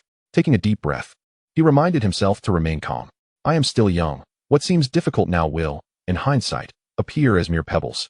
Meanwhile, Mo Ling, sensing Lin Bai's fluctuating emotions through their spiritual connection, noticed his anxiety but was unaware of the reasons behind it. It nuzzled against Lin Bai, attempting to comfort him through their bond. Mo Ling knew nothing of the troubles. It simply wished for Lin Bai's happiness. Observing Mo Ling, Lin Bai's anxious thoughts gradually subsided. Indeed, anxiety was futile. The only path forward was to enhance one's strength and patiently await destiny. Exhaling softly, he turned to Mo Ling and said, "Thank you, little one." Gaga. Moments ago, Lin Bai had nearly succumbed to the early stages of a mental affliction due to excessive worry, known as cognitive obstruction. What is cognitive obstruction? It is a psychological barrier formed from personal limitations or obsessions. Fortunately, Lin Bai had reacted promptly, becoming his own mental guide, aided by Mo Ling's presence, which helped dissolve this fixation. Such cognitive obstructions are remarkably common on the path of cultivation. Some individuals even develop similar obsessions from a mere glance from another. Lin Bai's current obstruction concerned Mo Ling and himself. Mo Ling's evolution was not solely for its empowerment, but also pivotal to Lin Bai's own path in the future. Upon contracting with a spirit beast, a beast master can acquire the traits of that beast, and eventually, may even gain access to its innate divine abilities. Whether ordinary bloodline beasts possess innate divine abilities is uncertain. Thus, Lin Bai's experience of cognitive obstruction regarding his cultivation path was entirely normal. With the mental not resolved and Mo Ling's rebirth coinciding, it was indeed a double blessing. Lin Bai promptly decided to take Mo Ling out for a celebratory feast, as he had yet to properly savor the local delicacies since arriving in Yunmeng City. Naturally, he would await Lin Su's return from work to join them. Little Ling, I will take you out for a grand meal shortly. Mo Ling's small head remained somewhat perplexed, but seeing its master's uplifted mood rendered everything else inconsequential. It joyfully chimed in with Lin Bai. That evening, as Lin Su returned to the courtyard, she found Lin Bai and Mo Ling eagerly awaiting her arrival. Mo Ling has completed its evolution? Indeed, Lin Bai replied, sharing his intention to dine out to celebrate. You wish to treat me to a restaurant? Precisely, dear sister. Lin Su nodded in understanding. Then please wait while I prepare. After Lin Bai explained the situation, Lin Su consented but needed a moment to get ready. Chapter 25, Dining Out Experiences. Fortunately, Lin Su was not one for elaborate makeup. She merely changed into a suitable outfit and applied a light touch of powder before stepping out. Lin Bai instantly perked up, leaping to his feet and signaling Lin Su and Mo Ling with a flourish. Sister, little Ling, let us depart. Gaga, Mo Ling enthusiastically echoed, and Lin Su smiled in agreement. Thus, Lin Bai, accompanied by Lin Su and Mo Ling, set off with great enthusiasm. Regrettably, their journey was cut short as Lin Bai soon realized he was unfamiliar with the roads. He feigned calmness, looking left and right, attempting to find a sense of direction among the unfamiliar street scenes. Observing his predicament, Lin Su could not help but stifle a laugh, then gently patted his head in exasperation. How can one invite others to dine without knowing the way? Hearing this, Lin Bai's face flushed with embarrassment. I do know. The Drunken Fragrance building is near our market. Oh, then lead the way. Lin Bai promptly fell silent, casting a glance that pleaded for mercy, silently imploring Lin Su to spare him from further embarrassment. Unfortunately, Lin Su remained unmoved, her expression unwavering. With no other option, Lin Bai surrendered. All right, sister. I confess I don't know the way. Please don't make it harder for me. Satisfied with his admission, Lin Su waved her hand, signaling him to follow. Lin Bai pretended to sulk as he trailed behind her. However, he could not maintain the facade for long, as Lin Su knew him too well and had no intention of indulging his whims. Lin Bai seldom ventured out to explore the night market, having a somewhat reclusive nature in both his previous and current lives. Previously, it was due to gaming and work. Now, it was because of his focus on enhancing his abilities. Nevertheless, he relished the life he led, both in his past and present. Alas, both lives had been plagued by financial concerns. Spirit stones. Oh, spirit stones, how they vex. The market in Yunming City exceeded his expectations. At night, the atmosphere was even more vibrant, with vendors lining the streets, hawking wares that aided cultivation. Delicacies such as flying wontons, tranquil lotus seed soup, and mirror-breaking date cakes filled the air with enticing aromas. Let us take the example of the calming lotus seed soup. As two individuals and a bird passed by, they overheard the proprietor extolling its virtues as an effective remedy against heart demons. The audacity of this vendor is truly remarkable. Does he not fear the repercussions of such bold claims? If this concoction genuinely possessed the power to ward off heart demons, he ought to be respectfully invited to the grandest establishment in the state. However, one must consider the adage, you get what you pay for. Those who come here to purchase it are likely seeking mere amusement.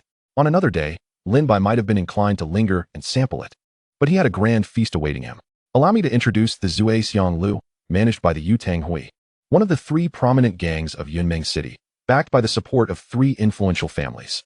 The branches of Zui Xiang Lu are scattered throughout Yunming City, with the main establishment resembling an exclusive dining venue, accessible only to the true luminaries of the city. The Zui Xiang Lu they were heading to was situated in the marketplace, not quite on par with the main branch, yet still offering extraordinary culinary delights.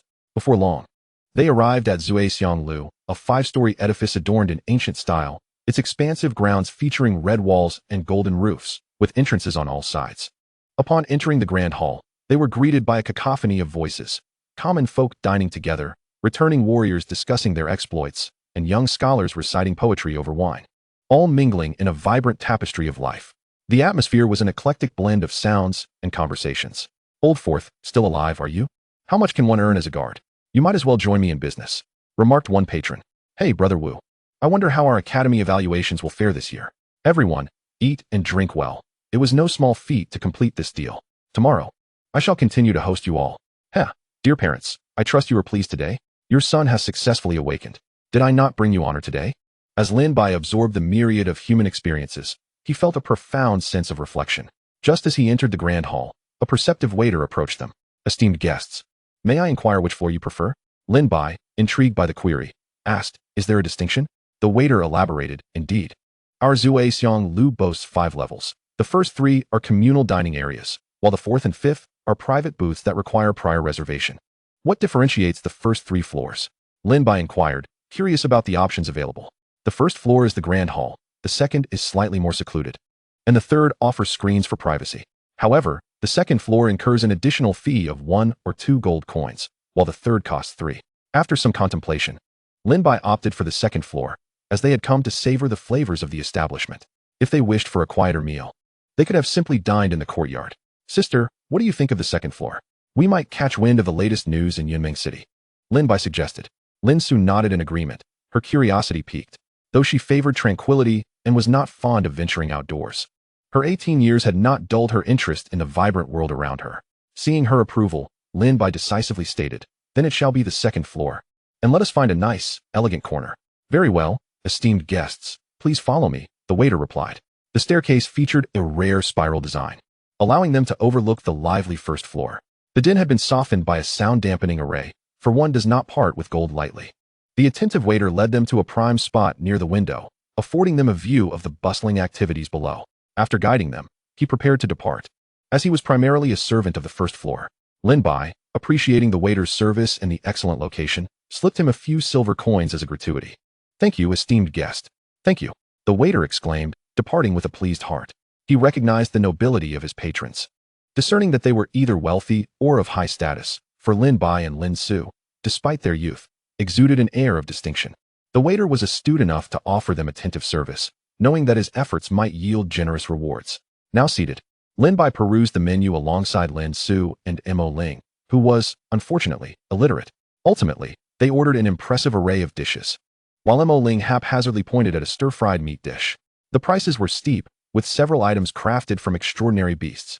Yet Lin Bai had come to a realization. Money is but a transient entity, and spending it wisely on nourishing oneself is not frivolous. After summoning a server from the second floor to present their meal, Lin Bai began to wait. At that moment, Lin Su seemed to notice something peculiar and fixated her gaze upon Lin Bai's face. Feeling slightly unsettled by her attention, Lin Bai inquired, Sister, is there something on my face? Why do you keep staring at me? It's nothing. I merely sense that you are different today, she replied.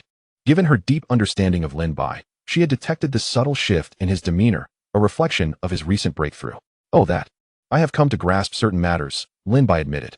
At this revelation, Lin Su's curiosity intensified, leading her to silently question him with her lips. The insight barrier? Lin Bai nodded in affirmation.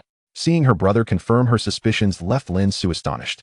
It is common for practitioners to encounter such barriers over time, and Lin Su herself had faced multiple. However, the knowledge of possessing such a barrier is of little consequence.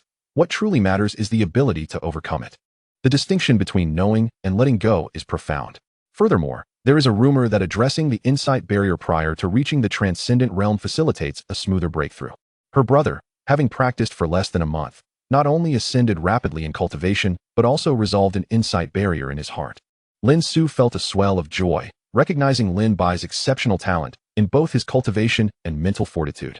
Many advance swiftly yet falter at the first sign of adversity. Lin Su also sensed that her own mental block was on the verge of resolution, filling her with even greater happiness. After discerning the reason behind Lin Bai's transformation, she opted not to probe further, but skillfully shifted the conversation to his upcoming days at the martial academy. The Zhuai Lu served their dishes with remarkable speed, as Lin Bai and Lin Su dined and conversed, occasionally feeding tidbits of meat to Mo Ling. Just as they were nearing the midpoint of their meal, a significant commotion erupted from the hall below, accompanied by raised voices. Lin Bai, intrigued, turned to look down and witnessed two factions in a standoff. One group comprised the guards of Zhuai Lu, while the other, clad in black brocade adorned with embroidered eagles, belonged to the Xuanshan Hall. A blue-clad manager in his 40s, his expression darkened, addressed the leader of the opposing group. Zhao Sanho, what is the meaning of this? Are you from Xuanshan Hall declaring war on our Yutanghui? Zhao Sanho, the leader on the opposite side, disregarded the blue-clad steward. Upon noticing the curious gazes from the first and second floors, he clasped his hands in a gesture of camaraderie and proclaimed loudly, Esteemed guests, I sincerely apologize for intruding upon your refined enjoyment today. It is with great reluctance that I, Zhao Sanho, come forth. For the establishment of Drunken Fragrance Pavilion is envious of my Mountain Patrol Hall's business and has cruelly caused the demise of my esteemed chef at Sanjin Lu. I seek naught but justice. The blue-clad steward on the other side let out a derisive laugh and retorted loudly, Guests, do you truly believe this Sanjin Lu is worthy of your attention? Who among you does not know that here in Yunmeng City, our Drunken Fragrance Pavilion reigns supreme? What is Sanjin Lu, that we should harbor jealousy towards it? This monkey over there is merely performing a farce, spouting baseless accusations. Oh, am I spouting baseless accusations? Dare you stand against me? Zhao Senho challenged. What is there to fear? Lin Bai, seated upstairs, relished the unfolding drama while enjoying his meal. He mused. To dine and be treated to a theatrical performance. What a delightful bargain. Having spent his days at the kindness hall, he had not encountered anyone foolish enough to seek trouble with him, thus finding this spectacle quite intriguing. The two factions exchanged sharp words, neither gaining the upper hand. Moments later, another group arrived, led by the Yutong Association's enforcers, having been summoned. Just as Lin Bai's excitement peaked, anticipating a potential brawl, Zhao Sanho abruptly shifted his tone. What kind of brave man bullies the weak? We shall take our leave. With that, he gathered his men and retreated swiftly. While the Yutong members did not intervene, Lin Bai was taken aback. It was as if the climax of a drama had arrived only for it to be abruptly concluded. His anticipation of witnessing a gang conflict had been dashed. Have you discerned anything? Lin Su inquired gracefully, continuing to enjoy her meal. Reflecting on the earlier scene, Lin Bai pondered. Zhao Sanho clearly does not wish to engage with the drunken fragrance pavilion, as evidenced by his retreat following the arrival of the Yutong Association. But why does he come if he does not intend to fight? Do you recall our discussion regarding the distribution of power upon arriving in Yunming City? Lin Su responded with a probing question rather than a direct answer. After a moment of contemplation, Lin Bai seemed to grasp the implication. Sister, are you referring to the three prominent families and the local clans? Well done. Recently, the Lu family of the three prominent families has faced a significant loss of power, making the local Zhong family quite covetous of their spectral inheritance. However, they must also be wary of the Lu family's main branch residing in Yunzhou. Hence, they cannot boldly seize the inheritance. Instead, they must cautiously probe, seeking to claim at least a portion. For the Zhong family invests considerable resources annually to maintain their spectral grounds. Furthermore, other local families are eager to partake in the spoils, thus joining the fray. Tensions between the three prominent families and the local clans have escalated sharply, making a confrontation inevitable. With Lin Su's additional insights, Lin Bai ventured to respond. The ongoing power struggles above are compelling the Mountain Patrol Hall and Yutong Association to involve themselves, is that correct? Indeed. The conflicts at the top will inevitably seep down to the lower ranks. However, those below possess their own aspirations and do not wish to be mere cannon fodder. Hence the emergence of such scenarios. Lin Bai interjected. So, it becomes clear, in this world, where there are people, there are interests. Where there are interests, there are conflicts. Everyone is vying for their share. Chapter 26, On the Carriage. In the days following his return from the Drunken Fragrance Pavilion, Lin Bai prepared for his imminent journey to the martial arts hall. He practiced diligently, while also spending time with Lin Su and Wang Qian, primarily because his supply of bear heart powder had been exhausted. He sought to forage for more in these two locations and planned to consume the extraordinary beast meat he had promised his grandmother. The extraordinary beast meat was quite palatable, though it did not significantly enhance his physique. However, it was beneficial for Mo Ling. On the morning of his departure, both Lin Su and Wang Qian came to bid him farewell. The autumn air in Yunming City had deepened, and as dawn broke, a thin mist enveloped the surroundings. While vendors began to hawk breakfast, Lin Bai, holding a local delicacy known as Yunming Gua, a type of rice cake filled with nuts, mournfully expressed, Sister, Annie, we have been waiting so long. Why has the carriage from the martial arts hall still not arrived? Lin Su and Wang Qian, accustomed to his whimsical nature, chose to ignore his complaints. Lin Bai grew increasingly frustrated, resorting to consuming more food to soothe his wounded spirit. At that moment, Lin Su's jade token began to emit a faint glow. Turning to Lin Bai, who was still battling his breakfast, she urged, hurry and eat. The escort carriage is nearby and is currently picking up others. It will be here for you shortly. Upon hearing this, Lin Bai immediately entered a frenzy of chewing. Swiftly finishing his meal, he stood up to check his belongings, a heavy blade, a small Mo Ling, and 10 bags of bear heart powder he had foraged from Lin Su and Wang Qian. Once those 10 bags were depleted, he would be nearly ready to depart. Suddenly, a carriage appeared silently before them, akin to a phantom. Lin Bai's gaze sharpened. This carriage was undoubtedly inscribed with a high-level formation, capable of concealing its presence and subtly diminishing its visibility among the crowd. Truly, the martial arts hall was impressive, startling Lin Bai upon their very first encounter. Taking the jade token from Lin Su, he approached to verify his identity before boarding. He bid farewell to Lin Su and Wang Qian, both of whom were far from delicate and merely advised him to take care of himself. Nodding in acknowledgement, Lin Bai grasped his package and advanced. As he drew closer, he realized that the carriage was drawn by a black-scaled dragon horse, a superior breed to the black-horned horse.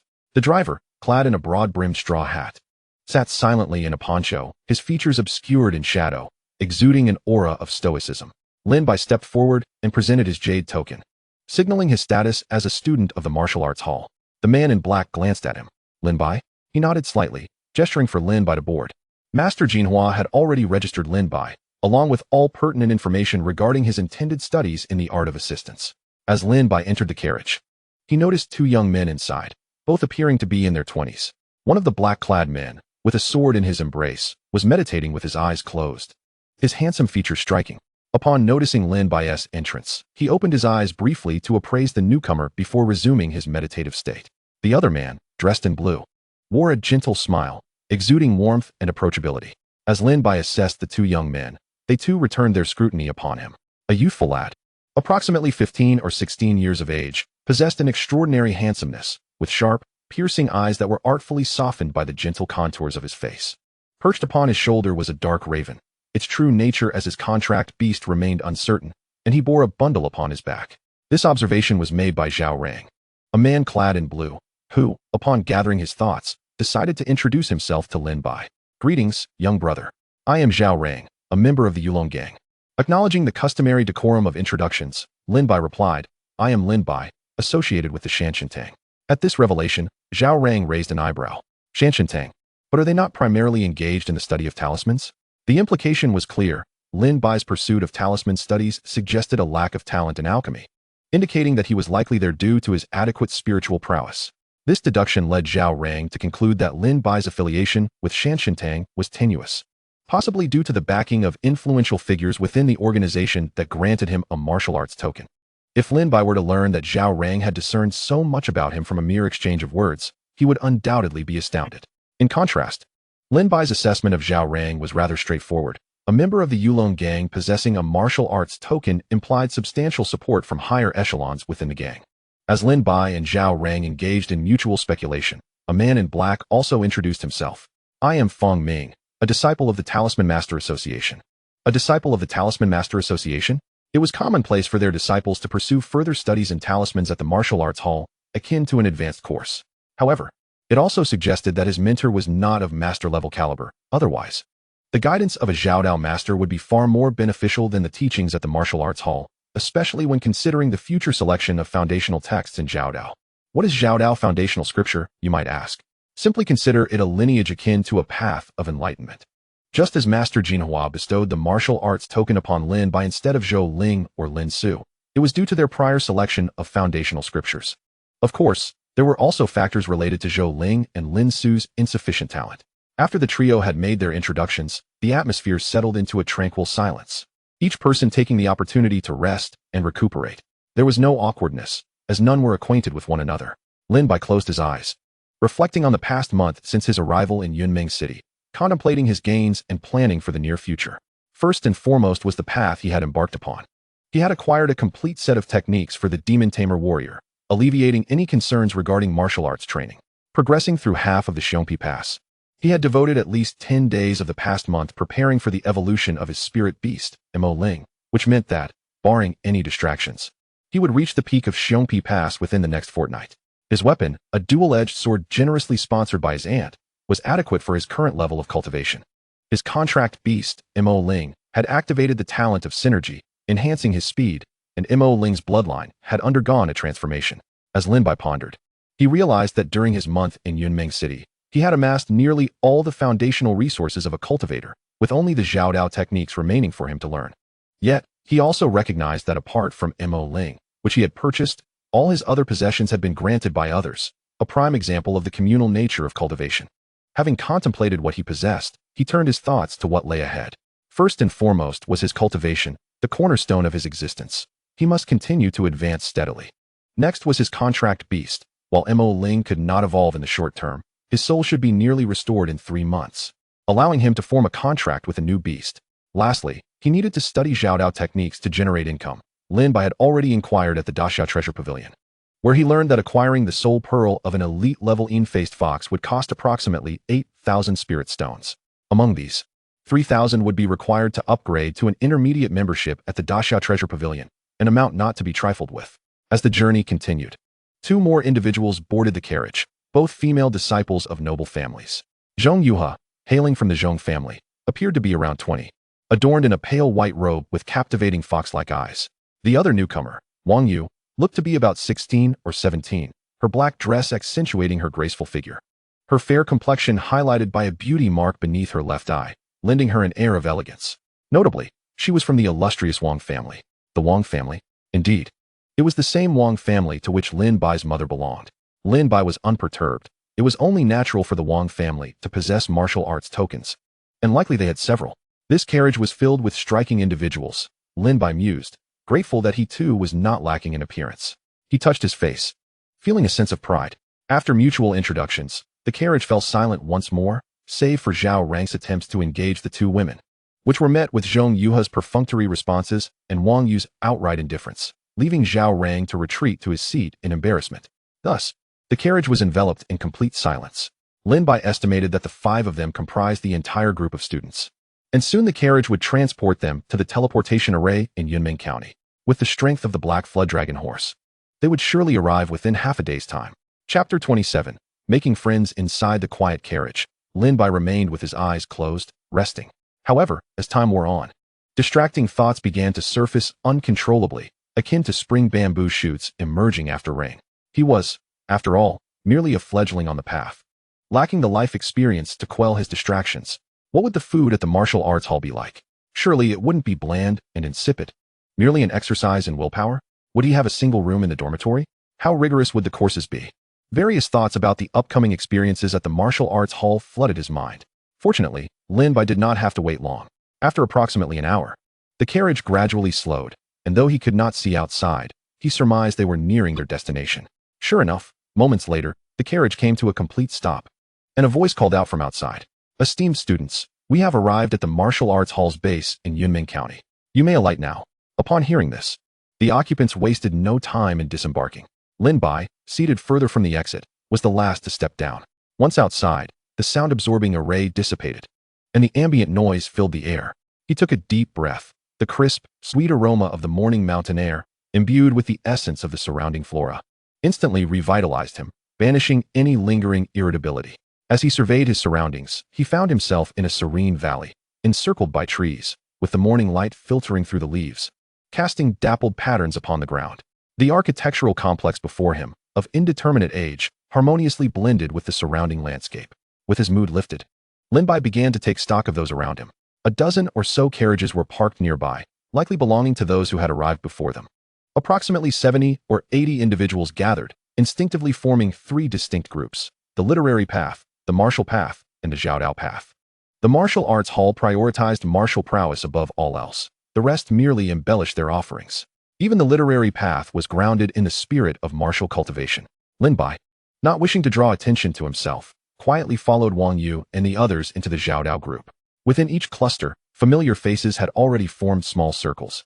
Engaging in low conversations, Zhao Rang, for one, appeared quite at ease, happily conversing with several others. Lin Bai, a newcomer in this unfamiliar environment, relished the tranquility, positioning himself at the edge, content to remain unnoticed. In this observation, he stumbled upon a peculiar phenomenon. The contingent from the Zhaodao was predominantly composed of youthful faces in their 20s, both male and female, exuding vitality. However, within the ranks of the military and literary factions, there were numerous middle-aged individuals, seemingly approaching their 40s or 50s, who possessed a composed demeanor and even bore an air of authority. It struck him as odd. Was the martial academy not a place designed to cultivate young talents? Why, then, were there students of such advanced age? As Lin Bai pondered this anomaly, someone seated beside him interrupted his thoughts. Turning his head, he recognized a familiar face from the carriage, Wang Yu. Throughout the ride, Lin Bai had sensed her gaze often lingering on him, though he had paid it little mind at the time. It was curious that this young lady, instead of mingling within her own social circle, had chosen to sit beside him. Lin Bai shrugged it off, thinking that if she wished to sit, so be it. It was hardly his place to dismiss her rudely. Thus, he continued to observe his classmates like a stone statue, ignoring Wang Yu's presence. This unexpected demeanor caught Wang Yu off guard, as she had anticipated various reactions from him, including flustered, anxious, calm, or friendly responses. However, Lin Bai's indifference, treating her as though she were invisible, was something she had not foreseen. A fleeting glimmer of annoyance crossed her icy, jade-like visage. Unable to endure the silence any longer, she took the initiative to break it, her voice retaining a hint of its natural chill, albeit softened somewhat. You must be Lin Bai. It was evident that this young lady had indeed come to seek him out, prompting Lin Bai to turn and see what she wished to convey. I am from the esteemed Wang family, and I would like to befriend you. Lin Bai tilted his head, regarding her with curiosity, while the ink-feathered creature on his shoulder squawked. Caw, caw, caw. At this moment, Wang Yu felt a twinge of embarrassment, her toes beginning to curl together in discomfort. Despite her cold demeanor and frigid tone, she was merely a year older than Lin Bai. Now, she found herself deliberating whether to continue the conversation.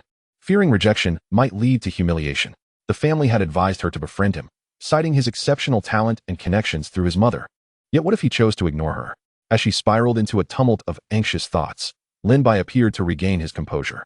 Observing the subtle contrast between Wang Yu's seemingly aloof exterior and her slightly awkward demeanor, he found it rather amusing. Concerned that if the silence persisted, this young lady might truly become flustered, he hastily interjected, "Certainly. I am quite fond of making new friends." It was not entirely surprising that Lin Bai had momentarily lost focus.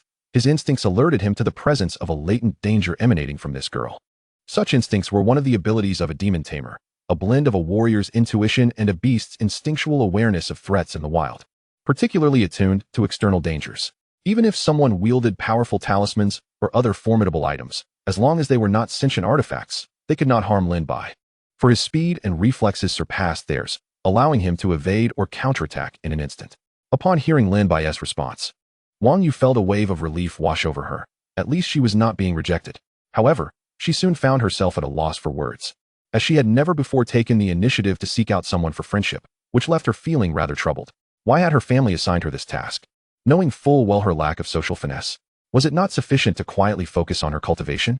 Unbeknownst to Wang Yu, it was precisely her reservations that prompted the Wang family to encourage her to engage with others as a means of growth. Until now, she had struggled to find suitable candidates for friendship. Most were either drawn to her because of her family's reputation or harbored ulterior motives.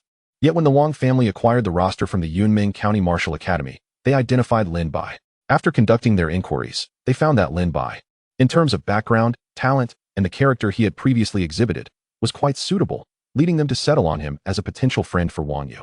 As she continued to ruminate, Lin Bai seized the opportunity to ask, "As friends, might you answer a small question for me?"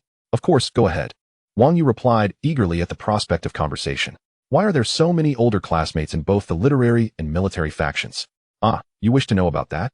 Many significant positions in the bureaucratic landscape of Yunzhou are held by individuals with experience from the martial academy, as you may know. "I am aware." "So, well, these individuals are either on the cusp of promotion to the county or to the state capital. They are merely here to make an appearance, not truly to study." Now Lin Bai understood. This was merely a means of gilding their resumes and enhancing their credentials.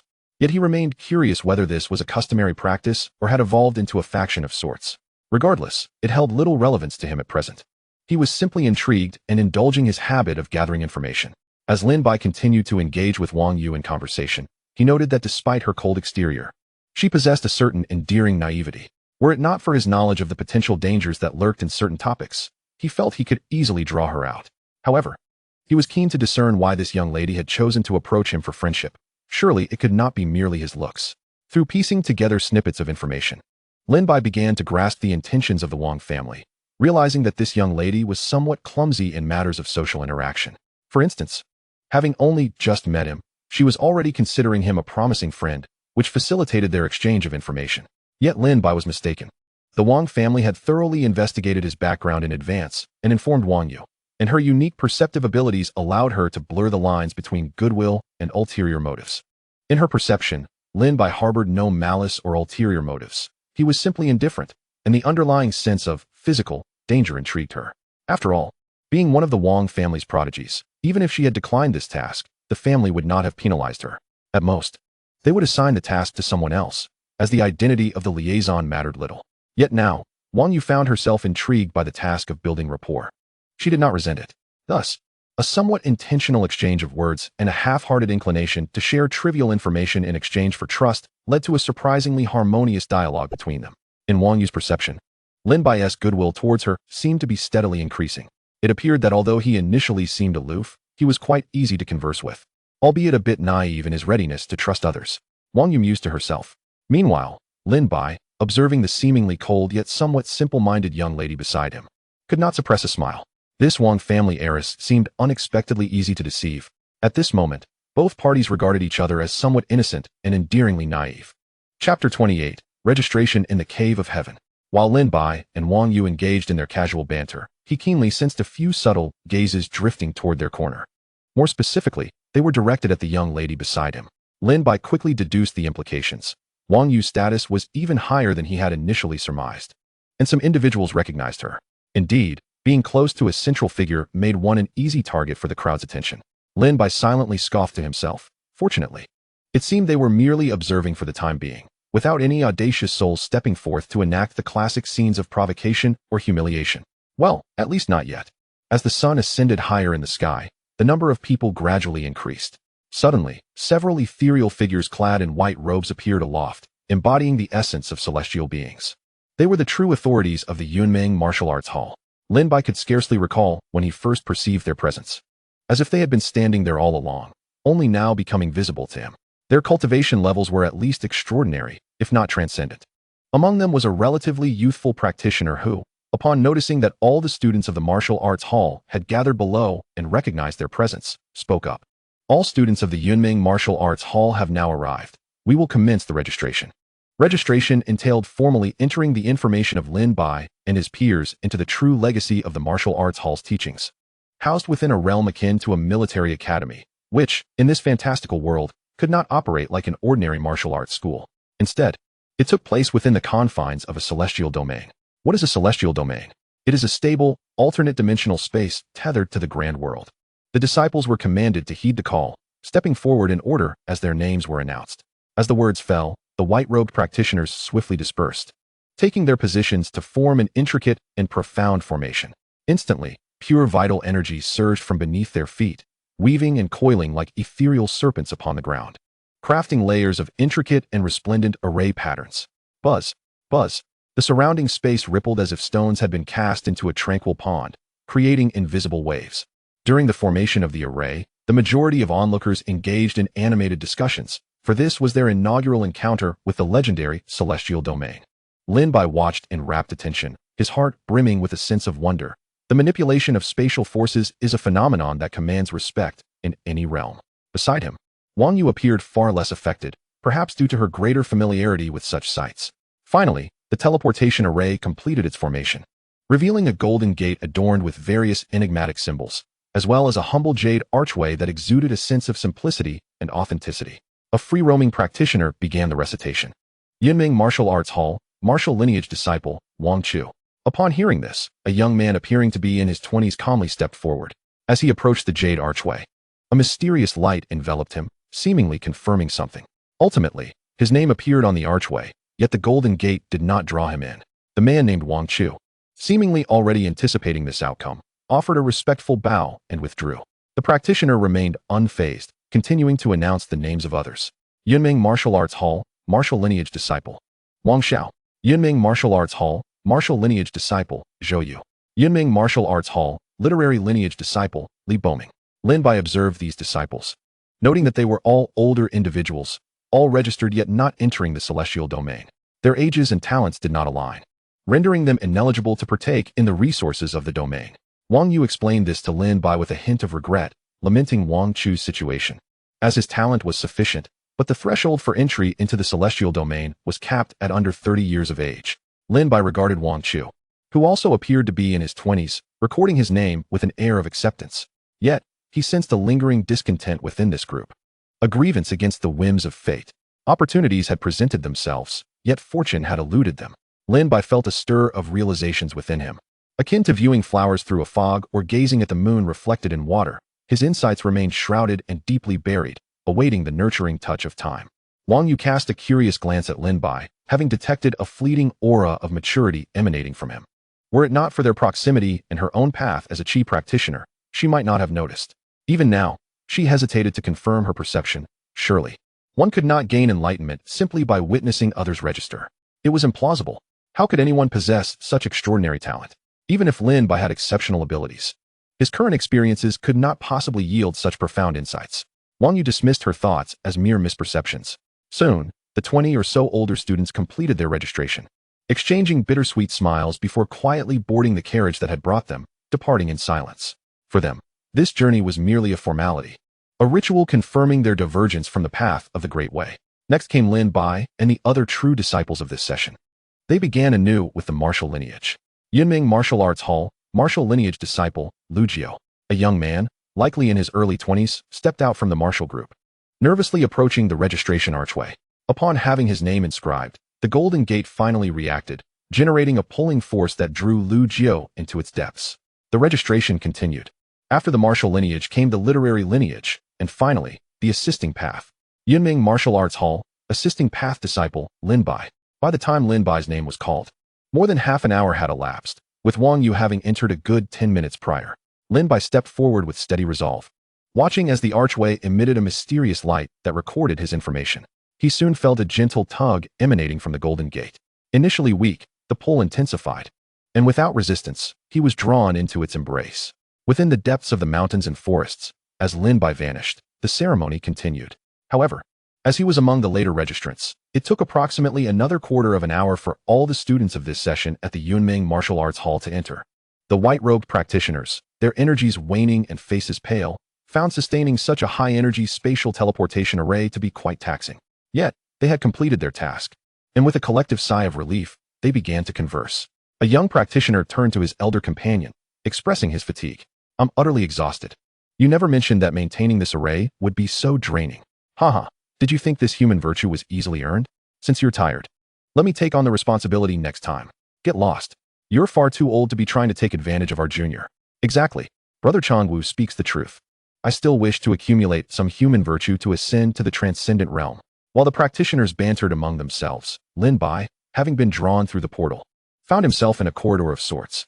Here, time was indistinguishable, space obscure, everything was enveloped in an expanse of white. He was pulled by an unseen force, aware that he was traversing a spatial tunnel, akin to a wormhole, connecting 2 points through established coordinates. Lin Bai adjusted his posture, settling into a meditative stance. He understood that this journey would not be instantaneous. In reality, such teleportation did not allow for immediate arrival at the destination. Unless one were to erase the individual on this end and recreate an identical being through fate, only then could such a phenomenon occur. Yet, this method had long been lost to time, as its use had been shown to invite the disdain of human destiny. The fate of humanity does not wield punitive measures akin to the thunder of the heavens, but for any who are human, one must prepare for misfortune to follow them throughout their lives. The most severe consequences could even extend to harm one's relatives, friends, and descendants. Once settled, Lin Bai secured his backpack and confirmed that Mo Ling was also unscathed. The essence of Mo Ling intertwined with Lin Bai's aura. Thus, he was perceived as an integral part of Lin Bai during the transmission. Prior to their arrival, Lin Bai had consulted Master Jinhua and received an affirmative response, which emboldened him to bring Mo Ling along. "Ah, little one, I hope we won't suffer from motion sickness. It should be quite a while before we reach our destination." Surrounding them was an endless expanse of monotonous pure white, and after the initial novelty wore off, Lin Bai quickly grew weary of the scenery, for it was utterly devoid of variation. Thankfully, he had Mo Ling to alleviate his boredom with playful antics. Chapter 29, Abode. Approximately 2 hours later, as a time-traveling adventurer, Lin Bai sensed a fluctuation in the surrounding space. Are we nearing our destination? He had barely entertained this thought when the gravitational force enveloping him suddenly shifted. The pristine whiteness before his eyes was instantly replaced by a vibrant tapestry of reality, and his feet once again found solid ground, accompanied by the cacophony of bustling sounds. As Lin Bai turned to survey his surroundings, he noticed Wang Yu beckoning him over, signaling for him to join her. However, observing that Wang Yu was situated at the heart of the Zhaodao group, he shook his head in refusal, opting instead for a discreet corner where he could quietly observe the environment. Lin Bai discerned that they were on a flattened mountain platform, vast in expanse. He was certain this was a peak rather than mere earth, for he could see higher mountains in the distance, their summits rounded rather than pointed. One particular mountain was so immense that its height and breadth were indiscernible, standing at its base. Lin Bai felt it could easily be mistaken for the wall of the world. After surveying the general surroundings, Lin Bai began to scrutinize the details nearby. The platform was not barren. Beneath his feet lay a spacious plaza paved with meticulously polished stone tiles. The plaza's edge was marked by steep stone cliffs, where resilient pines clung tenaciously to life, and below, a deep pool of water shimmered emerald green. A few snow-white cranes were startled by the sudden influx of people, gracefully taking flight into the sky, leaving behind a few melodious calls. Gazing further afield, he could even see undulating hills and dense forests. If one did not deliberately look up at the breathtaking cliffs and towering peaks, one might easily believe they were in a picturesque paradise.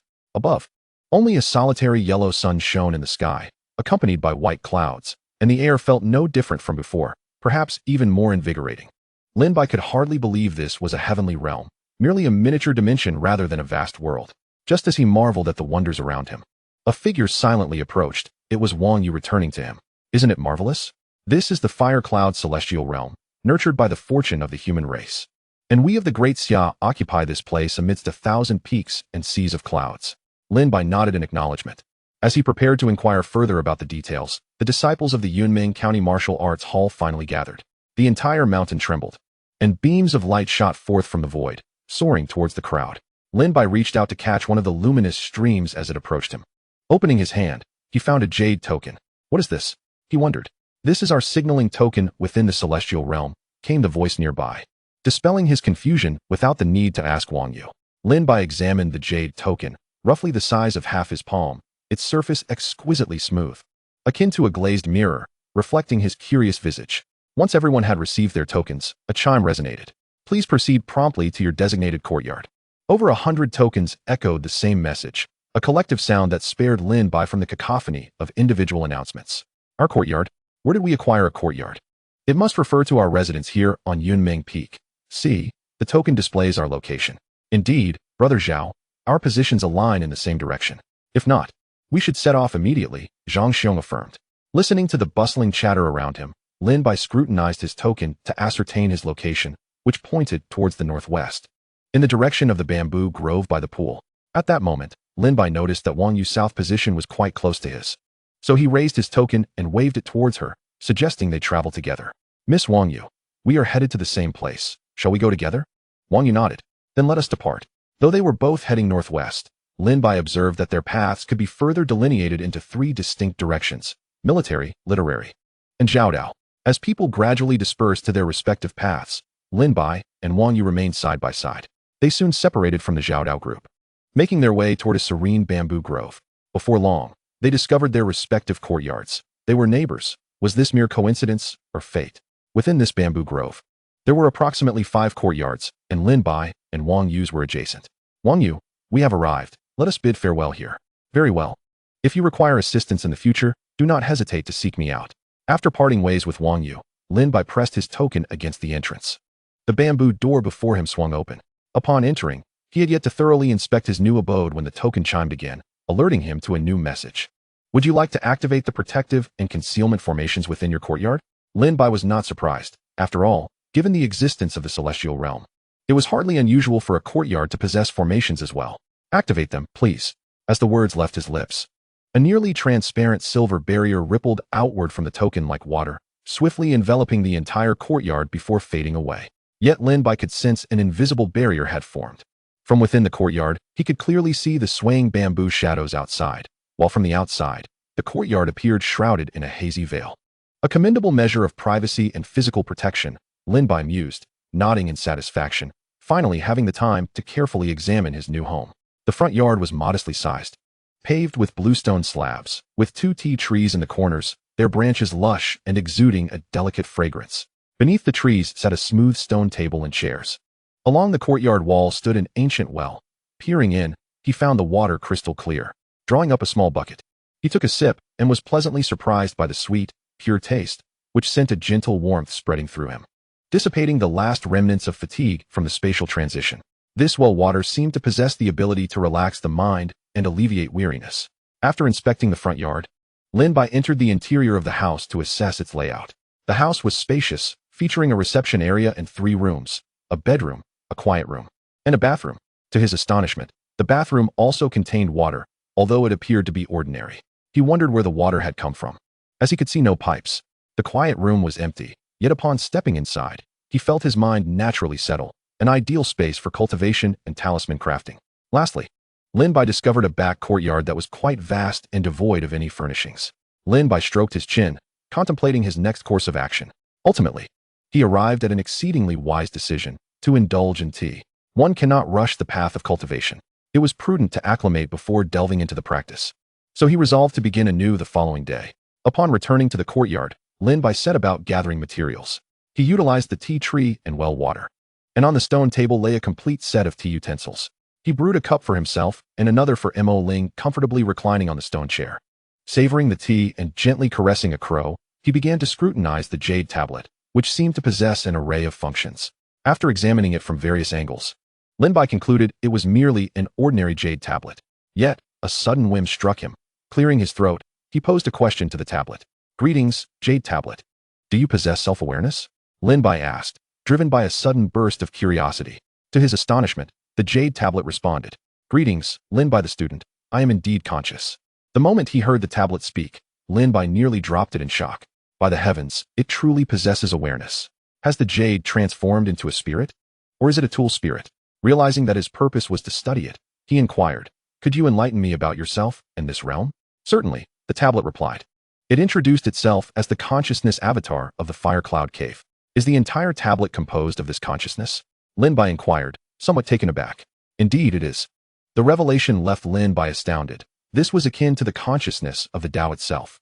After introducing itself, the tablet proceeded to explain the Fire Cloud Cave, which had been birthed from the fortunes of the human race, housing countless legacies and drawing various resources from the external human dynasties, all while remaining impervious to external calculations and interventions, thus ensuring its security. Various resources? Lin Bai's eyes sparkled with intrigue, and he contemplated the existence of a particular creature. "Is there any trace of the Jisoo beast here?" he inquired hopefully, only to receive a definite answer. However, the jade tablet cautioned him that the resources pertaining to the Jisoo beast were not included within the usual offerings for cultivation. Lin Bai promptly asked what method might be required to obtain such resources, but the tablet replied that it could not divulge information until the time for disclosure arrived. Frustrated, Lin Bai nearly hurled the tablet away. "Riddler, begone from the Fire Cloud Cave. What good is half knowledge?" Alas, no matter how he pressed, the jade tablet remained steadfast in its silence. Then, Lin Bai devised another plan. He would seek out Wang Yu, the newly acquainted friend, for information. "If you want to tell me, I shall inquire with my well-informed neighbor. Her family must know something." To his dismay, the tablet shattered his hopes of a revelation. Knowledge pertaining to the Fire Cloud Cave is forbidden and cannot be disseminated in the outside world. Your friend will not be privy to it unless her family seeks to harm her. Defeated, Lin Bai slumped back into the stone chair like a deflated balloon. Yet, after a brief period of despondency, he regained his composure. At the very least, he had confirmed the presence of the Jisoo beast's essence. That was sufficient, providing him with a clear objective to strive towards. "Very well, I can wait." Lin Bai took a deep breath and finished the now lukewarm tea in one gulp. After all, it was already in the bowl. Why fear its flight? He casually placed the riddle-spouting jade tablet on the stone table, adopting a more relaxed posture, and gazed at the sunlight filtering through the bamboo grove, casting fragmented patterns upon the ground. On the morning of the second day at the martial arts hall, Lin Bai was immersed in his cultivation, with his vital energy circulating harmoniously, each movement accompanied by a subtle sound of breaking air. Suddenly, the familiar chime echoed in his mind once more. Students are requested to proceed to the designated area to assess their specific strength. As it pertains to the student S ranking, please take this matter seriously and depart promptly. Lin Bai did not halt his practice upon receiving this news. Instead, he continued refining the medicinal energy within him. As the medicinal energy waned, he gradually ceased his movements, drawing closer to the next stage of his journey. Then, he picked up the jade tablet, which indeed displayed a route map, with a point of light blinking incessantly, seemingly urging him to hasten his departure. "What is the rush? There's no need to hurry," Lin Bai muttered, casting aside the jade tablet. He stepped into the bathroom for a quick rinse, and, after changing into fresh attire, retrieved the jade tablet once more, preparing to set off. However, just as Lin Bai stepped outside, a notification indicated that someone was seeking him.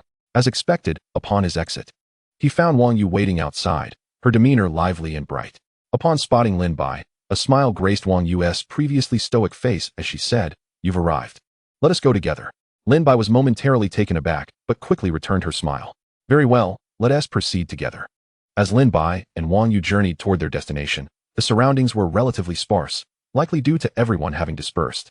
Along the way, Lin Bai shared his discoveries from the previous day, to which Wang Yu expressed her surprise at the tablet's consciousness. After approximately 10 minutes of walking, a quaint palace came into view. Though not grand in scale, it boasted 8 tightly shut doors. A throng of individuals had gathered outside, chattering excitedly, most of whom were there with companions. Lin Bai observed as some individuals emerged from within, one of whom appeared to be a person of some renown, prompting the crowd to gather around and inquire eagerly, "Brother Wang, what is the nature of the tests within?" The man, surrounded by the crowd, remained composed. raising his hand to beckon for silence. This testing palace serves the Fire Cloud Cave to assess our strength as students. I am a chi refining practitioner, and within, we are tested on various foundational spellcasting techniques, as well as physical strength, culminating in the most crucial aspect, combat testing. He paused before continuing. These are the three main components. I hope my explanation satisfies your inquiries. Having assuaged the crowd's curiosities, Wang Xiao exhibited a desire to depart, and the crowd thanked him as they parted to allow him passage. The onlookers buzzed with concern, many wearing expressions of apprehension. What shall we do? My path does not lend itself well to offensive tactics. Indeed, I wonder if the testing palace tailors its challenges based on individual strengths. It should, for our paths and abilities are far from identical. Just then, another individual exited, prompting the crowd to swarm once more to glean further insights. However, this was of no concern to Wang Xiao, who finally managed to extricate himself from the throng. Upon stepping out, he spotted his cousin, Wang Yu, alongside a young man. Raising an eyebrow in curiosity, "Cousin, have you completed your test?" Wang Yu exclaimed with delight, relishing the opportunity to inquire. "Cousin, I have completed my test. And who might this friend beside you be?" "This is Lin Bai. Technically, he is also half of the Wang family, as his mother hails from our Yunming, Xintian Wang clan." Upon Wang Yu's introduction, Lin Bai bowed respectfully to Wang Xiao. "Greetings, brother Wang." Wang Xiao, grasping the situation through the introduction, returned Lin Bai's greeting with a nod. "Allow me to elaborate on the circumstances within the palace." He proceeded to reiterate the details he had shared earlier at the palace entrance, providing more depth. At last, he revealed a piece of information he had previously withheld. "Cousin, you mean to say that the longer one endures in the combat segment, the more merit points one can earn? And these points are only awarded for passing the initial test?" "Indeed. However, each subsequent round presents increasing difficulty. I only managed to endure through 3 rounds." Wang Xiao stated candidly. Lin Bai, upon hearing the implications conveyed by Wang Xiao, could not help but raise an eyebrow. This was indeed a time-sensitive event. After conversing with the two individuals, Wang Xiao made no further delay, opting to return to his cultivation. Lin Bai and Wang Yu, however, drew closer to listen to the experiences shared by various participants.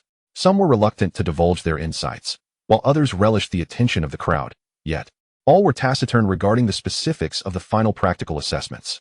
As Lin Bai listened to a fellow martial artist delineate the challenges within, he learned that the first trial was martial prowess, encompassing techniques such as swordsmanship and knife techniques. The subsequent 2 trials were similarly structured, focusing on physical fitness and practical combat capabilities. However, the crowd was somewhat large, and since Lin Bai and Wang Yu arrived later, they had to wait a while longer. Despite the considerable queue, progress was steady, and after about half an hour, it was finally their turn. During this time, many testers emerged with despondent expressions, which inexplicably heightened Lin Bai's anxiety. They each approached different doors, and upon pushing one open, Lin Bai found it impossible to discern what lay within. Without hesitation, he stepped inside, entering a dark tunnel illuminated only by faint glimmers, barely allowing him to see ahead. He continued onward until he reached a soft halo of light. Crossing through this glow, Lin Bai discovered himself in an extraordinary silver-hued realm, where colors swirled around him like a temporal vortex. As Lin Bai engaged with this space, the scene rapidly transformed into an arena for combat. The ethereal voice inquired if Lin Bai was ready, as the first trial for martial skill was about to commence, prompting him to select a weapon. A luminous silhouette began to materialize before him, revealing a tall woman clad in simple white attire, her features obscured except for her eyes. Those eyes exuded a chilling indifference towards human life, not a bloodthirsty gaze, nor one of apathy, but rather a serene detachment that suggested equality among all beings. Moreover, her eyes sparkled with a lifelike brilliance. Rather than act recklessly, Lin Bai opted to inquire about the specific rules of this first trial. The spirit of the space responded, indicating that in the martial arts trial, the contestants would have their full powers sealed, engaging each other with the strength of an ordinary person. To pass, a participant must withstand 10 strikes, with 30 being deemed good, 50 as excellent, and 100 as exceptional. These were the criteria for evaluation in the martial arts trial. Lin Bai furrowed his brow, contemplating that the absence of a counterattack standard could not be an oversight on the part of this space. Rather, it implied a singular possibility. The challenge was exceedingly daunting. The challengers could scarcely achieve such feats. The spirit reiterated, asking if Lin Bai was prepared. Should he fail to choose, the martial arts trial would commence automatically after 1 minute. Hearing this, Lin Bai called out decisively, "I choose the knife." If it came down to pure martial skill, a knife was his optimal choice. A bow would be ineffective against a significantly stronger opponent. Various blades appeared before him, and ultimately, he selected the trusty Yanling knife. The woman across from him wielded the same weapon. As the trial commenced, Lin Bai felt his energy sealed, his physical prowess reduced to that of an ordinary individual. While grappling with the stark contrast in his capabilities, he observed the woman advance toward him, knife in hand. He assumed a defensive stance, ready to engage. The woman quickened her pace, eventually breaking into a run. Lin Bai understood her intent, to amplify her striking power through speed, rather than meet her blow head-on. He opted to sidestep, only to be taken aback as her blade curved back towards him. With a cold huff, he retreated a step, his Yinling knife darting toward her throat like a striking serpent. The faceless woman was forced to retreat, altering her blade's trajectory to deflect Lin Bai's strike. However, her mid-air adjustment could not match the force of Lin Bai's attack, and she found herself at a disadvantage, stepping back in surprise. After this exchange, it became evident to the woman that Lin Bai was no mere fool. She repositioned herself and resumed her assault, the two engaging in a series of blade clashes. From their encounters, Lin Bai discerned that her swordsmanship was that of someone who had devoted years to their craft. While superior to his own, it was not insurmountable. Yet, after enduring 10 strikes, the woman's technique abruptly intensified. Her moves became increasingly vicious and unpredictable, her agility and the glimmer of her blade seamlessly intertwined. Adhering to Lin Bai like a persistent shadow. Cursed be this trial, it was indeed escalating. Gritting his teeth, Lin Bai began to evade her strikes, employing his own blade to force her into defense or at least avoiding critical hits. Yet, the woman seemed to read his intentions, targeting non-vital areas to sap his stamina and mobility. In an instant, Lin Bai felt as though he were being flayed alive, blood gushing forth as his energy waned rapidly, leaving him panting. The 17th strike, the 18th, the 19th. Now, Lin Bai had ceased to hope for a rating of good. He merely wished to endure a few more blows. Alas, on the 21st strike, the woman's cunning blade found its mark, slicing away a substantial portion of flesh from his left arm. The searing pain and blood loss momentarily incapacitated him, allowing her to seize the opportunity. Her next strike arced upwards, aimed directly at Lin Bai's neck. He attempted to counter, but his waning strength and the agony restricted his movement, leaving him helpless as the blade descended upon him. As the cold steel embedded itself in his neck, everything dissipated like vapor. The faceless woman, the combat arena, the myriad of wounds, all vanished into thin air. He found himself once more in the initial silver space, his strength and physique restored to their former state, yet the chilling sensation at his throat and the woman's indifferent gaze lingered in his mind. Lin Bai's power and body had reverted to their original form, yet he lay sprawled on the ground, gasping for breath. The exhaustion was overwhelming, not of the body, but of the spirit. The illusion of death that had accompanied the final strike still echoed within him. Truth be told, he had nearly believed he was on the brink of death. After a considerable pause, Lin Bai finally managed to recalibrate his mindset. He touched the site of his recent injury, only to find it entirely healed. Was it an illusion, or perhaps a manifestation of the laws of life and time? Regardless, it mattered little. Lin Bai began to reflect on his recent combat experience. He recognized that during the 21st strike, he should not have sidestepped, but rather have used his blade defensively to create distance. Ultimately, his lack of practical experience was evident. Having awakened only a month prior, he had navigated his journey with ease, never encountering such life or death struggles. Yet this did not serve as an excuse. A loss was a loss. The lethal blade at his neck had shown no mercy to his reasoning. Thus, Lin Bai diligently absorbed these invaluable lessons. His visit to the martial arts hall was an opportune moment to rectify these shortcomings. As Lin Bai rested, the silver space announced his results. Tester Lin Bai has withstood 21 strikes. The outcome of the first trial is a pass. Upon hearing this, Lin Bai accepted the verdict with satisfaction, for this indeed reflected his current martial prowess, and with each battle, he would surely progress. Do not underestimate Lin Bai's extraordinary talent for charting the stars, comprising a staggering 129,600 celestial bodies. Chapter 31, Practical Combat. Moments later, the calm voice of the space spirit resonated once more. Tester Lin Bai, you are about to commence the second stage. Please prepare yourself.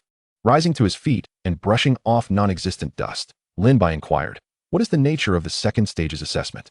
Strength, speed, physique, and mental acuity. These are the 4 fundamental criteria, the space spirit succinctly replied. Is that so? Then let us proceed.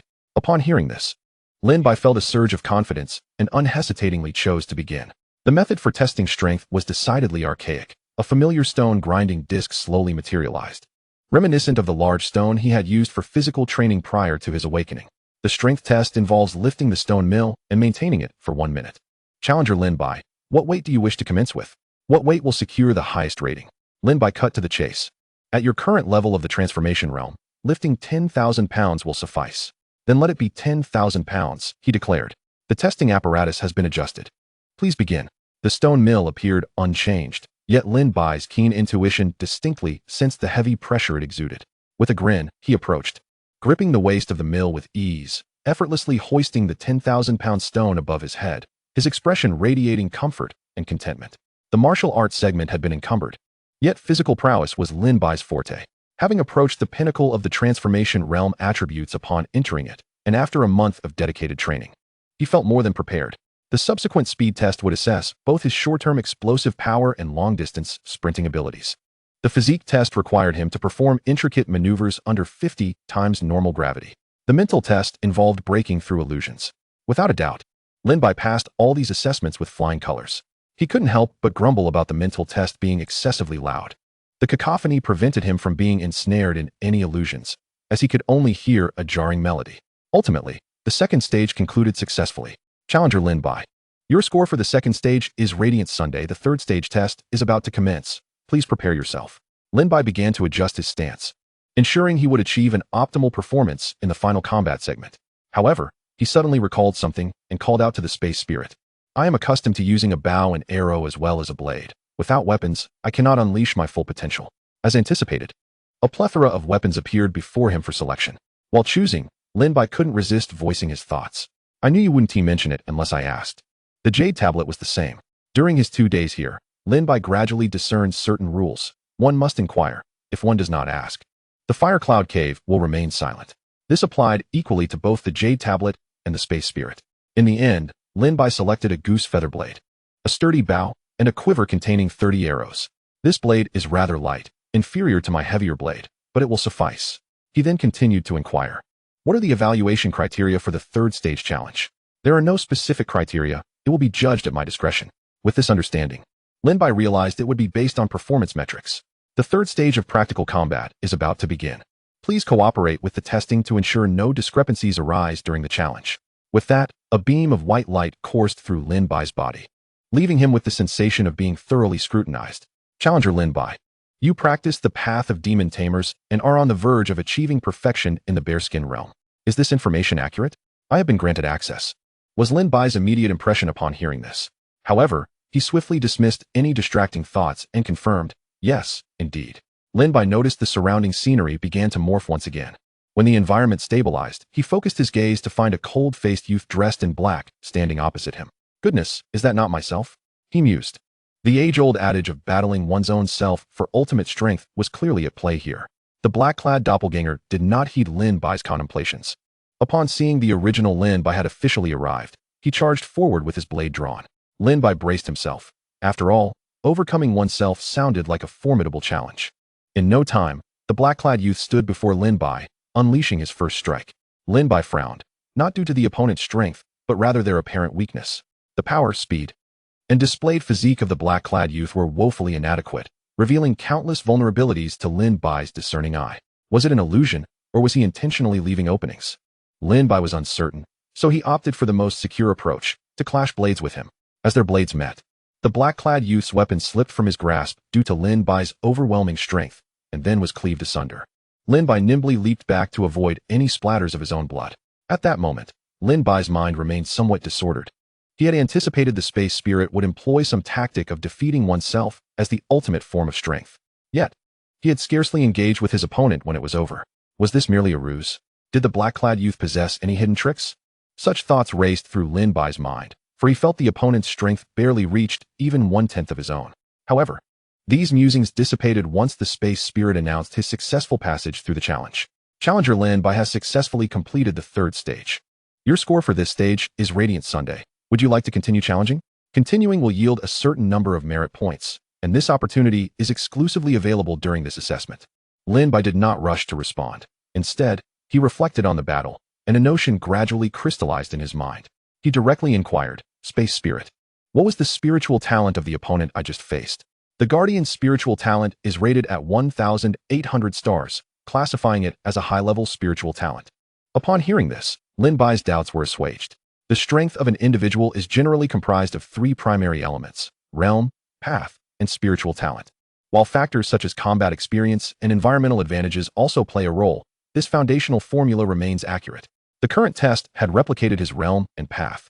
Yet the opponent's spiritual talent was a mere fraction, far below his own extraordinary count of 129,600 stars.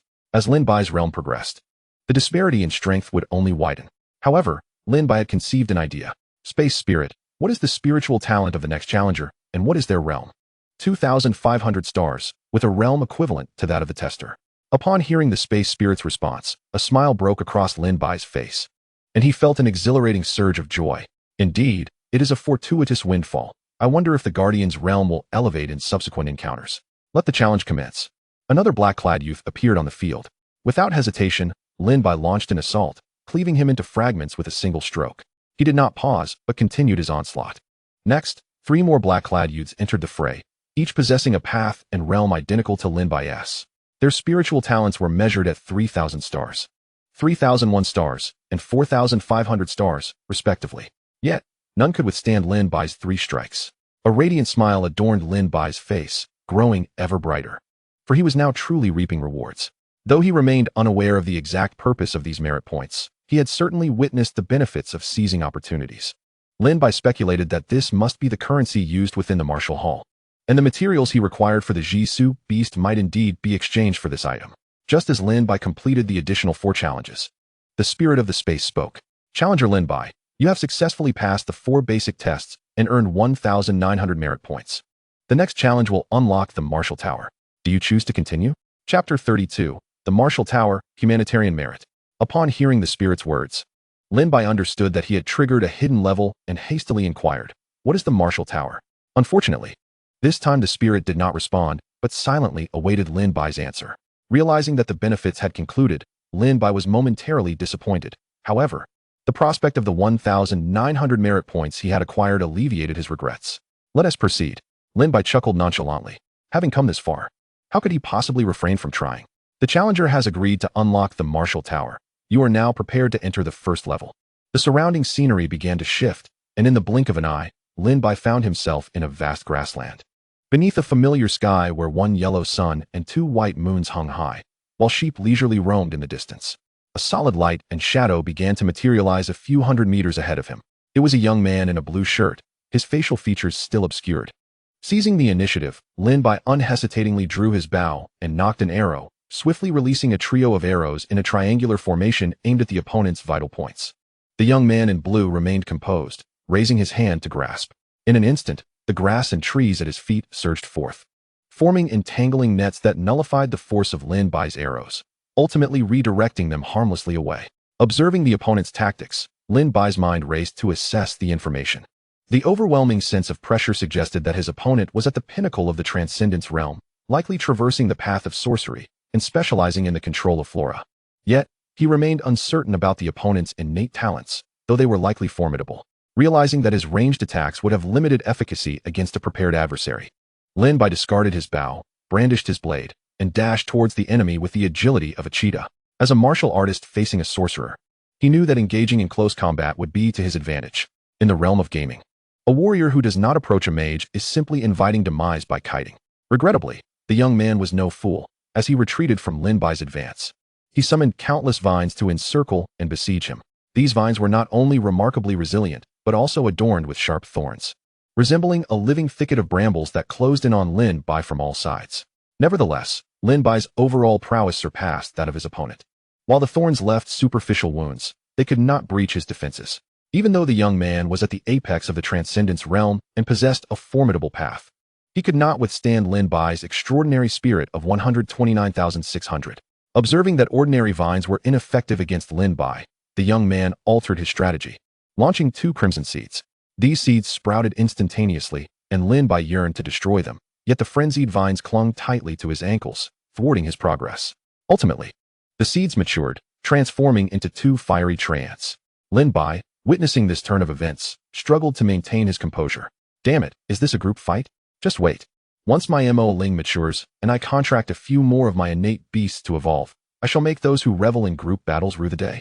Lin Bai's path as a beast tamer warrior inherently favored overwhelming numbers, yet his training had been too brief, having only contracted a single innate beast, Mo Ling, which had yet to grow.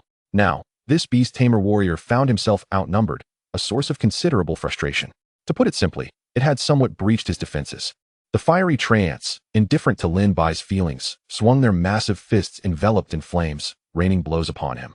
Lin Bai winced, but realized that while the force was painful, it could not penetrate his defenses. The searing heat, however, was quite unbearable, and he was uncertain of the nature of this extraordinary fire. Henceforth, Lin Bai focused primarily on evasion, having come to a realization. His opponent was clearly a sorcerer adept at crowd control, while he himself was a warrior with high defense and substantial health. He could only wait for the sorcerer's mana to deplete before delivering a lethal strike. Indeed, after some time, Lin Bai observed that the treant's strength had waned, their flames no longer burning as fiercely, and the bothersome vines had lost their vigor. An opportunity. Lin Bai suddenly exerted force to break free from the remaining vines, deftly maneuvering in a zigzag pattern to avoid the treant's interception. Launching himself towards the young man in blue like an arrow released from a bowstring. 5 meters, 3 meters, 1 meter. This time, there was no unexpected turn of events. Lin Bai closed the distance to within a meter of the young man. When a warrior approaches a mage, the outcome is all but inevitable. Slowly retracting his blade, Lin Bai gazed at the now bisected young man, remarking, "Indeed, excessive control is exceedingly vexing, whether in games or reality." Logically, Lin Bai's strength should have been considerably superior to that of the young man, yet he had encountered such an irritating opponent. Forced to wait until the latter's mana was exhausted before he could eliminate him, Challenger Lin Bai has successfully passed the first level of the martial tower. Earning 1,000 merit points, you now possess a total of 2,900 merit points. Do you wish to continue to the next level? Of course. Let us begin immediately. Although the previous guardian had posed a minor inconvenience, the end result was gratifying, 1,000 merit points.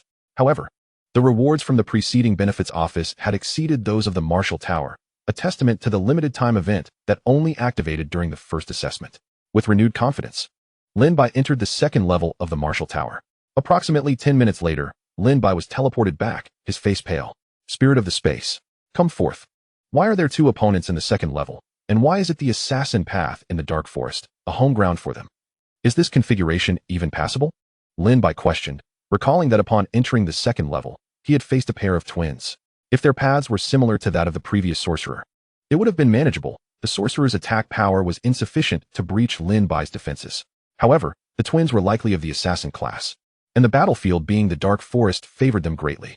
Lin Bai had been tormented within, struggling for survival as the swift and powerful opponents exploited their home turf. He could hardly touch them and was only subjected to relentless kiting. He now harbored grave doubts about whether this spirit was conspiring against him. If even he could not pass, how could others? After all, even with his combat prowess at the pinnacle of the Transcendence realm, he felt overwhelmed. Regrettably, the spirit of the space offered no response, merely issuing its final directive. Challenger, your challenge is complete. Please prepare for exit.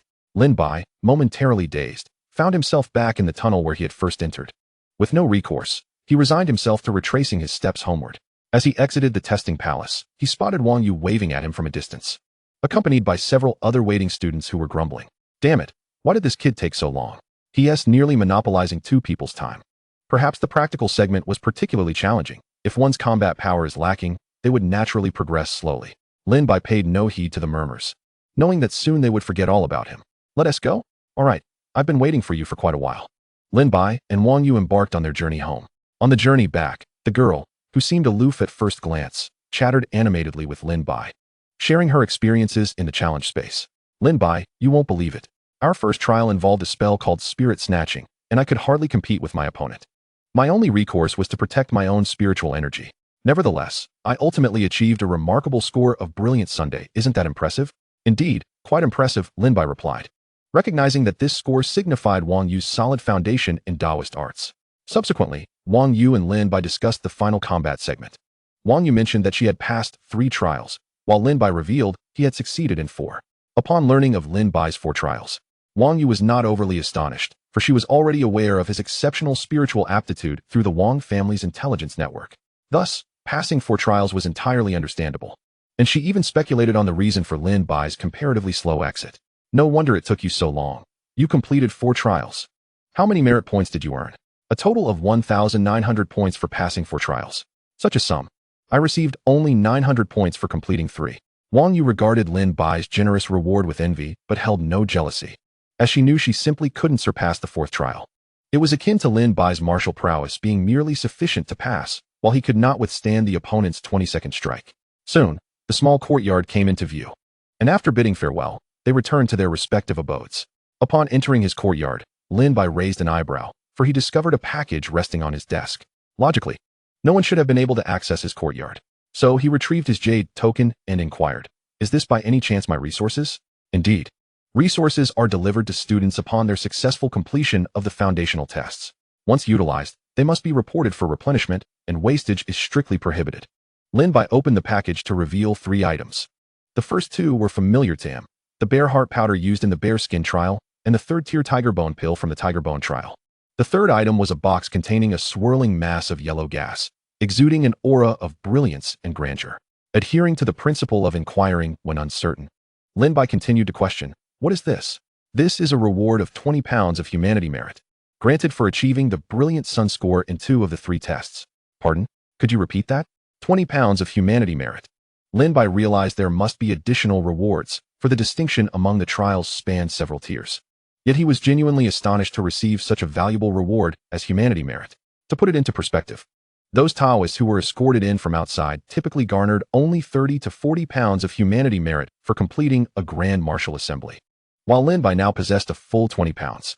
Humanity merit not only aids in transcending realms and dispelling inner demons, but also serves to invoke blessings, avert calamities, and enhance fortune. Its benefits are boundless. Lin Bai slapped his face to regain composure, still harboring a flicker of hope. "Is this a one-time reward, or can I expect it from future assessments?" "Only the first time you achieve a brilliant sun rating for that trial will yield such merit. So, if I attain a brilliant sun rating in the martial arts trial, I can earn another 10 pounds of humanity merit?" Precisely, although it wasn't guaranteed each time. The confirmation that he could earn an additional 10 pounds of merit filled Lin Bai with a euphoric sense of regained fortune. He feared the subsequent combat evaluations would be akin to time-limited events, offering rewards only on the first attempt. With thoughts of such abundant rewards, Lin Bai's desire to hone his martial skills intensified. After absorbing all the information, he couldn't help but admire the grand generosity of the Fire Cloud Cave. Once you enter the martial assembly, it guarantees you 3 years' worth of resources along with at least 30 pounds of humanity merit. What do you mean by not achieving a brilliant sun rating in 3 trials within 3 years? Go home, child. You are ill-suited for cultivation and should not squander the resources of the Fire Cloud Cave. It was no jest. Only those with superior spiritual talents, 2,000 or more, could enter this place. Even students less adept in combat could at least manage to pass the martial arts and physical trials, securing 20 pounds of humanity merit.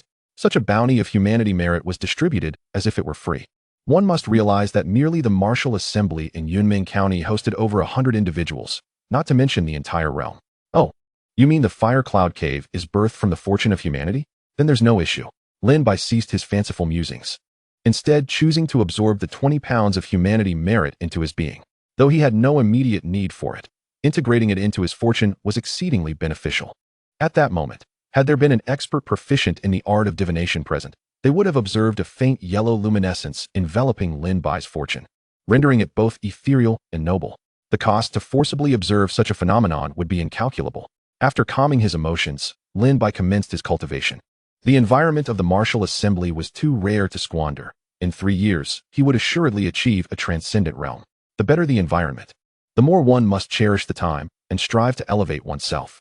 Chapter 33. The Art of Talismans on the 3rd day at the Fire Cloud Cave. The first lesson at the martial assembly finally commenced. Early in the morning, while Lin Bai was engaged in his cultivation, he heard the familiar chime. Students are requested to promptly arrive at the designated location within half an hour. With the jade token stipulating a time frame, Lin Bai moved quickly. He decided to check if Wang Yu was present. Through the array of Wang Yu's courtyard, he discerned that she was still inside. Approximately 5 minutes later, the door to her courtyard swung open, and the figure of the young girl appeared gracefully. Their eyes met, and a silent understanding passed between them. "Let us go." They arrived late. By the time they reached the location, many had already gathered and claimed their spots. Ahead stood a 3-tiered altar, where the crowd assembled at its base. I wonder how this martial assembly conducts training. It's hard to say. With everyone on different paths and varying strengths, it must be challenging to standardize instruction. I suspect it will involve practical combat. The crowd buzzed with speculation, particularly the students of the martial lineage, who were most concerned. As for Lin Bai and Wang Yu, they were not overly worried. They had come primarily to learn about talisman crafting, while everything else was secondary. However, Lin Bai's desire to acquire some resources from the martial assembly grew stronger. Once everyone had arrived, the spirit of the space emerged once more. Students of the martial lineage, step forward. At this call, around 20 individuals from the crowd ascended the altar, which began to shimmer, and in the next moment, they vanished from sight. Following this were the students of the literary lineage, as well as those involved in the crafting of instruments and elixirs. Students of the talisman craft, step forward. Finally, it was Lin Bai's turn in the talisman class. The number of students was modest, with only 12 in total, including Lin Bai. As he stepped onto the altar, the surrounding scenery shifted, and he found himself in an entirely new setting. Before him lay an ancient wooden classroom, complete with a podium at the front and 12 independent workstations arranged in 3 rows of 4. Peering outward, he was astonished to see immense stars, their presence awe-inspiring. Just a glance conjured intricate lines in his mind. Lin Bai quickly diverted his gaze to avoid any unforeseen complications. The environment evoked a sense of nostalgia reminiscent of his university art classes in a previous life. The 12 students in the talisman class were no fools. They instinctively took their positions. Lin Bai occupied the 3rd spot from the right, with Wang Yu seated in front of him. At this moment, a figure gradually coalesced upon the platform, manifesting as a middle-aged man clad in white robes, possessing a striking appearance and an extraordinary demeanor. Esteemed students of talismanic studies, he began, I am known as the solitary guest. You may address me as such. This figure, lacking spirit yet possessing form, was evidently a mere replica conjured by the Fire Cloud Cave. Upon hearing this name, Lin Bai felt a flicker of familiarity. Solitary guest, solitary guest. He recalled that during his decision to delve into talismanic studies to aid his future path, he had diligently researched the history of talismans. The earliest talismans, the celestial runes, were the written expressions of the heavenly Tao, imbued with wondrous powers. Later, a sage observed the creation of the world and established 36 foundational runes, thus granting humanity access to such power. This sage was none other than the solitary guest. Clearly, Lin Bai was not alone in his recognition. The faces of the crowd shifted dramatically, with some unable to suppress gasps of astonishment. After the solitary guest had established the embryonic form of the talisman, he had rendered an unparalleled service to humanity, enjoying immense fortune and a vast accumulation of human merits, which propelled him directly into the realm of the Tao ancestor. They had come to learn the art of talisman crafting, utterly unprepared to discover that their instructor was this legendary figure, albeit a mere replica. Without regard for the students' astonishment, the solitary guest continued, to master the art of talisman crafting, one must first become proficient in the drawing of runes. Can anyone tell me how many foundational runes one must learn at the outset of this study? Please raise your hand if you wish to answer. Furthermore, those who responded would be rewarded with merit points. For those who dare to be pioneers within the martial hall shall surely be acknowledged. Seeing the sage pose a question ignited excitement among the students, and a young man was the first to raise his hand. Instructor, there are a total of 36 foundational runes, and all subsequent advanced talismans are derived from their combination. Correct. The solitary guest nodded slightly, then posed the next question. Now, who can tell me the categories into which these foundational runes are divided? This prompted an even greater fervor, as students eagerly raised their hands, with Wang Yu seizing the opportunity to respond first. Instructor, the foundational runes can be classified into 5 primary categories, corresponding to the 5 elements: metal, wood, water, fire, and earth, further subdivided into the yin-yang dualities of these elements. Wang Yu then patiently elucidated the concept of the yin-yang dualities within the 5 elements. The principle was not overly complex. Taking the fire element foundational rune as an example, it can be subdivided into fire within fire, fire within metal, fire within wood, fire within water, fire within earth, yang fire, and yin fire. The same applies to the other elements. Typically, a completed talisman will utilize a significant portion of the foundational runes, with the dominance of specific elements varying. Of course, these yin-yang combinations comprise 35 foundational runes, with the final rune being of no attribute, or rather, of all attributes. The no attribute rune is the crucial foundational rune that every talismanist must master. Wang Yu concluded, advanced talismans are constructed from the layering of foundational runes, with the no attribute rune serving as a vital linking point that stabilizes the overall structure. The talismanic arts in this world bore resemblance to the circuitry synthesis familiar to Lin Bai from his past life. While Wang Yu spoke eloquently, Lin Bai absorbed the information with great interest. His grasp of these foundational concepts was limited, as he had spent the last month preoccupied with other matters, leaving little time to study the basics of talisman crafting. It was only before his departure that his sister, Lin Su, had gifted him a book on fundamental talisman knowledge to peruse. At this moment, he listened intently, recalling an adage, when your knowledge is insufficient. You may glean wisdom from the questions posed. Excellent. Very well done. The solitary guest commended Wang Yu's response. Now that you all possess an understanding of rune classification, we shall proceed directly to the practical segment, how to construct a competent rune. While knowledge may be easily acquired, the application is far more challenging. My first lesson will commence with the foundational rune of Earth. As he spoke, the solitary guest waved his hand, conjuring a three-dimensional model that appeared as a robust and substantial cube. This before me is an enlarged version of the foundational rune of Earth within Earth. Lin Bai listened with rapt attention, for this was the art that would ultimately aid him in securing resources for his path. After the solitary guest briefly outlined the construction of the Earth within Earth foundational talisman, he waved his hand again, causing identical models to materialize on the workstations before Lin Bai and the others for their observation and study, alongside a stack of yellow paper. Now that I have explained, it is time for you to practice. The art of talisman crafting ultimately relies on hands-on experience, and the models before you are for comparison. The first 3 students to successfully carve will earn merit points. Upon hearing of the reward, Lin Bai, Wang Yu, and the others eagerly reached for the specially crafted yellow paper to begin their practice. As their cultivation levels had not yet reached the point of inscribing runes with mere thought, they required specific materials for their carvings. The materials for talismanists are remarkably simple. As long as there is a medium for the talismanists themselves wield the tools to inscribe.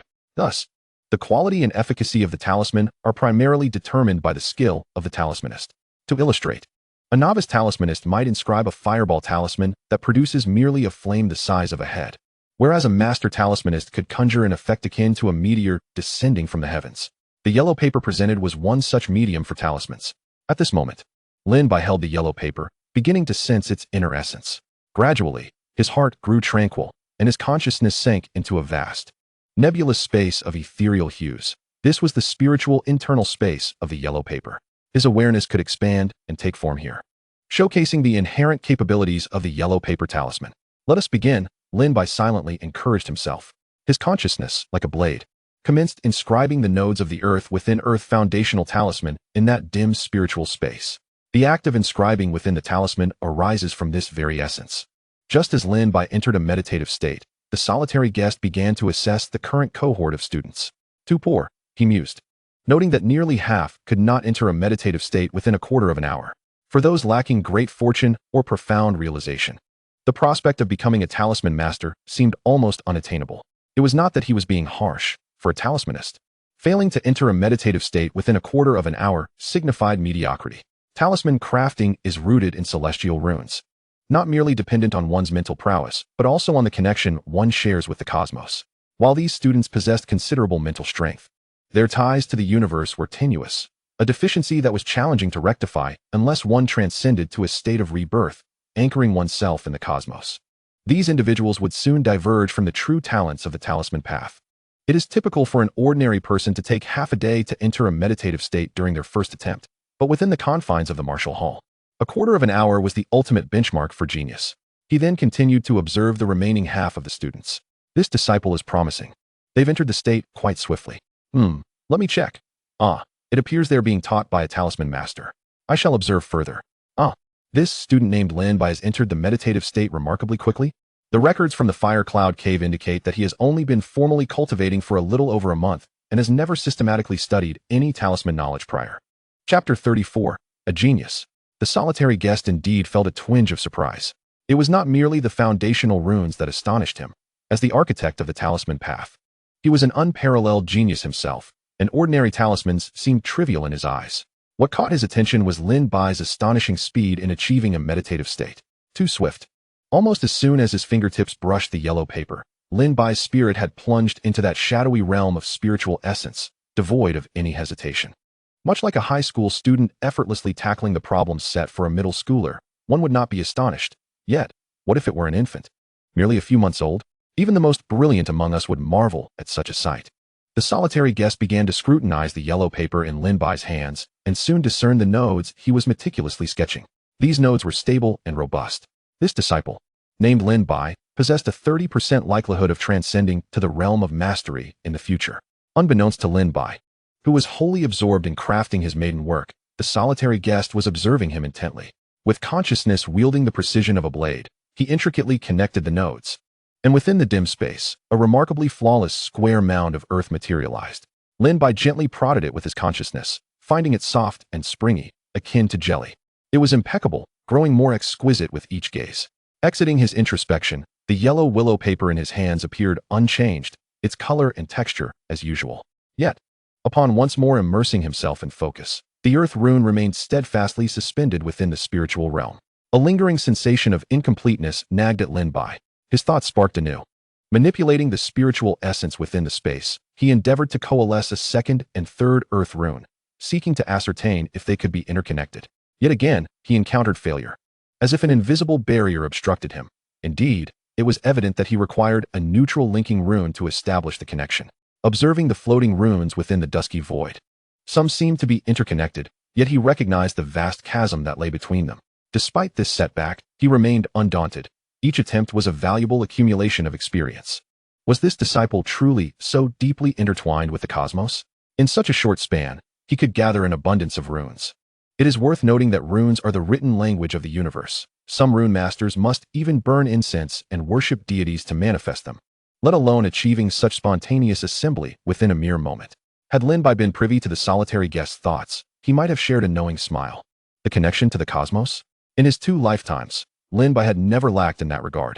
Following the awakening of his innate wisdom, fragmented information in his mind had led him to grasp the essence of his origins. It was highly probable that a fleeting encounter between this realm and his previous universe amidst the chaotic sea had resulted in the exchange of his soul along with a torrent of information. Subsequently, the 2 worlds had drifted apart in the chaotic sea, their fates unknown.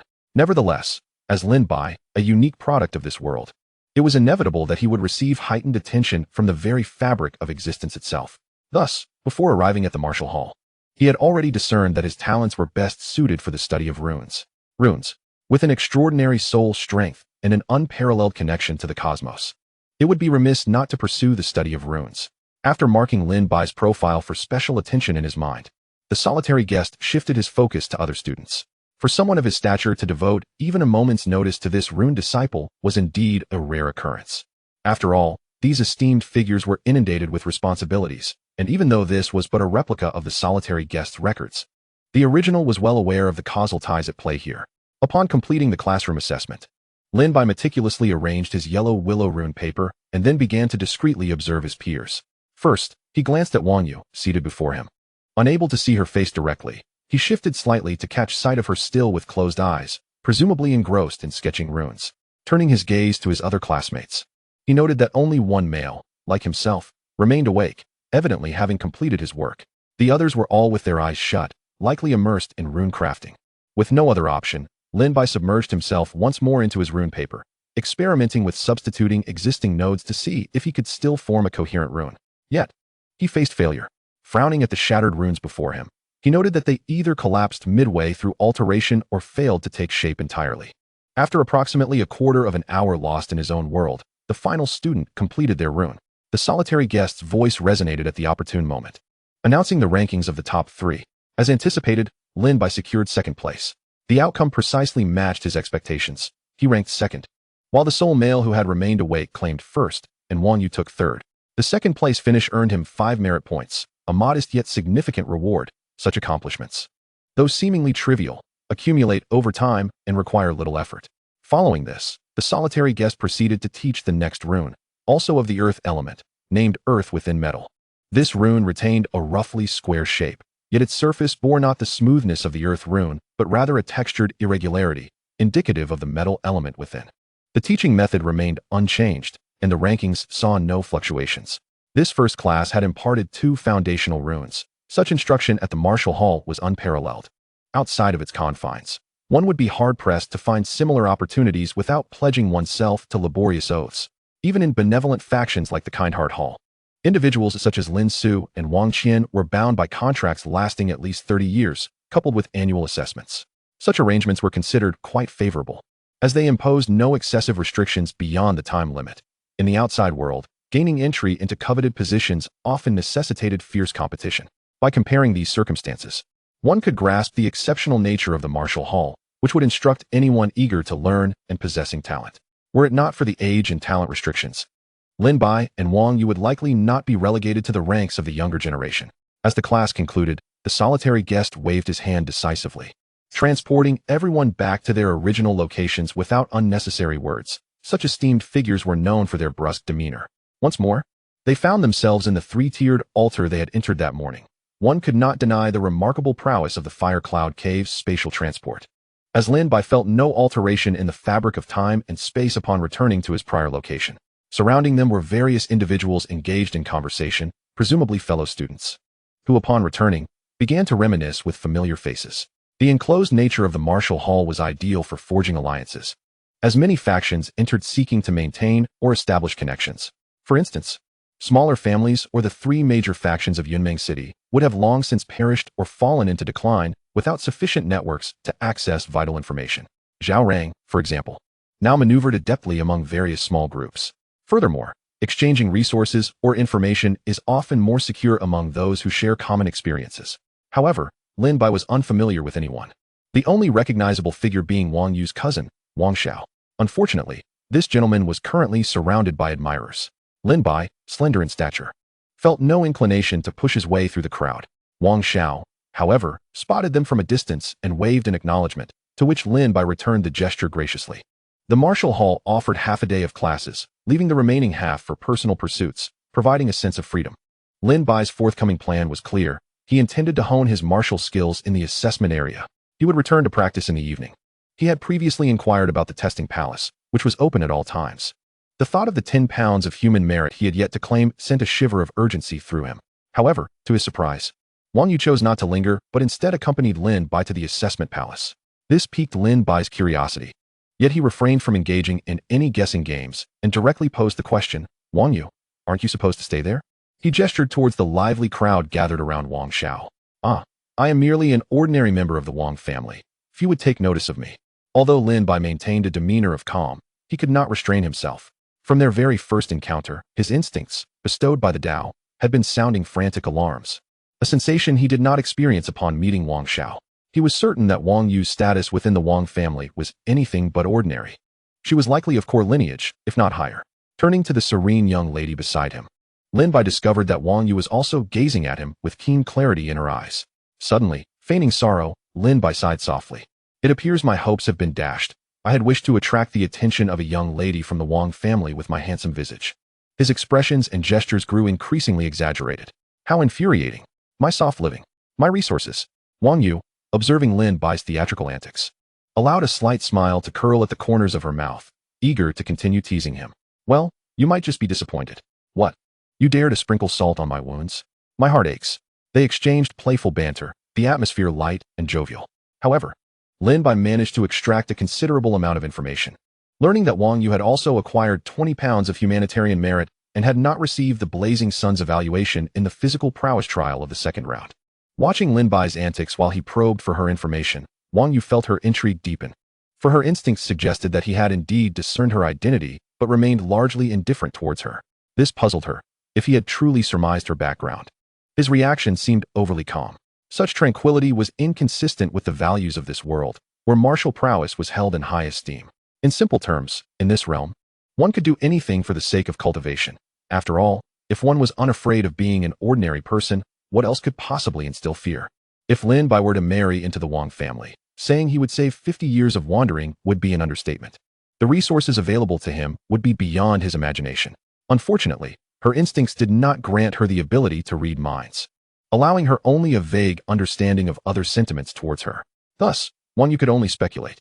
To her surprise, Lin Bai displayed such integrity, choosing to forge his own path in cultivation. If he were to uncover her thoughts, he would surely feel wronged. He was not a staunch traditionalist. At present, Lin Bai's lack of interest in Wang Yu stemmed from his confidence in his own talents. In essence, he believed that his innate abilities surpassed any assistance that a prominent family could provide. This also revealed a hint of pride nestled within his heart. Of course, Lin Bai was adaptable in his dietary preferences, relishing both soft and hard fare, with a distinct preference for the former. Thus, when he caught a glimpse of admiration flickering in Wang Yu's eyes, he felt a strange bewilderment.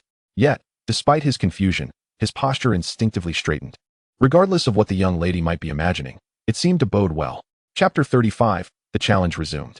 As they chatted, Lin Bai and Wang Yu arrived at the location of the testing palace. They were not the first to arrive.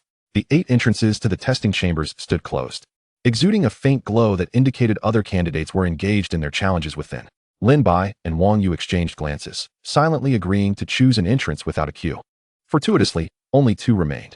Before long, within a mere quarter of an hour, the ethereal light on the door before Lin Bai quietly extinguished, and it slowly opened. A woman clad in white emerged, having completed her test. Without hesitation, Lin Bai gestured to Wang Yu and stepped boldly into the tunnel.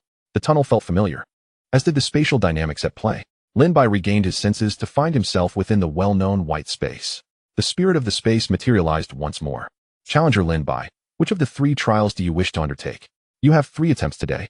Lin Bai raised an eyebrow, realizing the expediency of the process was due to the limited number of attempts. Challenge the martial arts trial. This round employs the bow and arrow. Upon seeing the 3 opportunities, Lin Bai decided to first test his skills with the bow, followed by the blade, and finally to experiment with a combination of both. As he selected his weapon, the surrounding pure white space rapidly morphed into a vibrant forest, teeming with ancient trees. The air was infused with the refreshing scent of earth and foliage, and light filtered through the layers of leaves, rendering the scene strikingly lifelike. The familiar figure of the white-clad woman reformed as the guardian of the trial. Unlike before, she now held a bow with a quiver slung across her shoulder. As her form solidified, Lin Bai sprang into action, his bowstring taut as the moon. He released an arrow like a shooting star towards her, aiming to catch her off guard. However, even though her strength was restrained to that of an ordinary person, her agility was astonishing. With a mere flick of her toes, she gracefully retreated, leveraging her momentum to ascend a towering tree. In mere moments, she vanished among the thick canopy. The tables had turned, and now it was Lin Bai who found himself in a sweat, struggling to catch sight of her. The dense foliage and interplay of shadows provided her with perfect cover. He felt like a brash intruder in a hunter's domain, while the white-clad woman was the true sovereign of this forest. He could not afford to remain passive. Gritting his teeth, Lin Bai unleashed 3 arrows towards the likely locations where she might be concealed, attempting to force her out. Yet, she remained elusive, and only a few branches fell victim to his shots. With the sound of whistling, 2 arrows whizzed toward him, though the force behind them was not significant. Their speed was sufficient for Lin Bai to easily sidestep and immediately retaliate with an arrow of his own. Alas, he failed to score a hit. The exchange continued. Though it was hardly fair, Lin Bai's footwork was lacking, rendering him essentially a target for the woman. Her arrows grew swifter and heavier. Lin Bai's expression darkened as he noticed that nearly half of the arrows had embedded themselves into the sturdy wood around him. This was his 30th shot. The woman's movements became even more silent, akin to a huntress who had mastered the fate of her prey, and now it was time to reap the consequences. Lin Bai could hear his own heartbeat echoing in his ears, reminiscent of the anxiety he felt as a child playing hide and seek, on the verge of being discovered by his sister, Lin Su. In the seemingly silent forest, 3 arrows shot forth in different directions, and Lin Bai sensed the disturbance in the air. Whoosh, whoosh, whoosh. He attempted to evade them, twisting his body to avoid 2 arrows, but the third merely grazed the sleeve of his left arm. Before he could feel relieved, a silent dark arrow had already found its way to his heart. This arrow bore the same force as the previous ones, hence it produced little sound. Yet this seemingly feeble projectile sealed the fate of his test. Lin Bai felt a sharp pain in his chest, the immense impact rendering him momentarily motionless. Before he could comprehend the situation, a second arrow struck with pinpoint accuracy, embedding itself in his neck. Damn it, there was even a follow-up shot. Lin Bai's final thoughts echoed in his mind. He had seen this final arrow clearly, yet his body, unable to respond, was already a step behind. Then, he found himself back in the white space, his injuries fully healed. The spirit of space spoke not a word, instead presenting a grand overview of the confrontation between Lin Bai and the woman from a godlike perspective. Within the footage, after 30 arrows had been loosed, the woman moved with remarkable grace, first releasing 3 arrows to coax Lin Bai into revealing his vulnerabilities. Swiftly, she maneuvered into his blind spot, and as Lin Bai found himself drained of old strength and yet to summon the new, she unleashed the decisive, fatal arrow. Following the piercing of Lin Bai's heart, another arrow struck his neck, sealing his doom. What a splendid ambush it was. Initially using the force of her arrows to mislead him, she made him believe the subsequent shots were swift and heavy, only to deliver the fatal blow with a concealed arrow. Not to mention the final strike was executed flawlessly, a perfect hunt, truly a work of art. If only the unfortunate target had not been me. Ultimately, Lin Bai indulged in self-deprecation, yet this reflection ignited a spark in his eyes, providing him immense assistance in his analysis. Can the spirit of space transmit this battle sequence to me? He inquired. As soon as he finished speaking, A chime resonated from the token he carried.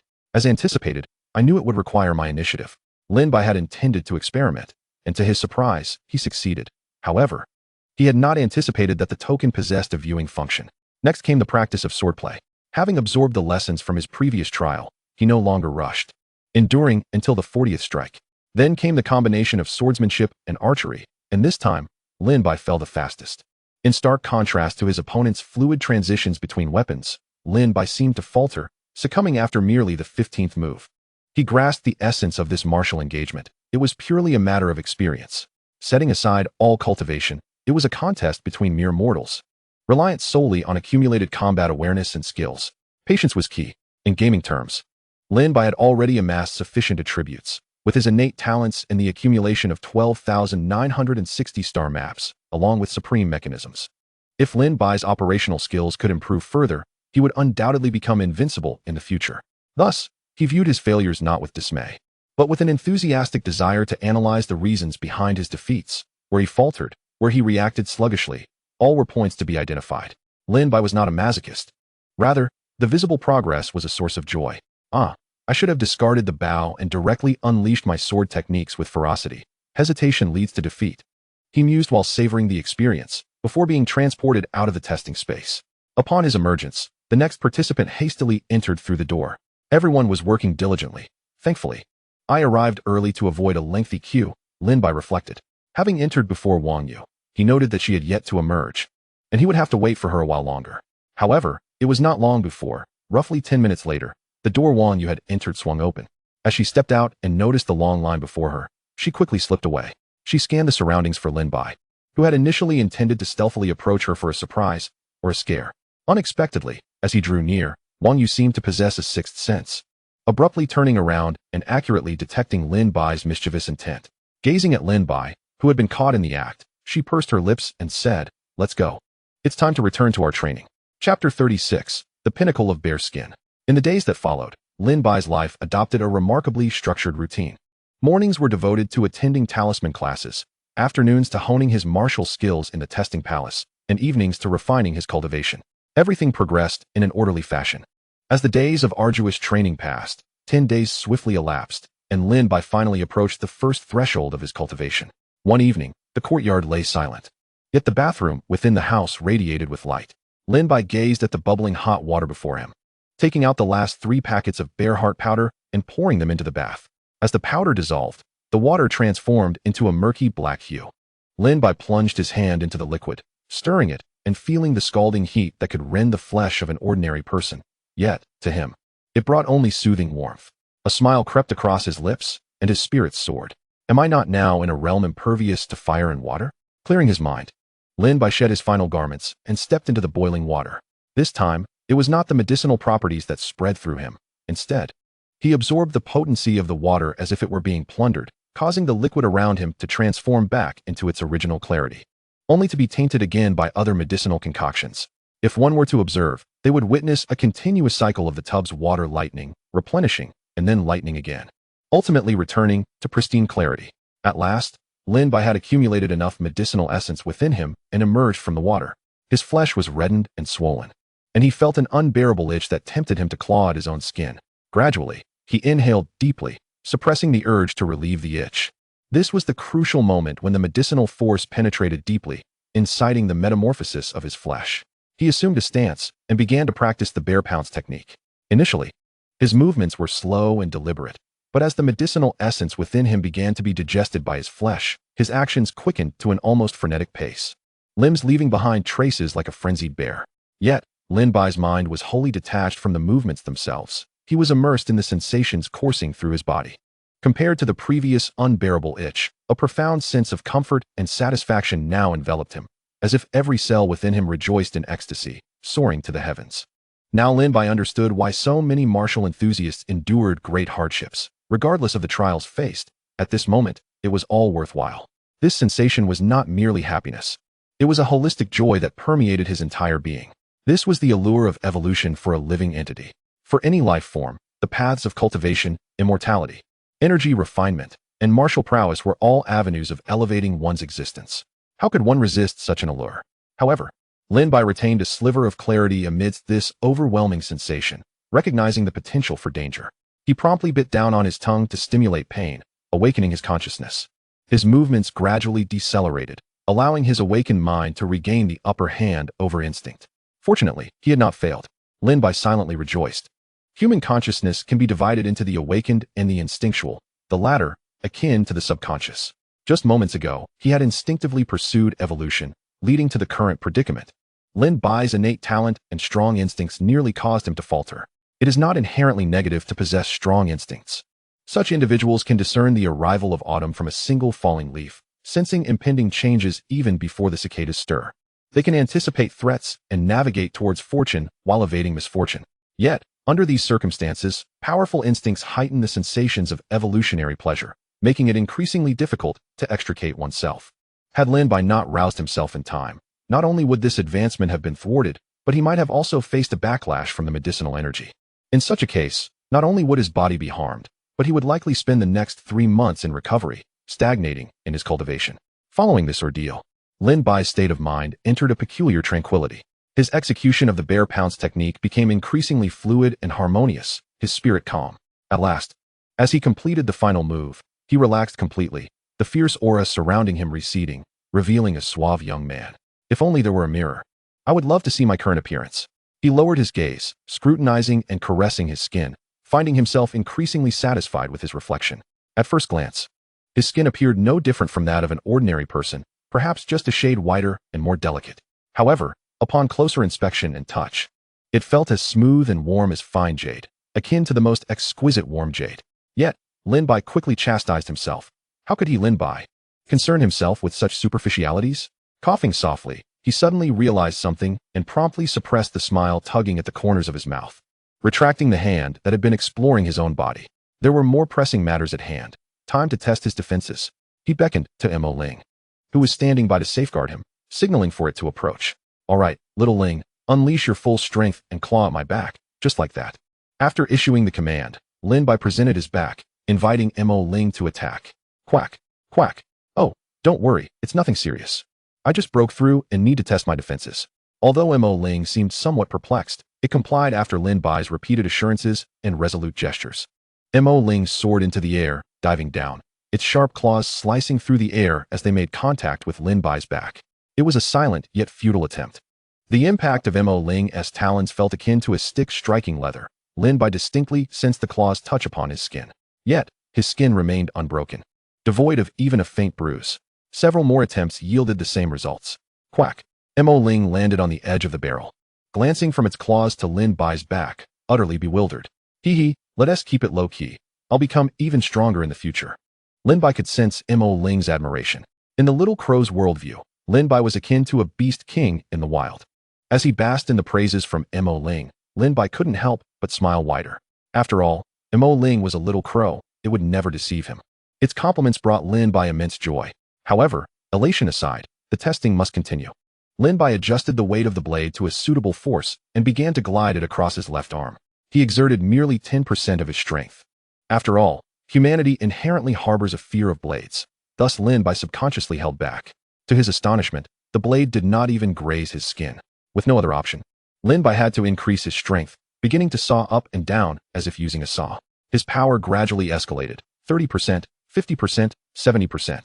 Finally, with nearly 90% of his might, the flesh on his left arm was finally breached. Lin Bai brought the wound before his eyes. It was neither extensive nor deep, with a few drops of blood trickling forth. The bleeding ceased swiftly, and the blood began to clot, forming a scab, which soon after fell away, leaving the skin pristine once more. This was the allure of a martial artist, high defense and rapid recovery, capable of both enduring and striking back. His path was that of the demon tamer martial artist, emphasizing the martial aspect, with the taming of demons merely an embellishment. Rumors circulated that high-level martial artists could even achieve rebirth through blood. This legend stemmed from the rebirth realm within the cultivation hierarchy: transcendence, supernatural, elevation, rebirth. These realms did not materialize from thin air. They were painstakingly established by the ancestors of humanity, with the rebirth realm being pioneered by the predecessors of martial artists. However, this was far removed from Lin Bai's current reality.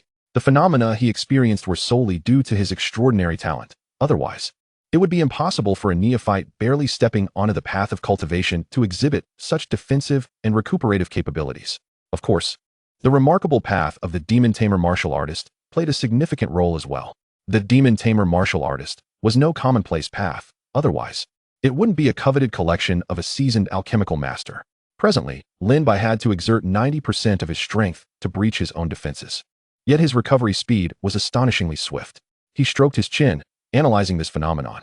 Such defense, within his tier, was likely unmatched. The practitioners he referred to at the Transcendence realm were those who had perfected their cultivation, possessing formidable paths and extraordinary spiritual talents. Others were simply not worthy of comparison. With this thought, a surge of pride welled up within Lin Bai. He felt the vigorous energy coursing through his body, and an uncontrollable thought surged within him. Turning on his heel, he strode purposefully toward the quiet chamber, his eyes gleaming with determination. Now was the time to strike while the iron was hot. This night, he would challenge the Tiger Bone Gate. Chapter 37. Breaking through another barrier, the Tiger Bone Gate. Indeed, Lin Bai resolved to seize this momentum and break through another barrier. Once the thought entered his mind, it became a relentless pursuit. As the saying goes, one must act with vigor. He was currently in such a mindset. Returning to the quiet chamber, he retrieved the 3-turn tiger bone pill and swallowed it whole. Then, he lay down, adopting the position of a mountain lord. Like a fierce tiger, well-fed and languid, sprawled within its territory, he appeared relaxed. Yet internally, he was quietly digesting his gains, transforming the essence of his prey into strength. The Tiger Bone Gate differed from the Bear Skin Gate. The latter relied on medicinal baths and the Bear Pounce technique for cultivation, while the Tiger Bone Gate's training involved elixirs and the tranquil posture of the Mountain Lord. Lin Bai focused his mind and spirit, beginning to channel the nascent energy within him. As the medicinal properties of the 3-turn Tiger Bone pill activated and merged with his strength, a torrent of scorching energy surged through his skeletal structure, penetrating deep into the marrow. A wave of pain washed over him. It hurt. It hurt immensely. Every bone in his body felt as if gnawed upon by unseen insects. Pain was to be expected. He had learned beforehand that the initial bone refining would be excruciating. However, the duration of this agony seemed excessively prolonged. The information from the legacy indicated it would last only a few minutes. Yet it felt as though 20 minutes had already passed. This was no illusion. Time had indeed elapsed. Something was amiss. Just as his consciousness teetered on the brink of being overwhelmed by pain, his spirit seemed to be drawn towards a vision in the void. A colossal yet dimly lit skeletal outline hovered in the ether, with sporadic glimmers of light flickering around it, slowly merging into the bones. Wherever the light penetrated, the skeleton emanated a barely perceptible golden glow. Regrettably, the skeleton was vast, and the light points were few, rendering the golden glow but a drop in the ocean. What is this? The unity of flesh and spirit, a divine perception. Logically, his cultivation was far from reaching the last stage of transcendence, the realm of the 5 organs. It should have been impossible to introspect his own body. Yet, Lin Bai's physical form, spirit, and essence were all remarkably robust. At this critical juncture, every aspect of his being spontaneously coordinated, momentarily granting him a glimpse into his own condition. Of course, this revelation was fleeting, a mere instant, but it was sufficient. The potency of the medicine was insufficient. The dosage that would have seamlessly facilitated the advancement of an ordinary extraordinary talent was but a drop in the bucket for his outrageous talent. Encompassing 12,960 stars, this inadequacy had led to the current predicament of being stuck mid-ascension in an awkward limbo. Understanding the cause, Lin Bai hastily seized the medicinal gourd beside him, downing the majority of the pills as if quenching his thirst. He then resumed the Mountain Lord position, channeling all his energy to refine the elixirs. As the medicinal powers erupted, a wave of warmth swept throughout his entire being. The warmth enveloped Lin Bai, dissolving his pain and transforming into a sensation akin to soaking in a hot spring, bringing him immense comfort. He exhaled slowly. Phew. That was close. I almost dug my own grave. The outcome this time was a consequence of Lin Bai's habitual thinking. Previously, during his initial medicinal bath for the bearskin realm, he had taken it slow and steady, inadvertently increasing the dosage of the medicinal powder in his subconscious, surpassing the norms without realizing it. When he reached the tiger bone realm, he instinctively prepared the usual dosage, only to find himself immediately in trouble. The essence of this first bone refinement lies in maintaining a vigorous momentum. A potent application of medicine is essential for leaving a profound cultivation imprint on the bones. He vowed to remember this oversight, ensuring he would not repeat it. However, the most pressing concern now was to break through to the tiger bone realm. Otherwise, the hardships he had just endured would have been in vain. Lin Bai felt his body temperature rising. Although he could not introspect, He sensed a newfound density in his bones. He focused his mind, and instinctively, a series of low, resonant tiger roars emanated from within him, akin to the prelude of a tiger's roar echoing through the forest. This was not a meaningless sound, but rather the essence of the mountain lord's lying quiet technique, which uses specific sound wave frequencies to harmonize the internal circulation of vital energy and strength for bone tempering. The tranquil atmosphere and focused array in the meditation room reached their zenith at this moment. After approximately half an hour, Lin Bai's temperature began to descend, returning to a normal state. He rose from the ground, gently rotating his body and stretching his neck. The creaking sounds were reminiscent of cracking fingers, signaling the adjustment of his bones. He bounced lightly a few times, reveling in the changes within him. Thankfully, the breakthrough to the tiger bone realm had been achieved, and now it was time for meticulous refinement.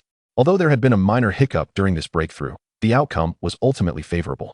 Lin Bai then began to throw a few punches and kicks into the air. Unlike before, his strength had significantly increased, and his strikes were now swift and fierce, exuding an aura of sharpness. The bearskin realm primarily enhanced defense, while the tiger bone realm augmented offensive capabilities, manifesting in a marked increase in both strength and energy. In the teachings Lin Bai had received, there were two phrases that encapsulated the relationship between bone refinement and strength in the tiger bone realm. Refining bones transforms marrow. Strength surpasses 1,000 weights.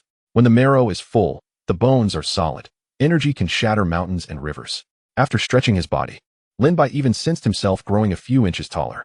What a splendid day it was, having broken through 2 realms.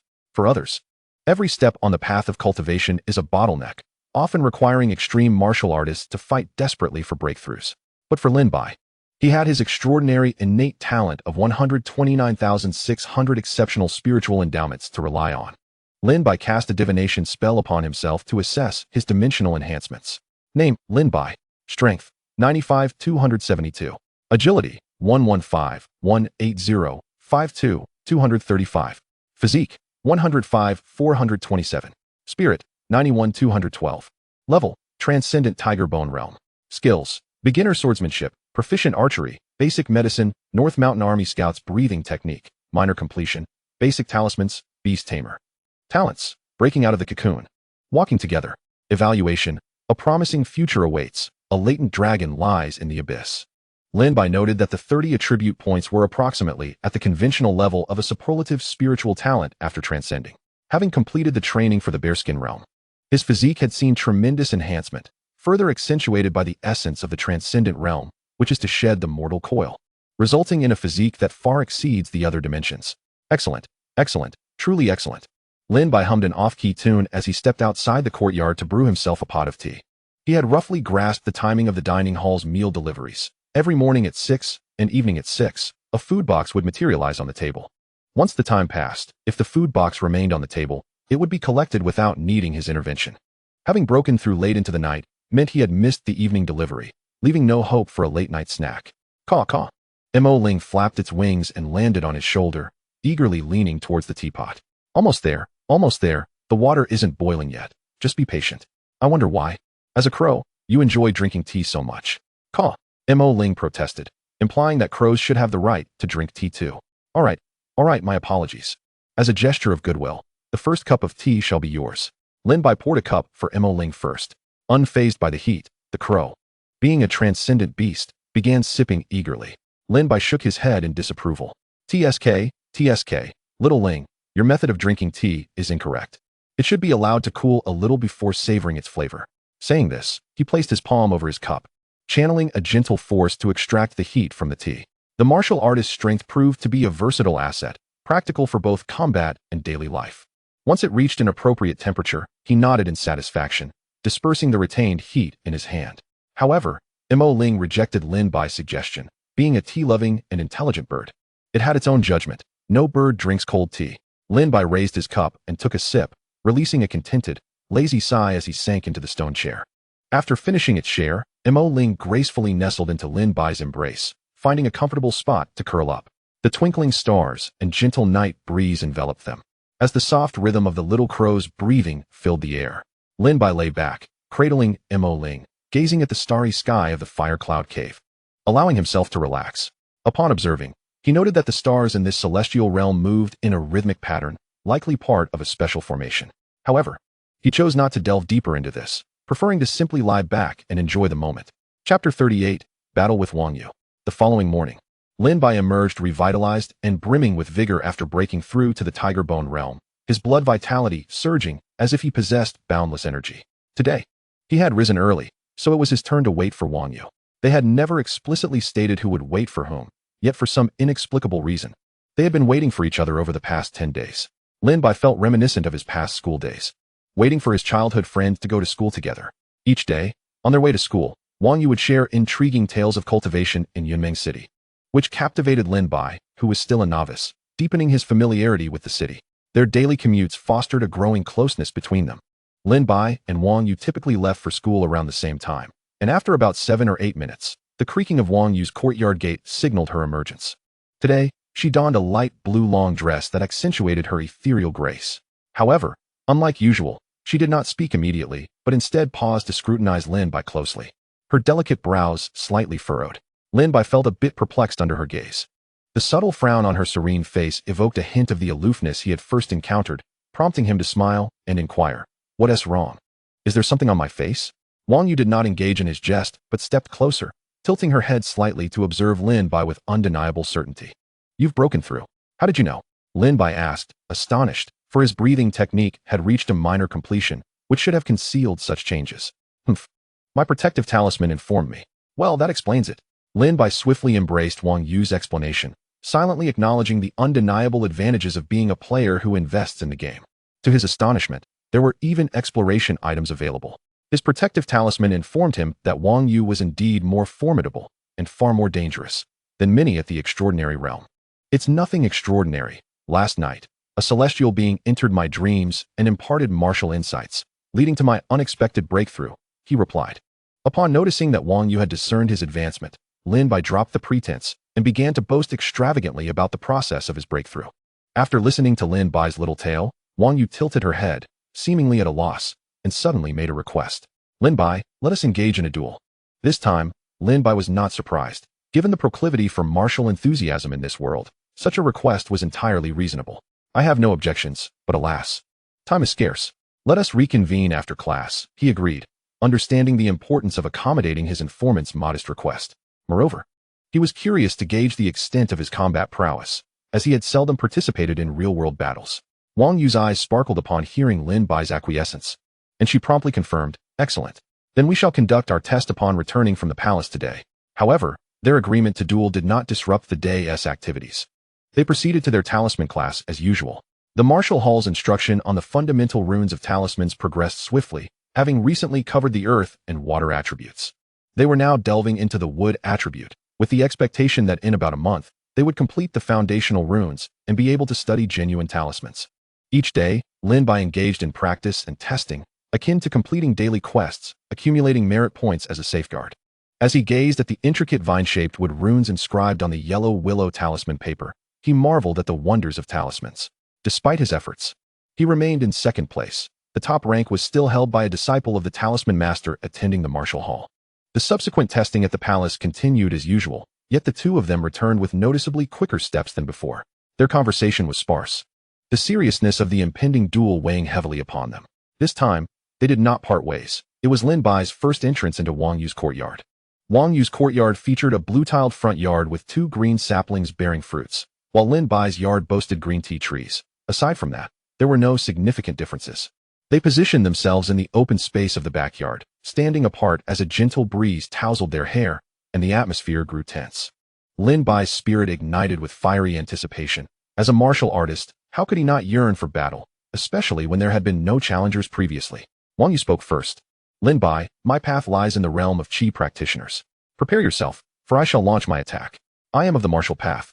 Lin Bai succinctly introduced his discipline. Then, focusing his energy, he sank slightly and propelled himself forward like an arrow released from a bow, charging at Wang Yu. Wang Yu reacted swiftly. Her delicate hand gestured, and 3 exquisitely crafted paper figures soared into the air, enveloped in the essence of a Qi practitioner. With a soft sound, the paper figures expanded in the wind, transforming into 3 towering generals armed with weapons. One wielded a spear, another a curved blade, while the last bore a grappling hook. Their movements fluid and lively, devoid of any stiffness associated with mere paper figures. As a descendant of the illustrious Wang family, Wang Yu was well versed in the family's unique characteristic, animation. This ability, a family trait, allows the powers of those recognized by the human path and the luck of humanity to enhance and even evolve over time. In simpler terms, it is akin to enhancement in games. Such familial traits enable even those with mediocre innate talents to wield techniques typically reserved for the extraordinary realm, effectively raising the overall capabilities of the family.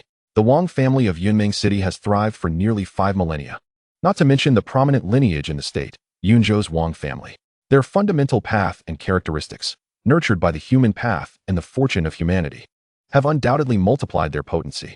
Coupled with Wang Yu's exceptional talent, the animated paper figures she summoned now possessed a spirit and might that rivaled the techniques of extraordinary beings.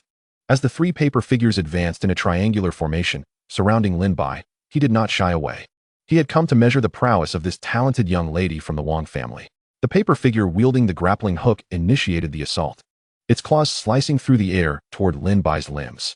To everyone's astonishment, he reached out and seized the incoming claw, gripping it tightly in his palm. The 2 flanking paper figures swiftly closed in on him, their spear and curved blades slicing toward him simultaneously. Lin Bai remained as immovable as a mountain, yet dark. Divine runes emerged upon his skin, creating a faint black mist that shielded him from the incoming weapons. The scene grew peculiar. One paper figure struggled to reclaim the rope it had lost to Lin Bai, while the other 2 unleashed a relentless barrage against the thin veil of black mist, their strikes proving utterly futile. Caught in the eye of this storm, Lin Bai furrowed his brow, seemingly lost in thought. Is my embryonic black armor unable to withstand their assault? The black mist enveloping him was one of the extraordinary aspects of the demon tamer path, the heavy armor. This not only bolstered Lin Bai's defense, but also enhanced his strength, speed, and reflexes, akin to a state of explosive power. However, this thin layer of black mist was merely a nascent form of armor, not the true armor itself. Previously, when he had traversed the Transcendence Bearskin realm, Lin Bai had attempted to coalesce this armor, but at that time, his physique and strength had been insufficient, leading to failure. Yesterday, upon entering the Tiger Bone realm, he had met the foundational requirements to form a basic version of the armor. Disappointment washed over Lin Bai. The reason he had readily agreed to Wang Yu's challenge was to test his current abilities. Wang Yu's earlier display of animation had indeed impressed him, yet it was evident that her stats were too low, for even his embryonic heavy armor could not be breached, let alone a fully developed version. From a distance, Wang Yu noticed the contemplative expression on Lin Bai's face, tinged with a hint of condescension, and felt her face flush with embarrassment. After all, she had initiated the duel, and now, here he stood, effortlessly withstanding her attacks, unable to penetrate even his basic defenses. Initially, Wang Yu had intended to gauge Lin Bai's abilities by revealing only half her strength, but she had miscalculated. Now, fueled by determination, Wang Yu resolved to unleash her full power in the upcoming duel, demonstrating her true capabilities. She produced a red and white jade talisman, casting it into the air above her head. The talisman emitted a nearly transparent white barrier that enveloped her, while 3 threads of red light shot forth, targeting the attacking paper figures. Upon receiving the crimson light, the paper figures displayed eerie smiles, their weapons becoming rusted and their garments stained with blood, the ominous aura radiating from them palpable. Lin Bai quietly observed as Wang Yu cast her spell once more, a spark of interest rekindling upon his face. He felt as though the claw hook in his hand had come to life, the grappling rope writhing like a venomous serpent, attempting to break free from his grasp. Yet it remained firmly ensnared within his fingers. Ah, so this is what it means to be animated. How fascinating. However, he soon sighed in resignation. It was still insufficient. The power was too feeble. Wang Yu reinforced the paper figurine, granting it greater strength, yet it still paled in comparison to Lin Bai's might. Noticing that Wang Yu's energy had waned, he realized it was time to conclude their sparring. With a vigorous motion, he swung the claw hook along with the attached rope, which lashed out like a whip, slicing through the air towards the paper figures wielding weapons on either side. Wang Yu's expression shifted as her thoughts raced. She attempted to command the paper figures to retreat and evade the impending attack. Yet, Lin Bai was too swift. There were 2 muffled thuds, and the 2 paper figures disintegrated as if struck by a colossal hammer, scattering into a flurry of paper fragments. This whirlwind of debris served as an excellent cover as Lin Bai disregarded the last remaining paper figure, moving like a specter through the chaos straight towards Wang Yu. She wished to summon another paper figure, but Lin Bai's form had already charged upon her with the ferocity of a tempest. Without hesitation, he retracted his right hand and delivered a powerful punch towards the energy shield in front of Wang Yu. Crack! Boom! The shield shattered into motes of light, leaving Wang Yu pale and slightly unsteady. Lin Bai's fist halted just an inch from her nose. The fierce wind generated by his strike lifting a few strands of hair from her forehead. He slowly withdrew his fist, concern etched upon his features. Are you all right? Wang Yu shook her head, taking a deep breath, her gaze towards Lin Bai filled with a complex array of emotions, before she sighed softly. You truly are a monster. She directed the lone remaining paper figure to tidy up the aftermath, while she pulled Lin Bai to a stone table in the courtyard, presenting him with a plate of green fruit. Have I not even forced you to unleash your full potential? She asked, biting her lip. A hint of reluctance in her tone. Lin Bai nodded as he nibbled on the fruit. In this world, humility during a duel is regarded as a profound disrespect. Thus, Lin Bai shattered Wang Yu's energy shield to ensure she recognized her defeat. I can't fathom how you train. I have practiced for nearly a year longer than you. Wang Yu murmured, a note of defeat in her voice. Lin Bai offered no response, aware that Wang Yu was merely reflecting and that it would be better spent enjoying the fruit. These green fruits were quite sweet and delightful. They continued to discuss the nuances of their sparring for some time, and after about half an hour, Lin Bai rose to take his leave, not forgetting to discreetly pocket a few green fruits. Once Lin Bai departed, Wang Yu's expression shifted from contemplation to pondering other matters. The golden age is indeed upon us. Will you, Lin Bai, be one of the pioneers of this era? Yet, she soon found herself amused by her own thoughts. Haha, I must be losing my mind. Wang Yu, possessing a significant status within the Wang family, was privy to certain high-level information. It was said that around 100,000 years ago, the cultivators of this world had stagnated, with the pinnacle being the Tao ancestor. The heavens, unwilling to accept this stagnation, birthed the current flourishing era of cultivation. An increasing number of prodigies were emerging, as if the cosmos yearned for an individual to transcend the Tao ancestor realm and elevate the world. Thus, the singular goal of this golden age was to witness the emergence of a being surpassing the Tao ancestor. The realm above the Tao ancestor felt, to them, as distant as the stars. However, Wang Yu lightly tapped her fingers on the stone table in contemplation. Investing early can only yield benefits. Even if my family were to support Lin Bai in the future, that would merely be familial obligation. My own investment reflects my foresight. The terrifying prowess and seemingly boundless talent Lin Bai had exhibited, combined with their connection, led Wang Yu to believe this private investment was a surefire success. Chapter 39, The Cataclysmic Abyss. The days that followed maintained their routine, albeit with the addition of a newfound regularity. Wang Yu would frequently insist on sparring with Lin Bai. Despite being relentlessly overwhelmed each time, she appeared to derive a peculiar enjoyment from the experience, as though she discovered delight in the process of being bested. One day, after concluding a friendly match, they sat at a stone table in the courtyard, sipping tea and enjoying fruit, when the long-dormant command plate suddenly chimed. Lin Bai picked it up, and a message materialized. Student Lin Bai, the cataclysmic abyss of the Fire Cloud Cave is about to open. Successful participants may earn merit points, and those who excel will receive additional rewards. Please prepare to proceed to this location. Note, additional rewards are only available to individual trialists. Additionally, a small note indicated that teaching would be paused for the next 5 days starting tomorrow. Lin Bai and Wang Yu exchanged glances, with Wang Yu speaking first. Did you receive the notification about the cataclysmic abyss as well? Lin Bai nodded, though unaware of what the cataclysmic abyss entailed. He was drawn by the prospect of merit points and felt compelled to investigate. Let us go, we should check it out right away. Lin Bai promptly stood. It was just past 4 in the afternoon, and he had no desire to wait until tomorrow. Following the directions, they arrived at the designated location. How peculiar. Lin Bai exclaimed, a look of surprise crossing his face. The martial hall was indeed extraordinary, having meticulously surveyed the area before. He was certain it was merely an open space. Yet now, an ancient and towering stone monument stood solemnly, as if it had endured for millennia. Thanks to their proximity to their residence, they were among the first to arrive. Upon reaching the monument, Lin Bai received further information. It revealed that long ago, before humanity was recognized as a spirit of heaven and earth, numerous calamities besieged them. It was only after humanity triumphed over various natural and man-made disasters that destiny converged upon them. Subsequently, as the Fire Cloud Cave formed, it imprinted these calamities, creating a unique training ground known as the Cataclysmic Abyss. Essentially, the Cataclysmic Abyss was a grand illusion. It did not remain open indefinitely. The timing and duration of its openings were unpredictable. This instance of the Cataclysmic Abyss featured 3 levels, lasting for 6 days before closing. Each day provided an opportunity for a trial. The challenges included beastly confinement, water valley, and the facsimile. Lin Bai perused the names and details of the 3 trials. The first 2 levels were detailed meticulously, outlining specific calamities. However, the information regarding the facsimile was vague, providing no clarity on what one would confront beyond a mere name. What is this facsimile? Lin Bai inquired of his information assistant, while Wang Yu shook her head in confusion. She had no recollection of a calamity by that name, nor of any beast bearing such a title. Since Wang Yu was equally unsure, Lin Bai could only resort to the old methods from his previous life, opting to skip the unknown and focus on discussing the first two challenges with Wang Yu. The first trial featured beasts at the pinnacle of the transcendence stage, while the second trial's natural disaster required a level of power at the extraordinary realm to overcome. The first two trials could be attempted solo or in teams. Let us each attempt the first challenge individually, and if we fail, we can join forces thereafter. Indeed, teamwork was permissible in the cataclysmic abyss. As the adage goes, strength lies in numbers. The reason humanity firmly occupies the dominant position in the realm of existence is undoubtedly attributed to the principle of mutual cooperation and benefit.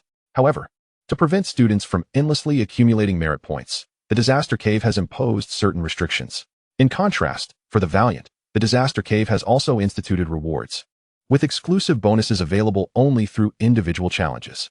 After some contemplation, Wang Yu deemed Lin Bai's suggestion sound. I shall follow your lead, he acquiesced.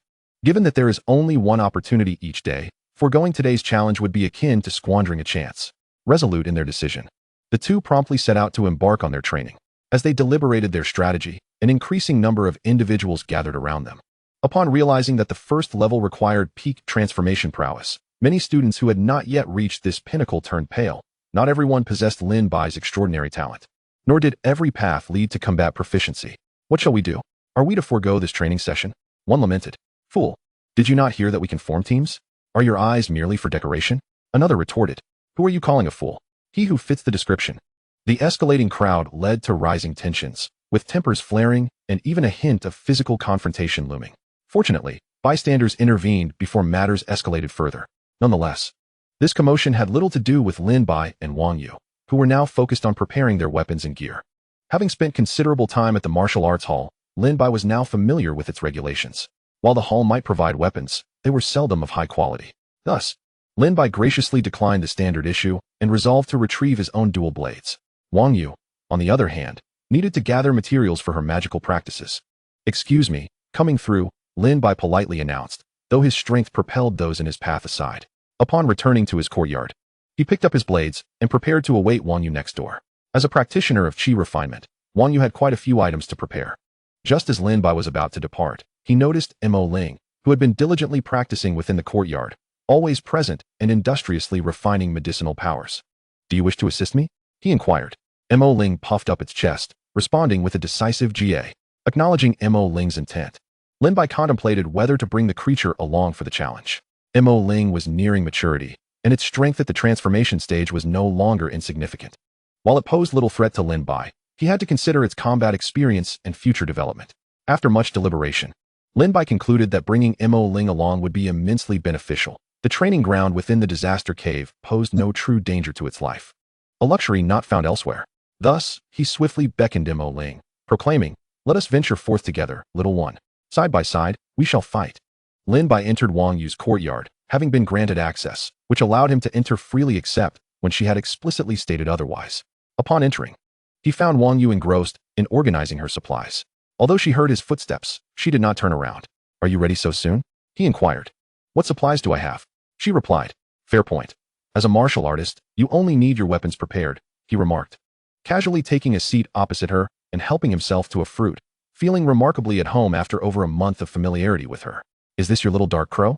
Wang Yu inquired, setting aside the intricately folded paper figure she had been crafting to focus on Mo Ling. "What little dark crow? It has a name, you know, Mo Ling." Lin Bai corrected her. "Ga." Mo Ling chimed in, as if to emphasize its name. "See, Mo Ling is reiterating its name." Lin Bai chuckled. Wang Yu leaned in closer, intrigued by the clever creature. "So, you intend to take it with you to the Disaster Cave for trials, but with your strength, is that truly necessary?" she asked. "It will gain valuable combat experience, and do not underestimate Mo Ling. It is quite formidable," Lin Bai replied, as Wang Yu reached out to stroke Mo Ling's sleek feathers. However, upon catching wind of her underestimation, Mo Ling leapt back onto Lin Bai's shoulder with a defiant GA.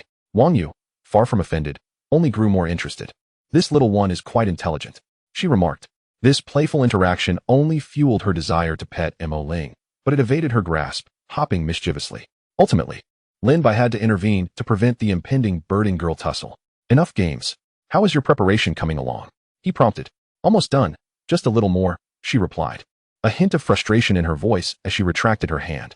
With their preparations complete, the trio, 2 humans and 1 bird, set out, quickly returning to the stone monument. To enter the disaster cave, one merely needed to affix their token to the stone. There are quite a few people here, Lin Bai remarked. Gathering information, as was his habit. Lu Ming and Zhong Ping have already gone in. I wonder who will emerge victorious from their wager? It has to be Lu Ming. He is a member of one of the 3 great families, someone speculated. Not so fast. During class, Zhong Ping's performance was nearly on par with Lu Ming's, another countered. Hearing about the intriguing developments, Lin Bai glanced curiously at Wang Yu, the information specialist, hoping for clarification. Wait a moment, I'll inquire, she assured him. True to her role, Wang Yu sought out her kin and soon returned to explain the unfolding situation. Essentially, it appears 2 rival factions' offspring clashed, leading to this much-anticipated duel, she summarized, nodding in approval of Lin Bai's understanding. Upon discovering that both students belonged to the martial lineage, Lin Bai remarked that such conflicts were to be expected. Compared to the subtle schemes of the literary lineage, the martial lineage favored more direct confrontations, while the Dao lineage also had its share of disputes. They were significantly milder than the other 2. I didn't expect to find such excitement here, Lin Bai mused, regretting his late arrival. He would have relished witnessing the event live rather than relying on Wang Yu's recounting. Nevertheless, it was a minor concern, as witnessing the unfolding drama was still a treat. But the primary objective remained earning merit points through the trials. As many needed to return for preparations, the queue moved swiftly. And soon it was Lin Bai and Wang Yu's turn. After affixing his token, Lin Bai watched as the stone emitted a radiant light, enveloping both him and Mo Ling as the teleportation initiated. During the transport, a voice echoed in Lin Bai's ear, Beast Confinement Barrier, activate. Chapter 40, The Battle of the Confined Beasts. In no time, Lin Bai found himself transported to the designated location. As he steadied his mind and opened his eyes anew, he was met not with familiar surroundings, but rather with the dismal confines of a damp and shadowy cell. The air was thick with the stench of mildew and an indescribable decay, while the cold floor was scarcely adorned with a tattered mat that seemed on the verge of disintegration. Lin Bai found himself clad in a coarse linen garment. Fortunately, Mo Ling remained nestled in his embrace, unharmed. But what of the beast? Lin Bai pondered, having expected to confront a ferocious creature, yet finding himself instead subjected to the treatment of a prisoner. This unfortunate turn of events was indeed unexpected. As Lin Bai reflected, the sound of approaching footsteps echoed from outside, heralding the arrival of someone to unlock the outer door. 9527. It's your turn to perform, came the command. Who is 9527? Is it me? Perform, but to where? 2 questions sprang to Lin Bai's mind, though it was evident that he was merely a pawn in the unfolding narrative of this beastly prison. Thus, he chose to adhere to the script, slipping silently through the narrow door of his cell, though the passage was rather constricted, making his exit anything but graceful, more akin to an animal emerging from its burrow. Beyond the cell, a man clad in a black brocade robe awaited, his expression impassive. A jagged scar marred his face, accentuating his menacing demeanor in the dim light. The scarred man cast a disdainful glance at Lin Bai, who had just emerged in a rather disheveled state, and spoke in a tone devoid of warmth. Follow me. If you keep the gentleman waiting, this wild dog had better pray for death.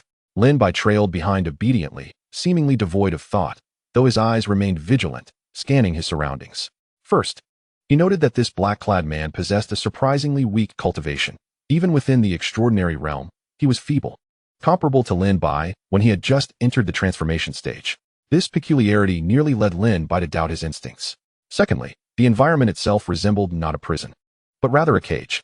Within this enclosure were others, their eyes vacant, bodies curled in the corners, with only the rise and fall of their chests to signify they were still alive. The names Disaster Abyss and Beastly Prison echoed in Lin Bai's mind, drawing connections he could not yet fully comprehend as he followed the man to a grand door. As the door swung open, a cacophony of sounds assailed Lin Bai's ears. Damn, I just lost again. I must recover my losses next round. What is up next? Oh, it seems a beast tamer is to face off against a peak transformation tiger beast. Haha, a beast tamer is indeed a rare sight. The tumult of shouts, roars, laughter, and curses melded into a grotesque tapestry of madness and depravity. The scarred man gestured towards the arena. 9527. Go in and put on a good show for those esteemed gentlemen. Crossing the threshold, the light was almost blinding compared to the preceding darkness, prompting Lin Bai to instinctively squint. As his vision adjusted, he beheld a vast arena akin to a gladiatorial coliseum. Surrounding him were towering stands filled with a motley crowd. Their attire ostentatious, yet their eyes glimmering with primal greed and savagery, arms flailing as they unleashed a cacophony of inane howls. Look, that's the Beast Tamer. He appears quite inexperienced. What of it? What if he surprises us? I've got my bets on you, pretty boy. Bring me back some winnings. Huh, you think he can win? That little thing will be devoured by the tiger beast. Listening to their jeers, Lin Bai remained unperturbed. So this is the beastly prison. Am I just another beast? At that moment, a figure clad in a black robe and sporting a lengthy beard leaped into the arena. His voice amplified by a sound-enhancing array that carried throughout the venue. Esteemed guests, prepare for the grand finale of the day, a death match. Death match. Death match. The atmosphere among the spectators ignited in a frenzy, their fervent chants overwhelming. With a wave of the host's hand, the opposing door fell away, sending a flurry of dust into the air. Amidst the swirling haze, a massive shadow leapt forth, landing solidly in the arena. A creature resembling a tiger, yet bearing the characteristics of a leopard. Its body was adorned with vibrant patterns, a single horn protruding from its forehead, sharp fangs protruding from its maw, and most notably, 3 whip-like tails that danced behind it. This was the infamous tiger beast. Upon spotting Lin Bai, the creature did not charge recklessly. Instead, it crouched low, emitting a low growl of threat as it circled Lin Bai, seeking an opportune moment to strike. Yet Lin Bai had little patience for a primal game of psychological warfare with the brute. He gently patted Mo Ling in his arms, whispering, Mo Ling, go forth and hone your skills. A divine bird must weather the storms to soar high. Mo Ling took flight from Lin Bai's embrace, soaring towards the tiger beast. Oh, so this is the young one's fateful beast, a dark raven? That creature is doomed. The tiger beast's lineage is among the strongest in the transformation realm. And what is a mere dark raven? Laughter and jeers erupted from the crowd, the odds clearly stacked against Lin Bai's companion. Indeed, in terms of size, the dark raven was less than a tenth the size of the tiger beast, making it no wonder that some gamblers resorted to foul language in frustration. This was a match that was clearly one-sided. However, Lin Bai paid little heed to the gamblers. He watched carefully as Mo Ling darted towards the formidable beast. With a surge of speed, Mo Ling ascended, utilizing his momentum to strike at the tiger beast, raking his claws across its fur.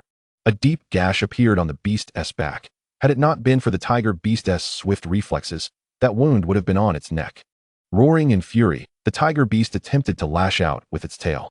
But Mo Ling, employing his skill, interrupted the tiger beast's movement, causing it to momentarily freeze. Seizing this fleeting opportunity, Mo Ling ascended higher, searching for the next chance to attack. Yet the tiger beast, having tasted defeat, grew wary, activating its bloodline ability. Its fur bristled, forming a set of spiny armor, while its tail whipped around with the agility of a whip, narrowly missing Mo Ling on several occasions. Each close call fraught with peril. Overall, the contest between the tiger beast and Mo Ling was evenly matched. Each held their advantages. The tiger beast was robust and powerful, while Mo Ling commanded the skies with remarkable speed. Haha, this is promising. That little dark raven has yet to perish. What the hell is going on with that dark raven? It must be mutated or possess an exceptional bloodline. The standoff in the arena only fueled the excitement of the spectators, watching Mo Ling battle evenly against the peak transformation tiger beast. A smile crept across Lin Bai's face. Indeed, the strength within this beastly prison paled in comparison to reality. Both the black-clad man and the tiger beast were far weaker than their counterparts in the outside world.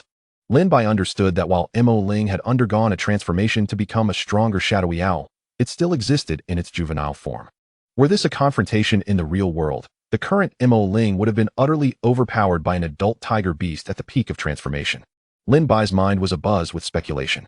The Calamity Pit simulates an exceedingly ancient era, during which the bloodlines of monstrous beasts had yet to undergo the rigorous process of natural selection. And the paths of cultivation pursued by practitioners were fraught with imperfections and inconsistencies, rendering them appear remarkably feeble in my eyes. In the realm of cultivation where Lin Bai resides, there exists no adage asserting that the older one is, the stronger one becomes. On the contrary, as time progresses, the paths of practitioners are continuously refined, and the bloodlines of monstrous beasts are perpetually purified and evolved, resulting in an overall enhancement of their strength. Therefore, it is reasonable to deduce that the temporal fragment simulated here is likely more ancient than one could imagine, certainly exceeding 100,000 years. For it was precisely 100 millennia ago that the cultivation world ushered in its golden era, marked by the rapid optimization of various paths and bloodlines. In the arena, The tiger-like beast was relentlessly toyed with by Mo Ling, and though it had some protective measures, its body was becoming increasingly marred with bloodstains. Suddenly, the beast let out a ferocious roar, unleashing a tiger's howl that compelled Mo Ling to retreat. At that moment, the beast's crimson eyes gleamed with a malevolent light as it forsook the troublesome Mo Ling in midair, propelling its massive form toward Lin Bai with a gust of foul wind. Observing this, Mo Ling hastily resumed her assault, attempting to prevent the beast from disturbing her master. Alas, her efforts proved futile as the beast charged at Lin Bai, undeterred by the prospect of being injured by Mo Ling's attacks. This creature exhibited a modicum of intelligence by targeting the beast tamer, yet it had mistakenly chosen the wrong adversary. Lin Bai revealed a hint of a cold smirk. He had initially intended to further hone Mo Ling's combat experience, but he was taken aback that this beast dared to attack him. Such an act was tantamount to courting death. It was time to conclude this skirmish. Sensing Lin Bai's intent, Mo Ling promptly distanced herself from the beast to avoid being splattered with blood. As she retreated, she cast a gaze tinged with pity at the beast rushing headlong into its demise. While others may have been unaware of Lin Bai's prowess, Mo Ling, as his innate spirit beast, was certainly not oblivious to it. Without waiting for the beast to close the distance, Lin Bai concentrated his strength and unleashed it upon the creature. With a resounding thud, the beast, a pinnacle-level monster with a bloodline evolution that lagged behind, failed to emit even a cry of protest before being reduced to a mere mass of flesh by Lin Bai's grip. The onlookers were momentarily stunned into silence before erupting into raucous applause. Well done, little one. That was exhilarating. What a remarkable creature. I must wager on it next time. Unperturbed by the cacophony, Lin Bai's ears were graced by a voice. The trial taker has successfully passed the trial. Do you wish to exit now? Lin Bai's expression was inscrutable as he selected no. It was evident that he had met the requirements for passage, yet he had no intention of returning just yet. To do so would only yield the most basic reward of merit points. He was eager to uncover what additional rewards awaited him. Whispering the name Beast Trap to himself, Lin Bai's gaze sharpened as he surveyed the frenzied crowd of spectators and the concealed presences lurking in the shadows. Beast Trap. Did it truly imply a mere contest against monstrous beasts? Or was there something more hidden beneath the surface? Prior to entering, Lin Bai had engaged in a thorough discussion with Wang Yu, and they had concluded that the Calamity Pit was not solely a venue for combat. It likely harbored deeper significance. Named after the Fire Cloud Cave and bearing the title of Calamity, it was difficult not to ponder its implications. Suddenly, a flash of insight struck Lin Bai, and he began to grasp how he might obtain the additional rewards. Chapter 41, The Beast Unleashed. Lin Bai had been mulling over the meaning of the Beast Trap. Just moments ago, he recalled the basic laws of humanity he had learned during his early education. Prior to awakening his cultivation, the Humanity Laws, Clause 57, anyone who forces beasts to fight or instigates mortal combat among humans, as well as those who lease arenas to facilitate such encounters, shall be deemed guilty of capital offenses. Anyone present at the scene of the combat, irrespective of their status, shall also face execution. If a common citizen can slay any of these primary offenders, they shall be rewarded and bestowed the title of righteous exterminator, and permitted to claim 1/10 of the offender's possessions. The essence of this law is that all who compel beasts to battle or engage in mortal combat are subject to death penalties. The authorities shall not punish citizens who execute these offenders, but rather grant them rewards. This humanity law is not merely the decree of the Great Xia Empire, but a fundamental tenet that all of humanity must adhere to. Violation of this law would result in being hunted down by all human factions. Upon entering this space, Lin Bai had sensed something was amiss. Now, he recognized the discordant elements at play. This was a contravention of the fundamental laws of humanity. Moreover, the rewards stipulated within this law were synonymous with the notion of additional rewards. The more Lin Bai pondered, the clearer his thoughts became. Fortunately, his diligent attendance in class and sharp memory enabled him to recall these foundational teachings. He even began to connect various other concepts. The beasts ensnared in the beast trap were none other than myself. The calamity of the beast trap signifies the human-inflicted disasters within the broader context of natural calamities. To attain the additional rewards, I must eliminate those present at the scene. Just as Lin Bai reached this conclusion, the door through which he had entered swung open once more, and the scarred man in black reappeared, his tone still dripping with condescension. Get back here, 9527. Return to your cage. Seeing that Lin Bai remained motionless, a mocking smile creeping across his face, the man furrowed his brow, his voice growing colder. You insolent wretch. Why do you not return? Do you think that having defeated a pinnacle-level beast grants you the right to challenge us? Do you realize the power we wield within the Black Reef duel arena? Before he could finish his sentence, a familiar dull thud reverberated throughout the arena.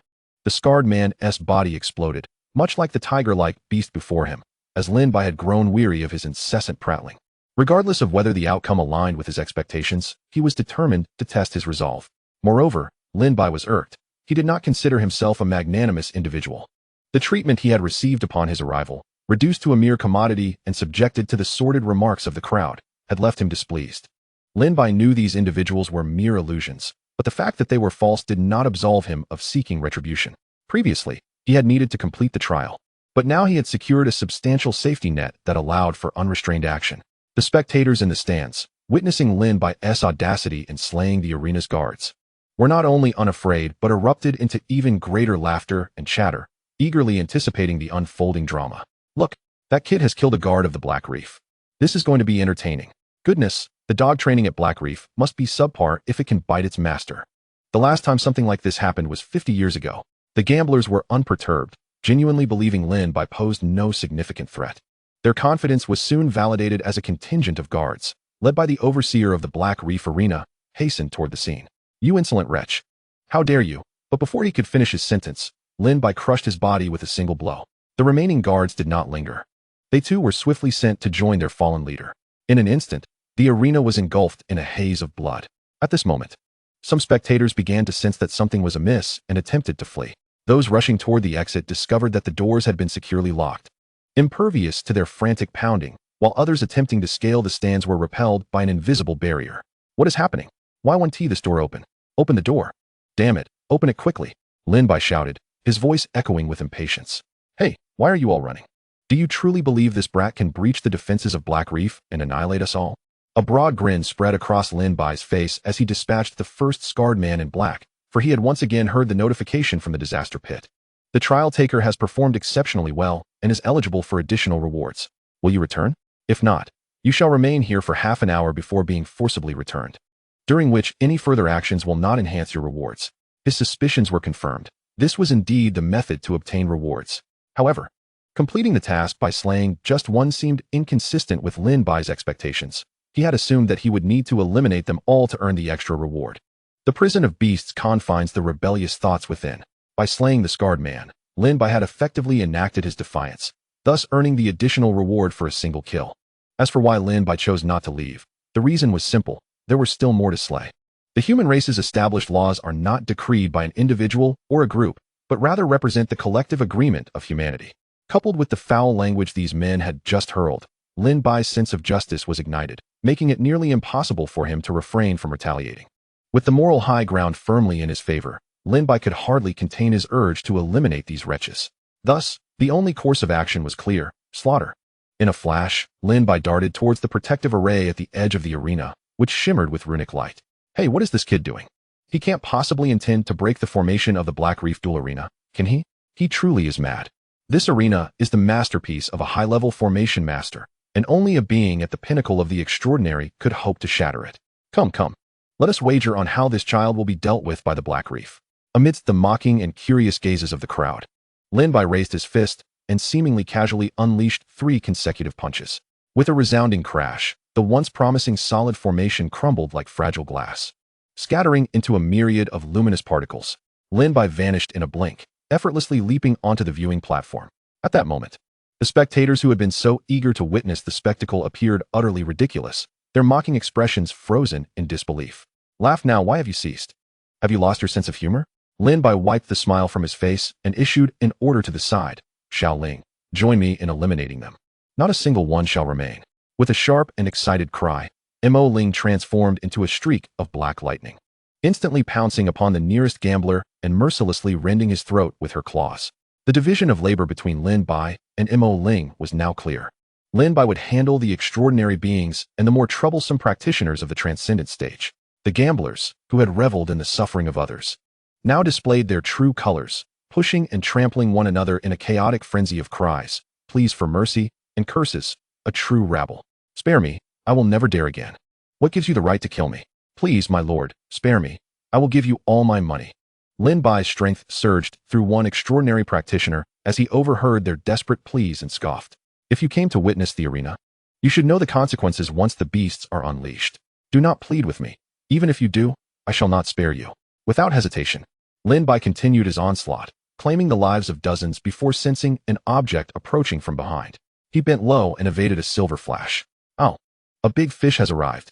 Lin Bai straightened up, a mischievous smile gracing his face. Chapter 42, Shattering the Cage. Lin Bai cast his gaze ahead, spotting a middle-aged man clad in a white robe, his face pale and devoid of facial hair, standing a distance away. A small flying sword, shimmering with silver light, gracefully circled around him like a fish in water, clearly the source of the silver flash that had just attempted to strike him. The gamblers, who had previously fled like headless flies, now swarmed towards the white-robed man as if he were a lifeline, crying out in desperation. Manager Hao, it's this lunatic who is indiscriminately killing people. What is happening in your Black Reef duel arena? Manager Hao, kill him. No, capture this beast. I want to slice his flesh piece by piece to feed to the dogs.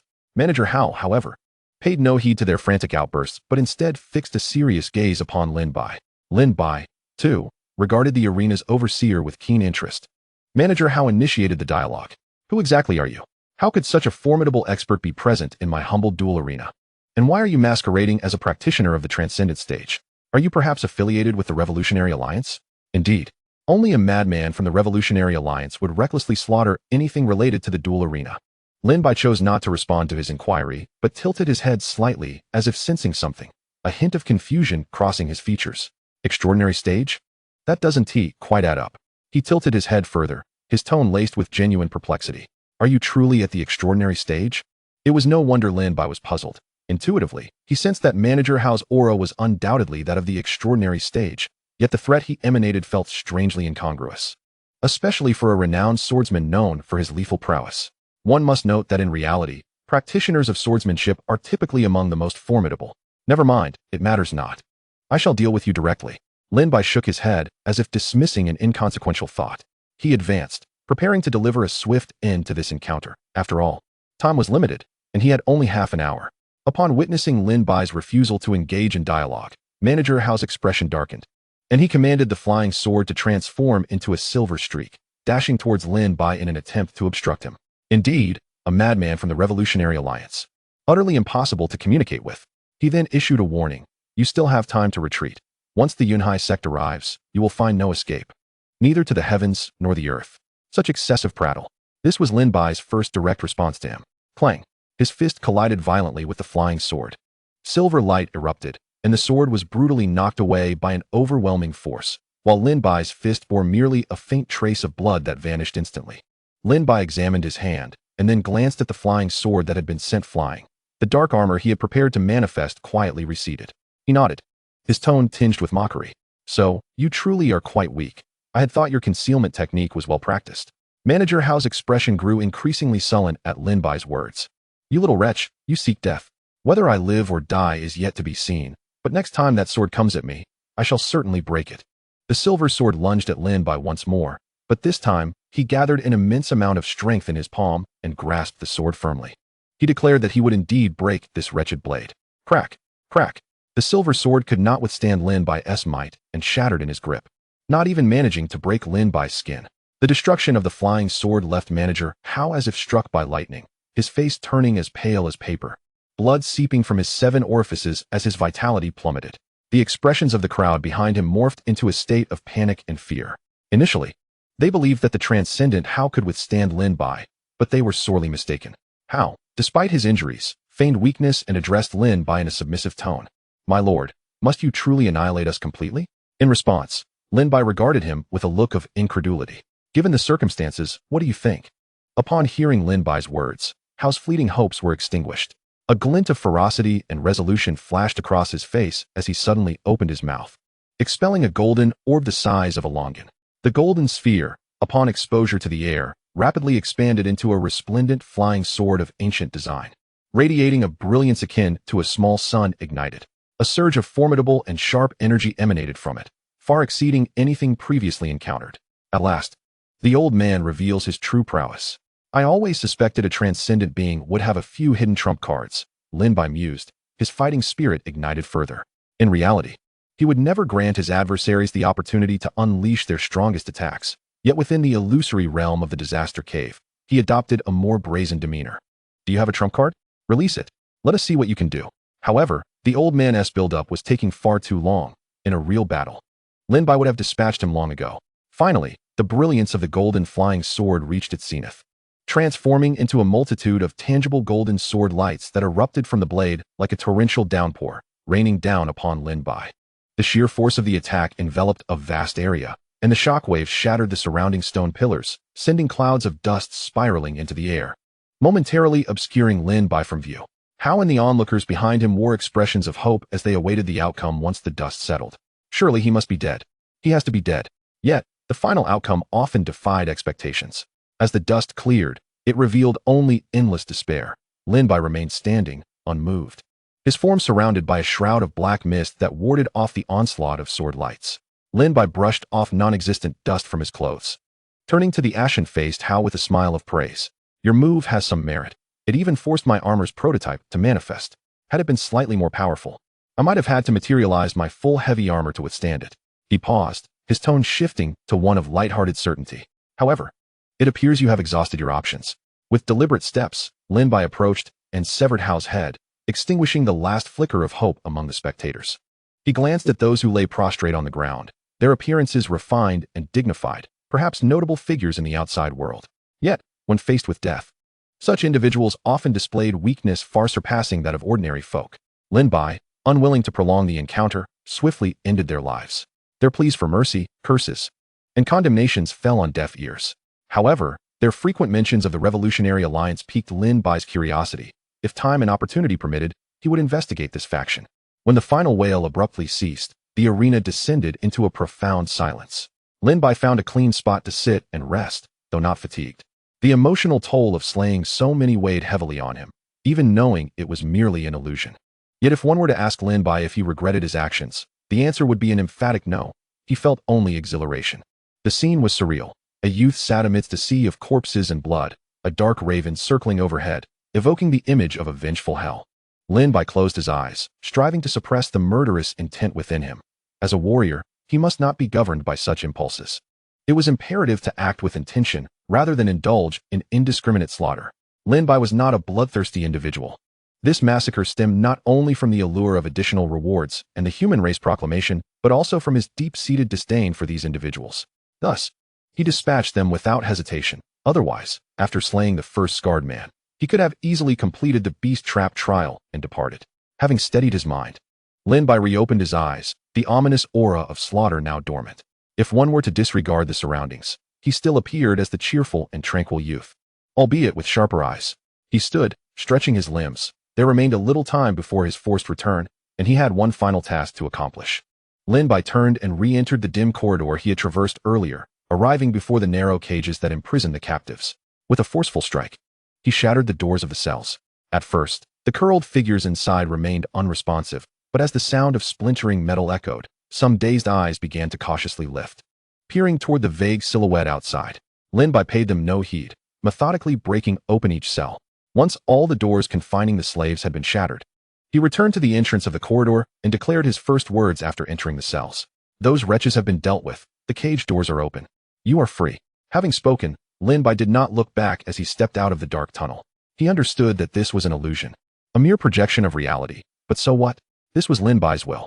Just as he had eliminated the gamblers and spectators in the arena, liberating these individuals was also a manifestation of his intent. With a heart directed toward freedom, he sought to enact his will. Nothing more was required, no additional justification needed. Lin Bai returned to the elevated platform where he had previously sat, awaiting his transportation from this realm. Approximately 7 to 8 minutes remained. He soon sensed himself being drawn away, the surroundings transforming into a watercolor blur. However, in the final moments before his departure, he caught a glimpse of two figures emerging from the dark tunnel. A boy and a girl, likely no older than 17 or 18, moved unsteadily, supporting each other as they struggled into the light. It seemed others followed behind them, but just as Lin Bai attempted to discern more, he was whisked away, the space folding like a scroll. Chapter 43, The 5 Prohibition Seal. Damn it. This disaster cave certainly knows how to keep one on edge. Lin Bai cursed the cave, incredulous that it would change the scene just as the climax approached. Nevertheless, the cave paid him no mind, sending Lin Bai another message. The trial taker has successfully passed the beast trap. Do you wish to commence the next trial at the water pass? Enough for today. Let's conclude here.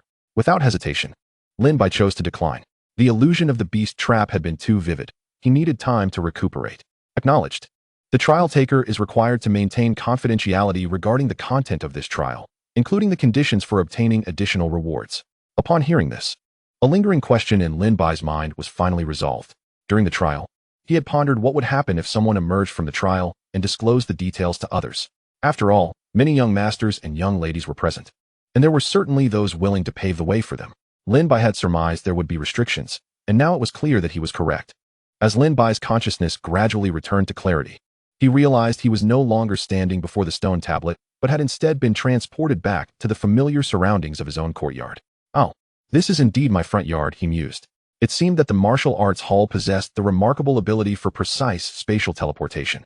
Yet Lin Bai still had to make the daily trek to school. Nevertheless, he decided not to dwell on such trivialities and hoped that the rewards from this experience would prove bountiful. Aware of the limitations of his situation, he turned his attention to the rewards from the beast trap. His foremost concern was the accumulation of merit points. So he picked up the token to check how many points he had earned. 200 merit points from the basic trial, and an additional 300 from completing extra tasks, totaling 500 merit points. The weight of anxiety that had burdened Lin Bai's heart lifted significantly upon seeing the total. But what about the additional rewards? Where's my extra reward? Did you, token, abscond with the rewards from the disaster cave? Just as Lin Bai questioned the token about his missing reward, a bamboo scroll materialized upon the stone table before him. Is this my reward? Is it a technique or something else? The sight of the bamboo scroll reminded Lin Bai of the scroll he had received during his previous inheritance of a Dao path. Typically, such scrolls were reserved for special techniques. Upon examining the scroll, he confirmed his earlier suspicions. 5 forbidden absolute seals. Could this be a form of sorcery? Initially, Lin Bai felt a twinge of disappointment at receiving a sorcery technique as an additional reward, not out of any disdain for such arts, but because his Dao path was rooted in martial prowess. He believed that honing his body and enhancing his martial skills were paramount, with his fists, feet, and weapons serving as his most suitable techniques. Sighing, he considered the arduous efforts he had expended to earn this reward. Surely, he could not simply cast it aside.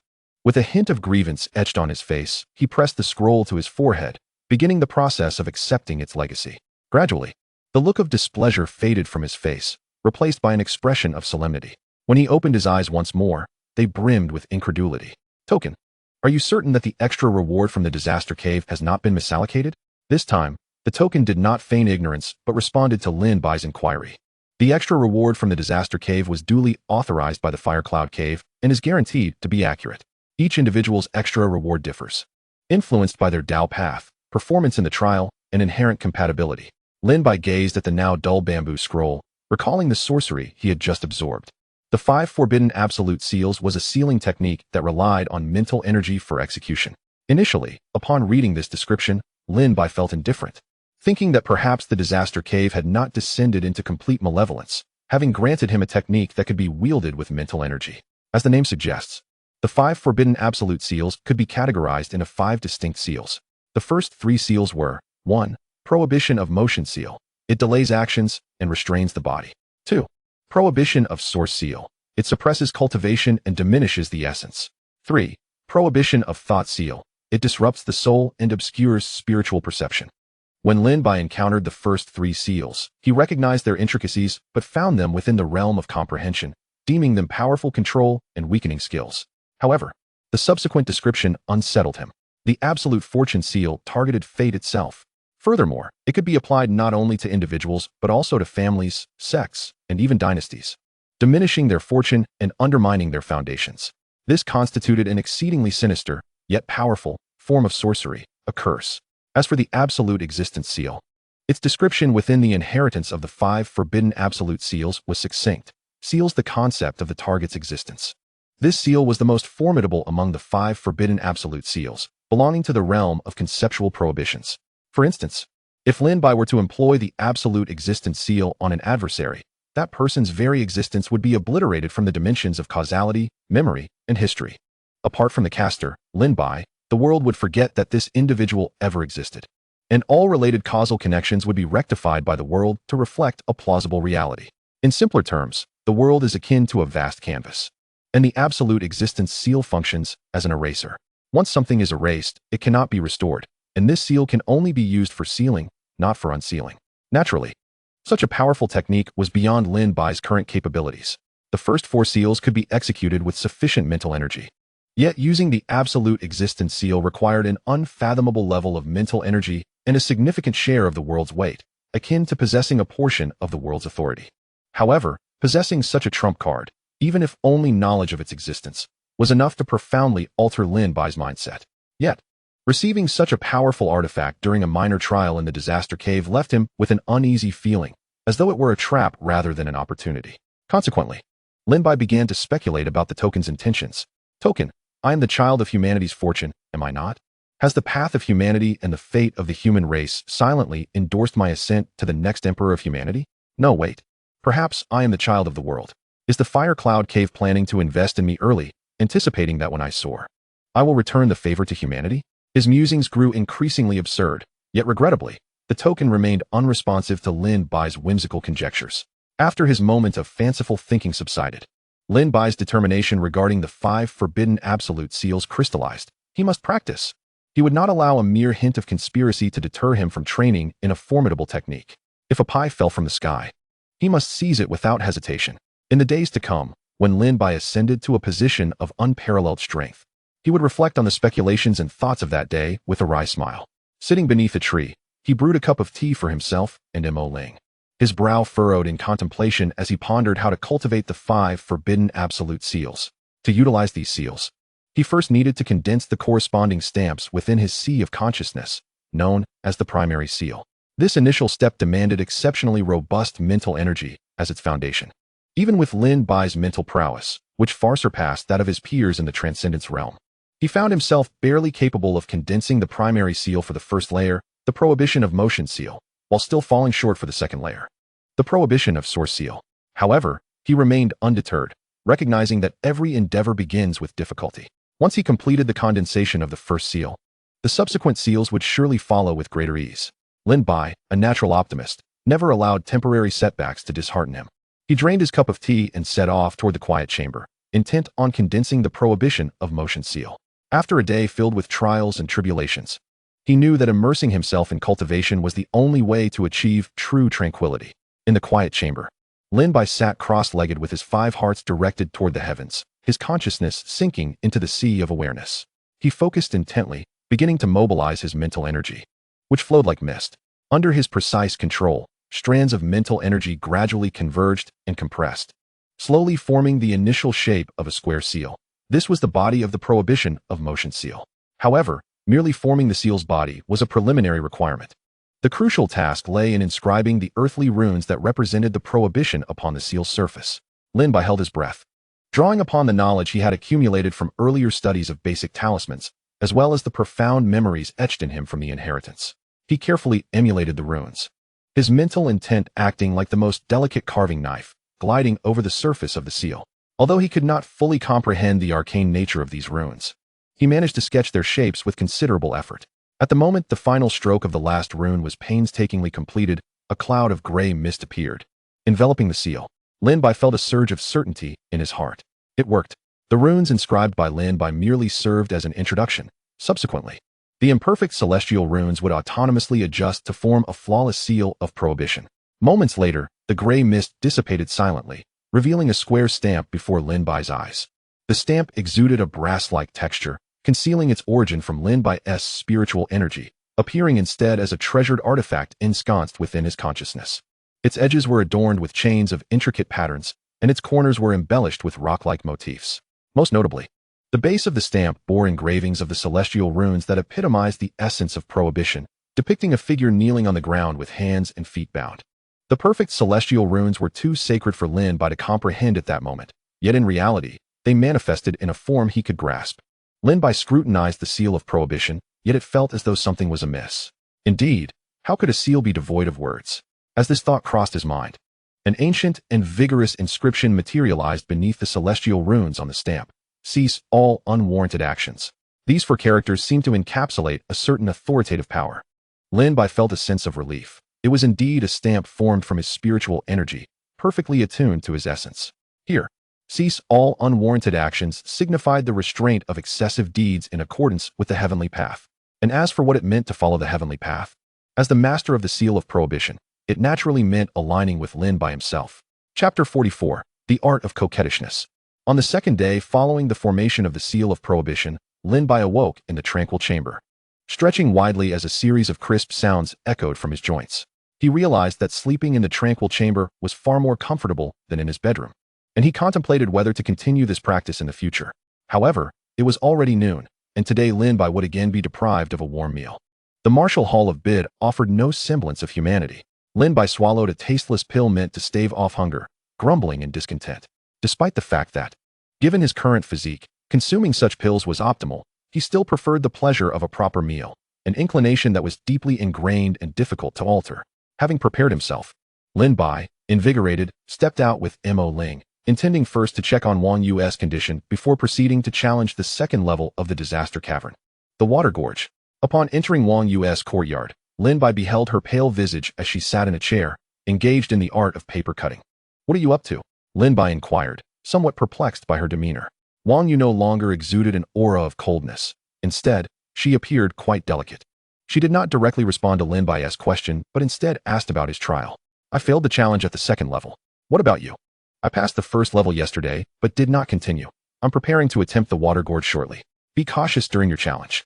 "I cannot divulge further details due to the restrictions imposed by the martial hall." Lin Bai, however, was unconcerned with the intricate details. He preferred to charge ahead. "Oh, I'm aware. Your situation is quite peculiar. The trials in the disaster cavern differ from those in the testing palace. If one is slain during the trials, it results in a degree of spiritual debilitation." Upon hearing this, Lin Bai understood. It was indeed a realm of illusion, and failure in the trials would certainly incur spiritual losses. "How long does this weakness last?" "Approximately half a day. I want to be able to continue my trials until the afternoon. You'll have to go ahead on your own for now." She paused, her gaze settling on Lin Bai. "If I ultimately cannot pass on my own, I will have to rely on you." "Rely on me?" Lin Bai expressed his surprise at Wang Yu's unwavering confidence in his capabilities. Wang Yu explained, "My protective artifact indicates that your strength has grown significantly." Lin Bai felt compelled to bolster his privacy. The fact that Wang Yu's protective artifact could ascertain the fluctuations in his strength made him ponder how he would fare against more formidable opponents in the future. Of course, his own instincts and the probing technique granted by his talent were not to be considered an invasion of privacy, but rather a means of anticipating the enemy's moves. Double standards? Not at all. This was merely a fundamental quality of practitioners. Maintaining an air of mystery while being privy to another's capabilities was far more advantageous. As for Wang Yu's assertion that Lin Bai had become more powerful, it was likely due to his acquisition of the 5 Prohibitive Laws seal and his successful cultivation of the Seal of Prohibition the previous day. While Lin Bai's mind raced with thoughts, he maintained an outward appearance of curiosity and asked, "You must have quite a few clan members, right? Their strengths must not be insignificant. Why rely on me as your last resort?" Wang Yu sighed deeply. "You know that in a group, the more members there are, the more rewards are divided. If I were to fail the trial, even if I called upon other clan brothers and sisters, we would need several to tackle it together." "Ah, I see. But hiring my protection is rather costly." Lin Bai couldn't help but jest in response to Wang Yu's explanation. However, Wang Yu then made an unexpected move. Suddenly, she stood, swiftly approaching Lin Bai, lifting her delicate yet slightly pale face, and implored in a tone Lin Bai had never heard before, tinged with a hint of vulnerability, "Please, just agree to help me." "One to Lin Bai?" Lin Bai gasped in surprise. He had not anticipated Wang Yu employing such a tactic. It was undeniably disarming to hear such words from her usually aloof countenance. Fortunately, Lin Bai's resolve remained steadfast, and he was not swayed by her charms. "I did not say I wouldn't agree. Let me first see if I can clear all the levels." To prevent Wang Yu from employing such tactics further, he opted for a strategic retreat. "I must go. You should focus on your recovery while I attempt the trials." As Lin Bai hastily exited, he caught a glimpse of Wang Yu chuckling softly to herself. It was rare for her to witness Lin Bai's flustered demeanor. She had always perceived him as someone who approached everything with nonchalance. Today, however, she had inadvertently breached his defenses, which filled her with an inexplicable joy. In her heart, the affection she held for Lin Bai outweighed the importance of the upcoming trial in the disaster cavern, especially since group challenges did not yield additional rewards. She could afford to employ such tactics to nudge Lin Bai closer to her in the future. Little did Wang Yu realize, amidst her delight in having disarmed Lin Bai, that her subconscious was growing increasingly attached to him. As she contemplated how to foster a closer bond, her own actions were unwittingly drawing her nearer to him. Previously, as a prodigy of the Wang family, she had often been distant and aloof toward outsiders, let alone engaging in such coquettish behavior as she did now. Alas, she remained unaware of this subtle shift in her sentiments. ensnared as she was in the moment. Naturally, Lin Bai had fortuitously occupied the position of her childhood companion, which had facilitated their progression to this stage. Meanwhile, on his way to the stone tablet of the disaster cavern, Lin Bai vigorously shook his head, attempting to dispel the image of Wang Yu's endearing yet pitiful visage from his mind. It is hardly fair to blame him for lacking resolve, for in his previous life, he was a rather introverted individual, primarily engaged in the trifecta of schooling, work, and gaming, scarcely exchanging more than a few words with the fairer sex. In this new existence, as Lin Bai gradually awakens to his latent wisdom and embraces his rebirth, he finds himself still unfamiliar with peers of the opposite gender within his age group. Well, Lin Su does not count. She is Lin Bai's elder sister, who often treated him as a mere servant during their childhood. Thus, it is little wonder that Lin Bai finds himself somewhat defenseless against Wang Yu's playful tone today. However, these are but trifles, mere seasoning amidst the monotonous study within the martial arts hall. Lin Bai swiftly reoriented his thoughts, directing his attention to the pressing matter at hand, the second challenge of the Calamity Cave, the Water Valley Pass. Upon returning to the Stone Tablet Square, the scene before him differed markedly from the previous day. Although the Beast Trap Pass could ostensibly be traversed by those of the combat-oriented Transcendent Realm, not all disciples entering the martial arts hall were inclined towards the path of battle, nor had they all attained the pinnacle of that realm. Many, after a harsh awakening to reality within the Beast Trap, had come to recognize their own limitations and were now gathered around the stone tablet, vociferously recruiting those who had already cleared the challenge to serve as guides and protectors. And as for additional rewards, with the most basic trials still eluding them, who would dare to indulge in such aspirations? Is there a brother who has already passed willing to escort me through the Beast Trap trial? I will offer 100 spirit stones. For those who can lead my brother and me through the first layer of the trial, we shall each contribute 70 spirit stones. The combat faction is just one person short. Non-combatants need not apply. Lin Bai observed the scene with a sense of wonder, reminiscent of the team assembly halls from his previous gaming experiences, particularly the stipulation against non-combatants, which struck him as quite astute. However, the price of 100 spirit stones for companionship tempted Lin Bai. After all, the next evolutionary material for Mo Ling, the transcendent shadow fox, demanded a staggering 8,000 spirit stones. Nevertheless, after a moment of contemplation, Lin Bai ultimately decided against it. The Calamity Cave permits only one challenge per day and remains open for just 6 days. He could afford to dedicate at most 3 days to labor, rendering the potential gains not worth the investment. Yet, he speculated that it would not be long before this place transformed into a seller's market, as those who had cleared the challenge would likely demand to lead multiple teams at prices that could not be negotiated. As for the notion that rewards would be lessened when shared among many, what did that matter to the leader? After all, re-entering a cleared level would yield no rewards for him. Engaging in premium coaching with only 1 or 2 individuals would merely squander his precious opportunity for the trial. While lost in thought, Lin Bai approached the stone tablet. This time, there was no queue before him. He affixed his token to the stone tablet, which absorbed both him and Mo Ling in a flash.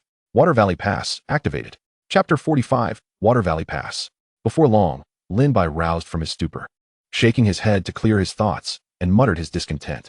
The teleportation array of the Calamity Cave was evidently inferior to that of the testing palace, as he experienced a pronounced sensation of dizziness, definitely deserving of criticism. Regaining his composure, he began to survey his surroundings. He found himself within a quaint, rustic straw hut, its walls constructed of compacted yellow earth, the roof thickly thatched with green grass. Strings of dried meat and agricultural tools adorned the walls, exuding a palpable sense of rural life.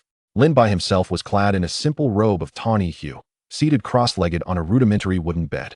The opening scene of the Water Valley Pass was a significant improvement over the narrow, damp, and dim confines of the Beast Trap. At that moment, the wooden door of the hut swung open, admitting 2 men clad in gray, coarse fabric, resembling seasoned farmers weathered by sun and wind. Yet, they bore evident signs of cultivation, and they bowed respectfully to Lin Bai. One of the farmers spoke to him. "My lord, the diversion dam here is nearing completion. What shall we do next?" Lin Bai, maintaining an outward calm, was inwardly bewildered. The narrative at the start of the Beast Trap involved a black-clad figure with a scar who commanded him, providing clarity on the next steps. Now, these 2 men entered, discussing the dam's completion and inquiring about the subsequent actions. Lin Bai was as clueless as they were, wishing he could ask what was to be done next. However, despite his inner ire, he understood that the plot of the Water Valley Pass likely revolved around this diversion dam. Before he could probe further, the 2 men noticed Lin Bai in meditation and began conversing quietly among themselves. "Old Wu, I I wonder if this celestial water control formation will succeed this time. It will surely come to fruition. Prince Yu has slain the Sea Dragon King, causing turmoil at the estuary of the Nine Yuan River, as well as the pseudo-immortal at the Wutong River. The celestial water control formation is destined for success. I'm not concerned about the prince's main formation, but if the subarrays are destroyed excessively, the main formation will be left vulnerable. Bah, don't speak such ominous words. We must do everything in our power to defend this diversion dam. Besides, didn't Prince Yu send this lord to oversee here? It is bound to be foolproof. Lin Bai feigned meditation while secretly eavesdropping on their conversation, mentally piecing together the elements. Prince Yu? Wudong River? Celestial water control formation? Diversion dam? Upon hearing these keywords, Lin Bai surmised the time period of this illusionary narrative. Legend has it that in ancient times, the Tianyuan continent was rife with rivers and marshes, shrouded in miasma, with water demons causing havoc among the populace. Ultimately, a man named Yu managed to regulate the waterways and vanquish the rampaging beasts, thus enabling humanity to cultivate and thrive on the land. The labor system we often refer to today partly stems from the maintenance of the celestial diversion formation established by Yu. This formation centers around 5 major rivers, each serving as a core for the 5 principal formations, supplemented by countless diversion dams and water wells that collectively sustain the array. The diversion dam where Lin Bai found himself was certainly not a main formation or a significant subarray. However, even seemingly inconsequential subarrays held great importance. If too many local diversion dams were compromised, the main formation would become riddled with vulnerabilities. Therefore, in this phase, Lin Bai's role was that of a guardian for the diversion dam, with the fundamental requirement for clearing the Water Valley Pass being the preservation of this dam from destruction. Having grasped the situation, Lin Bai opened his eyes and issued a command to the 2 men. Is this diversion dam nearing completion? Let me there. The 2 men, upon receiving Lin Bai's directive, concluded their conversation. Yes, my lord, please follow us. Lin Bai followed the 2 men out of the straw hut, discovering that it was situated on the outskirts of a village. This village perched upon a mountain, with their current position resting halfway up the slope. In the distance, children were playing, but when the 2 men saw them, their expressions darkened considerably. The man surnamed Wu bowed to Lin Bai once more. My lord, I have matters to attend to. Go ahead, Lin Bai replied, understanding the nature of his task and offering no objection. Wu Sheng strode purposefully towards the children, who, upon seeing him, displayed fear and attempted to flee, only to be frozen in place by his imposing presence. With a resounding slap, Wu Sheng struck the child who appeared to be the leader of the group. He refrained from using his cultivation, yet the strength of an adult's hand was formidable. The child spun around twice, dazed and teary-eyed, before bursting into tears, while the other children were left pale and silent with fear. Unfortunately, Wu Sheng, clearly enraged, showed no mercy, continuing to unleash slaps upon the others one by one. Afterward, he scolded them loudly, no crying. Previously, we repeatedly emphasized that none are permitted to leave the center of the tribe these days. Who brought you out? Who allowed your departure? The children were evidently frightened. Their sobs stifled in their throats, yet they refrained from revealing who had led them out, merely expressing their resolve not to dare again. Dare? What else do you have to fear? Just as the old man Wu was reprimanding them, a young man timidly emerged from the woods, fear evident on his face as he approached Wu Sheng. Upon seeing the young man, Wu Sheng's anger turned to mockery, and he gestured for him to come closer. Wu Lu, step forward. Though trembling with trepidation, the young man steeled himself and approached. Crack! Another vicious slap sent Wu Lu sprawling to the ground. He dared not utter a word of complaint, silently rising to stand with his head bowed. The children, weeping, rushed over to Wu Lu, seeking to shield him from further blows. Wu Sheng, witnessing their antics, could hardly contain his amusement. Oh, such loyalty you display, fearing for his well-being. He then redirected his ire at Wu Lu, sharply rebuking him. Wu Lu, do you comprehend the consequences of bringing these children out? If calamity befalls us, how will you face their parents? How will you confront the tribe? Third elder, I saw the children suffocating within and wished to bring them out for a brief respite. I would protect them with my life. Your life? You have barely just broken through to the transcendent stage. What protection can you offer? I ask you, if disaster strikes, will you still have the audacity to return to their families? Wu Lu felt the weight of Wu Sheng's words, lowering his head in silence, unwilling to argue further. Now, take these little rascals and return to the tribe, and report to the ancestral hall for 30 strokes of the spirit whip. Upon hearing the mention of the spirit whip, some children wished to plead for Wu Lu, but he himself stopped them, willingly accepting his punishment. Yes, third elder. Wu Lu uttered no more, hastening back into the depths of the tribe with the sobbing children in tow. As Wu Sheng watched them depart, his anger gradually subsided. He approached Lin Bai with an expression of contrition. My apologies, sir, for delaying your time. Lin Bai waved his hand dismissively, indicating his indifference. Now that matters are resolved, let us commence our journey. Lin Bai followed the two men through rugged mountainous terrain, the landscape starkly different from any forest he had previously encountered, rife with soft, marshy streams, resembling a vast death marsh. Fortunately, all three possessed remarkable endurance, and given Wu Sheng's familiarity with the paths, they managed to navigate the treacherous areas with relative ease. Soon, Lin Bai arrived at a valley where the sight below astonished him. A broad, murky river roared and surged, while throngs of people worked diligently along the banks and beneath the water, resembling a swarm of ants. Some reinforced the embankments, while many others plunged into the frigid, turbulent waters, laboring to carve the riverbed and shore. The splashes, shouts, and the sounds of chiseling melded into a grand, primal tableau of flood control. This was the nascent form of the water diversion dam. Once completed, it would connect to the nearby water veins, averting the dispersal of water and preventing the formation of extensive marshes. The human race would gain more land and mitigate various calamities. Noticing their arrival, the workers redoubled their efforts. A middle-aged man, resembling a foreman, leapt from the water's edge, shaking off the droplets as he climbed the steep stone wall of the valley to stand before Lin Bai and the others. Third Elder, Great Blessing Master. We have inscribed the foundational array for the water diversion dam, but we are concerned about what to do if the water monkeys arrive. The deep-seated fear was etched across the man's face. Wu Sheng's expression darkened at his words. He understood the tribe's dread all too well. The monstrous water monkey, particularly the transcendent water monkey king dwelling in the depths of the marsh, had haunted the Shanyang tribe for generations. The tribe's strongest warriors were only at the peak of the transcendent stage, utterly vulnerable before a transcendent beast. Yet, Wu Sheng recognized the necessity of maintaining composure. The dam must be constructed. For over 80 years, the marsh had been expanding, the water level rising. If they did not collaborate with the King Yu to establish the Grand Water Control Array, the Shanyang tribe would vanish within 20 years, their homes submerged, and the beasts in the marsh would devour them. Yi Shi, why are you afraid? His Highness King Yu has already dispatched envoys. If that beast dares to come, it shall meet its doom, and we will feast on its brain. Yi Shi glanced at Lin Bai, who stood behind them, his heart leaping with joy, almost unable to believe. His voice trembled with excitement, almost incoherent. Is this esteemed individual truly the envoy sent by King Yu? Lin Bai nodded, offering him reassurance. Yi Shi then informed Lin Bai that the array was ready, merely awaiting the moon's zenith tonight to activate it. Once operational, it would regulate the water veins and quell the impending flood. Yi Shi, bubbling with excitement, then cautiously inquired, "May I announce your arrival to the tribe?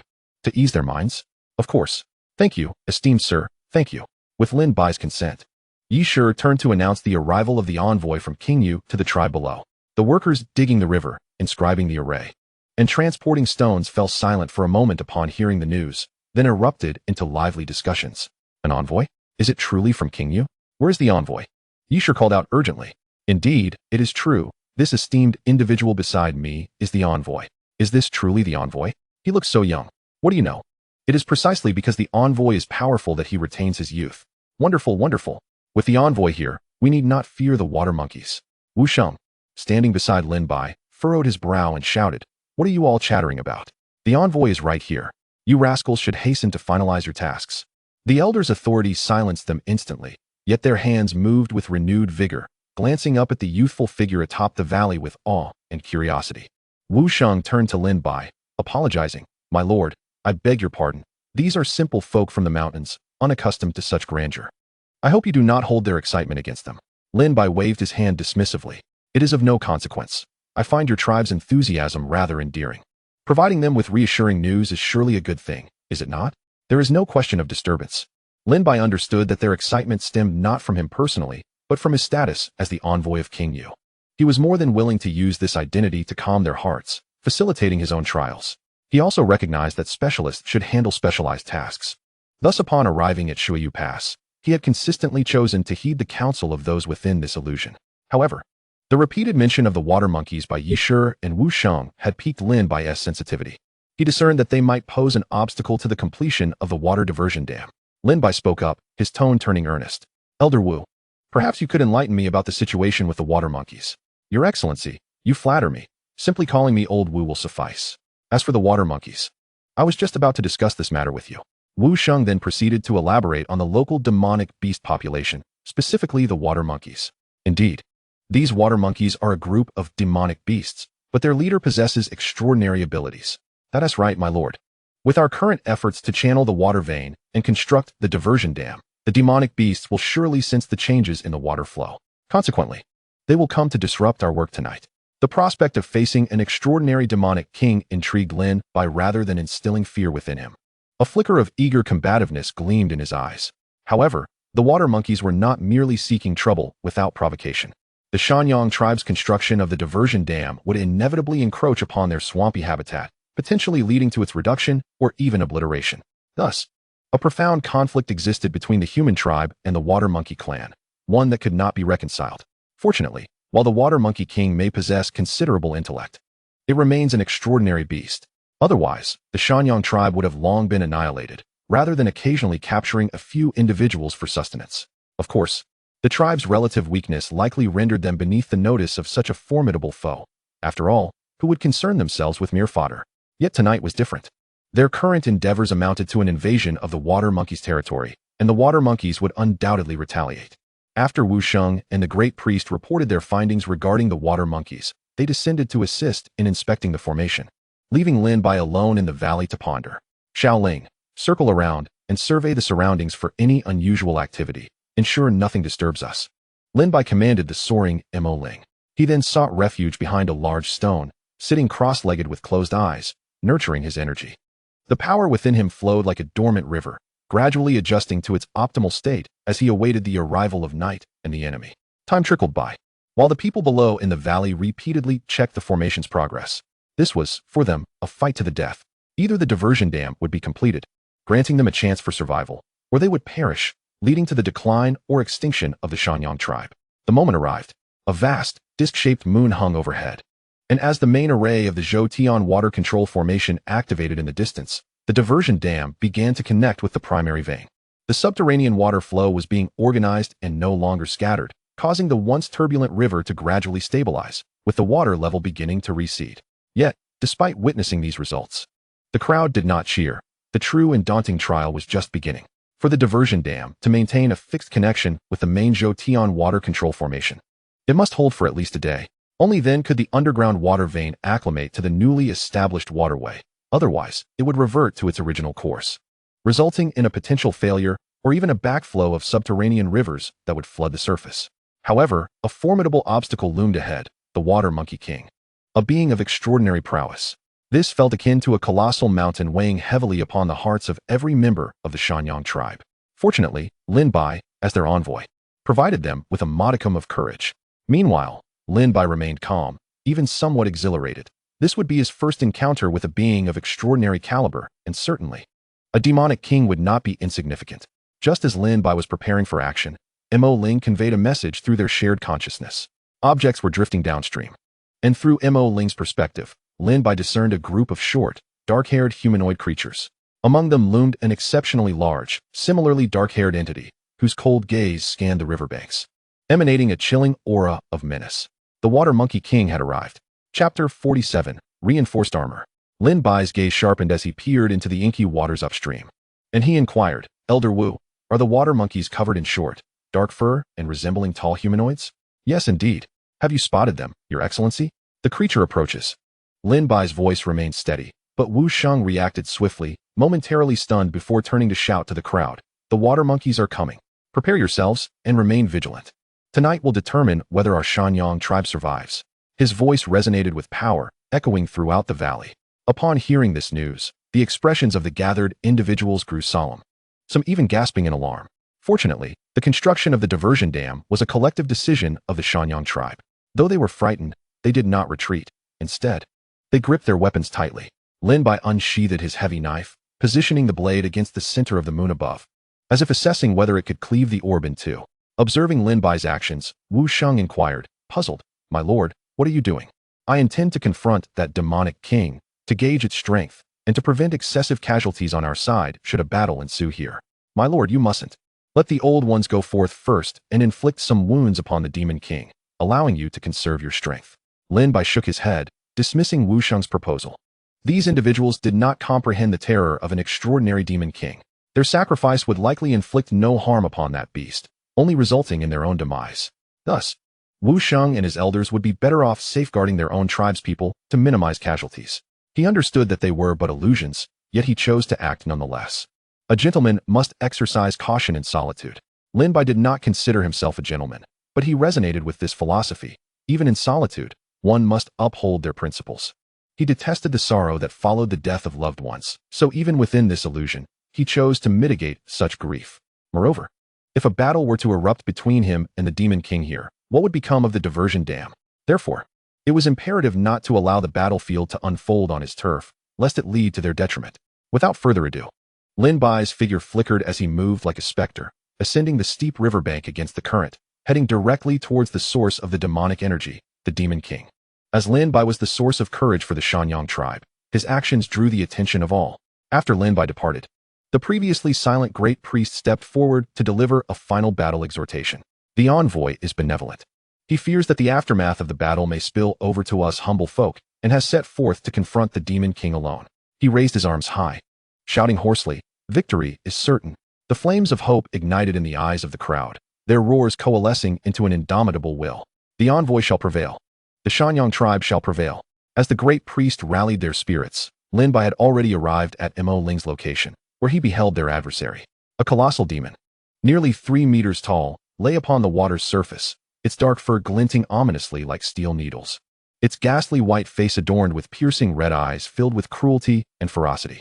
Accompanying it were several hundred smaller water monkeys, their demonic energy pervading the air. These lesser demons, the Shanyang tribe could contend with, and at the very least, they could delay them. Thus Lin Bai regarded them with little concern. He addressed Mo Ling beside him. "Xiao Ling, return and join forces with the Shanyang tribe in battle. Be particularly vigilant in guarding the diversion dam. Ensure that the little demons do not infiltrate and disrupt the dam's formation." Mo Ling let out a clear cry. Reluctant to part from her master, yet understanding the significance of the task, promptly pivoting and transforming into a streak of black lightning to retreat. As Mo Ling turned back, Lin Bai sprang into action. With a powerful thrust of his foot, he surged forth like an arrow released from a bow, treading upon the water directly towards the Demon King. The Demon King, lying atop the water's surface, instantly sensed an intruder. Pivoting sharply to face Lin Bai with an earth-shattering roar, a foul wind assaulting him. The surrounding water monkeys, upon receiving the command, bared their fangs and plunged beneath the surface, swimming towards Lin Bai, as if intent on tearing apart this audacious meal. However, before they could close in, Lin Bai harnessed his hidden strength, shattering the innards of the foremost dozen water monkeys in an instant. Even those that managed to withstand his force, when they lunged at him, were cleaved in two by the edge of his blade, sinking into the depths alongside their deceased brethren. How revolting! Lin Bai's expression twisted in disgust as he noticed the greenish blood of the water monkeys, accompanied by a noxious stench that thankfully did not taint him. Thanks to his protective force, after Lin Bai dispatched dozens of these water monkeys, the remaining ones exhibited clear signs of fear. They could not fathom how their prey had morphed into a terrifying butcher, instilling dread within them. The water monkey Demon King, witnessing the slaughter of its kin, let out another furious roar. The troop of monkeys promptly divided into two factions. One continued to drift downstream, while the other, in coordination with the Demon King, sought to encircle Lin Bai. It appeared they aimed to besiege him. A flicker of unexpected surprise crossed Lin Bai's face. These creatures could indeed employ rudimentary tactics of encirclement. Although he understood that animals with cultivation possessed elevated intelligence, and given monkeys are inherently clever, he was still taken aback to see them consciously cooperating to form a siege. He pondered the current existence of this group in the outside world. Logically, such intelligent monsters at the Transcendence realm should have long been subjected to an extermination decree by the imperial court. As his thoughts churned, Lin Bai ceased holding back. A profound and dark aura erupted from within him. His entire being became enveloped in a thick layer of armor-like skin, not cumbersome but rather streamlined, emanating a black, ghostly energy, with his visage resembling a fearsome specter. Upon closer inspection, one would notice azure runes flowing at the joints of this armor. This was the source of his confidence against the extraordinary Demon King, the black armored heavy armor. This heavy armor was one of the extraordinary manifestations of the Demon Tamer path, boasting formidable defensive capabilities while simultaneously augmenting Lin Bai's overall prowess. It was capable of enhancing his four-dimensional attributes and strength by approximately 1/4. This battle marked the debut of the heavy armor. He hoped this adversary would provide an exhilarating challenge. Just as Lin Bai manifested his armor, the water monkeys had already completed their assembly. The Demon King remained stationed at the rear, seemingly intent on sending these minions first to exhaust Lin Bai's stamina while gauging his abilities. This aligned perfectly with Lin Bai's intentions, allowing him to clear the minor threats and prevent distractions. Roar! These black-haired creatures surged forward under their leader's command, launching a surprise attack on Lin Bai. Squeak! They appeared in the water, on the surface, and even in the air surrounding Lin Bai, who seemed on the verge of being torn apart. Yet, amid such an onslaught, Lin Bai stood calmly upon the water's surface. As the first water monkey entered his 5-meter radius, an invisible force field suddenly expanded from him, a ghostly field formed by the combination of his strength and armor.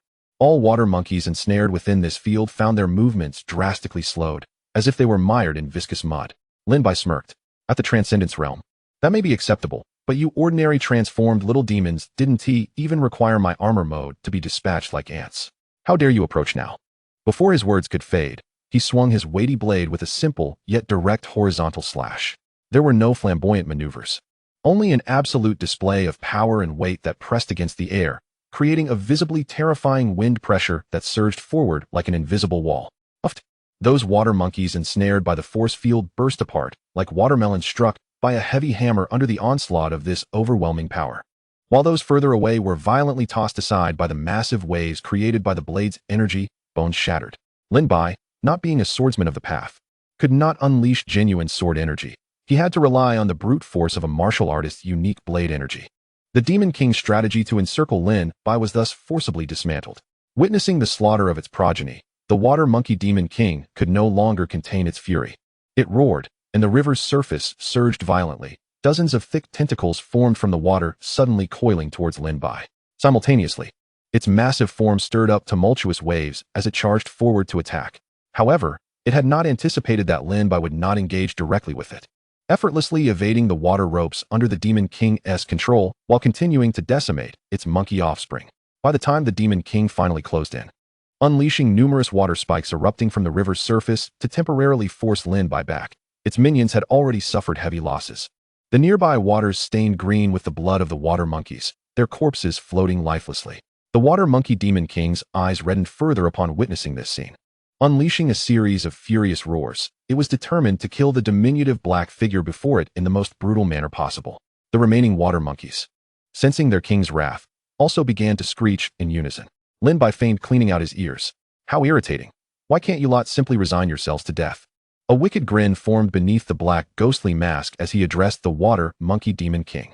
Come now, beast, hasten and commence our duel. Do not delay me from my evening meal.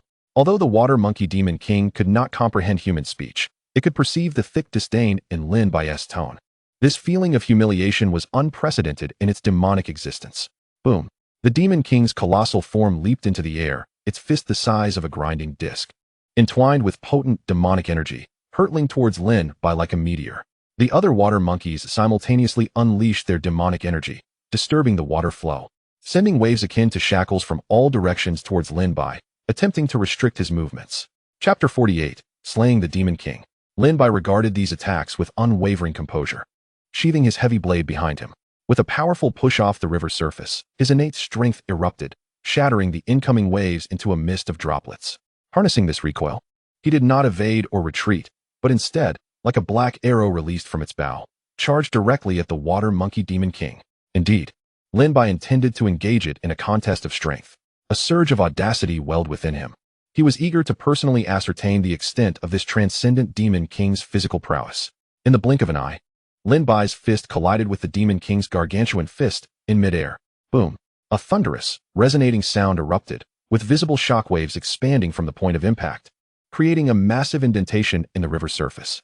The two figures, one large and one small, found themselves momentarily locked in a stalemate in midair. This scene left the remaining water monkeys in the distance utterly astounded. In their understanding, a blasphemer should have been easily dispatched like a mere stone.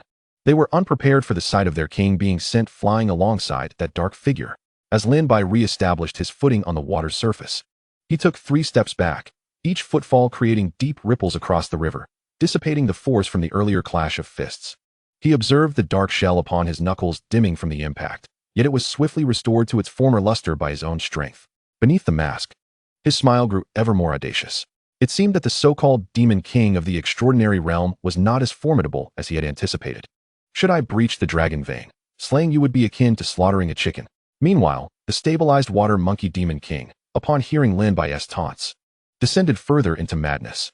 With a primal roar, blood mist began to coil around its demonic form, its visage becoming increasingly grotesque, eyes wide and bloodshot.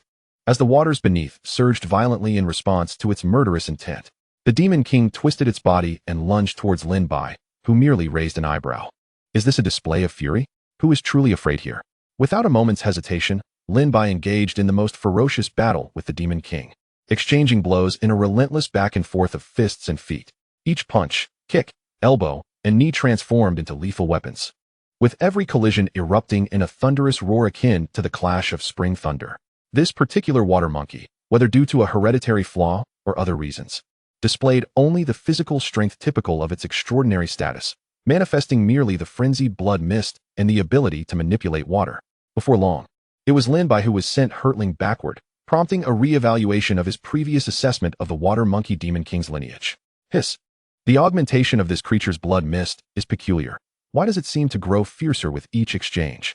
Lin Bai realized that since the demon king had entered its frenzied state, its body had indeed been augmented, and this enhancement appeared to escalate with time. Logically, such blood mist should signify a depletion of vital essence, leading to a deterioration in strength as the battle progressed. What was more troublesome was that, as a member of the simian family, this water monkey was innately agile, its speed and reflexes already surpassing Lin Bai's. Now, with the added strange augmentation, Lin Bai found himself increasingly struggling to keep pace with its rhythm. This cannot continue. Lin Bai's mind raced. Should I falter now? It would be a grave jest indeed. Fortunately, I possess alternative means. Once again, Lin Bai collided with the water monkey demon king, only to be struck and sent flying once more. The wretched beast, seeking to capitalize on its advantage and inflict further wounds upon Lin Bai, abruptly found its body sinking, its speed plummeting as if regressing to its state prior to the onset of the blood mist frenzy. Lin Bai adjusted his stance mid-air and gracefully landed back on the water's surface, tenderly rubbing his chest where he had been struck. Thankfully, the defense of this black armor was top-notch, coupled with his formidable physique, allowing him to escape unscathed.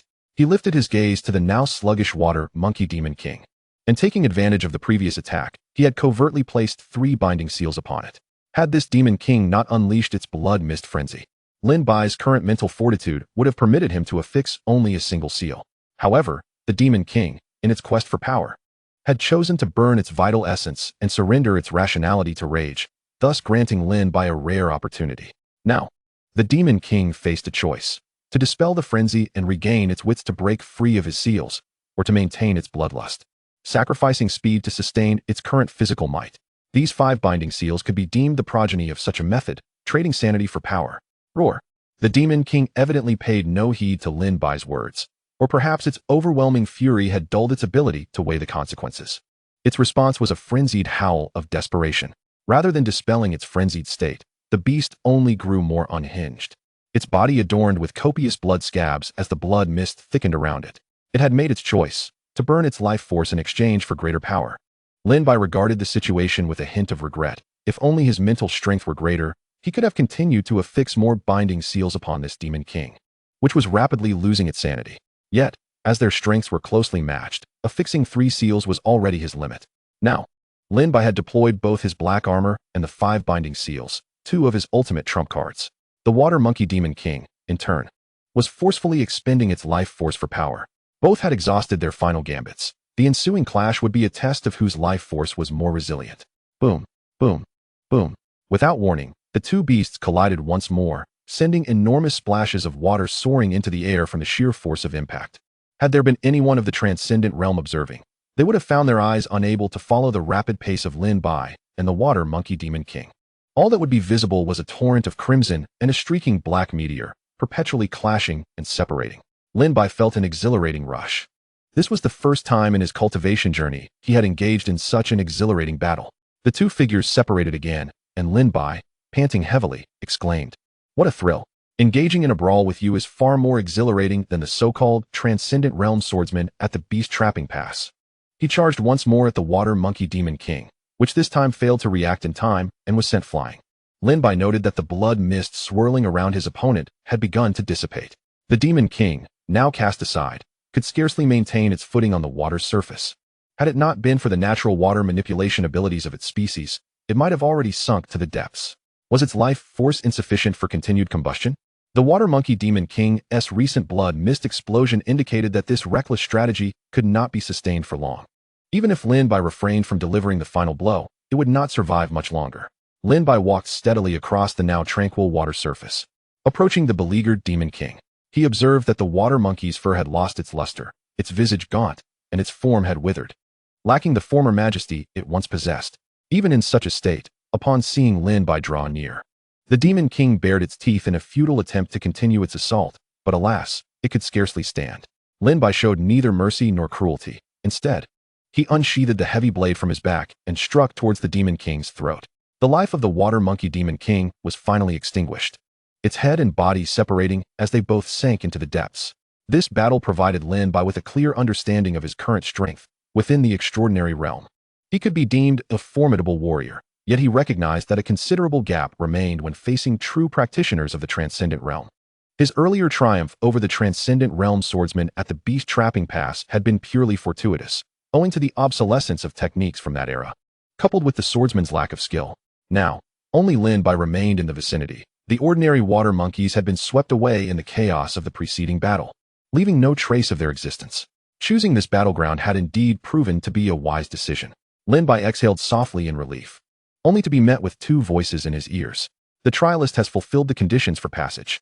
It has been determined that the trialist has performed exceptionally and is awarded additional rewards. Will you choose to exit or proceed to the next stage? Upon hearing the phrase additional rewards, Lin Bai's spirits soared, and his mind raced with analysis. Protecting the water diversion dam from destruction within a day was the condition for passage. Had slaying the Water Monkey Demon King constituted an exceptional performance? Lin Bai surmised that it was highly probable, for if the requirement was to slay the Demon King to pass, then those of the Transcendent Realm would find it impossible to succeed in the trial. The reason he was able to conclude the trial ahead of schedule was due to his slaying of the Demon King. The Disaster Cave thus determined that the threat posed by the water barrier had been entirely eradicated, negating the need for an additional day's wait. As for why the Water Monkey Demon King fought to the bitter end, it was due to its fiery temper and stubborn nature. Though Lin Bai's taunts certainly played a part as well. Through Mo Ling's shared perspective, Lin Bai witnessed the scene on the other side of the battlefield. The water monkeys, sensing the demise of their king, had begun to scatter in panic. The people of the Shanyang tribe stared dumbfounded at the fleeing water monkeys. How could they be escaping? Are you foolish? It must be that the esteemed messenger has triumphed over their demon king, driving them away. Indeed, that must be the case. Long live the esteemed messenger. Gradually, the people of the Shanyang tribe came to believe that it was undoubtedly the messenger who had vanquished the water monkey demon king, causing the scattering of the creatures. They jubilantly hailed Lin Bai's victory while simultaneously pummeling the retreating monkeys. Lin Bai chuckled at their deductions. They certainly had a knack for guessing. What transpired thereafter was unknown to Lin Bai, as Mo Ling returned to his side. Let us return. I am eager to see what my additional reward entails. Lin Bai exited the illusion of the water barrier, the space folding like an ink wash painting. Chapter 49, The Soul Calming Pendant. Having concluded the water barrier, Lin Bai received the information for the next stage. Tester, the third level of the Disaster Cave, the false human level, offers only a single opportunity for a solo challenge. Please prepare before undertaking the trial. Upon hearing this, Lin Bai furrowed his brow. Only one chance. This iteration of the Disaster Cave was open for a total of 6 days, and Lin Bai had successfully navigated the beast trap and water barrier in just 2 days. Thus, he had assumed he still had 4 days left, equating to 4 more chances to challenge the levels. However, he had not anticipated that the false human level would be so unique, granting only a single opportunity. If it were merely this, Lin Bai would not be overly concerned. He had successfully cleared the first 2 levels on his first attempt, bolstering his confidence. Yet, considering the earlier stone tablet's vague description of the false human level, he keenly sensed that the nature and difficulty of this third challenge would likely differ drastically from the previous 2. Forget it. Let us first examine the spoils from the water barrier. Upon returning to his courtyard, Lin Bai shook his head to dispel unnecessary thoughts. With insufficient information, overthinking would be futile. First, he calculated his merit points. He had gained 400 for completing the basic trial, and an additional 600 for outstanding performance in the extra tasks, totaling 1,000 merit points. Quite satisfactory, Lin Bai mused, pleased with the quantity of merit points he had accrued. The total from the water barrier matched the 1,000 merit points he had earned from the first level of the Martial Tower. However, he felt the formidable, thick-skinned Water Monkey Demon King would be far more challenging than the first level's guardian. Next came the moment he had eagerly anticipated, The treasure chest segment. He retrieved the token, his tone laced with impatience. Token, reveal my additional rewards from the water barrier.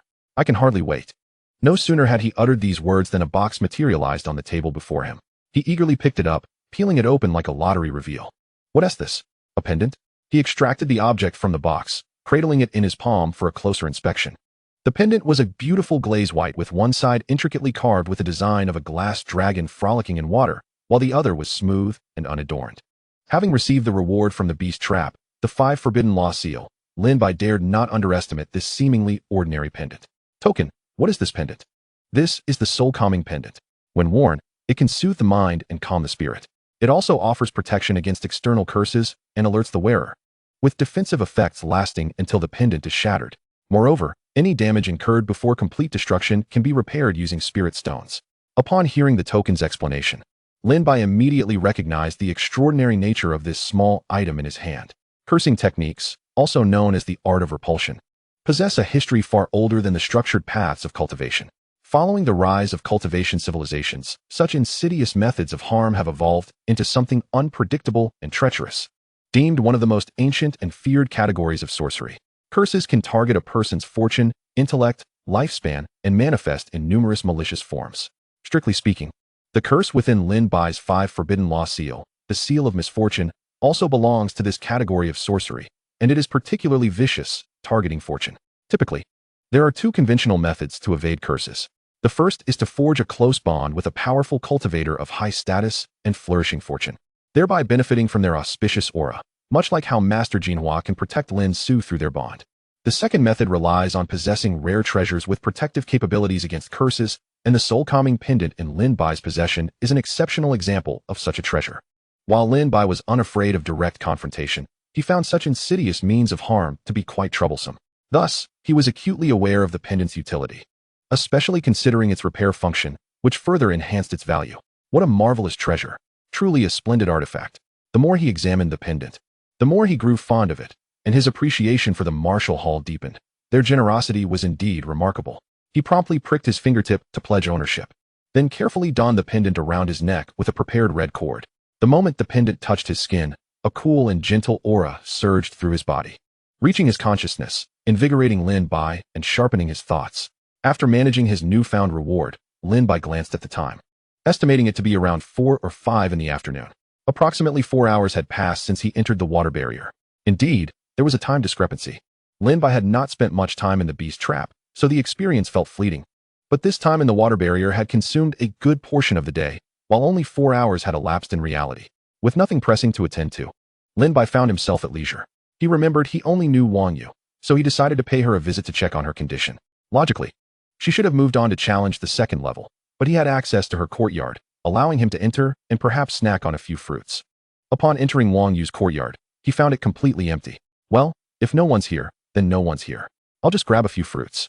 As he washed the fruits he had picked, Wang Yu suddenly appeared beside the table in the front courtyard. Her complexion was alarmingly pale, devoid of color, and she swayed as if struggling to maintain her balance. Fortunately, Lin Bai's quick reflexes allowed him to set down the washed fruits and support her. He helped Wang Yu onto a stool before inquiring, "What happened? Did you fail the challenge again? Are you all right?" Wang Yu weakly nodded. "I failed again. I'm fine. But this sense of mental exhaustion is unbearable." She closed her eyes and began to meditate silently, attempting to restore her state. Not wanting to disturb her, Lin Bai refrained from touching the freshly washed fruits and quietly sat beside her, waiting. After about half an hour, Wang Yu finally opened her eyes, a hint of color returning to her face.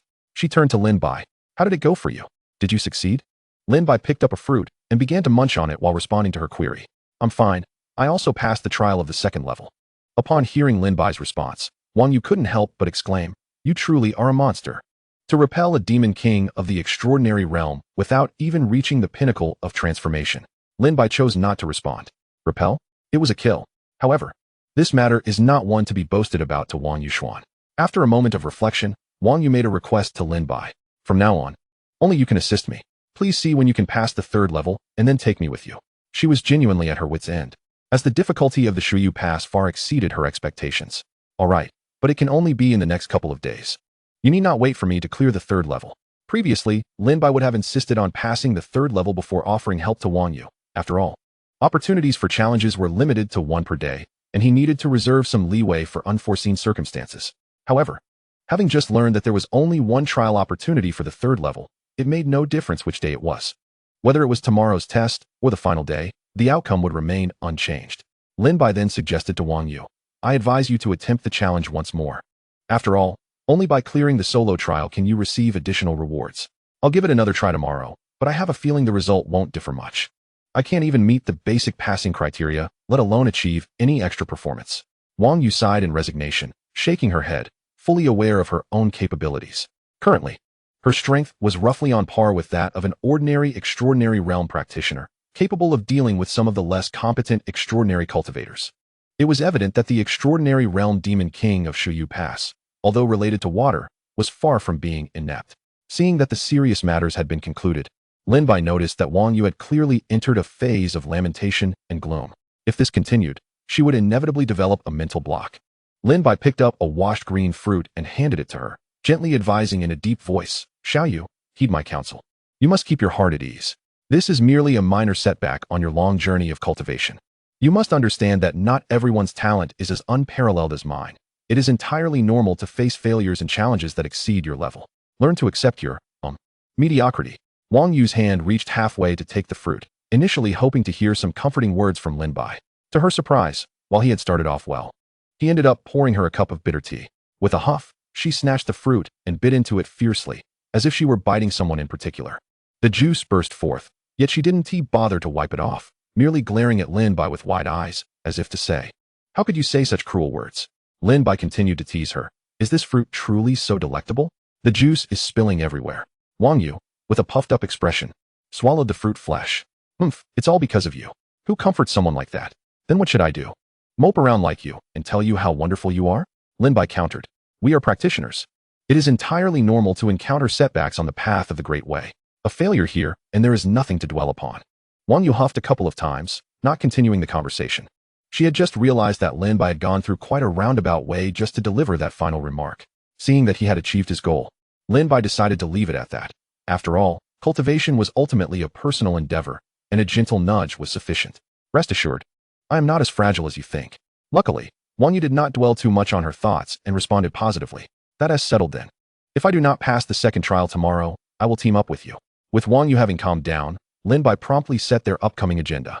Wang Yu obediently nodded, indicating her agreement with all arrangements. Chapter 50, The Tortoise Demon King. 2 days swiftly passed, and Wang Yu's attempt at the second round of the Shuyu Pass ended in failure once again. There's no choice then. It's time to activate the backup plan. Early that day, Lin Bai and Wang Yu set off towards the teleportation stone tablet. On the way, Lin Bai intended to inquire about her specific situation regarding that level. But he noticed that Wang Yu opened her mouth to speak, only to find herself seemingly bound by an invisible force, unable to divulge a word. To his surprise, the restrictions of the disaster cave also applied to someone like him who had already passed. It seemed they could only proceed and see what awaited them. Upon reaching the small square in front of the stone tablet, Lin Bai discovered that, as he had anticipated, very few individuals could clear the second level solo. Consequently, some began to frantically raise their bids. Is there anyone who has cleared the second level solo? I'll offer 200 spirit stones. Looking for a team? We just need one more swordsman or swordswoman. We already have 2 martial artists and 1 spellcaster in our group. Lin Bai observed as the price of hiring spirit stones doubled, yet there remained no one willing to accept the offers. He had previously underestimated the difficulty of defeating the extraordinary realm demon king solo and overestimated the current capabilities of the disciples of the Yunming Martial Arts Hall. Aside from those seeking to form teams, Lin Bai also witnessed a small farce. Excuse me, is there anyone who can help me pass the first level? I'm studying alchemy, and I'm currently financially challenged but can write an IOU. What? You haven't even cleared the first level? There are only 3 days left. Keep dreaming. Who here is going to lack a few spirit stones? Offering something else might be more feasible. The alchemist student broke into a sweat, appearing increasingly uneasy. Lin Bai was taken aback to discover that there were still individuals who had not cleared the first level. He surmised that this alchemist was likely a disciple supported by the Daxia dynasty rather than a family disciple, which was why he lacked sufficient spirit stones to hire assistance. However, if this classmate were willing to humble himself and make some future promises, it was likely that both family and non-family disciples would be willing to assist him. Yet, it seemed this alchemist was reluctant to devalue himself. Understanding the underlying logic, Lin Bai ceased to pay attention to their exchange. As he and Wang Yu approached the stone tablet, Someone even inferred that Lin Bai was there to guide others and directly approached him. Hey, excuse me, brother. May I ask if you have passed the second level? If you have, please take me along. I'll make sure the price is satisfactory. Before Lin Bai could respond, Wang Yu, resembling a possessive cat, stepped forward and linked her arm with his, claiming her territory. Lin Bai couldn't help but chuckle at the forceful grip on his arm and explained to the newcomer, I apologize, but my friend and I have already agreed to challenge it together. I see, what a pity. The newcomer did not persist but continued to seek out another target, asking the same question he had directed at Lin Bai. Once the individual departed, Lin Bai cast a glance at Wang Yu, who seemed to be anxiously watching around her, as if fearing someone might steal Lin Bai away. In Lin Bai's eyes, Wang Yu now resembled a little squirrel afraid of losing her acorn. That said, Wang Yu was increasingly shedding her aloof demeanor. Indeed, one's appearance could only deceive those unfamiliar with them. Lin Bai moved his arm, signaling Wang Yu to release him, and teased, Are you afraid I might run off? Do you have so little faith in me? Wang Yu immediately retorted, I'm not afraid you'll run off. You promised me, so you will undoubtedly keep your word. But with such a mix of people here, what if you are tempted and tricked? I'm merely looking out for you. Seeing Wang Yu's earnestness made Lin Bai chuckle, yet he chose not to expose her prideful facade. You are absolutely right, my guardian. Let us be on our way. Upon reaching the stone tablet, Lin Bai placed both his and Wang Yu's tokens against it. In the next moment, both Lin Bai and Wang Yu were drawn into it together. After a brief moment of disorientation, Lin Bai instinctively surveyed his surroundings. He found himself in a sparsely furnished bamboo hut, where, apart from the essential bamboo bed and table, there were almost no decorations, exuding an air of simplicity befitting a temporary dwelling. Beside him, Wang Yu had also regained her senses and promptly began to explain. The task at Shuyu Pass involves safeguarding a town's well. At night, a turtle demon will wreak havoc. No sooner had she finished speaking than a respectful female voice resonated from outside the bamboo door. Esteemed messengers, the town well has been constructed. Would you like to inspect it now? Lin Bai and Wang Yu exchanged glances, realizing that the narrative had officially commenced. Upon opening the bamboo door, Lin Bai discovered that the hut was built atop a large tree, and the caller awaited them below. As Lin Bai descended to the ground, he found himself on a muddy patch. Had it not been for his adept body control, he would have surely stepped into the muck. Wang Yu followed closely behind him. Lin Bai discerned that the caller was a young woman clad in coarse linen garments. She appeared somewhat awestruck upon seeing Lin Bai and Wang Yu. Lowering her gaze and refraining from making direct eye contact, let us proceed to the construction site of the town well, Lin Bai instructed. As they traversed the dim and dense bamboo forest, Lin Bai noted the towering, closely packed bamboo, which cast a gloomy shadow and filled the air with a damp, decaying scent of vegetation. Before long, the trio arrived at a low-lying area. In the center of the depression, a grand stone pedestal was being erected, surmounted by a structure resembling a colossal chimney, standing approximately 70 to 80 meters high. This is the town well. If the water-dividing dam organizes the waterways, then the town well serves to seal off excess veins of water. The muddy terrain we traversed earlier is a result of an overabundance of water veins in this area. These veins are quite small and scattered, failing to form rivers or brooks, thus creating a muddy expanse. Therefore, the town well is necessary to suppress these superfluous water veins, securing sufficient land for human habitation. My lord, the town well has been completed and is currently under inspection. The turtle demon is sure to come and cause destruction tonight. The guiding woman informed Lin Bai of the potential threat posed by the water turtle king. I understand. You may assist them with the inspection. We shall confer on how to respond tonight. Lin Bai gestured for her to step back, granting them a moment to discuss. The woman, visibly relieved, hastened to withdraw, as not everyone relishes standing in the presence of practitioners. Moreover, a long-standing proverb from the Tianyuan continent states, you cannot mistake someone for kin merely because they bear a resemblance to a practitioner. One must hold them in reverence. In ancient times, practitioners were separated from ordinary people by an insurmountable chasm. Even in the current golden age, where the likelihood of ordinary individuals becoming practitioners has significantly increased, the barrier between the two remains substantial, albeit less severe than before. Thus, it is entirely natural for the ordinary guide to feel a sense of relief after distancing herself from Lin Bai and Wang Yu. Of course, Lin Bai paid little heed to this. What mattered now was acquiring concrete information about the turtle demon. What is the situation with this turtle demon? Wang Yu began her explanation regarding the turtle demon king. This turtle demon is the obstacle in my trial. It is approximately at the mid-superior stage, possessing the ability to manipulate vegetation, water, and soil. Moreover, Wang Yu paused momentarily before continuing. Its defenses are exceptionally formidable, equipped with counterattack capabilities. Had it not been for the turtle demon's overwhelming resilience, I would not have sought your assistance. Lin Bai listened intently, rapidly sketching the characteristics of the Turtle Demon King in his mind. So, this turtle demon excels in defense. Its offensive techniques may be numerous but lack strength, he deduced. Wang Yu nodded in agreement. Precisely. Lin Bai now found himself in a quandary. If he were alone, he would have no trouble vanquishing the Turtle Demon King, easily dismantling its shell. However, the primary goal was to assist Wang Yu in accumulating merit points, as the disaster cave would intelligently assess contributions and distribute rewards accordingly. Lin Bai had already received rewards from Shuyu Pass. Thus, during this second trial, he could not earn additional merit points. This meant that Wang Yu, as the main attacker, would need to maximize her gains. This was quite the conundrum. Overexerting himself would prevent Wang Yu from obtaining sufficient merit points. Yet underexerting would render her incapable of defeating the Turtle Demon King. He found himself in a dilemma. Suddenly, a flash of inspiration struck Lin Bai, and he contemplated a crucial point. Is the Turtle Demon King swift in its movements? He inquired of Wang Yu. Though puzzled by his question, she answered honestly. Not particularly. Its large size and weight hinder its speed. Upon hearing this, a smile graced Lin Bai's face. He had devised a plan to help Wang Yu secure as many merit points as possible. Wang Yu, noticing Lin Bai's smile, regarded him with curiosity. Do you have a clever idea? If I can reduce the speed of this turtle demon, would you be able to defeat it? Lin Bai asked. Without hesitation. Wang Yu replied, of course. The turtle demon is already slow. If its speed decreases, it won't be able to attack me. Seeing her confidence, Lin Bai unveiled his scheme. I possess a secret technique that can diminish the speed of the Turtle Demon King. At that point, you can focus on the offensive. Since we are in a team, you won't receive extra rewards, so ensuring the completion of the town well's construction is paramount. Lin Bai shared his plan with Wang Yu, seeking her thoughts. Upon hearing of his secret technique, Wang Yu nodded enthusiastically. Absolutely, let's proceed with this plan.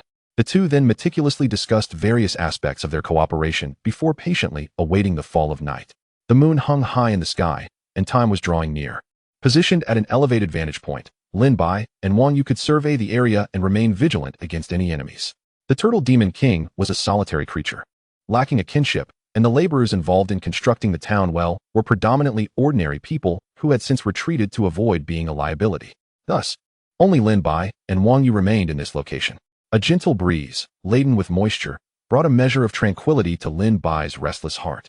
Suddenly, Wang Yu, who was on alert and facing away from Lin Bai, gently tapped his shoulder, signaling that something was amiss. Lin Bai turned to follow her pointed finger and indeed noticed a small hill moving. Upon closer inspection, he realized it was a large, earthy-colored turtle. This turtle demon was massive, towering over 10 meters in height. Its head bore jagged, black-edged armor, and its shell was adorned with sharp, bony spikes that glimmered with runes. Without needing to assess any other abilities of the Turtle Demon King, it was evident that, by the law of the larger, the stronger, this creature was formidable. However, upon observing for a while, Lin Bai noted that the Turtle Demon King's speed was somewhat sluggish, while not entirely slow. It did not correspond with its status as an extraordinary demon king. If this Turtle Demon King maintained such a pace, even without activating his armor form, Lin Bai could easily toy with it. Let us commence the battle. We must not allow it to approach the town well, Lin Bai urged after a moment of observation. Allowing the turtle demon to get near the town well was no trivial matter. Its colossal size could easily dismantle the structure. Moreover, Lin Bai had already acquired experience in battling the extraordinary realm Turtle Demon King. The aftermath of their skirmishes was so immense that even a slight misstep could endanger the town water well. Thus, intercepting the Turtle Demon King in advance was the most prudent choice. The two exchanged a glance and leapt from their elevated position, their toes lightly touching the dense bamboo treetops, gliding swiftly towards the Turtle Demon King. Just as Lin Bai and Wang Yu approached within a few kilometers of their target, the Demon King became aware of their presence, turning its massive yellow eyes upon them. Be cautious, it has spotted us, Lin Bai warned Wang Yu, sensing an imminent confrontation. No sooner had he spoken than the robust bamboo he had just leveraged for his leap underwent a drastic transformation. Surrounding bamboo branches elongated wildly, and the once pliable leaves morphed into blades of iron, hurtling towards him from all directions. Lin Bai had been on guard against such an eventuality. He swiftly activated the initial form of his armor, enveloping himself in a thin layer of black mist to shield against the onslaught. Although these attacks were not particularly powerful, their sheer volume was disconcerting. Thanks to Wang Yu's prior intelligence, Lin Bai faced them with composure. He even had the presence of mind to check on Wang Yu's condition. Noticing that she had summoned her red and white jade talisman for protection, I will scout ahead and look for an opportunity to mark this turtle demon. You wait for the right moment outside. He called out to her, his voice firm. No problem. I will seize the right opportunity, Wang Yu replied confidently. After confirming that she had received his instructions, Lin Bai surged forward towards the Turtle Demon King. In an instant, the surrounding vegetation seemed to awaken. Countless branches lashing towards him like whips, while sharp spikes of earth erupted from the ground in an attempt to impede his progress. However, despite being controlled, these obstacles retained their original hardness. Lin Bai, undeterred, advanced with swirling black mist surrounding him, resembling a human battering ram as he smashed through everything in his path. Wang Yu, not foolish, followed closely behind Lin Bai, significantly reducing the resistance. She halted just as they neared the Turtle Demon King, waiting for Lin Bai to create an opening. The closer Lin Bai got, the more he could sense the Turtle Demon King's massive and fearsome presence. Its shell bore sharp angles reminiscent of a crocodile's, emanating a primal and heavy sense of oppression. Despite the Turtle Demon's sluggish movements, Lin Bai maintained a cautious demeanor. After all, in the wild, while the intellect of animals may be limited, they are invariably cunning. Just as Lin Bai leapt towards it, the seemingly slow Turtle Demon King demonstrated a startling swiftness in its reaction. Its neck elongated in an instant, snapping towards Lin Bai mid-air with astonishing speed. Unperturbed, Lin Bai twisted his body to deliver a kick, using the recoil to evade danger. The Turtle Demon King let out a deep roar, having missed its mark and suffered the impact of Lin Bai's retaliatory kick. You beast, how cunning you are, feigning weakness. Although the Turtle Demon King's speed was sluggish, its control and reaction time were remarkably rapid, as evidenced by its sudden neck strike. Despite the failure of its attack, Lin Bai wore a smug smile. He shouted to Wang Yu, who was waiting nearby. I have marked it with 2 seals. The Turtle Demon's speed and reaction have diminished. Lin Bai's objective was to inscribe the Turtle Demon King with a binding mark. The kick he had just delivered had completed the incantation upon contact. Since this Turtle Demon King's spiritual prowess was not on par with that of the Water Monkey Demon King, Lin Bai was able to affix 2 marks even while it was alert. Upon hearing Lin Bai's words, Wang Yu showed no hesitation as she unleashed the paper figures that had been prepared within her sleeves. These paper figures instantly transformed into lifelike beings, armed with various weapons, swords, nets, ropes, claws, and more, forming 2 lines of battlefield scouts. The spectacle did not end there. The jade talisman above Wang Yu emitted a scarlet beam that struck the paper figures below. Upon being hit by the crimson light, the figures' momentum surged, their expressions turning grotesque and savage, their garments and weapons stained with blood, beginning to move autonomously. In the next moment, this eerie, blood-soaked battalion of paper figures charged fearlessly towards the sluggish Turtle Demon King. The Turtle Demon King, sensing something amiss, felt itself ensnared by an invisible net. While it could still move, it found the sensation quite uncomfortable. By this time, the paper figures had reached the infuriated Turtle Demon King. The figures wielding nets expertly threw their hooks and ropes at the protruding angles of its shell, swiftly securing and entangling it. Meanwhile, those armed with swords and knives leapt about like fleas, incessantly disturbing the Turtle Demon King's composure. The nets and ropes animated as if alive, burrowing beneath the Turtle Demon King's shell into its flesh. This provocation only intensified the already volatile Turtle Demon King's fury. It was determined to sever the ropes and eliminate the diminutive figures below. With a thunderous roar, it exerted all its strength to break free from its bindings, only to find it was just shy of success. This frustration only fueled its agitation, resulting in a barrage of enraged howls. The binding mark Lin Bai had placed upon the Turtle Demon King, combined with its inherently clumsy nature, rendered its attempts at escape futile. As the Turtle Demon King seethed in anger, Lin Bai returned to Wang Yu's side. This time, he was taken aback by Wang Yu's growth. During their previous skirmish, she could only command 3 or 4 paper figures, yet now she commanded nearly 20. The rapid progression in such a short time was remarkable, although Lin Bai chose not to inquire into the details of her cultivation. However, Wang Yu voluntarily explained, "You must be wondering how I can control so many paper figures? The reward I receive from the Beast Trapping Pass allows me to accumulate spiritual energy over time and release it at critical moments, which is why I can command such a multitude of paper figures now." Lin Bai acknowledged this revelation with admiration for the generosity of the Disaster Cave. But a new concern arose within him. Given the current circumstances, it seems you could manage even without my assistance, correct? Wang Yu shook her head, responding, I haven't had this technique for long, and my accumulated spiritual energy is still limited. Moreover, I used most of it in previous encounters without success, so this time the duration will be even shorter. I need your help to withstand some of this weakness, allowing me to recover. I failed previously because I was caught off guard in a weakened state by this turtle demon. Now enlightened, Lin Bai grasped the situation. The ensuing battle fell into the rhythm that Lin Bai and Wang Yu had established. The Turtle Demon King, vexed by Wang Yu's paper figures, found itself in a predicament. It was evident that, as a practitioner of the Qi refining path, Wang Yu's combat style diverged significantly from Lin Bai's martial approach. The spectacle was quite enchanting, akin to witnessing a theatrical performance. As time passed, Lin Bai noticed Wang Yu's complexion becoming increasingly pallid, a clear sign of her spiritual energy being severely depleted. How much longer can you hold out? Perhaps I should take the lead while you rest and regain your strength, he suggested. Wang Yu nodded and withdrew her paper figures, allowing Lin Bai to once again charge towards the Turtle Demon King, assuming the role of primary attacker. Once Wang Yu had recuperated, Lin Bai would step back and let the paper figures continue their relentless torment of the Turtle Demon King. Thus, they persisted in their cyclical torment of the Turtle Demon for an entire day. Behind Lin Bai and Wang Yu, the town water well had sunk into the ground, sealing the water vein, and the once imposing structure was now barely discernible, leaving only a slightly elevated wellhead. A voice echoed in the ears of Lin Bai and Wang Yu, proclaiming, "Trialist, you have completed the Water Gorge trial. Do you wish to withdraw?" Upon hearing this, both of them exhaled deeply, relieved to see that their reactions mirrored each other's. Initially taken aback, they subsequently erupted into joyous laughter. Both relieved to be liberated from the torment of this drawn-out battle, particularly for Lin Bai, who had been unable to exert his full strength. If the battered Turtle Demon King in the distance could hear their thoughts, he would surely weep in despair, for he was the one truly tormented. Having concluded their trial, Lin Bai and Wang Yu returned to their respective courtyards. Lin Bai utilized his token to check for new information. Student Lin Bai had successfully passed the Water Gorge trial, earning 100 merit points for his team. However, as he had previously received a reward for the Water Gorge, no merit points would be allocated this time. He raised an eyebrow, realizing that he had secured 100 merit points, while Wang Yu had amassed 300. That was not an insignificant amount. After some contemplation, Lin Bai assessed that, given there were no additional rewards for team efforts, Wang Yu's ability to acquire the majority of the merit points was primarily due to her commendable cooperation. As Lin Bai pondered over any potential oversights, the formation of his courtyard was activated. Wang Yu burst in with exuberance, enveloping Lin Bai in a warm embrace. "Haha, Lin Bai, guess how many merit points I earned?" 300. "Hey, how did you know?"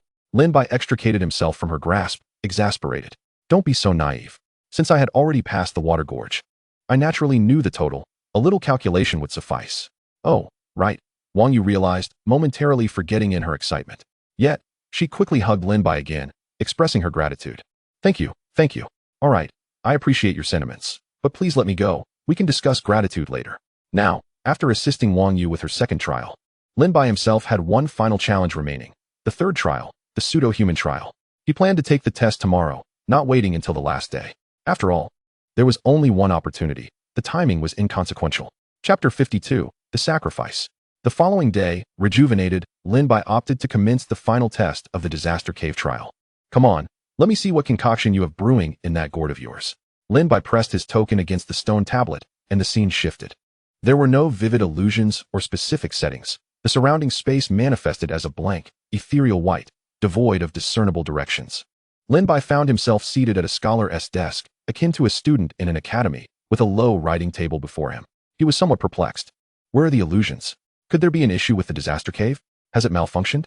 Observing the white expanse, Lin Bai instinctively suspected that the Disaster Cave had stalled, failing to render the scene.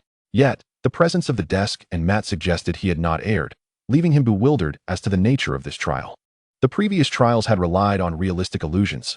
What form would this trial take? Just as he pondered, the surrounding space began to ripple. First, segments of moving images materialized, while the desk revealed a set of writing materials. Lin Bai's expression turned peculiar as a thought struck him. No, it can't be. A written test? He scrutinized the items before him, confirming his hypothesis that this trial's format was a written examination, requiring him to respond to questions.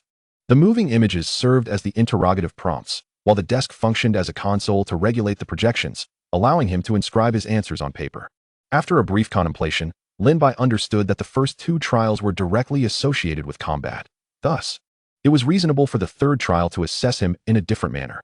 After all, throughout human history, when confronting calamities, mankind has relied not only on martial prowess, but also on intellect. The initial trials tested his physical capabilities, while this one demanded mental acuity. But where were the questions? Surely, the single word absolute on the paper was not the entirety of the inquiry. Lin Bai was left with a myriad of questions.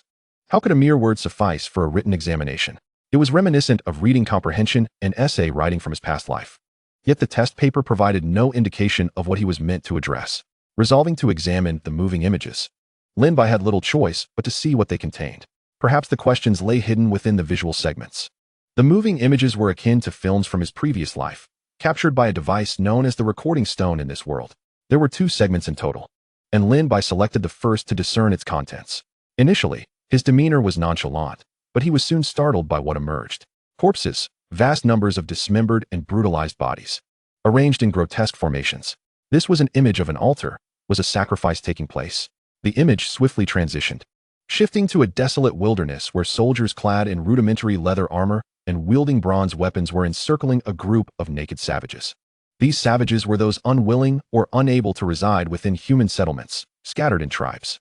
The sounds of wailing, reprimands, and clashing weapons intertwined as these captured savage slaves were transported into an ancient, grand city. Lin Bai did not recognize the architectural style, but as the perspective shifted within the city, he noted the detail of its inhabitants clad in animal skins, with animal hides for clothing and bronze for weaponry. The historical context suggested a time when human civilization was just emerging amidst a backdrop of tribal kingdoms. The captives were brought to a square, and the view lingered there. More and more individuals were herded together, young and old alike, their expressions reflecting fear, sorrow, and numbness. In one cage, a mother and daughter were confined. The mother, gaunt and tear-streaked, repeatedly stroked her daughter's hair, while the 3- or 4-year-old child clumsily attempted to wipe her mother's tears. The little girl was unaware of why she had been captured or what awaited them. Lin Bai, too, was oblivious to what would transpire next. But given the circumstances in the initial image, he had already formed a foreboding suspicion. His brow furrowed as he fixated on the moving images. Time passed, and the square became densely populated, at least several tens of thousands of individuals. Lin Bai's apprehensions materialized as individuals adorned in luxurious robes appeared on a distant platform. Boom, boom, boom. They struck a massive bell atop the platform, and its toll reverberated throughout the corners of the ancient city. The perspective of the moving image suddenly elevated, revealing the entirety of the city to Lin Bai.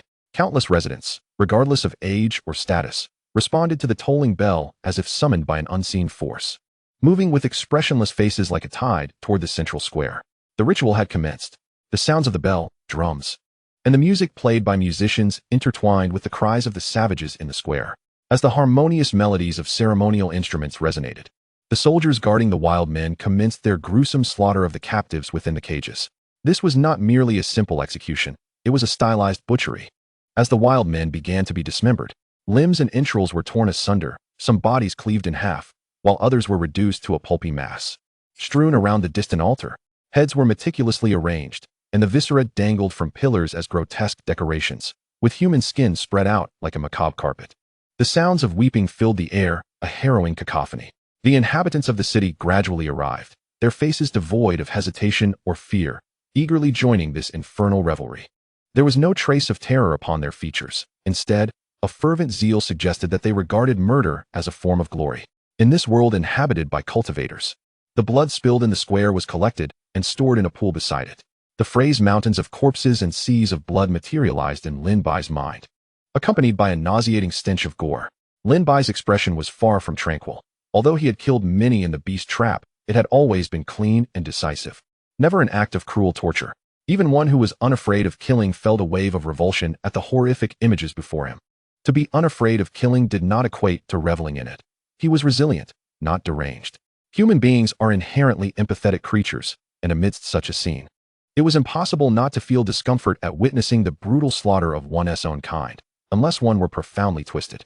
Yet, compelled by the need to decipher the strategy, Lin Bai could only suppress his nausea and continue to observe the unfolding spectacle. The sacrificial rites proceeded incessantly, fueled by the continuous influx of the city's natives into the ranks of the slaughterers, hastening the pace of dismemberment to a near assembly line efficiency. In less than 3 hours, the multitude of wild men had been utterly decimated, leaving behind only a handful of 3- or 4-year-old children. The children wept within their cages, and the little girl Lin Bai had noticed earlier was among them. She remained silent, staring blankly at a mass of flesh and a head before the altar. That head belonged to her mother. After concluding this brutal preparation, the natives gathered before the altar with solemnity. Upon the high platform, the chief priest raised his arms and began to chant an ancient and obscure incantation.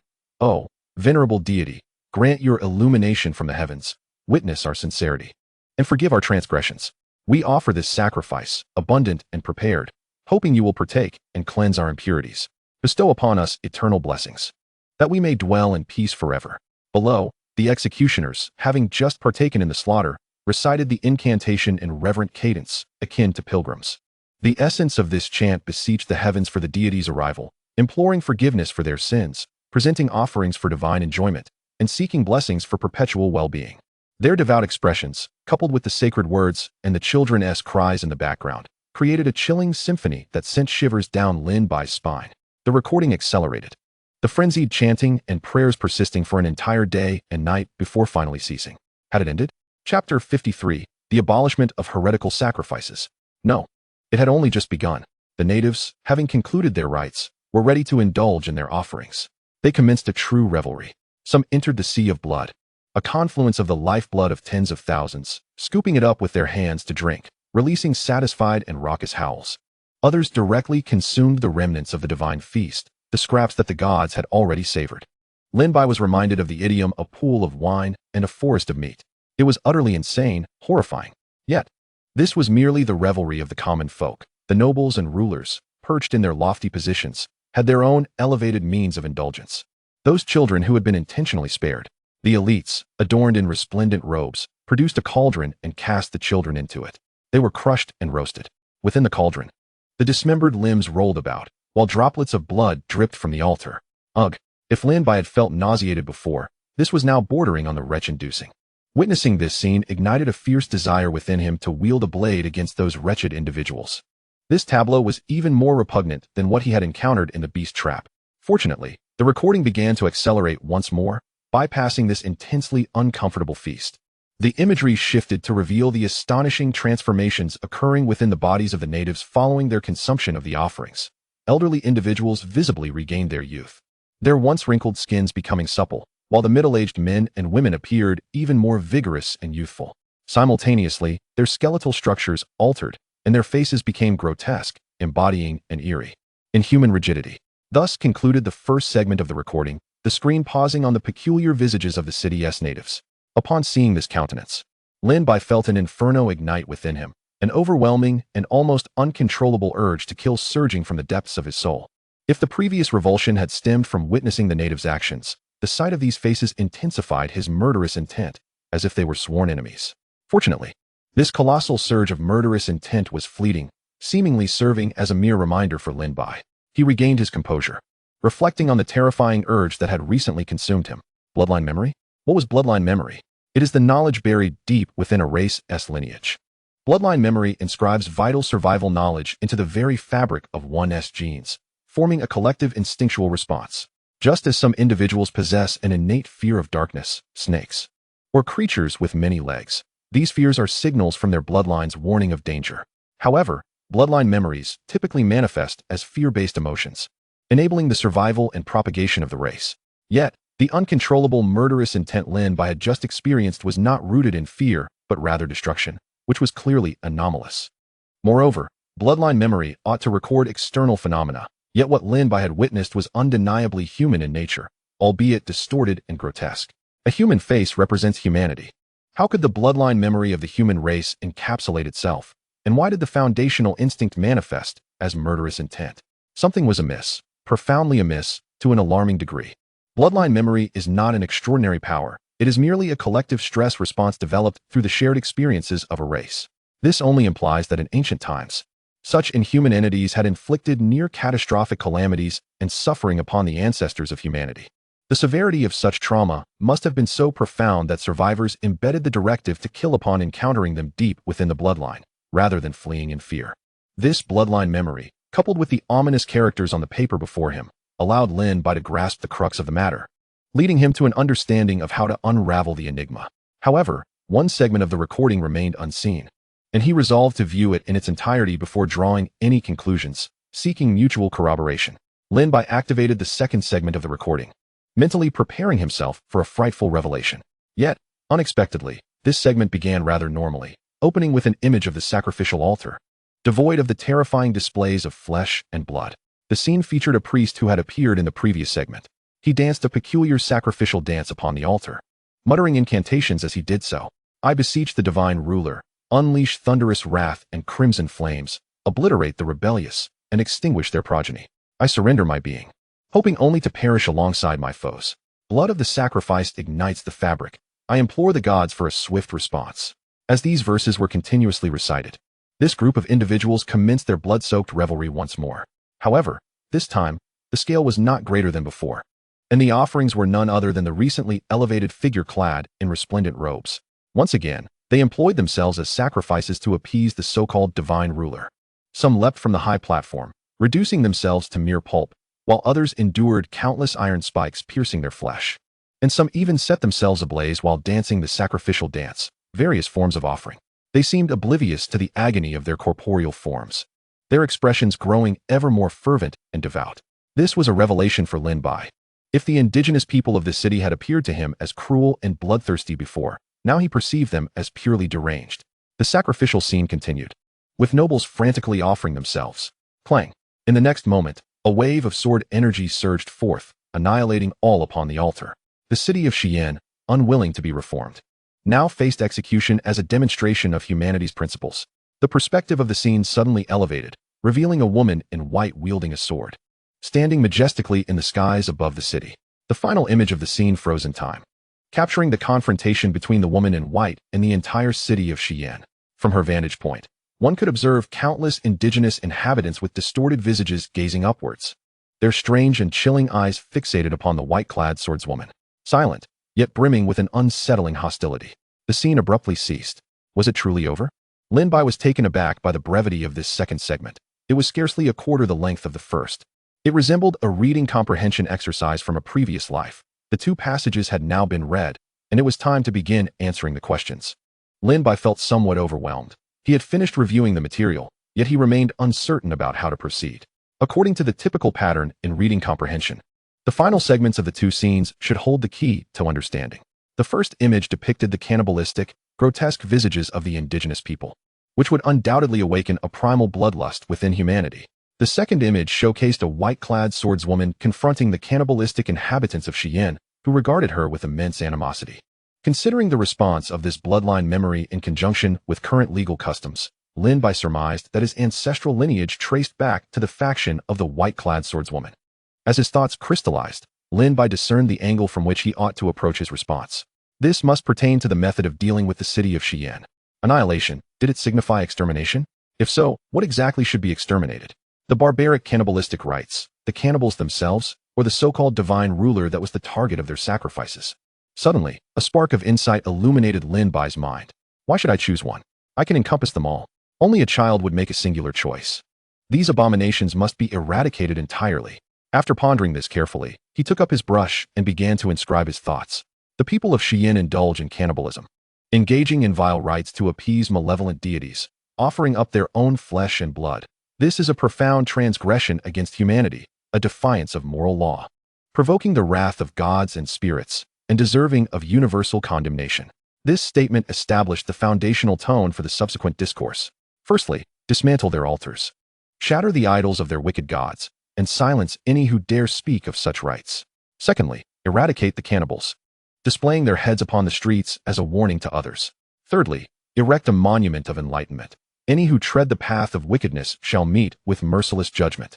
The essence of this was to dismantle the faith in evil deities, eliminate all cannibals, prohibit future generations from learning of such barbaric and sanguinary rites, and outline the punishments for those who violate these decrees.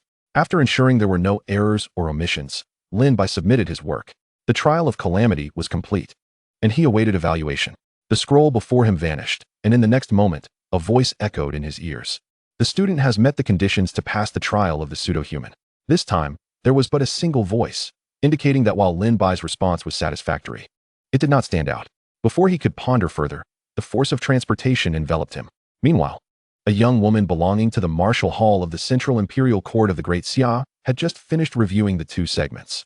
Appearing to be around 17 or 18, she donned a yellow robe, her expression devoid of emotion, her hair elegantly secured with a phoenix hairpin.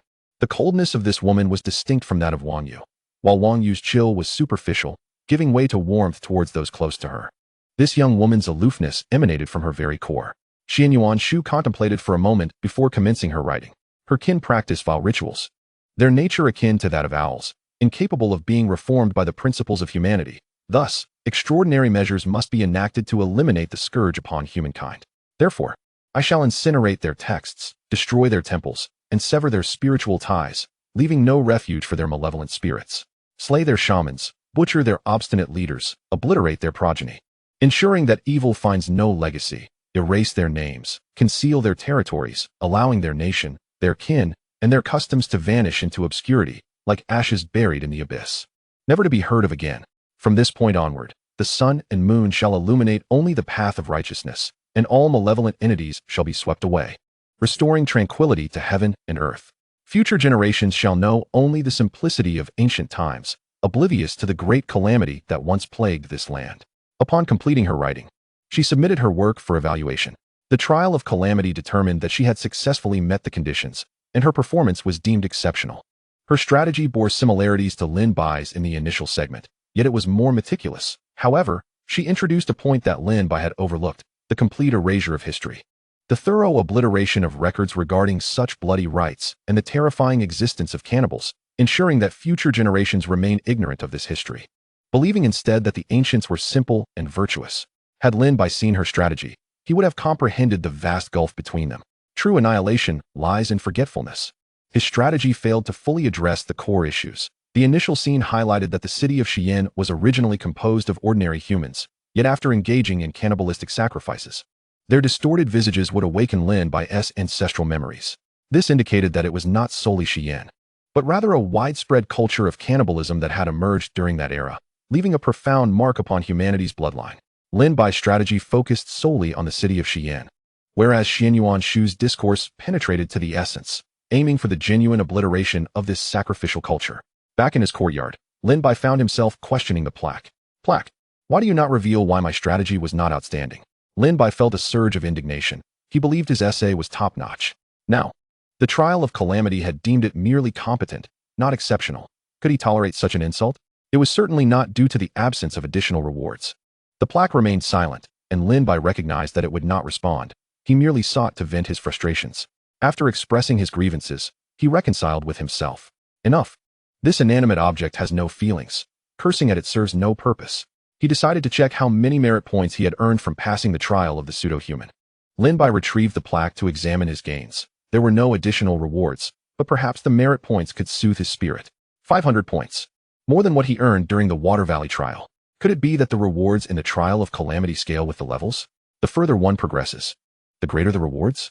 Lin Bai doubted it, but decided to abandon his musings after a moment of deep contemplation. Never mind. It is best to acquire as many merit points as possible. He meticulously calculated the merit points he had accumulated. From the testing palace and the first layer of the Martial Tower, he had garnered a total of 2,900 points, plus an additional 2,000 points from the recent disaster cave, along with sporadic rewards from classroom quizzes, culminating in a grand total of 5,150 points. He felt that his merit points were indeed quite substantial. These merit points must surely serve as the currency for exchanges at the Martial Hall. Lin Bai fervently prayed that if merit points were merely something to be admired and could not be utilized like honor points, he would be driven to despair. Chapter 54, Pressure and Opportunity. The 6-day trial in the disaster cave finally came to a close. Lin Bai was exceedingly pleased with the outcome of this trial. Although there was a minor flaw, it was inconsequential. Not only had he secured 2,000 merit points, but he also received 5 prohibitive law seals and a soul-soothing jade pendant. After the trial, Lin Bai returned to the normal routine of studying at the Martial Hall, continuing to learn the art of talismans, honing his martial skills, and enhancing his cultivation.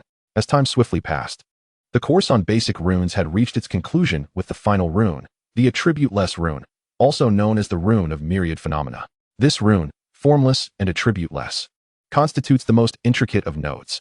Of course, for a prodigy like Lin Bai, whose mental prowess exceeded the norm and whose connection to the heavens was exceptionally strong, this was but a trivial endeavor.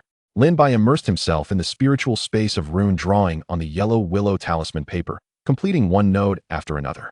Ultimately, he formed a transparent rune resembling a gear. However, this was merely the beginning. With a slight shift in thought, he removed several key nodes from that gear, and the entire structure reconfigured itself like a sophisticated set of building blocks. instantly transforming from a gear into a mortise and tenon structure. The rune of myriad phenomena can be considered a singular type, yet it can also be regarded as having countless varieties, unlike the previous 35 elemental runes, which possess fixed properties and structural forms. The rune of myriad phenomena can add or subtract from its foundational nodes, resulting in diverse properties and shapes. It is precisely this ever-changing characteristic that endows the rune of myriad phenomena with the extraordinary ability to connect and carry all other elemental runes. This is why the attribute-less rune of myriad phenomena is deemed an essential study for all talisman masters, without exception. Should one fail to master the other elemental runes, they may simply be unable to create the corresponding talismans. However, without mastering the rune of myriad phenomena, one would be utterly incapable of drawing even the most basic talismans, as they would lack the ability to connect different runes, thus failing to form an effective talisman structure. Lin Bai reveled in the rune space, experimenting with the rune of myriad phenomena, crafting it into various shapes, chains, ropes, curved hooks, and soft bundles, all of which he skillfully developed. In a fit of enthusiasm, he even began to experiment, without any reference to existing talisman structure diagrams, attempting to link the 35 foundational elemental runes with his self-created rune of myriad phenomena. The experiment was successful. Before Lin Bai, 3 circular fire runes were linked in pairs using the rune of myriad phenomena. Unfortunately, they were merely a framework without any practical effect. To form a talisman, the runes must be arranged and combined according to specific structures, and his arbitrary placements were insufficient. At present, Lin Bai's knowledge was too limited. In the future, as he encountered more, he would be able to create his own original talismans. Nevertheless, this small success in experimentation filled Lin Bai with great excitement. The solitary instructor began a phase of evaluation. Dear students, you are all now capable of swiftly completing the construction of 36 runes. Next, we shall delve into the study of formal talismans. With a flourish of his sleeve, ethereal light gathered in the air, revealing the spectral structures of 4 types of talismans: the clear water talisman, the fireball talisman, the growth talisman, and the gentle breeze talisman. The clear water talisman summons a handful of clear water. The fireball talisman generates a sphere of flame. The growth talisman promotes the growth of plants and herbs. And the gentle breeze talisman calls forth a breath of fresh air. These are among the most widely circulated and simplified low-level talismans, establishing a solid foundation for students before they determine their future specializations in talisman scriptures. Naturally, the effectiveness of these talismans varies greatly. The creations of novices and talisman masters differ immensely. The solitary instructor began teaching these 4 talismans. Observe the fireball talisman. Its main structure consists of numerous fire attribute runes supplemented by a few wood attribute runes to aid combustion. The overall structure must simulate the rising motion of a bonfire, with the core being a balance of explosion and combustion.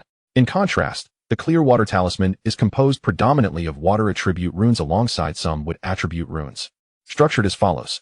These 4 talisman structures had already been simplified, as the instructor elaborated, for models materialized on Lin Bai's desk, representing the structural frameworks of these 4 talismans. The talisman structure is formed by connecting basic runes as nodes according to specific patterns. The 4 talisman structures before Lin Bai are among the simplest static 3-dimensional structures within the vast realm of talismans. Advanced and powerful talismans often do not possess static structures. They must also account for various dynamic changes in the runes, necessitating the creator to engage in exceptionally complex deductions and calculations within their mind. The creator of high-power talismans must be a talisman master with both superior mental acuity and intelligence. Only with ample mental power can one generate sufficient runes, and only with exceptional intelligence can one calculate the constantly shifting structures of advanced talismans. Thus, the foolish and the mediocre are invariably excluded from the path of talismans. After completing the explanation of the 4 talisman models, the solitary instructor paused momentarily before continuing. My explanation has concluded. You will now be given half a month's time. You must master at least 1 talisman, or you will face expulsion. The instructor then shifted his tone, revealing another significant piece of news. Moreover, with the approaching year-end holiday, your performance in drawing talismans will also affect your eligibility to choose your scriptures upon returning after the break. Lin Bai gleaned 3 pieces of information from the instructor's words. The first being that within the next half-month, students must learn any 1 talisman to prove their worth. The Martial Hall's gratuitous training is contingent upon one being a genius. The second piece of information indicated that the holiday was imminent. This world also observes corresponding festive breaks. Lin Bai had entered the Martial Hall at the end of September, and now, nearing 3 months later, the year-end holiday was approaching, signifying that Lin Bai could return to rest for a while. The martial hall did not observe weekends in the manner of his previous life. He had been engaged in around-the-clock learning at the martial hall. The third revelation was that this talisman performance would influence the selection of scriptures. The more talented one is within the martial hall, the greater the resources and rewards one would receive. As for what the scriptures are, the scriptures, also known as the foundational scriptures of assisting paths, are methodologies that every practitioner of the assisting path studies before reaching mastery. The alchemical scriptures document the ratios and various methods for refining elixirs. The crafting scriptures detail the diagrams and prohibitions for crafting various implements. And the talisman scriptures contain the structural diagrams for various talismans. Some students come to this martial hall specifically for the scriptures, as their family legacies do not suit them. Once the solitary instructor's words concluded, the atmosphere in the classroom instantly tightened to its zenith. The dual pressures of expulsion and the allure of the scriptures served to maximize the potential within the students. Certainly, if you are unable to produce a talisman within a fortnight as per the requirements, the martial arts hall will indeed expel you. The solitary observer continues to quietly watch Lin Bai and his companions, as the current circumstances have yet to warrant his intervention. Lin Bai himself is somewhat anxious. Crafting a talisman within half a month is likely just the bare minimum, with the requirement to master 4 distinct talismans to access a higher quality scripture. His mind races as he deliberates which of the 4 talismans to begin inscribing. He settles on the growth talisman. This decision is not arbitrary, but rather the result of careful consideration. Chapter 55. The formal inscription of the talisman. Through Lin Bai's analysis, it becomes evident that while the growth talisman is similarly composed of runes embodying both wood and water attributes, its primary substance is the more manageable wood attribute, with water serving merely as a supportive and nurturing element. More importantly, its overall structure simulates a tree branch, a form that is relatively intuitive, unlike the violent fireball talisman or the ethereal breeze talisman, making it more accessible for a novice to construct. The foremost objective now is to inscribe the first talisman within the stipulated fortnight. Otherwise, the threat of expulsion from the martial arts hall is no jest. Lin Bai takes up the yellow willow talisman paper, immersing his consciousness into its inner spiritual space. He begins sketching a multitude of wood attribute runes, with the 7 attributes represented, and among them, the wood within wood and yang wood runes predominate. Fortunately, Lin Bai possesses a commendable talent for the art of talismans, allowing him to multitask and sketch numerous runes simultaneously, a feat that ordinary individuals can achieve only one at a time, mastering it only through extensive practice. After forming a substantial number of wood attribute runes, Lin Bai meticulously directs these runes to their designated locations with his mental energy. Gradually, a somewhat rough, yet foundational outline of a branch begins to take shape. He then generates a few water attribute runes, limited to the water within water and in water types. These runes are placed at the broken branches and bifurcation points of the structure, simulating the morning dew nourishing the leaves. Lin Bai cautiously adjusts the positioning of these runes until they coalesce into a framework resembling the model of the growth talisman on his desk. Now, he requires the universal talisman to link these runes together, hoping for a successful integration on the first attempt. Gazing at the branch-like structure before him, Lin Bai recognizes that it is merely superficial. While the runes appear interconnected, they are, in reality, a disjointed assembly. At this juncture, the universal rune is essential to truly unify these runes. Lin Bai contemplates the most suitable form for the universal rune. Should it mimic the structure of the branch or embody both wood and water attributes? He decides upon a filamentous universal rune, akin to vines clinging to a tree. As this configuration minimizes the risk of conflict, a direct linear connection would lack aesthetic appeal. Without further ado, Lin Bai manifests an elongated universal rune and begins to refine its various nodes. As he adjusts the nodes composing this rune, its shape transforms from a simple bar into something resembling delicate, vine-like tendrils. Satisfied, Lin Bai nods in approval.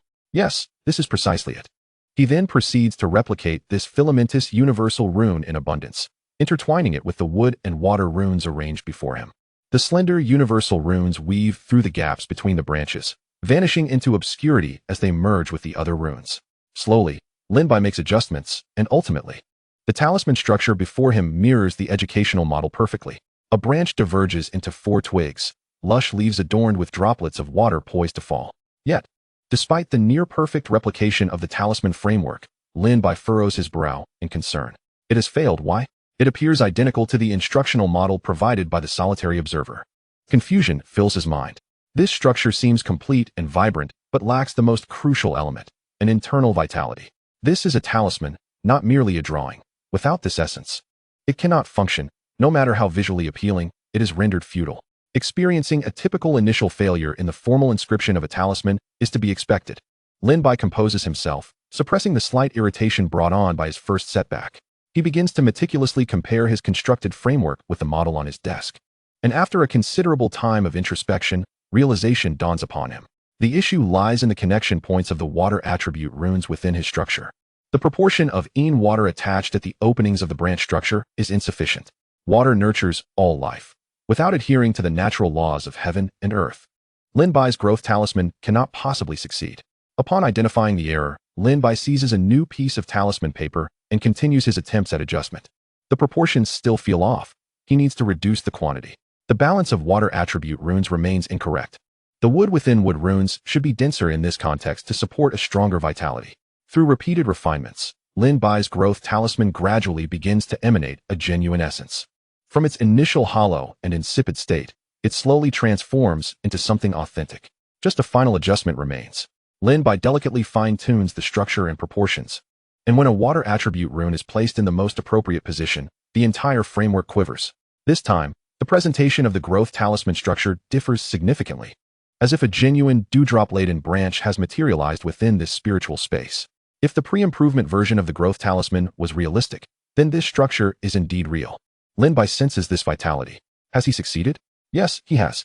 As the talisman structure solidifies, the talisman paper begins to change. Its texture shifts from soft and thin to one of increased hardness and thickness, ultimately transforming into a sturdy card. Lin Bai opens his eyes and examines this talisman closely. Its color has transitioned from a bright yellow to a vibrant yellow-green, with both its front and back adorned with simplistic sketches of a Q-version four-pronged branch. Lines flowing with a vivacious energy. Lin Bai's fingers glide over the surface of the growth talisman, his heart brimming with joy. This is the first talisman he has inscribed with his own hands, and it signifies that he has met the minimum standards for this evaluation. A weight lifts from his heart, for the threat of expulsion is indeed significant. As Lin Bai revels in the glory of his creation, the solitary observer atop the dais also takes note of him. In fact, at the moment Lin Bai successfully completes the correct framework of the growth talisman, the observer's attention is largely drawn to his progress. This student named Lin Bai has proven to be quite impressive, completing a formal talisman inscription in such a short time, deserving of a grade A rating.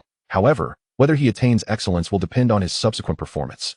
Having observed Lin Bai's inscription process, the solitary observer bestows high praise upon him. He then resumes observing the progress of other students as they inscribe their talismans, sighing inwardly. The pool of talent is regrettably scarce. Only a handful of students have just begun to connect their runes, and their talisman structures are riddled with flaws, while the majority of the others remain inept, still preparing to manifest their runes. The solitary guest, upon witnessing Lin Bai's swift and flawless depiction of the growth rune, felt a twinge of melancholy as he observed the disheartening progress of the other students. Yet, one could not entirely blame the learners. The powers that had facilitated their entrance were hesitant to influence their choice of foundational texts, and thus only dared to impart the most rudimentary runes. Consequently, it was perfectly normal for these students, embarking on their inaugural attempts at rune crafting, to make numerous mistakes and progress at a sluggish pace. Lin Bai's prodigious speed was the true anomaly, leading the solitary guest to unconsciously elevate his expectations for this cohort of students from Yunmeng County. However, it was evident that such exceptional talent was a rarity. In stark contrast to the solitary instructor's gloom, Lin Bai, on the other hand, was in a state of bliss. He commenced his attempts at inscribing the fireball rune, albeit his initial endeavor ended in failure. Nevertheless, he gradually began to find his rhythm. The scarcity of wood element runes weighed heavily upon him, while the fire runes felt excessively burdensome. Just as Lin Bai immersed himself in his world of adjustments and experiments, the class period came to an end. "Students, today's instructional time has concluded," announced the solitary guest, prompting Lin Bai to snap back to reality. The students of the talisman class were teleported away, and discussions about the upcoming year-end assessments began to circulate. Time had flown by. Lin Bai lamented that he had yet to grasp the structure of the breeze rune. "You're doing fairly well," one remarked. "My fireball rune's inscription process is far too sluggish." Being expelled would be utterly humiliating. Upon hearing the term expelled, most students displayed expressions of dread. Each bore various obligations and responsibilities, and to be dismissed was a fate they deemed worse than taking a plunge into the dream river. Of course, this did not include Lin Bai, who had already reached the minimum passing standard by successfully inscribing the growth rune. Had class not ended, he would have completed his analysis and improvements on the fireball rune. Free from psychological burdens, Lin Bai began to inquire about the upcoming year-end assessments for the auditing students. The plaza was filled with a variety of learners, and he gleaned information about several specialized examination subjects. For instance, those studying alchemy and artifact crafting, like Lin Bai's talisman studies, were required to produce finished potions or items. The spirit herbists were tasked with healing spiritual herbs, while the formation masters had to inscribe formation plates. The assessments for the students of literary pulse were particularly intriguing, as their classes resembled the realistic illusions of a disaster cave, teaching them various governance strategies. Their upcoming assessments involved managing towns that had experienced droughts, floods, wars, and plagues. The standards were exceedingly stringent, judging the survival count of the populace and the subsequent effects of policies, a rather subjective evaluation. However, since the criteria were based on Marshall Hall principles, there were unlikely to be significant issues. Just as Lin Bai was about to dart off to another location to further satiate his curiosity, he felt a gentle tug on the corner of his garment.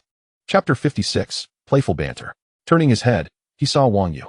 Upon being teleported out and hearing the discussions of others, Lin Bai's instinct to gather intelligence was triggered, causing him to inadvertently distance himself from the small group of the talisman class. Wang Yu, upon realizing Lin Bai had slipped away into the crowd like an eel, was left waiting for him to emerge so she could catch him. As Lin Bai prepared to shift to another area to continue his inquiries, he was seized by Wang Yu. The indignant young lady began to question him with furrowed brows. "You despicable Lin Bai, what do you have to say for yourself? How dare you abandon me? I can't fathom why you are so keen on gathering information, and yet you didn't bring me along." Lin Bai maintained an impassive expression, though his mind raced with thoughts. Should he admit fault? Certainly not. While Wang Yu enumerated his transgressions, he suddenly sighed, feigning a sorrowful demeanor. Wang Yu halted, her eyes widening as she awaited Lin Bai's explanation. "Little Yu, you've truly disappointed me," Lin Bai said with a tone of profound sorrow. "I noticed that it was always you returning with information, and it stirred an unease within me. This time, I ventured to gather intelligence without you to create a little surprise, yet I never anticipated your misunderstanding would run so deep." Upon hearing Lin Bai's habitual fabrications, Wang Yu couldn't help but chuckle, her irritation momentarily forgotten. Just as she prepared to dismiss his excuses and continue her reprimand, Lin Bai suddenly grasped her robe. Gazing earnestly into her eyes, his voice sincere. "Little Yu, you must trust me." Wang Yu's cheeks flushed a vivid crimson. Lin Bai was so close that she could see his eyelashes. "Oh, is that so?" Her resolve wavered, her voice involuntarily softening. "Then, did you uncover any useful information?" "Of course, let us discuss it as we walk," Lin Bai replied, sensing the shift in Wang Yu's tone and seizing the moment. With this, he knew he had secured a foothold. What mattered to Wang Yu was not Lin Bai's fanciful tales, but rather his abrupt abandonment. In her eyes, such behavior was tantamount to betraying their camaraderie, hence her anger. Lin Bai understood the source of her ire, and having initially attempted to deflect with humor, he found it necessary to resort to charm, which, unexpectedly, yielded favorable results. However, they were not yet finished. He needed to circle back to his earlier statements. As Lin Bai and Wang Yu made their way back to the courtyard, he recounted all he had learned during his inquiries. "It seems the students of literary pulse have it quite tough. In comparison, our studies in the way of assistance are a tad easier. Unfortunately, that's the rule of the Marshall Hall. By the way, how is your progress with the inscription?" After sharing the news he had gathered to validate his claims, Lin Bai smoothly shifted the conversation. Wang Yu, upon hearing his question, frowned and shook her head. "It's quite difficult. I've only just managed to outline the basic framework of the growth rune, and I still need to refine it constantly. What about you?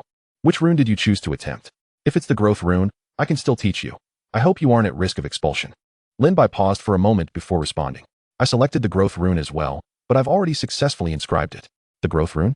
Then I can still guide you." "Wait, did you just say you already succeeded in the inscription?" "Indeed," Lin Bai affirmed with a nod, confirming she had not misheard. Wang Yu gazed at Lin Bai with incredulity. The initial attempt at inscribing unfamiliar runes was notoriously challenging. A talisman master must engage in repeated testing and adjustments without knowledge of the correct structural combinations. For Lin Bai, as a talisman apprentice, to succeed in inscribing a complete rune within a single day was nothing short of astonishing.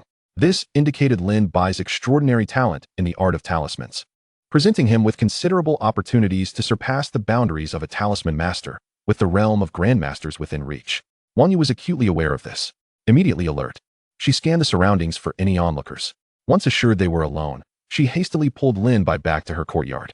Upon entering the courtyard, Wang Yu finally exhaled a sigh of relief, as if she were a thief engaging in clandestine activities, leaving Lin Bai utterly perplexed. "Wang Yu, what on earth is going on?" Observing Lin Bai's bewildered expression, Wang Yu felt her anger boiling over, a mix of frustration and urgency. Are you an imbecile? Do you not comprehend the significance of your own talent? Such matters cannot be spoken of openly.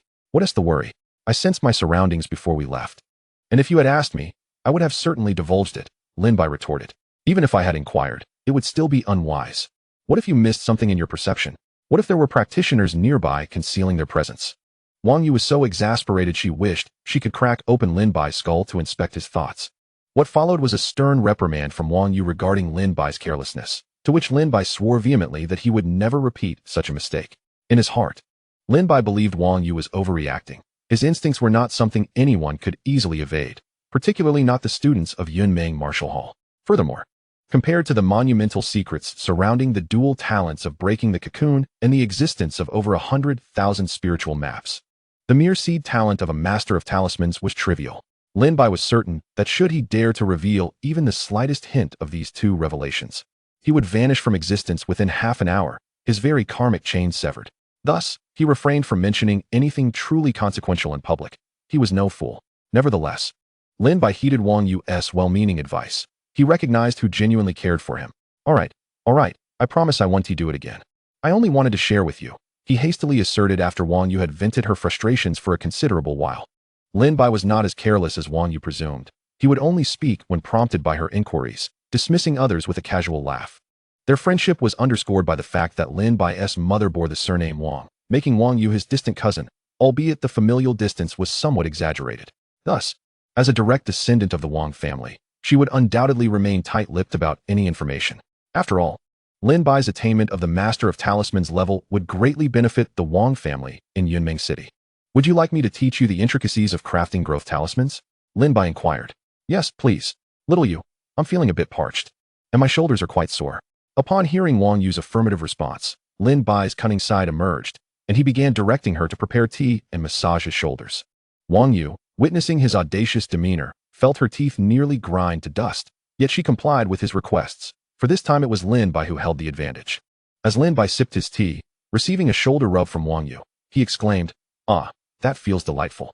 Witnessing Lin Bai's mischievous expression, Wang Yu's pressure increased as she massaged him. Anyone familiar with Wang Yu would be astounded to see her willing to massage Lin Bai, likely questioning whether he had placed her under some enchantment, as their camaraderie had blossomed in a mere 3 months. Noticing Wang Yu's increasing strength, Lin Bai understood the playful banter had reached its limit. Otherwise, the atmosphere would shift from lighthearted to serious. All right, that's enough. Little Yu, this tea is quite nice. You should try it. Now, let me explain the structure of the growth talisman. He offered her a cup of tea as a gesture of gratitude for her earlier massage. Wang Yu took a few sips, then glared at Lin Bai. Humph, if you fail to teach me properly, I shall turn you into Yunmeng cake. Fear not, for I was once heralded as a gold medal instructor. What kind of instructor? That's of no consequence. Just trust in me. Chapter 57, Refining the Fireball Talisman. Show me your growth talisman structure diagram. Thanks to Wang Yu's adeptness in her path, she was able to manifest her growth talisman structure on paper, providing a three-dimensional and intuitive representation without the need for manual drawing. Wang Yu produced a stack of spiritual paper she typically used and began replicating her growth talisman structure. The more she sketched, the deeper Lin Bai's frown became. Although Wang Yu's structure appeared to conform to the instructional model taught in class, it was riddled with flaws. While the final product of a talisman need not be identical to the model, the fundamental framework and key nodes must align closely. However, Wang Yu's model bore a superficial resemblance, yet lacked substance, with critical structural nodes entirely misplaced. After she completed her replication, Lin Bai pointed to the areas with the most errors, questioning, why are there so many water runes here? It's as if they submerged the vitality in a deluge. And this wood rune is overly abundant, rendering it unwieldy. Lin Bai proceeded to enumerate the errors he spotted, while Wang Yu occasionally murmured quiet objections, yet for the most part, she nodded in silent agreement. Fortunately, the structure of the growth talisman was relatively straightforward, allowing for correction. Wang Yu subsequently recopied the improved structure, though numerous issues persisted. However, it was a significant improvement over the previous attempt. Lin Bai had no choice but to assist her in rectifying the mistakes repeatedly. But this merely served to familiarize Wang Yu with the concept. The true crafting of talismans relied on her own mental fortitude within the spiritual space of the talisman paper. On the following day, Lin Bai successfully created the Fireball Talisman and the Purified Water Talisman, and by the third day, he had managed to produce the most challenging Clear Wind Talisman. Wang Yu, 2. Completed her first talisman on the third day. Initially, Lin Bai contemplated skipping class to focus solely on honing his martial skills in the testing palace. However, Wang Yu advised against it, cautioning that if he were to abstain from class so soon, it would draw attention to his talent in talisman crafting. This concern stemmed not only from the fear of inciting jealousy, but also from the dynamics within the Wang family. Having spent considerable time at the martial hall alongside Wang Yu, combined with his mother's lineage, Lin Bai had already been branded as one of the Wang family members. The advantage of this association was that no one sought trouble with Lin Bai, as disparate social standings often led to conflict. In any gathering, discord among individuals was inevitable, especially among a group of adept young practitioners, where overt and covert rivalries brewed. Yet, neither the offspring of noble families nor the common folk dared to disturb Lin Bai, thanks to this association. However, the downside was that there were those within the Wang family harboring rivalries and grudges who would undoubtedly resort to underhanded tactics upon witnessing Lin Bai's exceptional talent. After a moment of contemplation, Lin Bai acquiesced to Wang Yu's counsel. He was unafraid of challenges, but there was no need to create unnecessary hardships for himself. Even while attending class, Lin Bai was not idle. Though he had completed the crafting of 4 talismans and passed the engraving tests, talismans could be modified, and the process was not overly complex. Take the Fireball Talisman as an example. Its fundamental function was to summon a sphere of flame. Modifications could include altering the size, adjusting the temperature, or varying the density of the fireball, all aspects of transformation. These changes could yield either beneficial or detrimental results. Lin Bai's objective was to refine the Fireball Talisman, maintaining the critical nodes while redistributing the other nodes. Most of his experimental outcomes resulted in structural conflicts that failed to produce a coherent talisman, deemed failures in his eyes. Nevertheless, Lin Bai succeeded in creating some variations.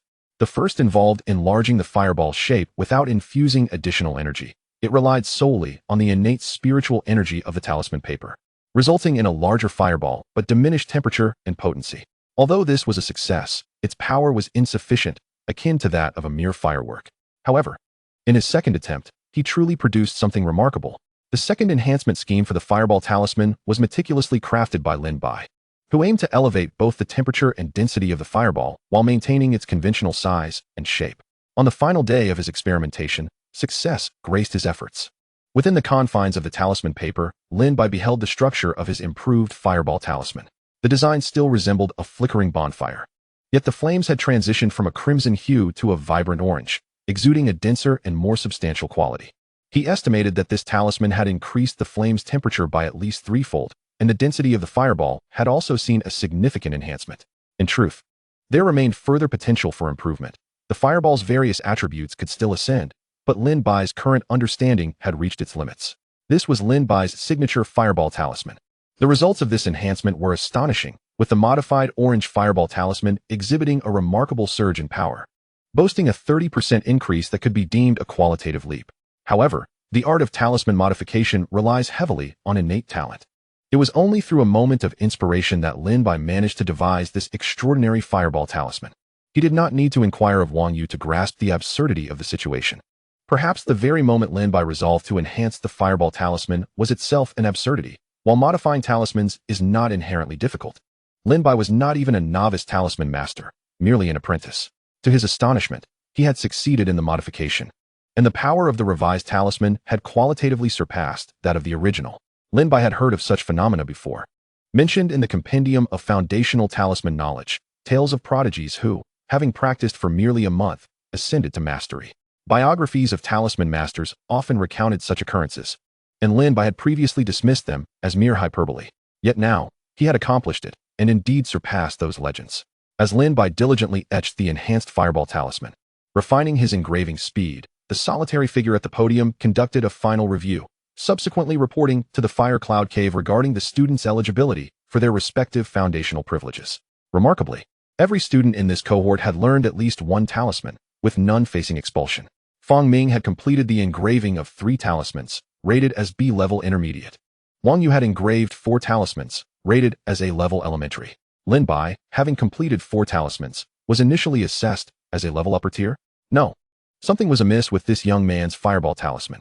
Upon recording Lin Bai's progress, the solitary figure noticed significant deviations in the Fireball Talisman he had chosen to construct, which bore little resemblance to the original. He had indeed improved the Fireball Talisman, and remarkably so. as a figure of prominence in the realm of talismans. Even though this was merely a projection of his being, his discerning eye was sufficient to recognize Lin Bai's achievement. It was this understanding that rendered him astonished. After only a few days of study, Lin Bai had successfully modified a talisman, enhancing the power of his fireball talisman by an impressive 35%. Yet, after the initial shock, the solitary figure's mood shifted to one of elation. His arduous efforts to distill the fundamentals of talisman crafting and subsequently disseminate them were intended to fortify the human race. After ascending to the Tao Ancestor realm, he accepted an invitation to teach at the Fire Cloud Cave, which was one of the motivations behind his endeavors. Lin Bai's previous rapid talisman engraving merely indicated his swift learning, but his successful enhancement now demonstrated his creative genius. The human race is not lacking in quick learners, but those endowed with creativity are ever in short supply. After a moment of contemplation, the solitary figure altered Lin Bai's assessment to a higher standard. Student Lin Bai, having improved a talisman within half a month, merited the title of prodigy and was granted the opportunity to access the highest tier of foundational privileges. The solitary figure promptly petitioned for Lin Bai to receive the utmost talisman inheritance of the human race. This time, the Fire Cloud Cave did not immediately approve, but instead reported to the human Tao, initiating a thorough scrutiny of Lin Bai across various criteria, including talent, lineage, character, and conduct. Over 100 aspects were meticulously reviewed for compliance. Previously, access to foundational inheritance required merely an assessment of talent, a straightforward meritocratic approach. However, the request for the highest talisman inheritance was different. Any hint of anti-human or antisocial tendencies in Lin Bai would lead to disqualification. This pinnacle of talisman foundational privileges represented the culmination of the human race's wisdom in the art of talismans, necessitating a comprehensive review of Lin Bai's actions since birth. Fortunately, Lin Bai was gradually awakening to his inherent wisdom, akin to a newborn, and in the eyes of the human Tao, he appeared as a quintessential young talent of the human race, not some ancient monster seeking to usurp. Even with the formidable deductive capabilities of the human Tao, they spent a full half-hour meticulously ensuring no detail was overlooked. Esteemed guardian of the human race, your application has been approved. Please do not disclose this information externally. The solitary figure was somewhat taken aback upon receiving confirmation of the human Tao's approval. The Tao of heaven comprises all things in the cosmos, while the human Tao corresponds to the entirety of humanity. Passing the human Tao's scrutiny indicated that Lin Bai was a model successor of the human race, a status not achievable solely by exceptional talisman talent. All other criteria had to be met as well. In truth, the human Tao's review was not rigid. For instance, Lin Bai's decisive actions in the beast trap were seen as a positive attribute. However, the review was exceptionally tedious, and any single failing could result in disqualification. Thus, the solitary figure submitted the application with cautious hope, never expecting it would succeed. This young man truly possesses extraordinary fortune, having obtained the highest talisman foundational inheritance. The solitary figure reflected on this. If the previous accolades had merely hinted at Lin Bai's potential as a talisman master, this was now a tangible reality. Akin to receiving a direct recommendation, Lin Bai's future accomplishments in talismans were guaranteed to be at least at the master level, while the upper limits of his potential were immeasurable. Meanwhile, Lin Bai, engrossed in engraving talismans below, remained blissfully unaware of the monumental opportunity that had befallen him, an unexpected stroke of fortune. He simply mused, how strange, why hasn't the solitary instructor announced the end of class? It seems we are running over time.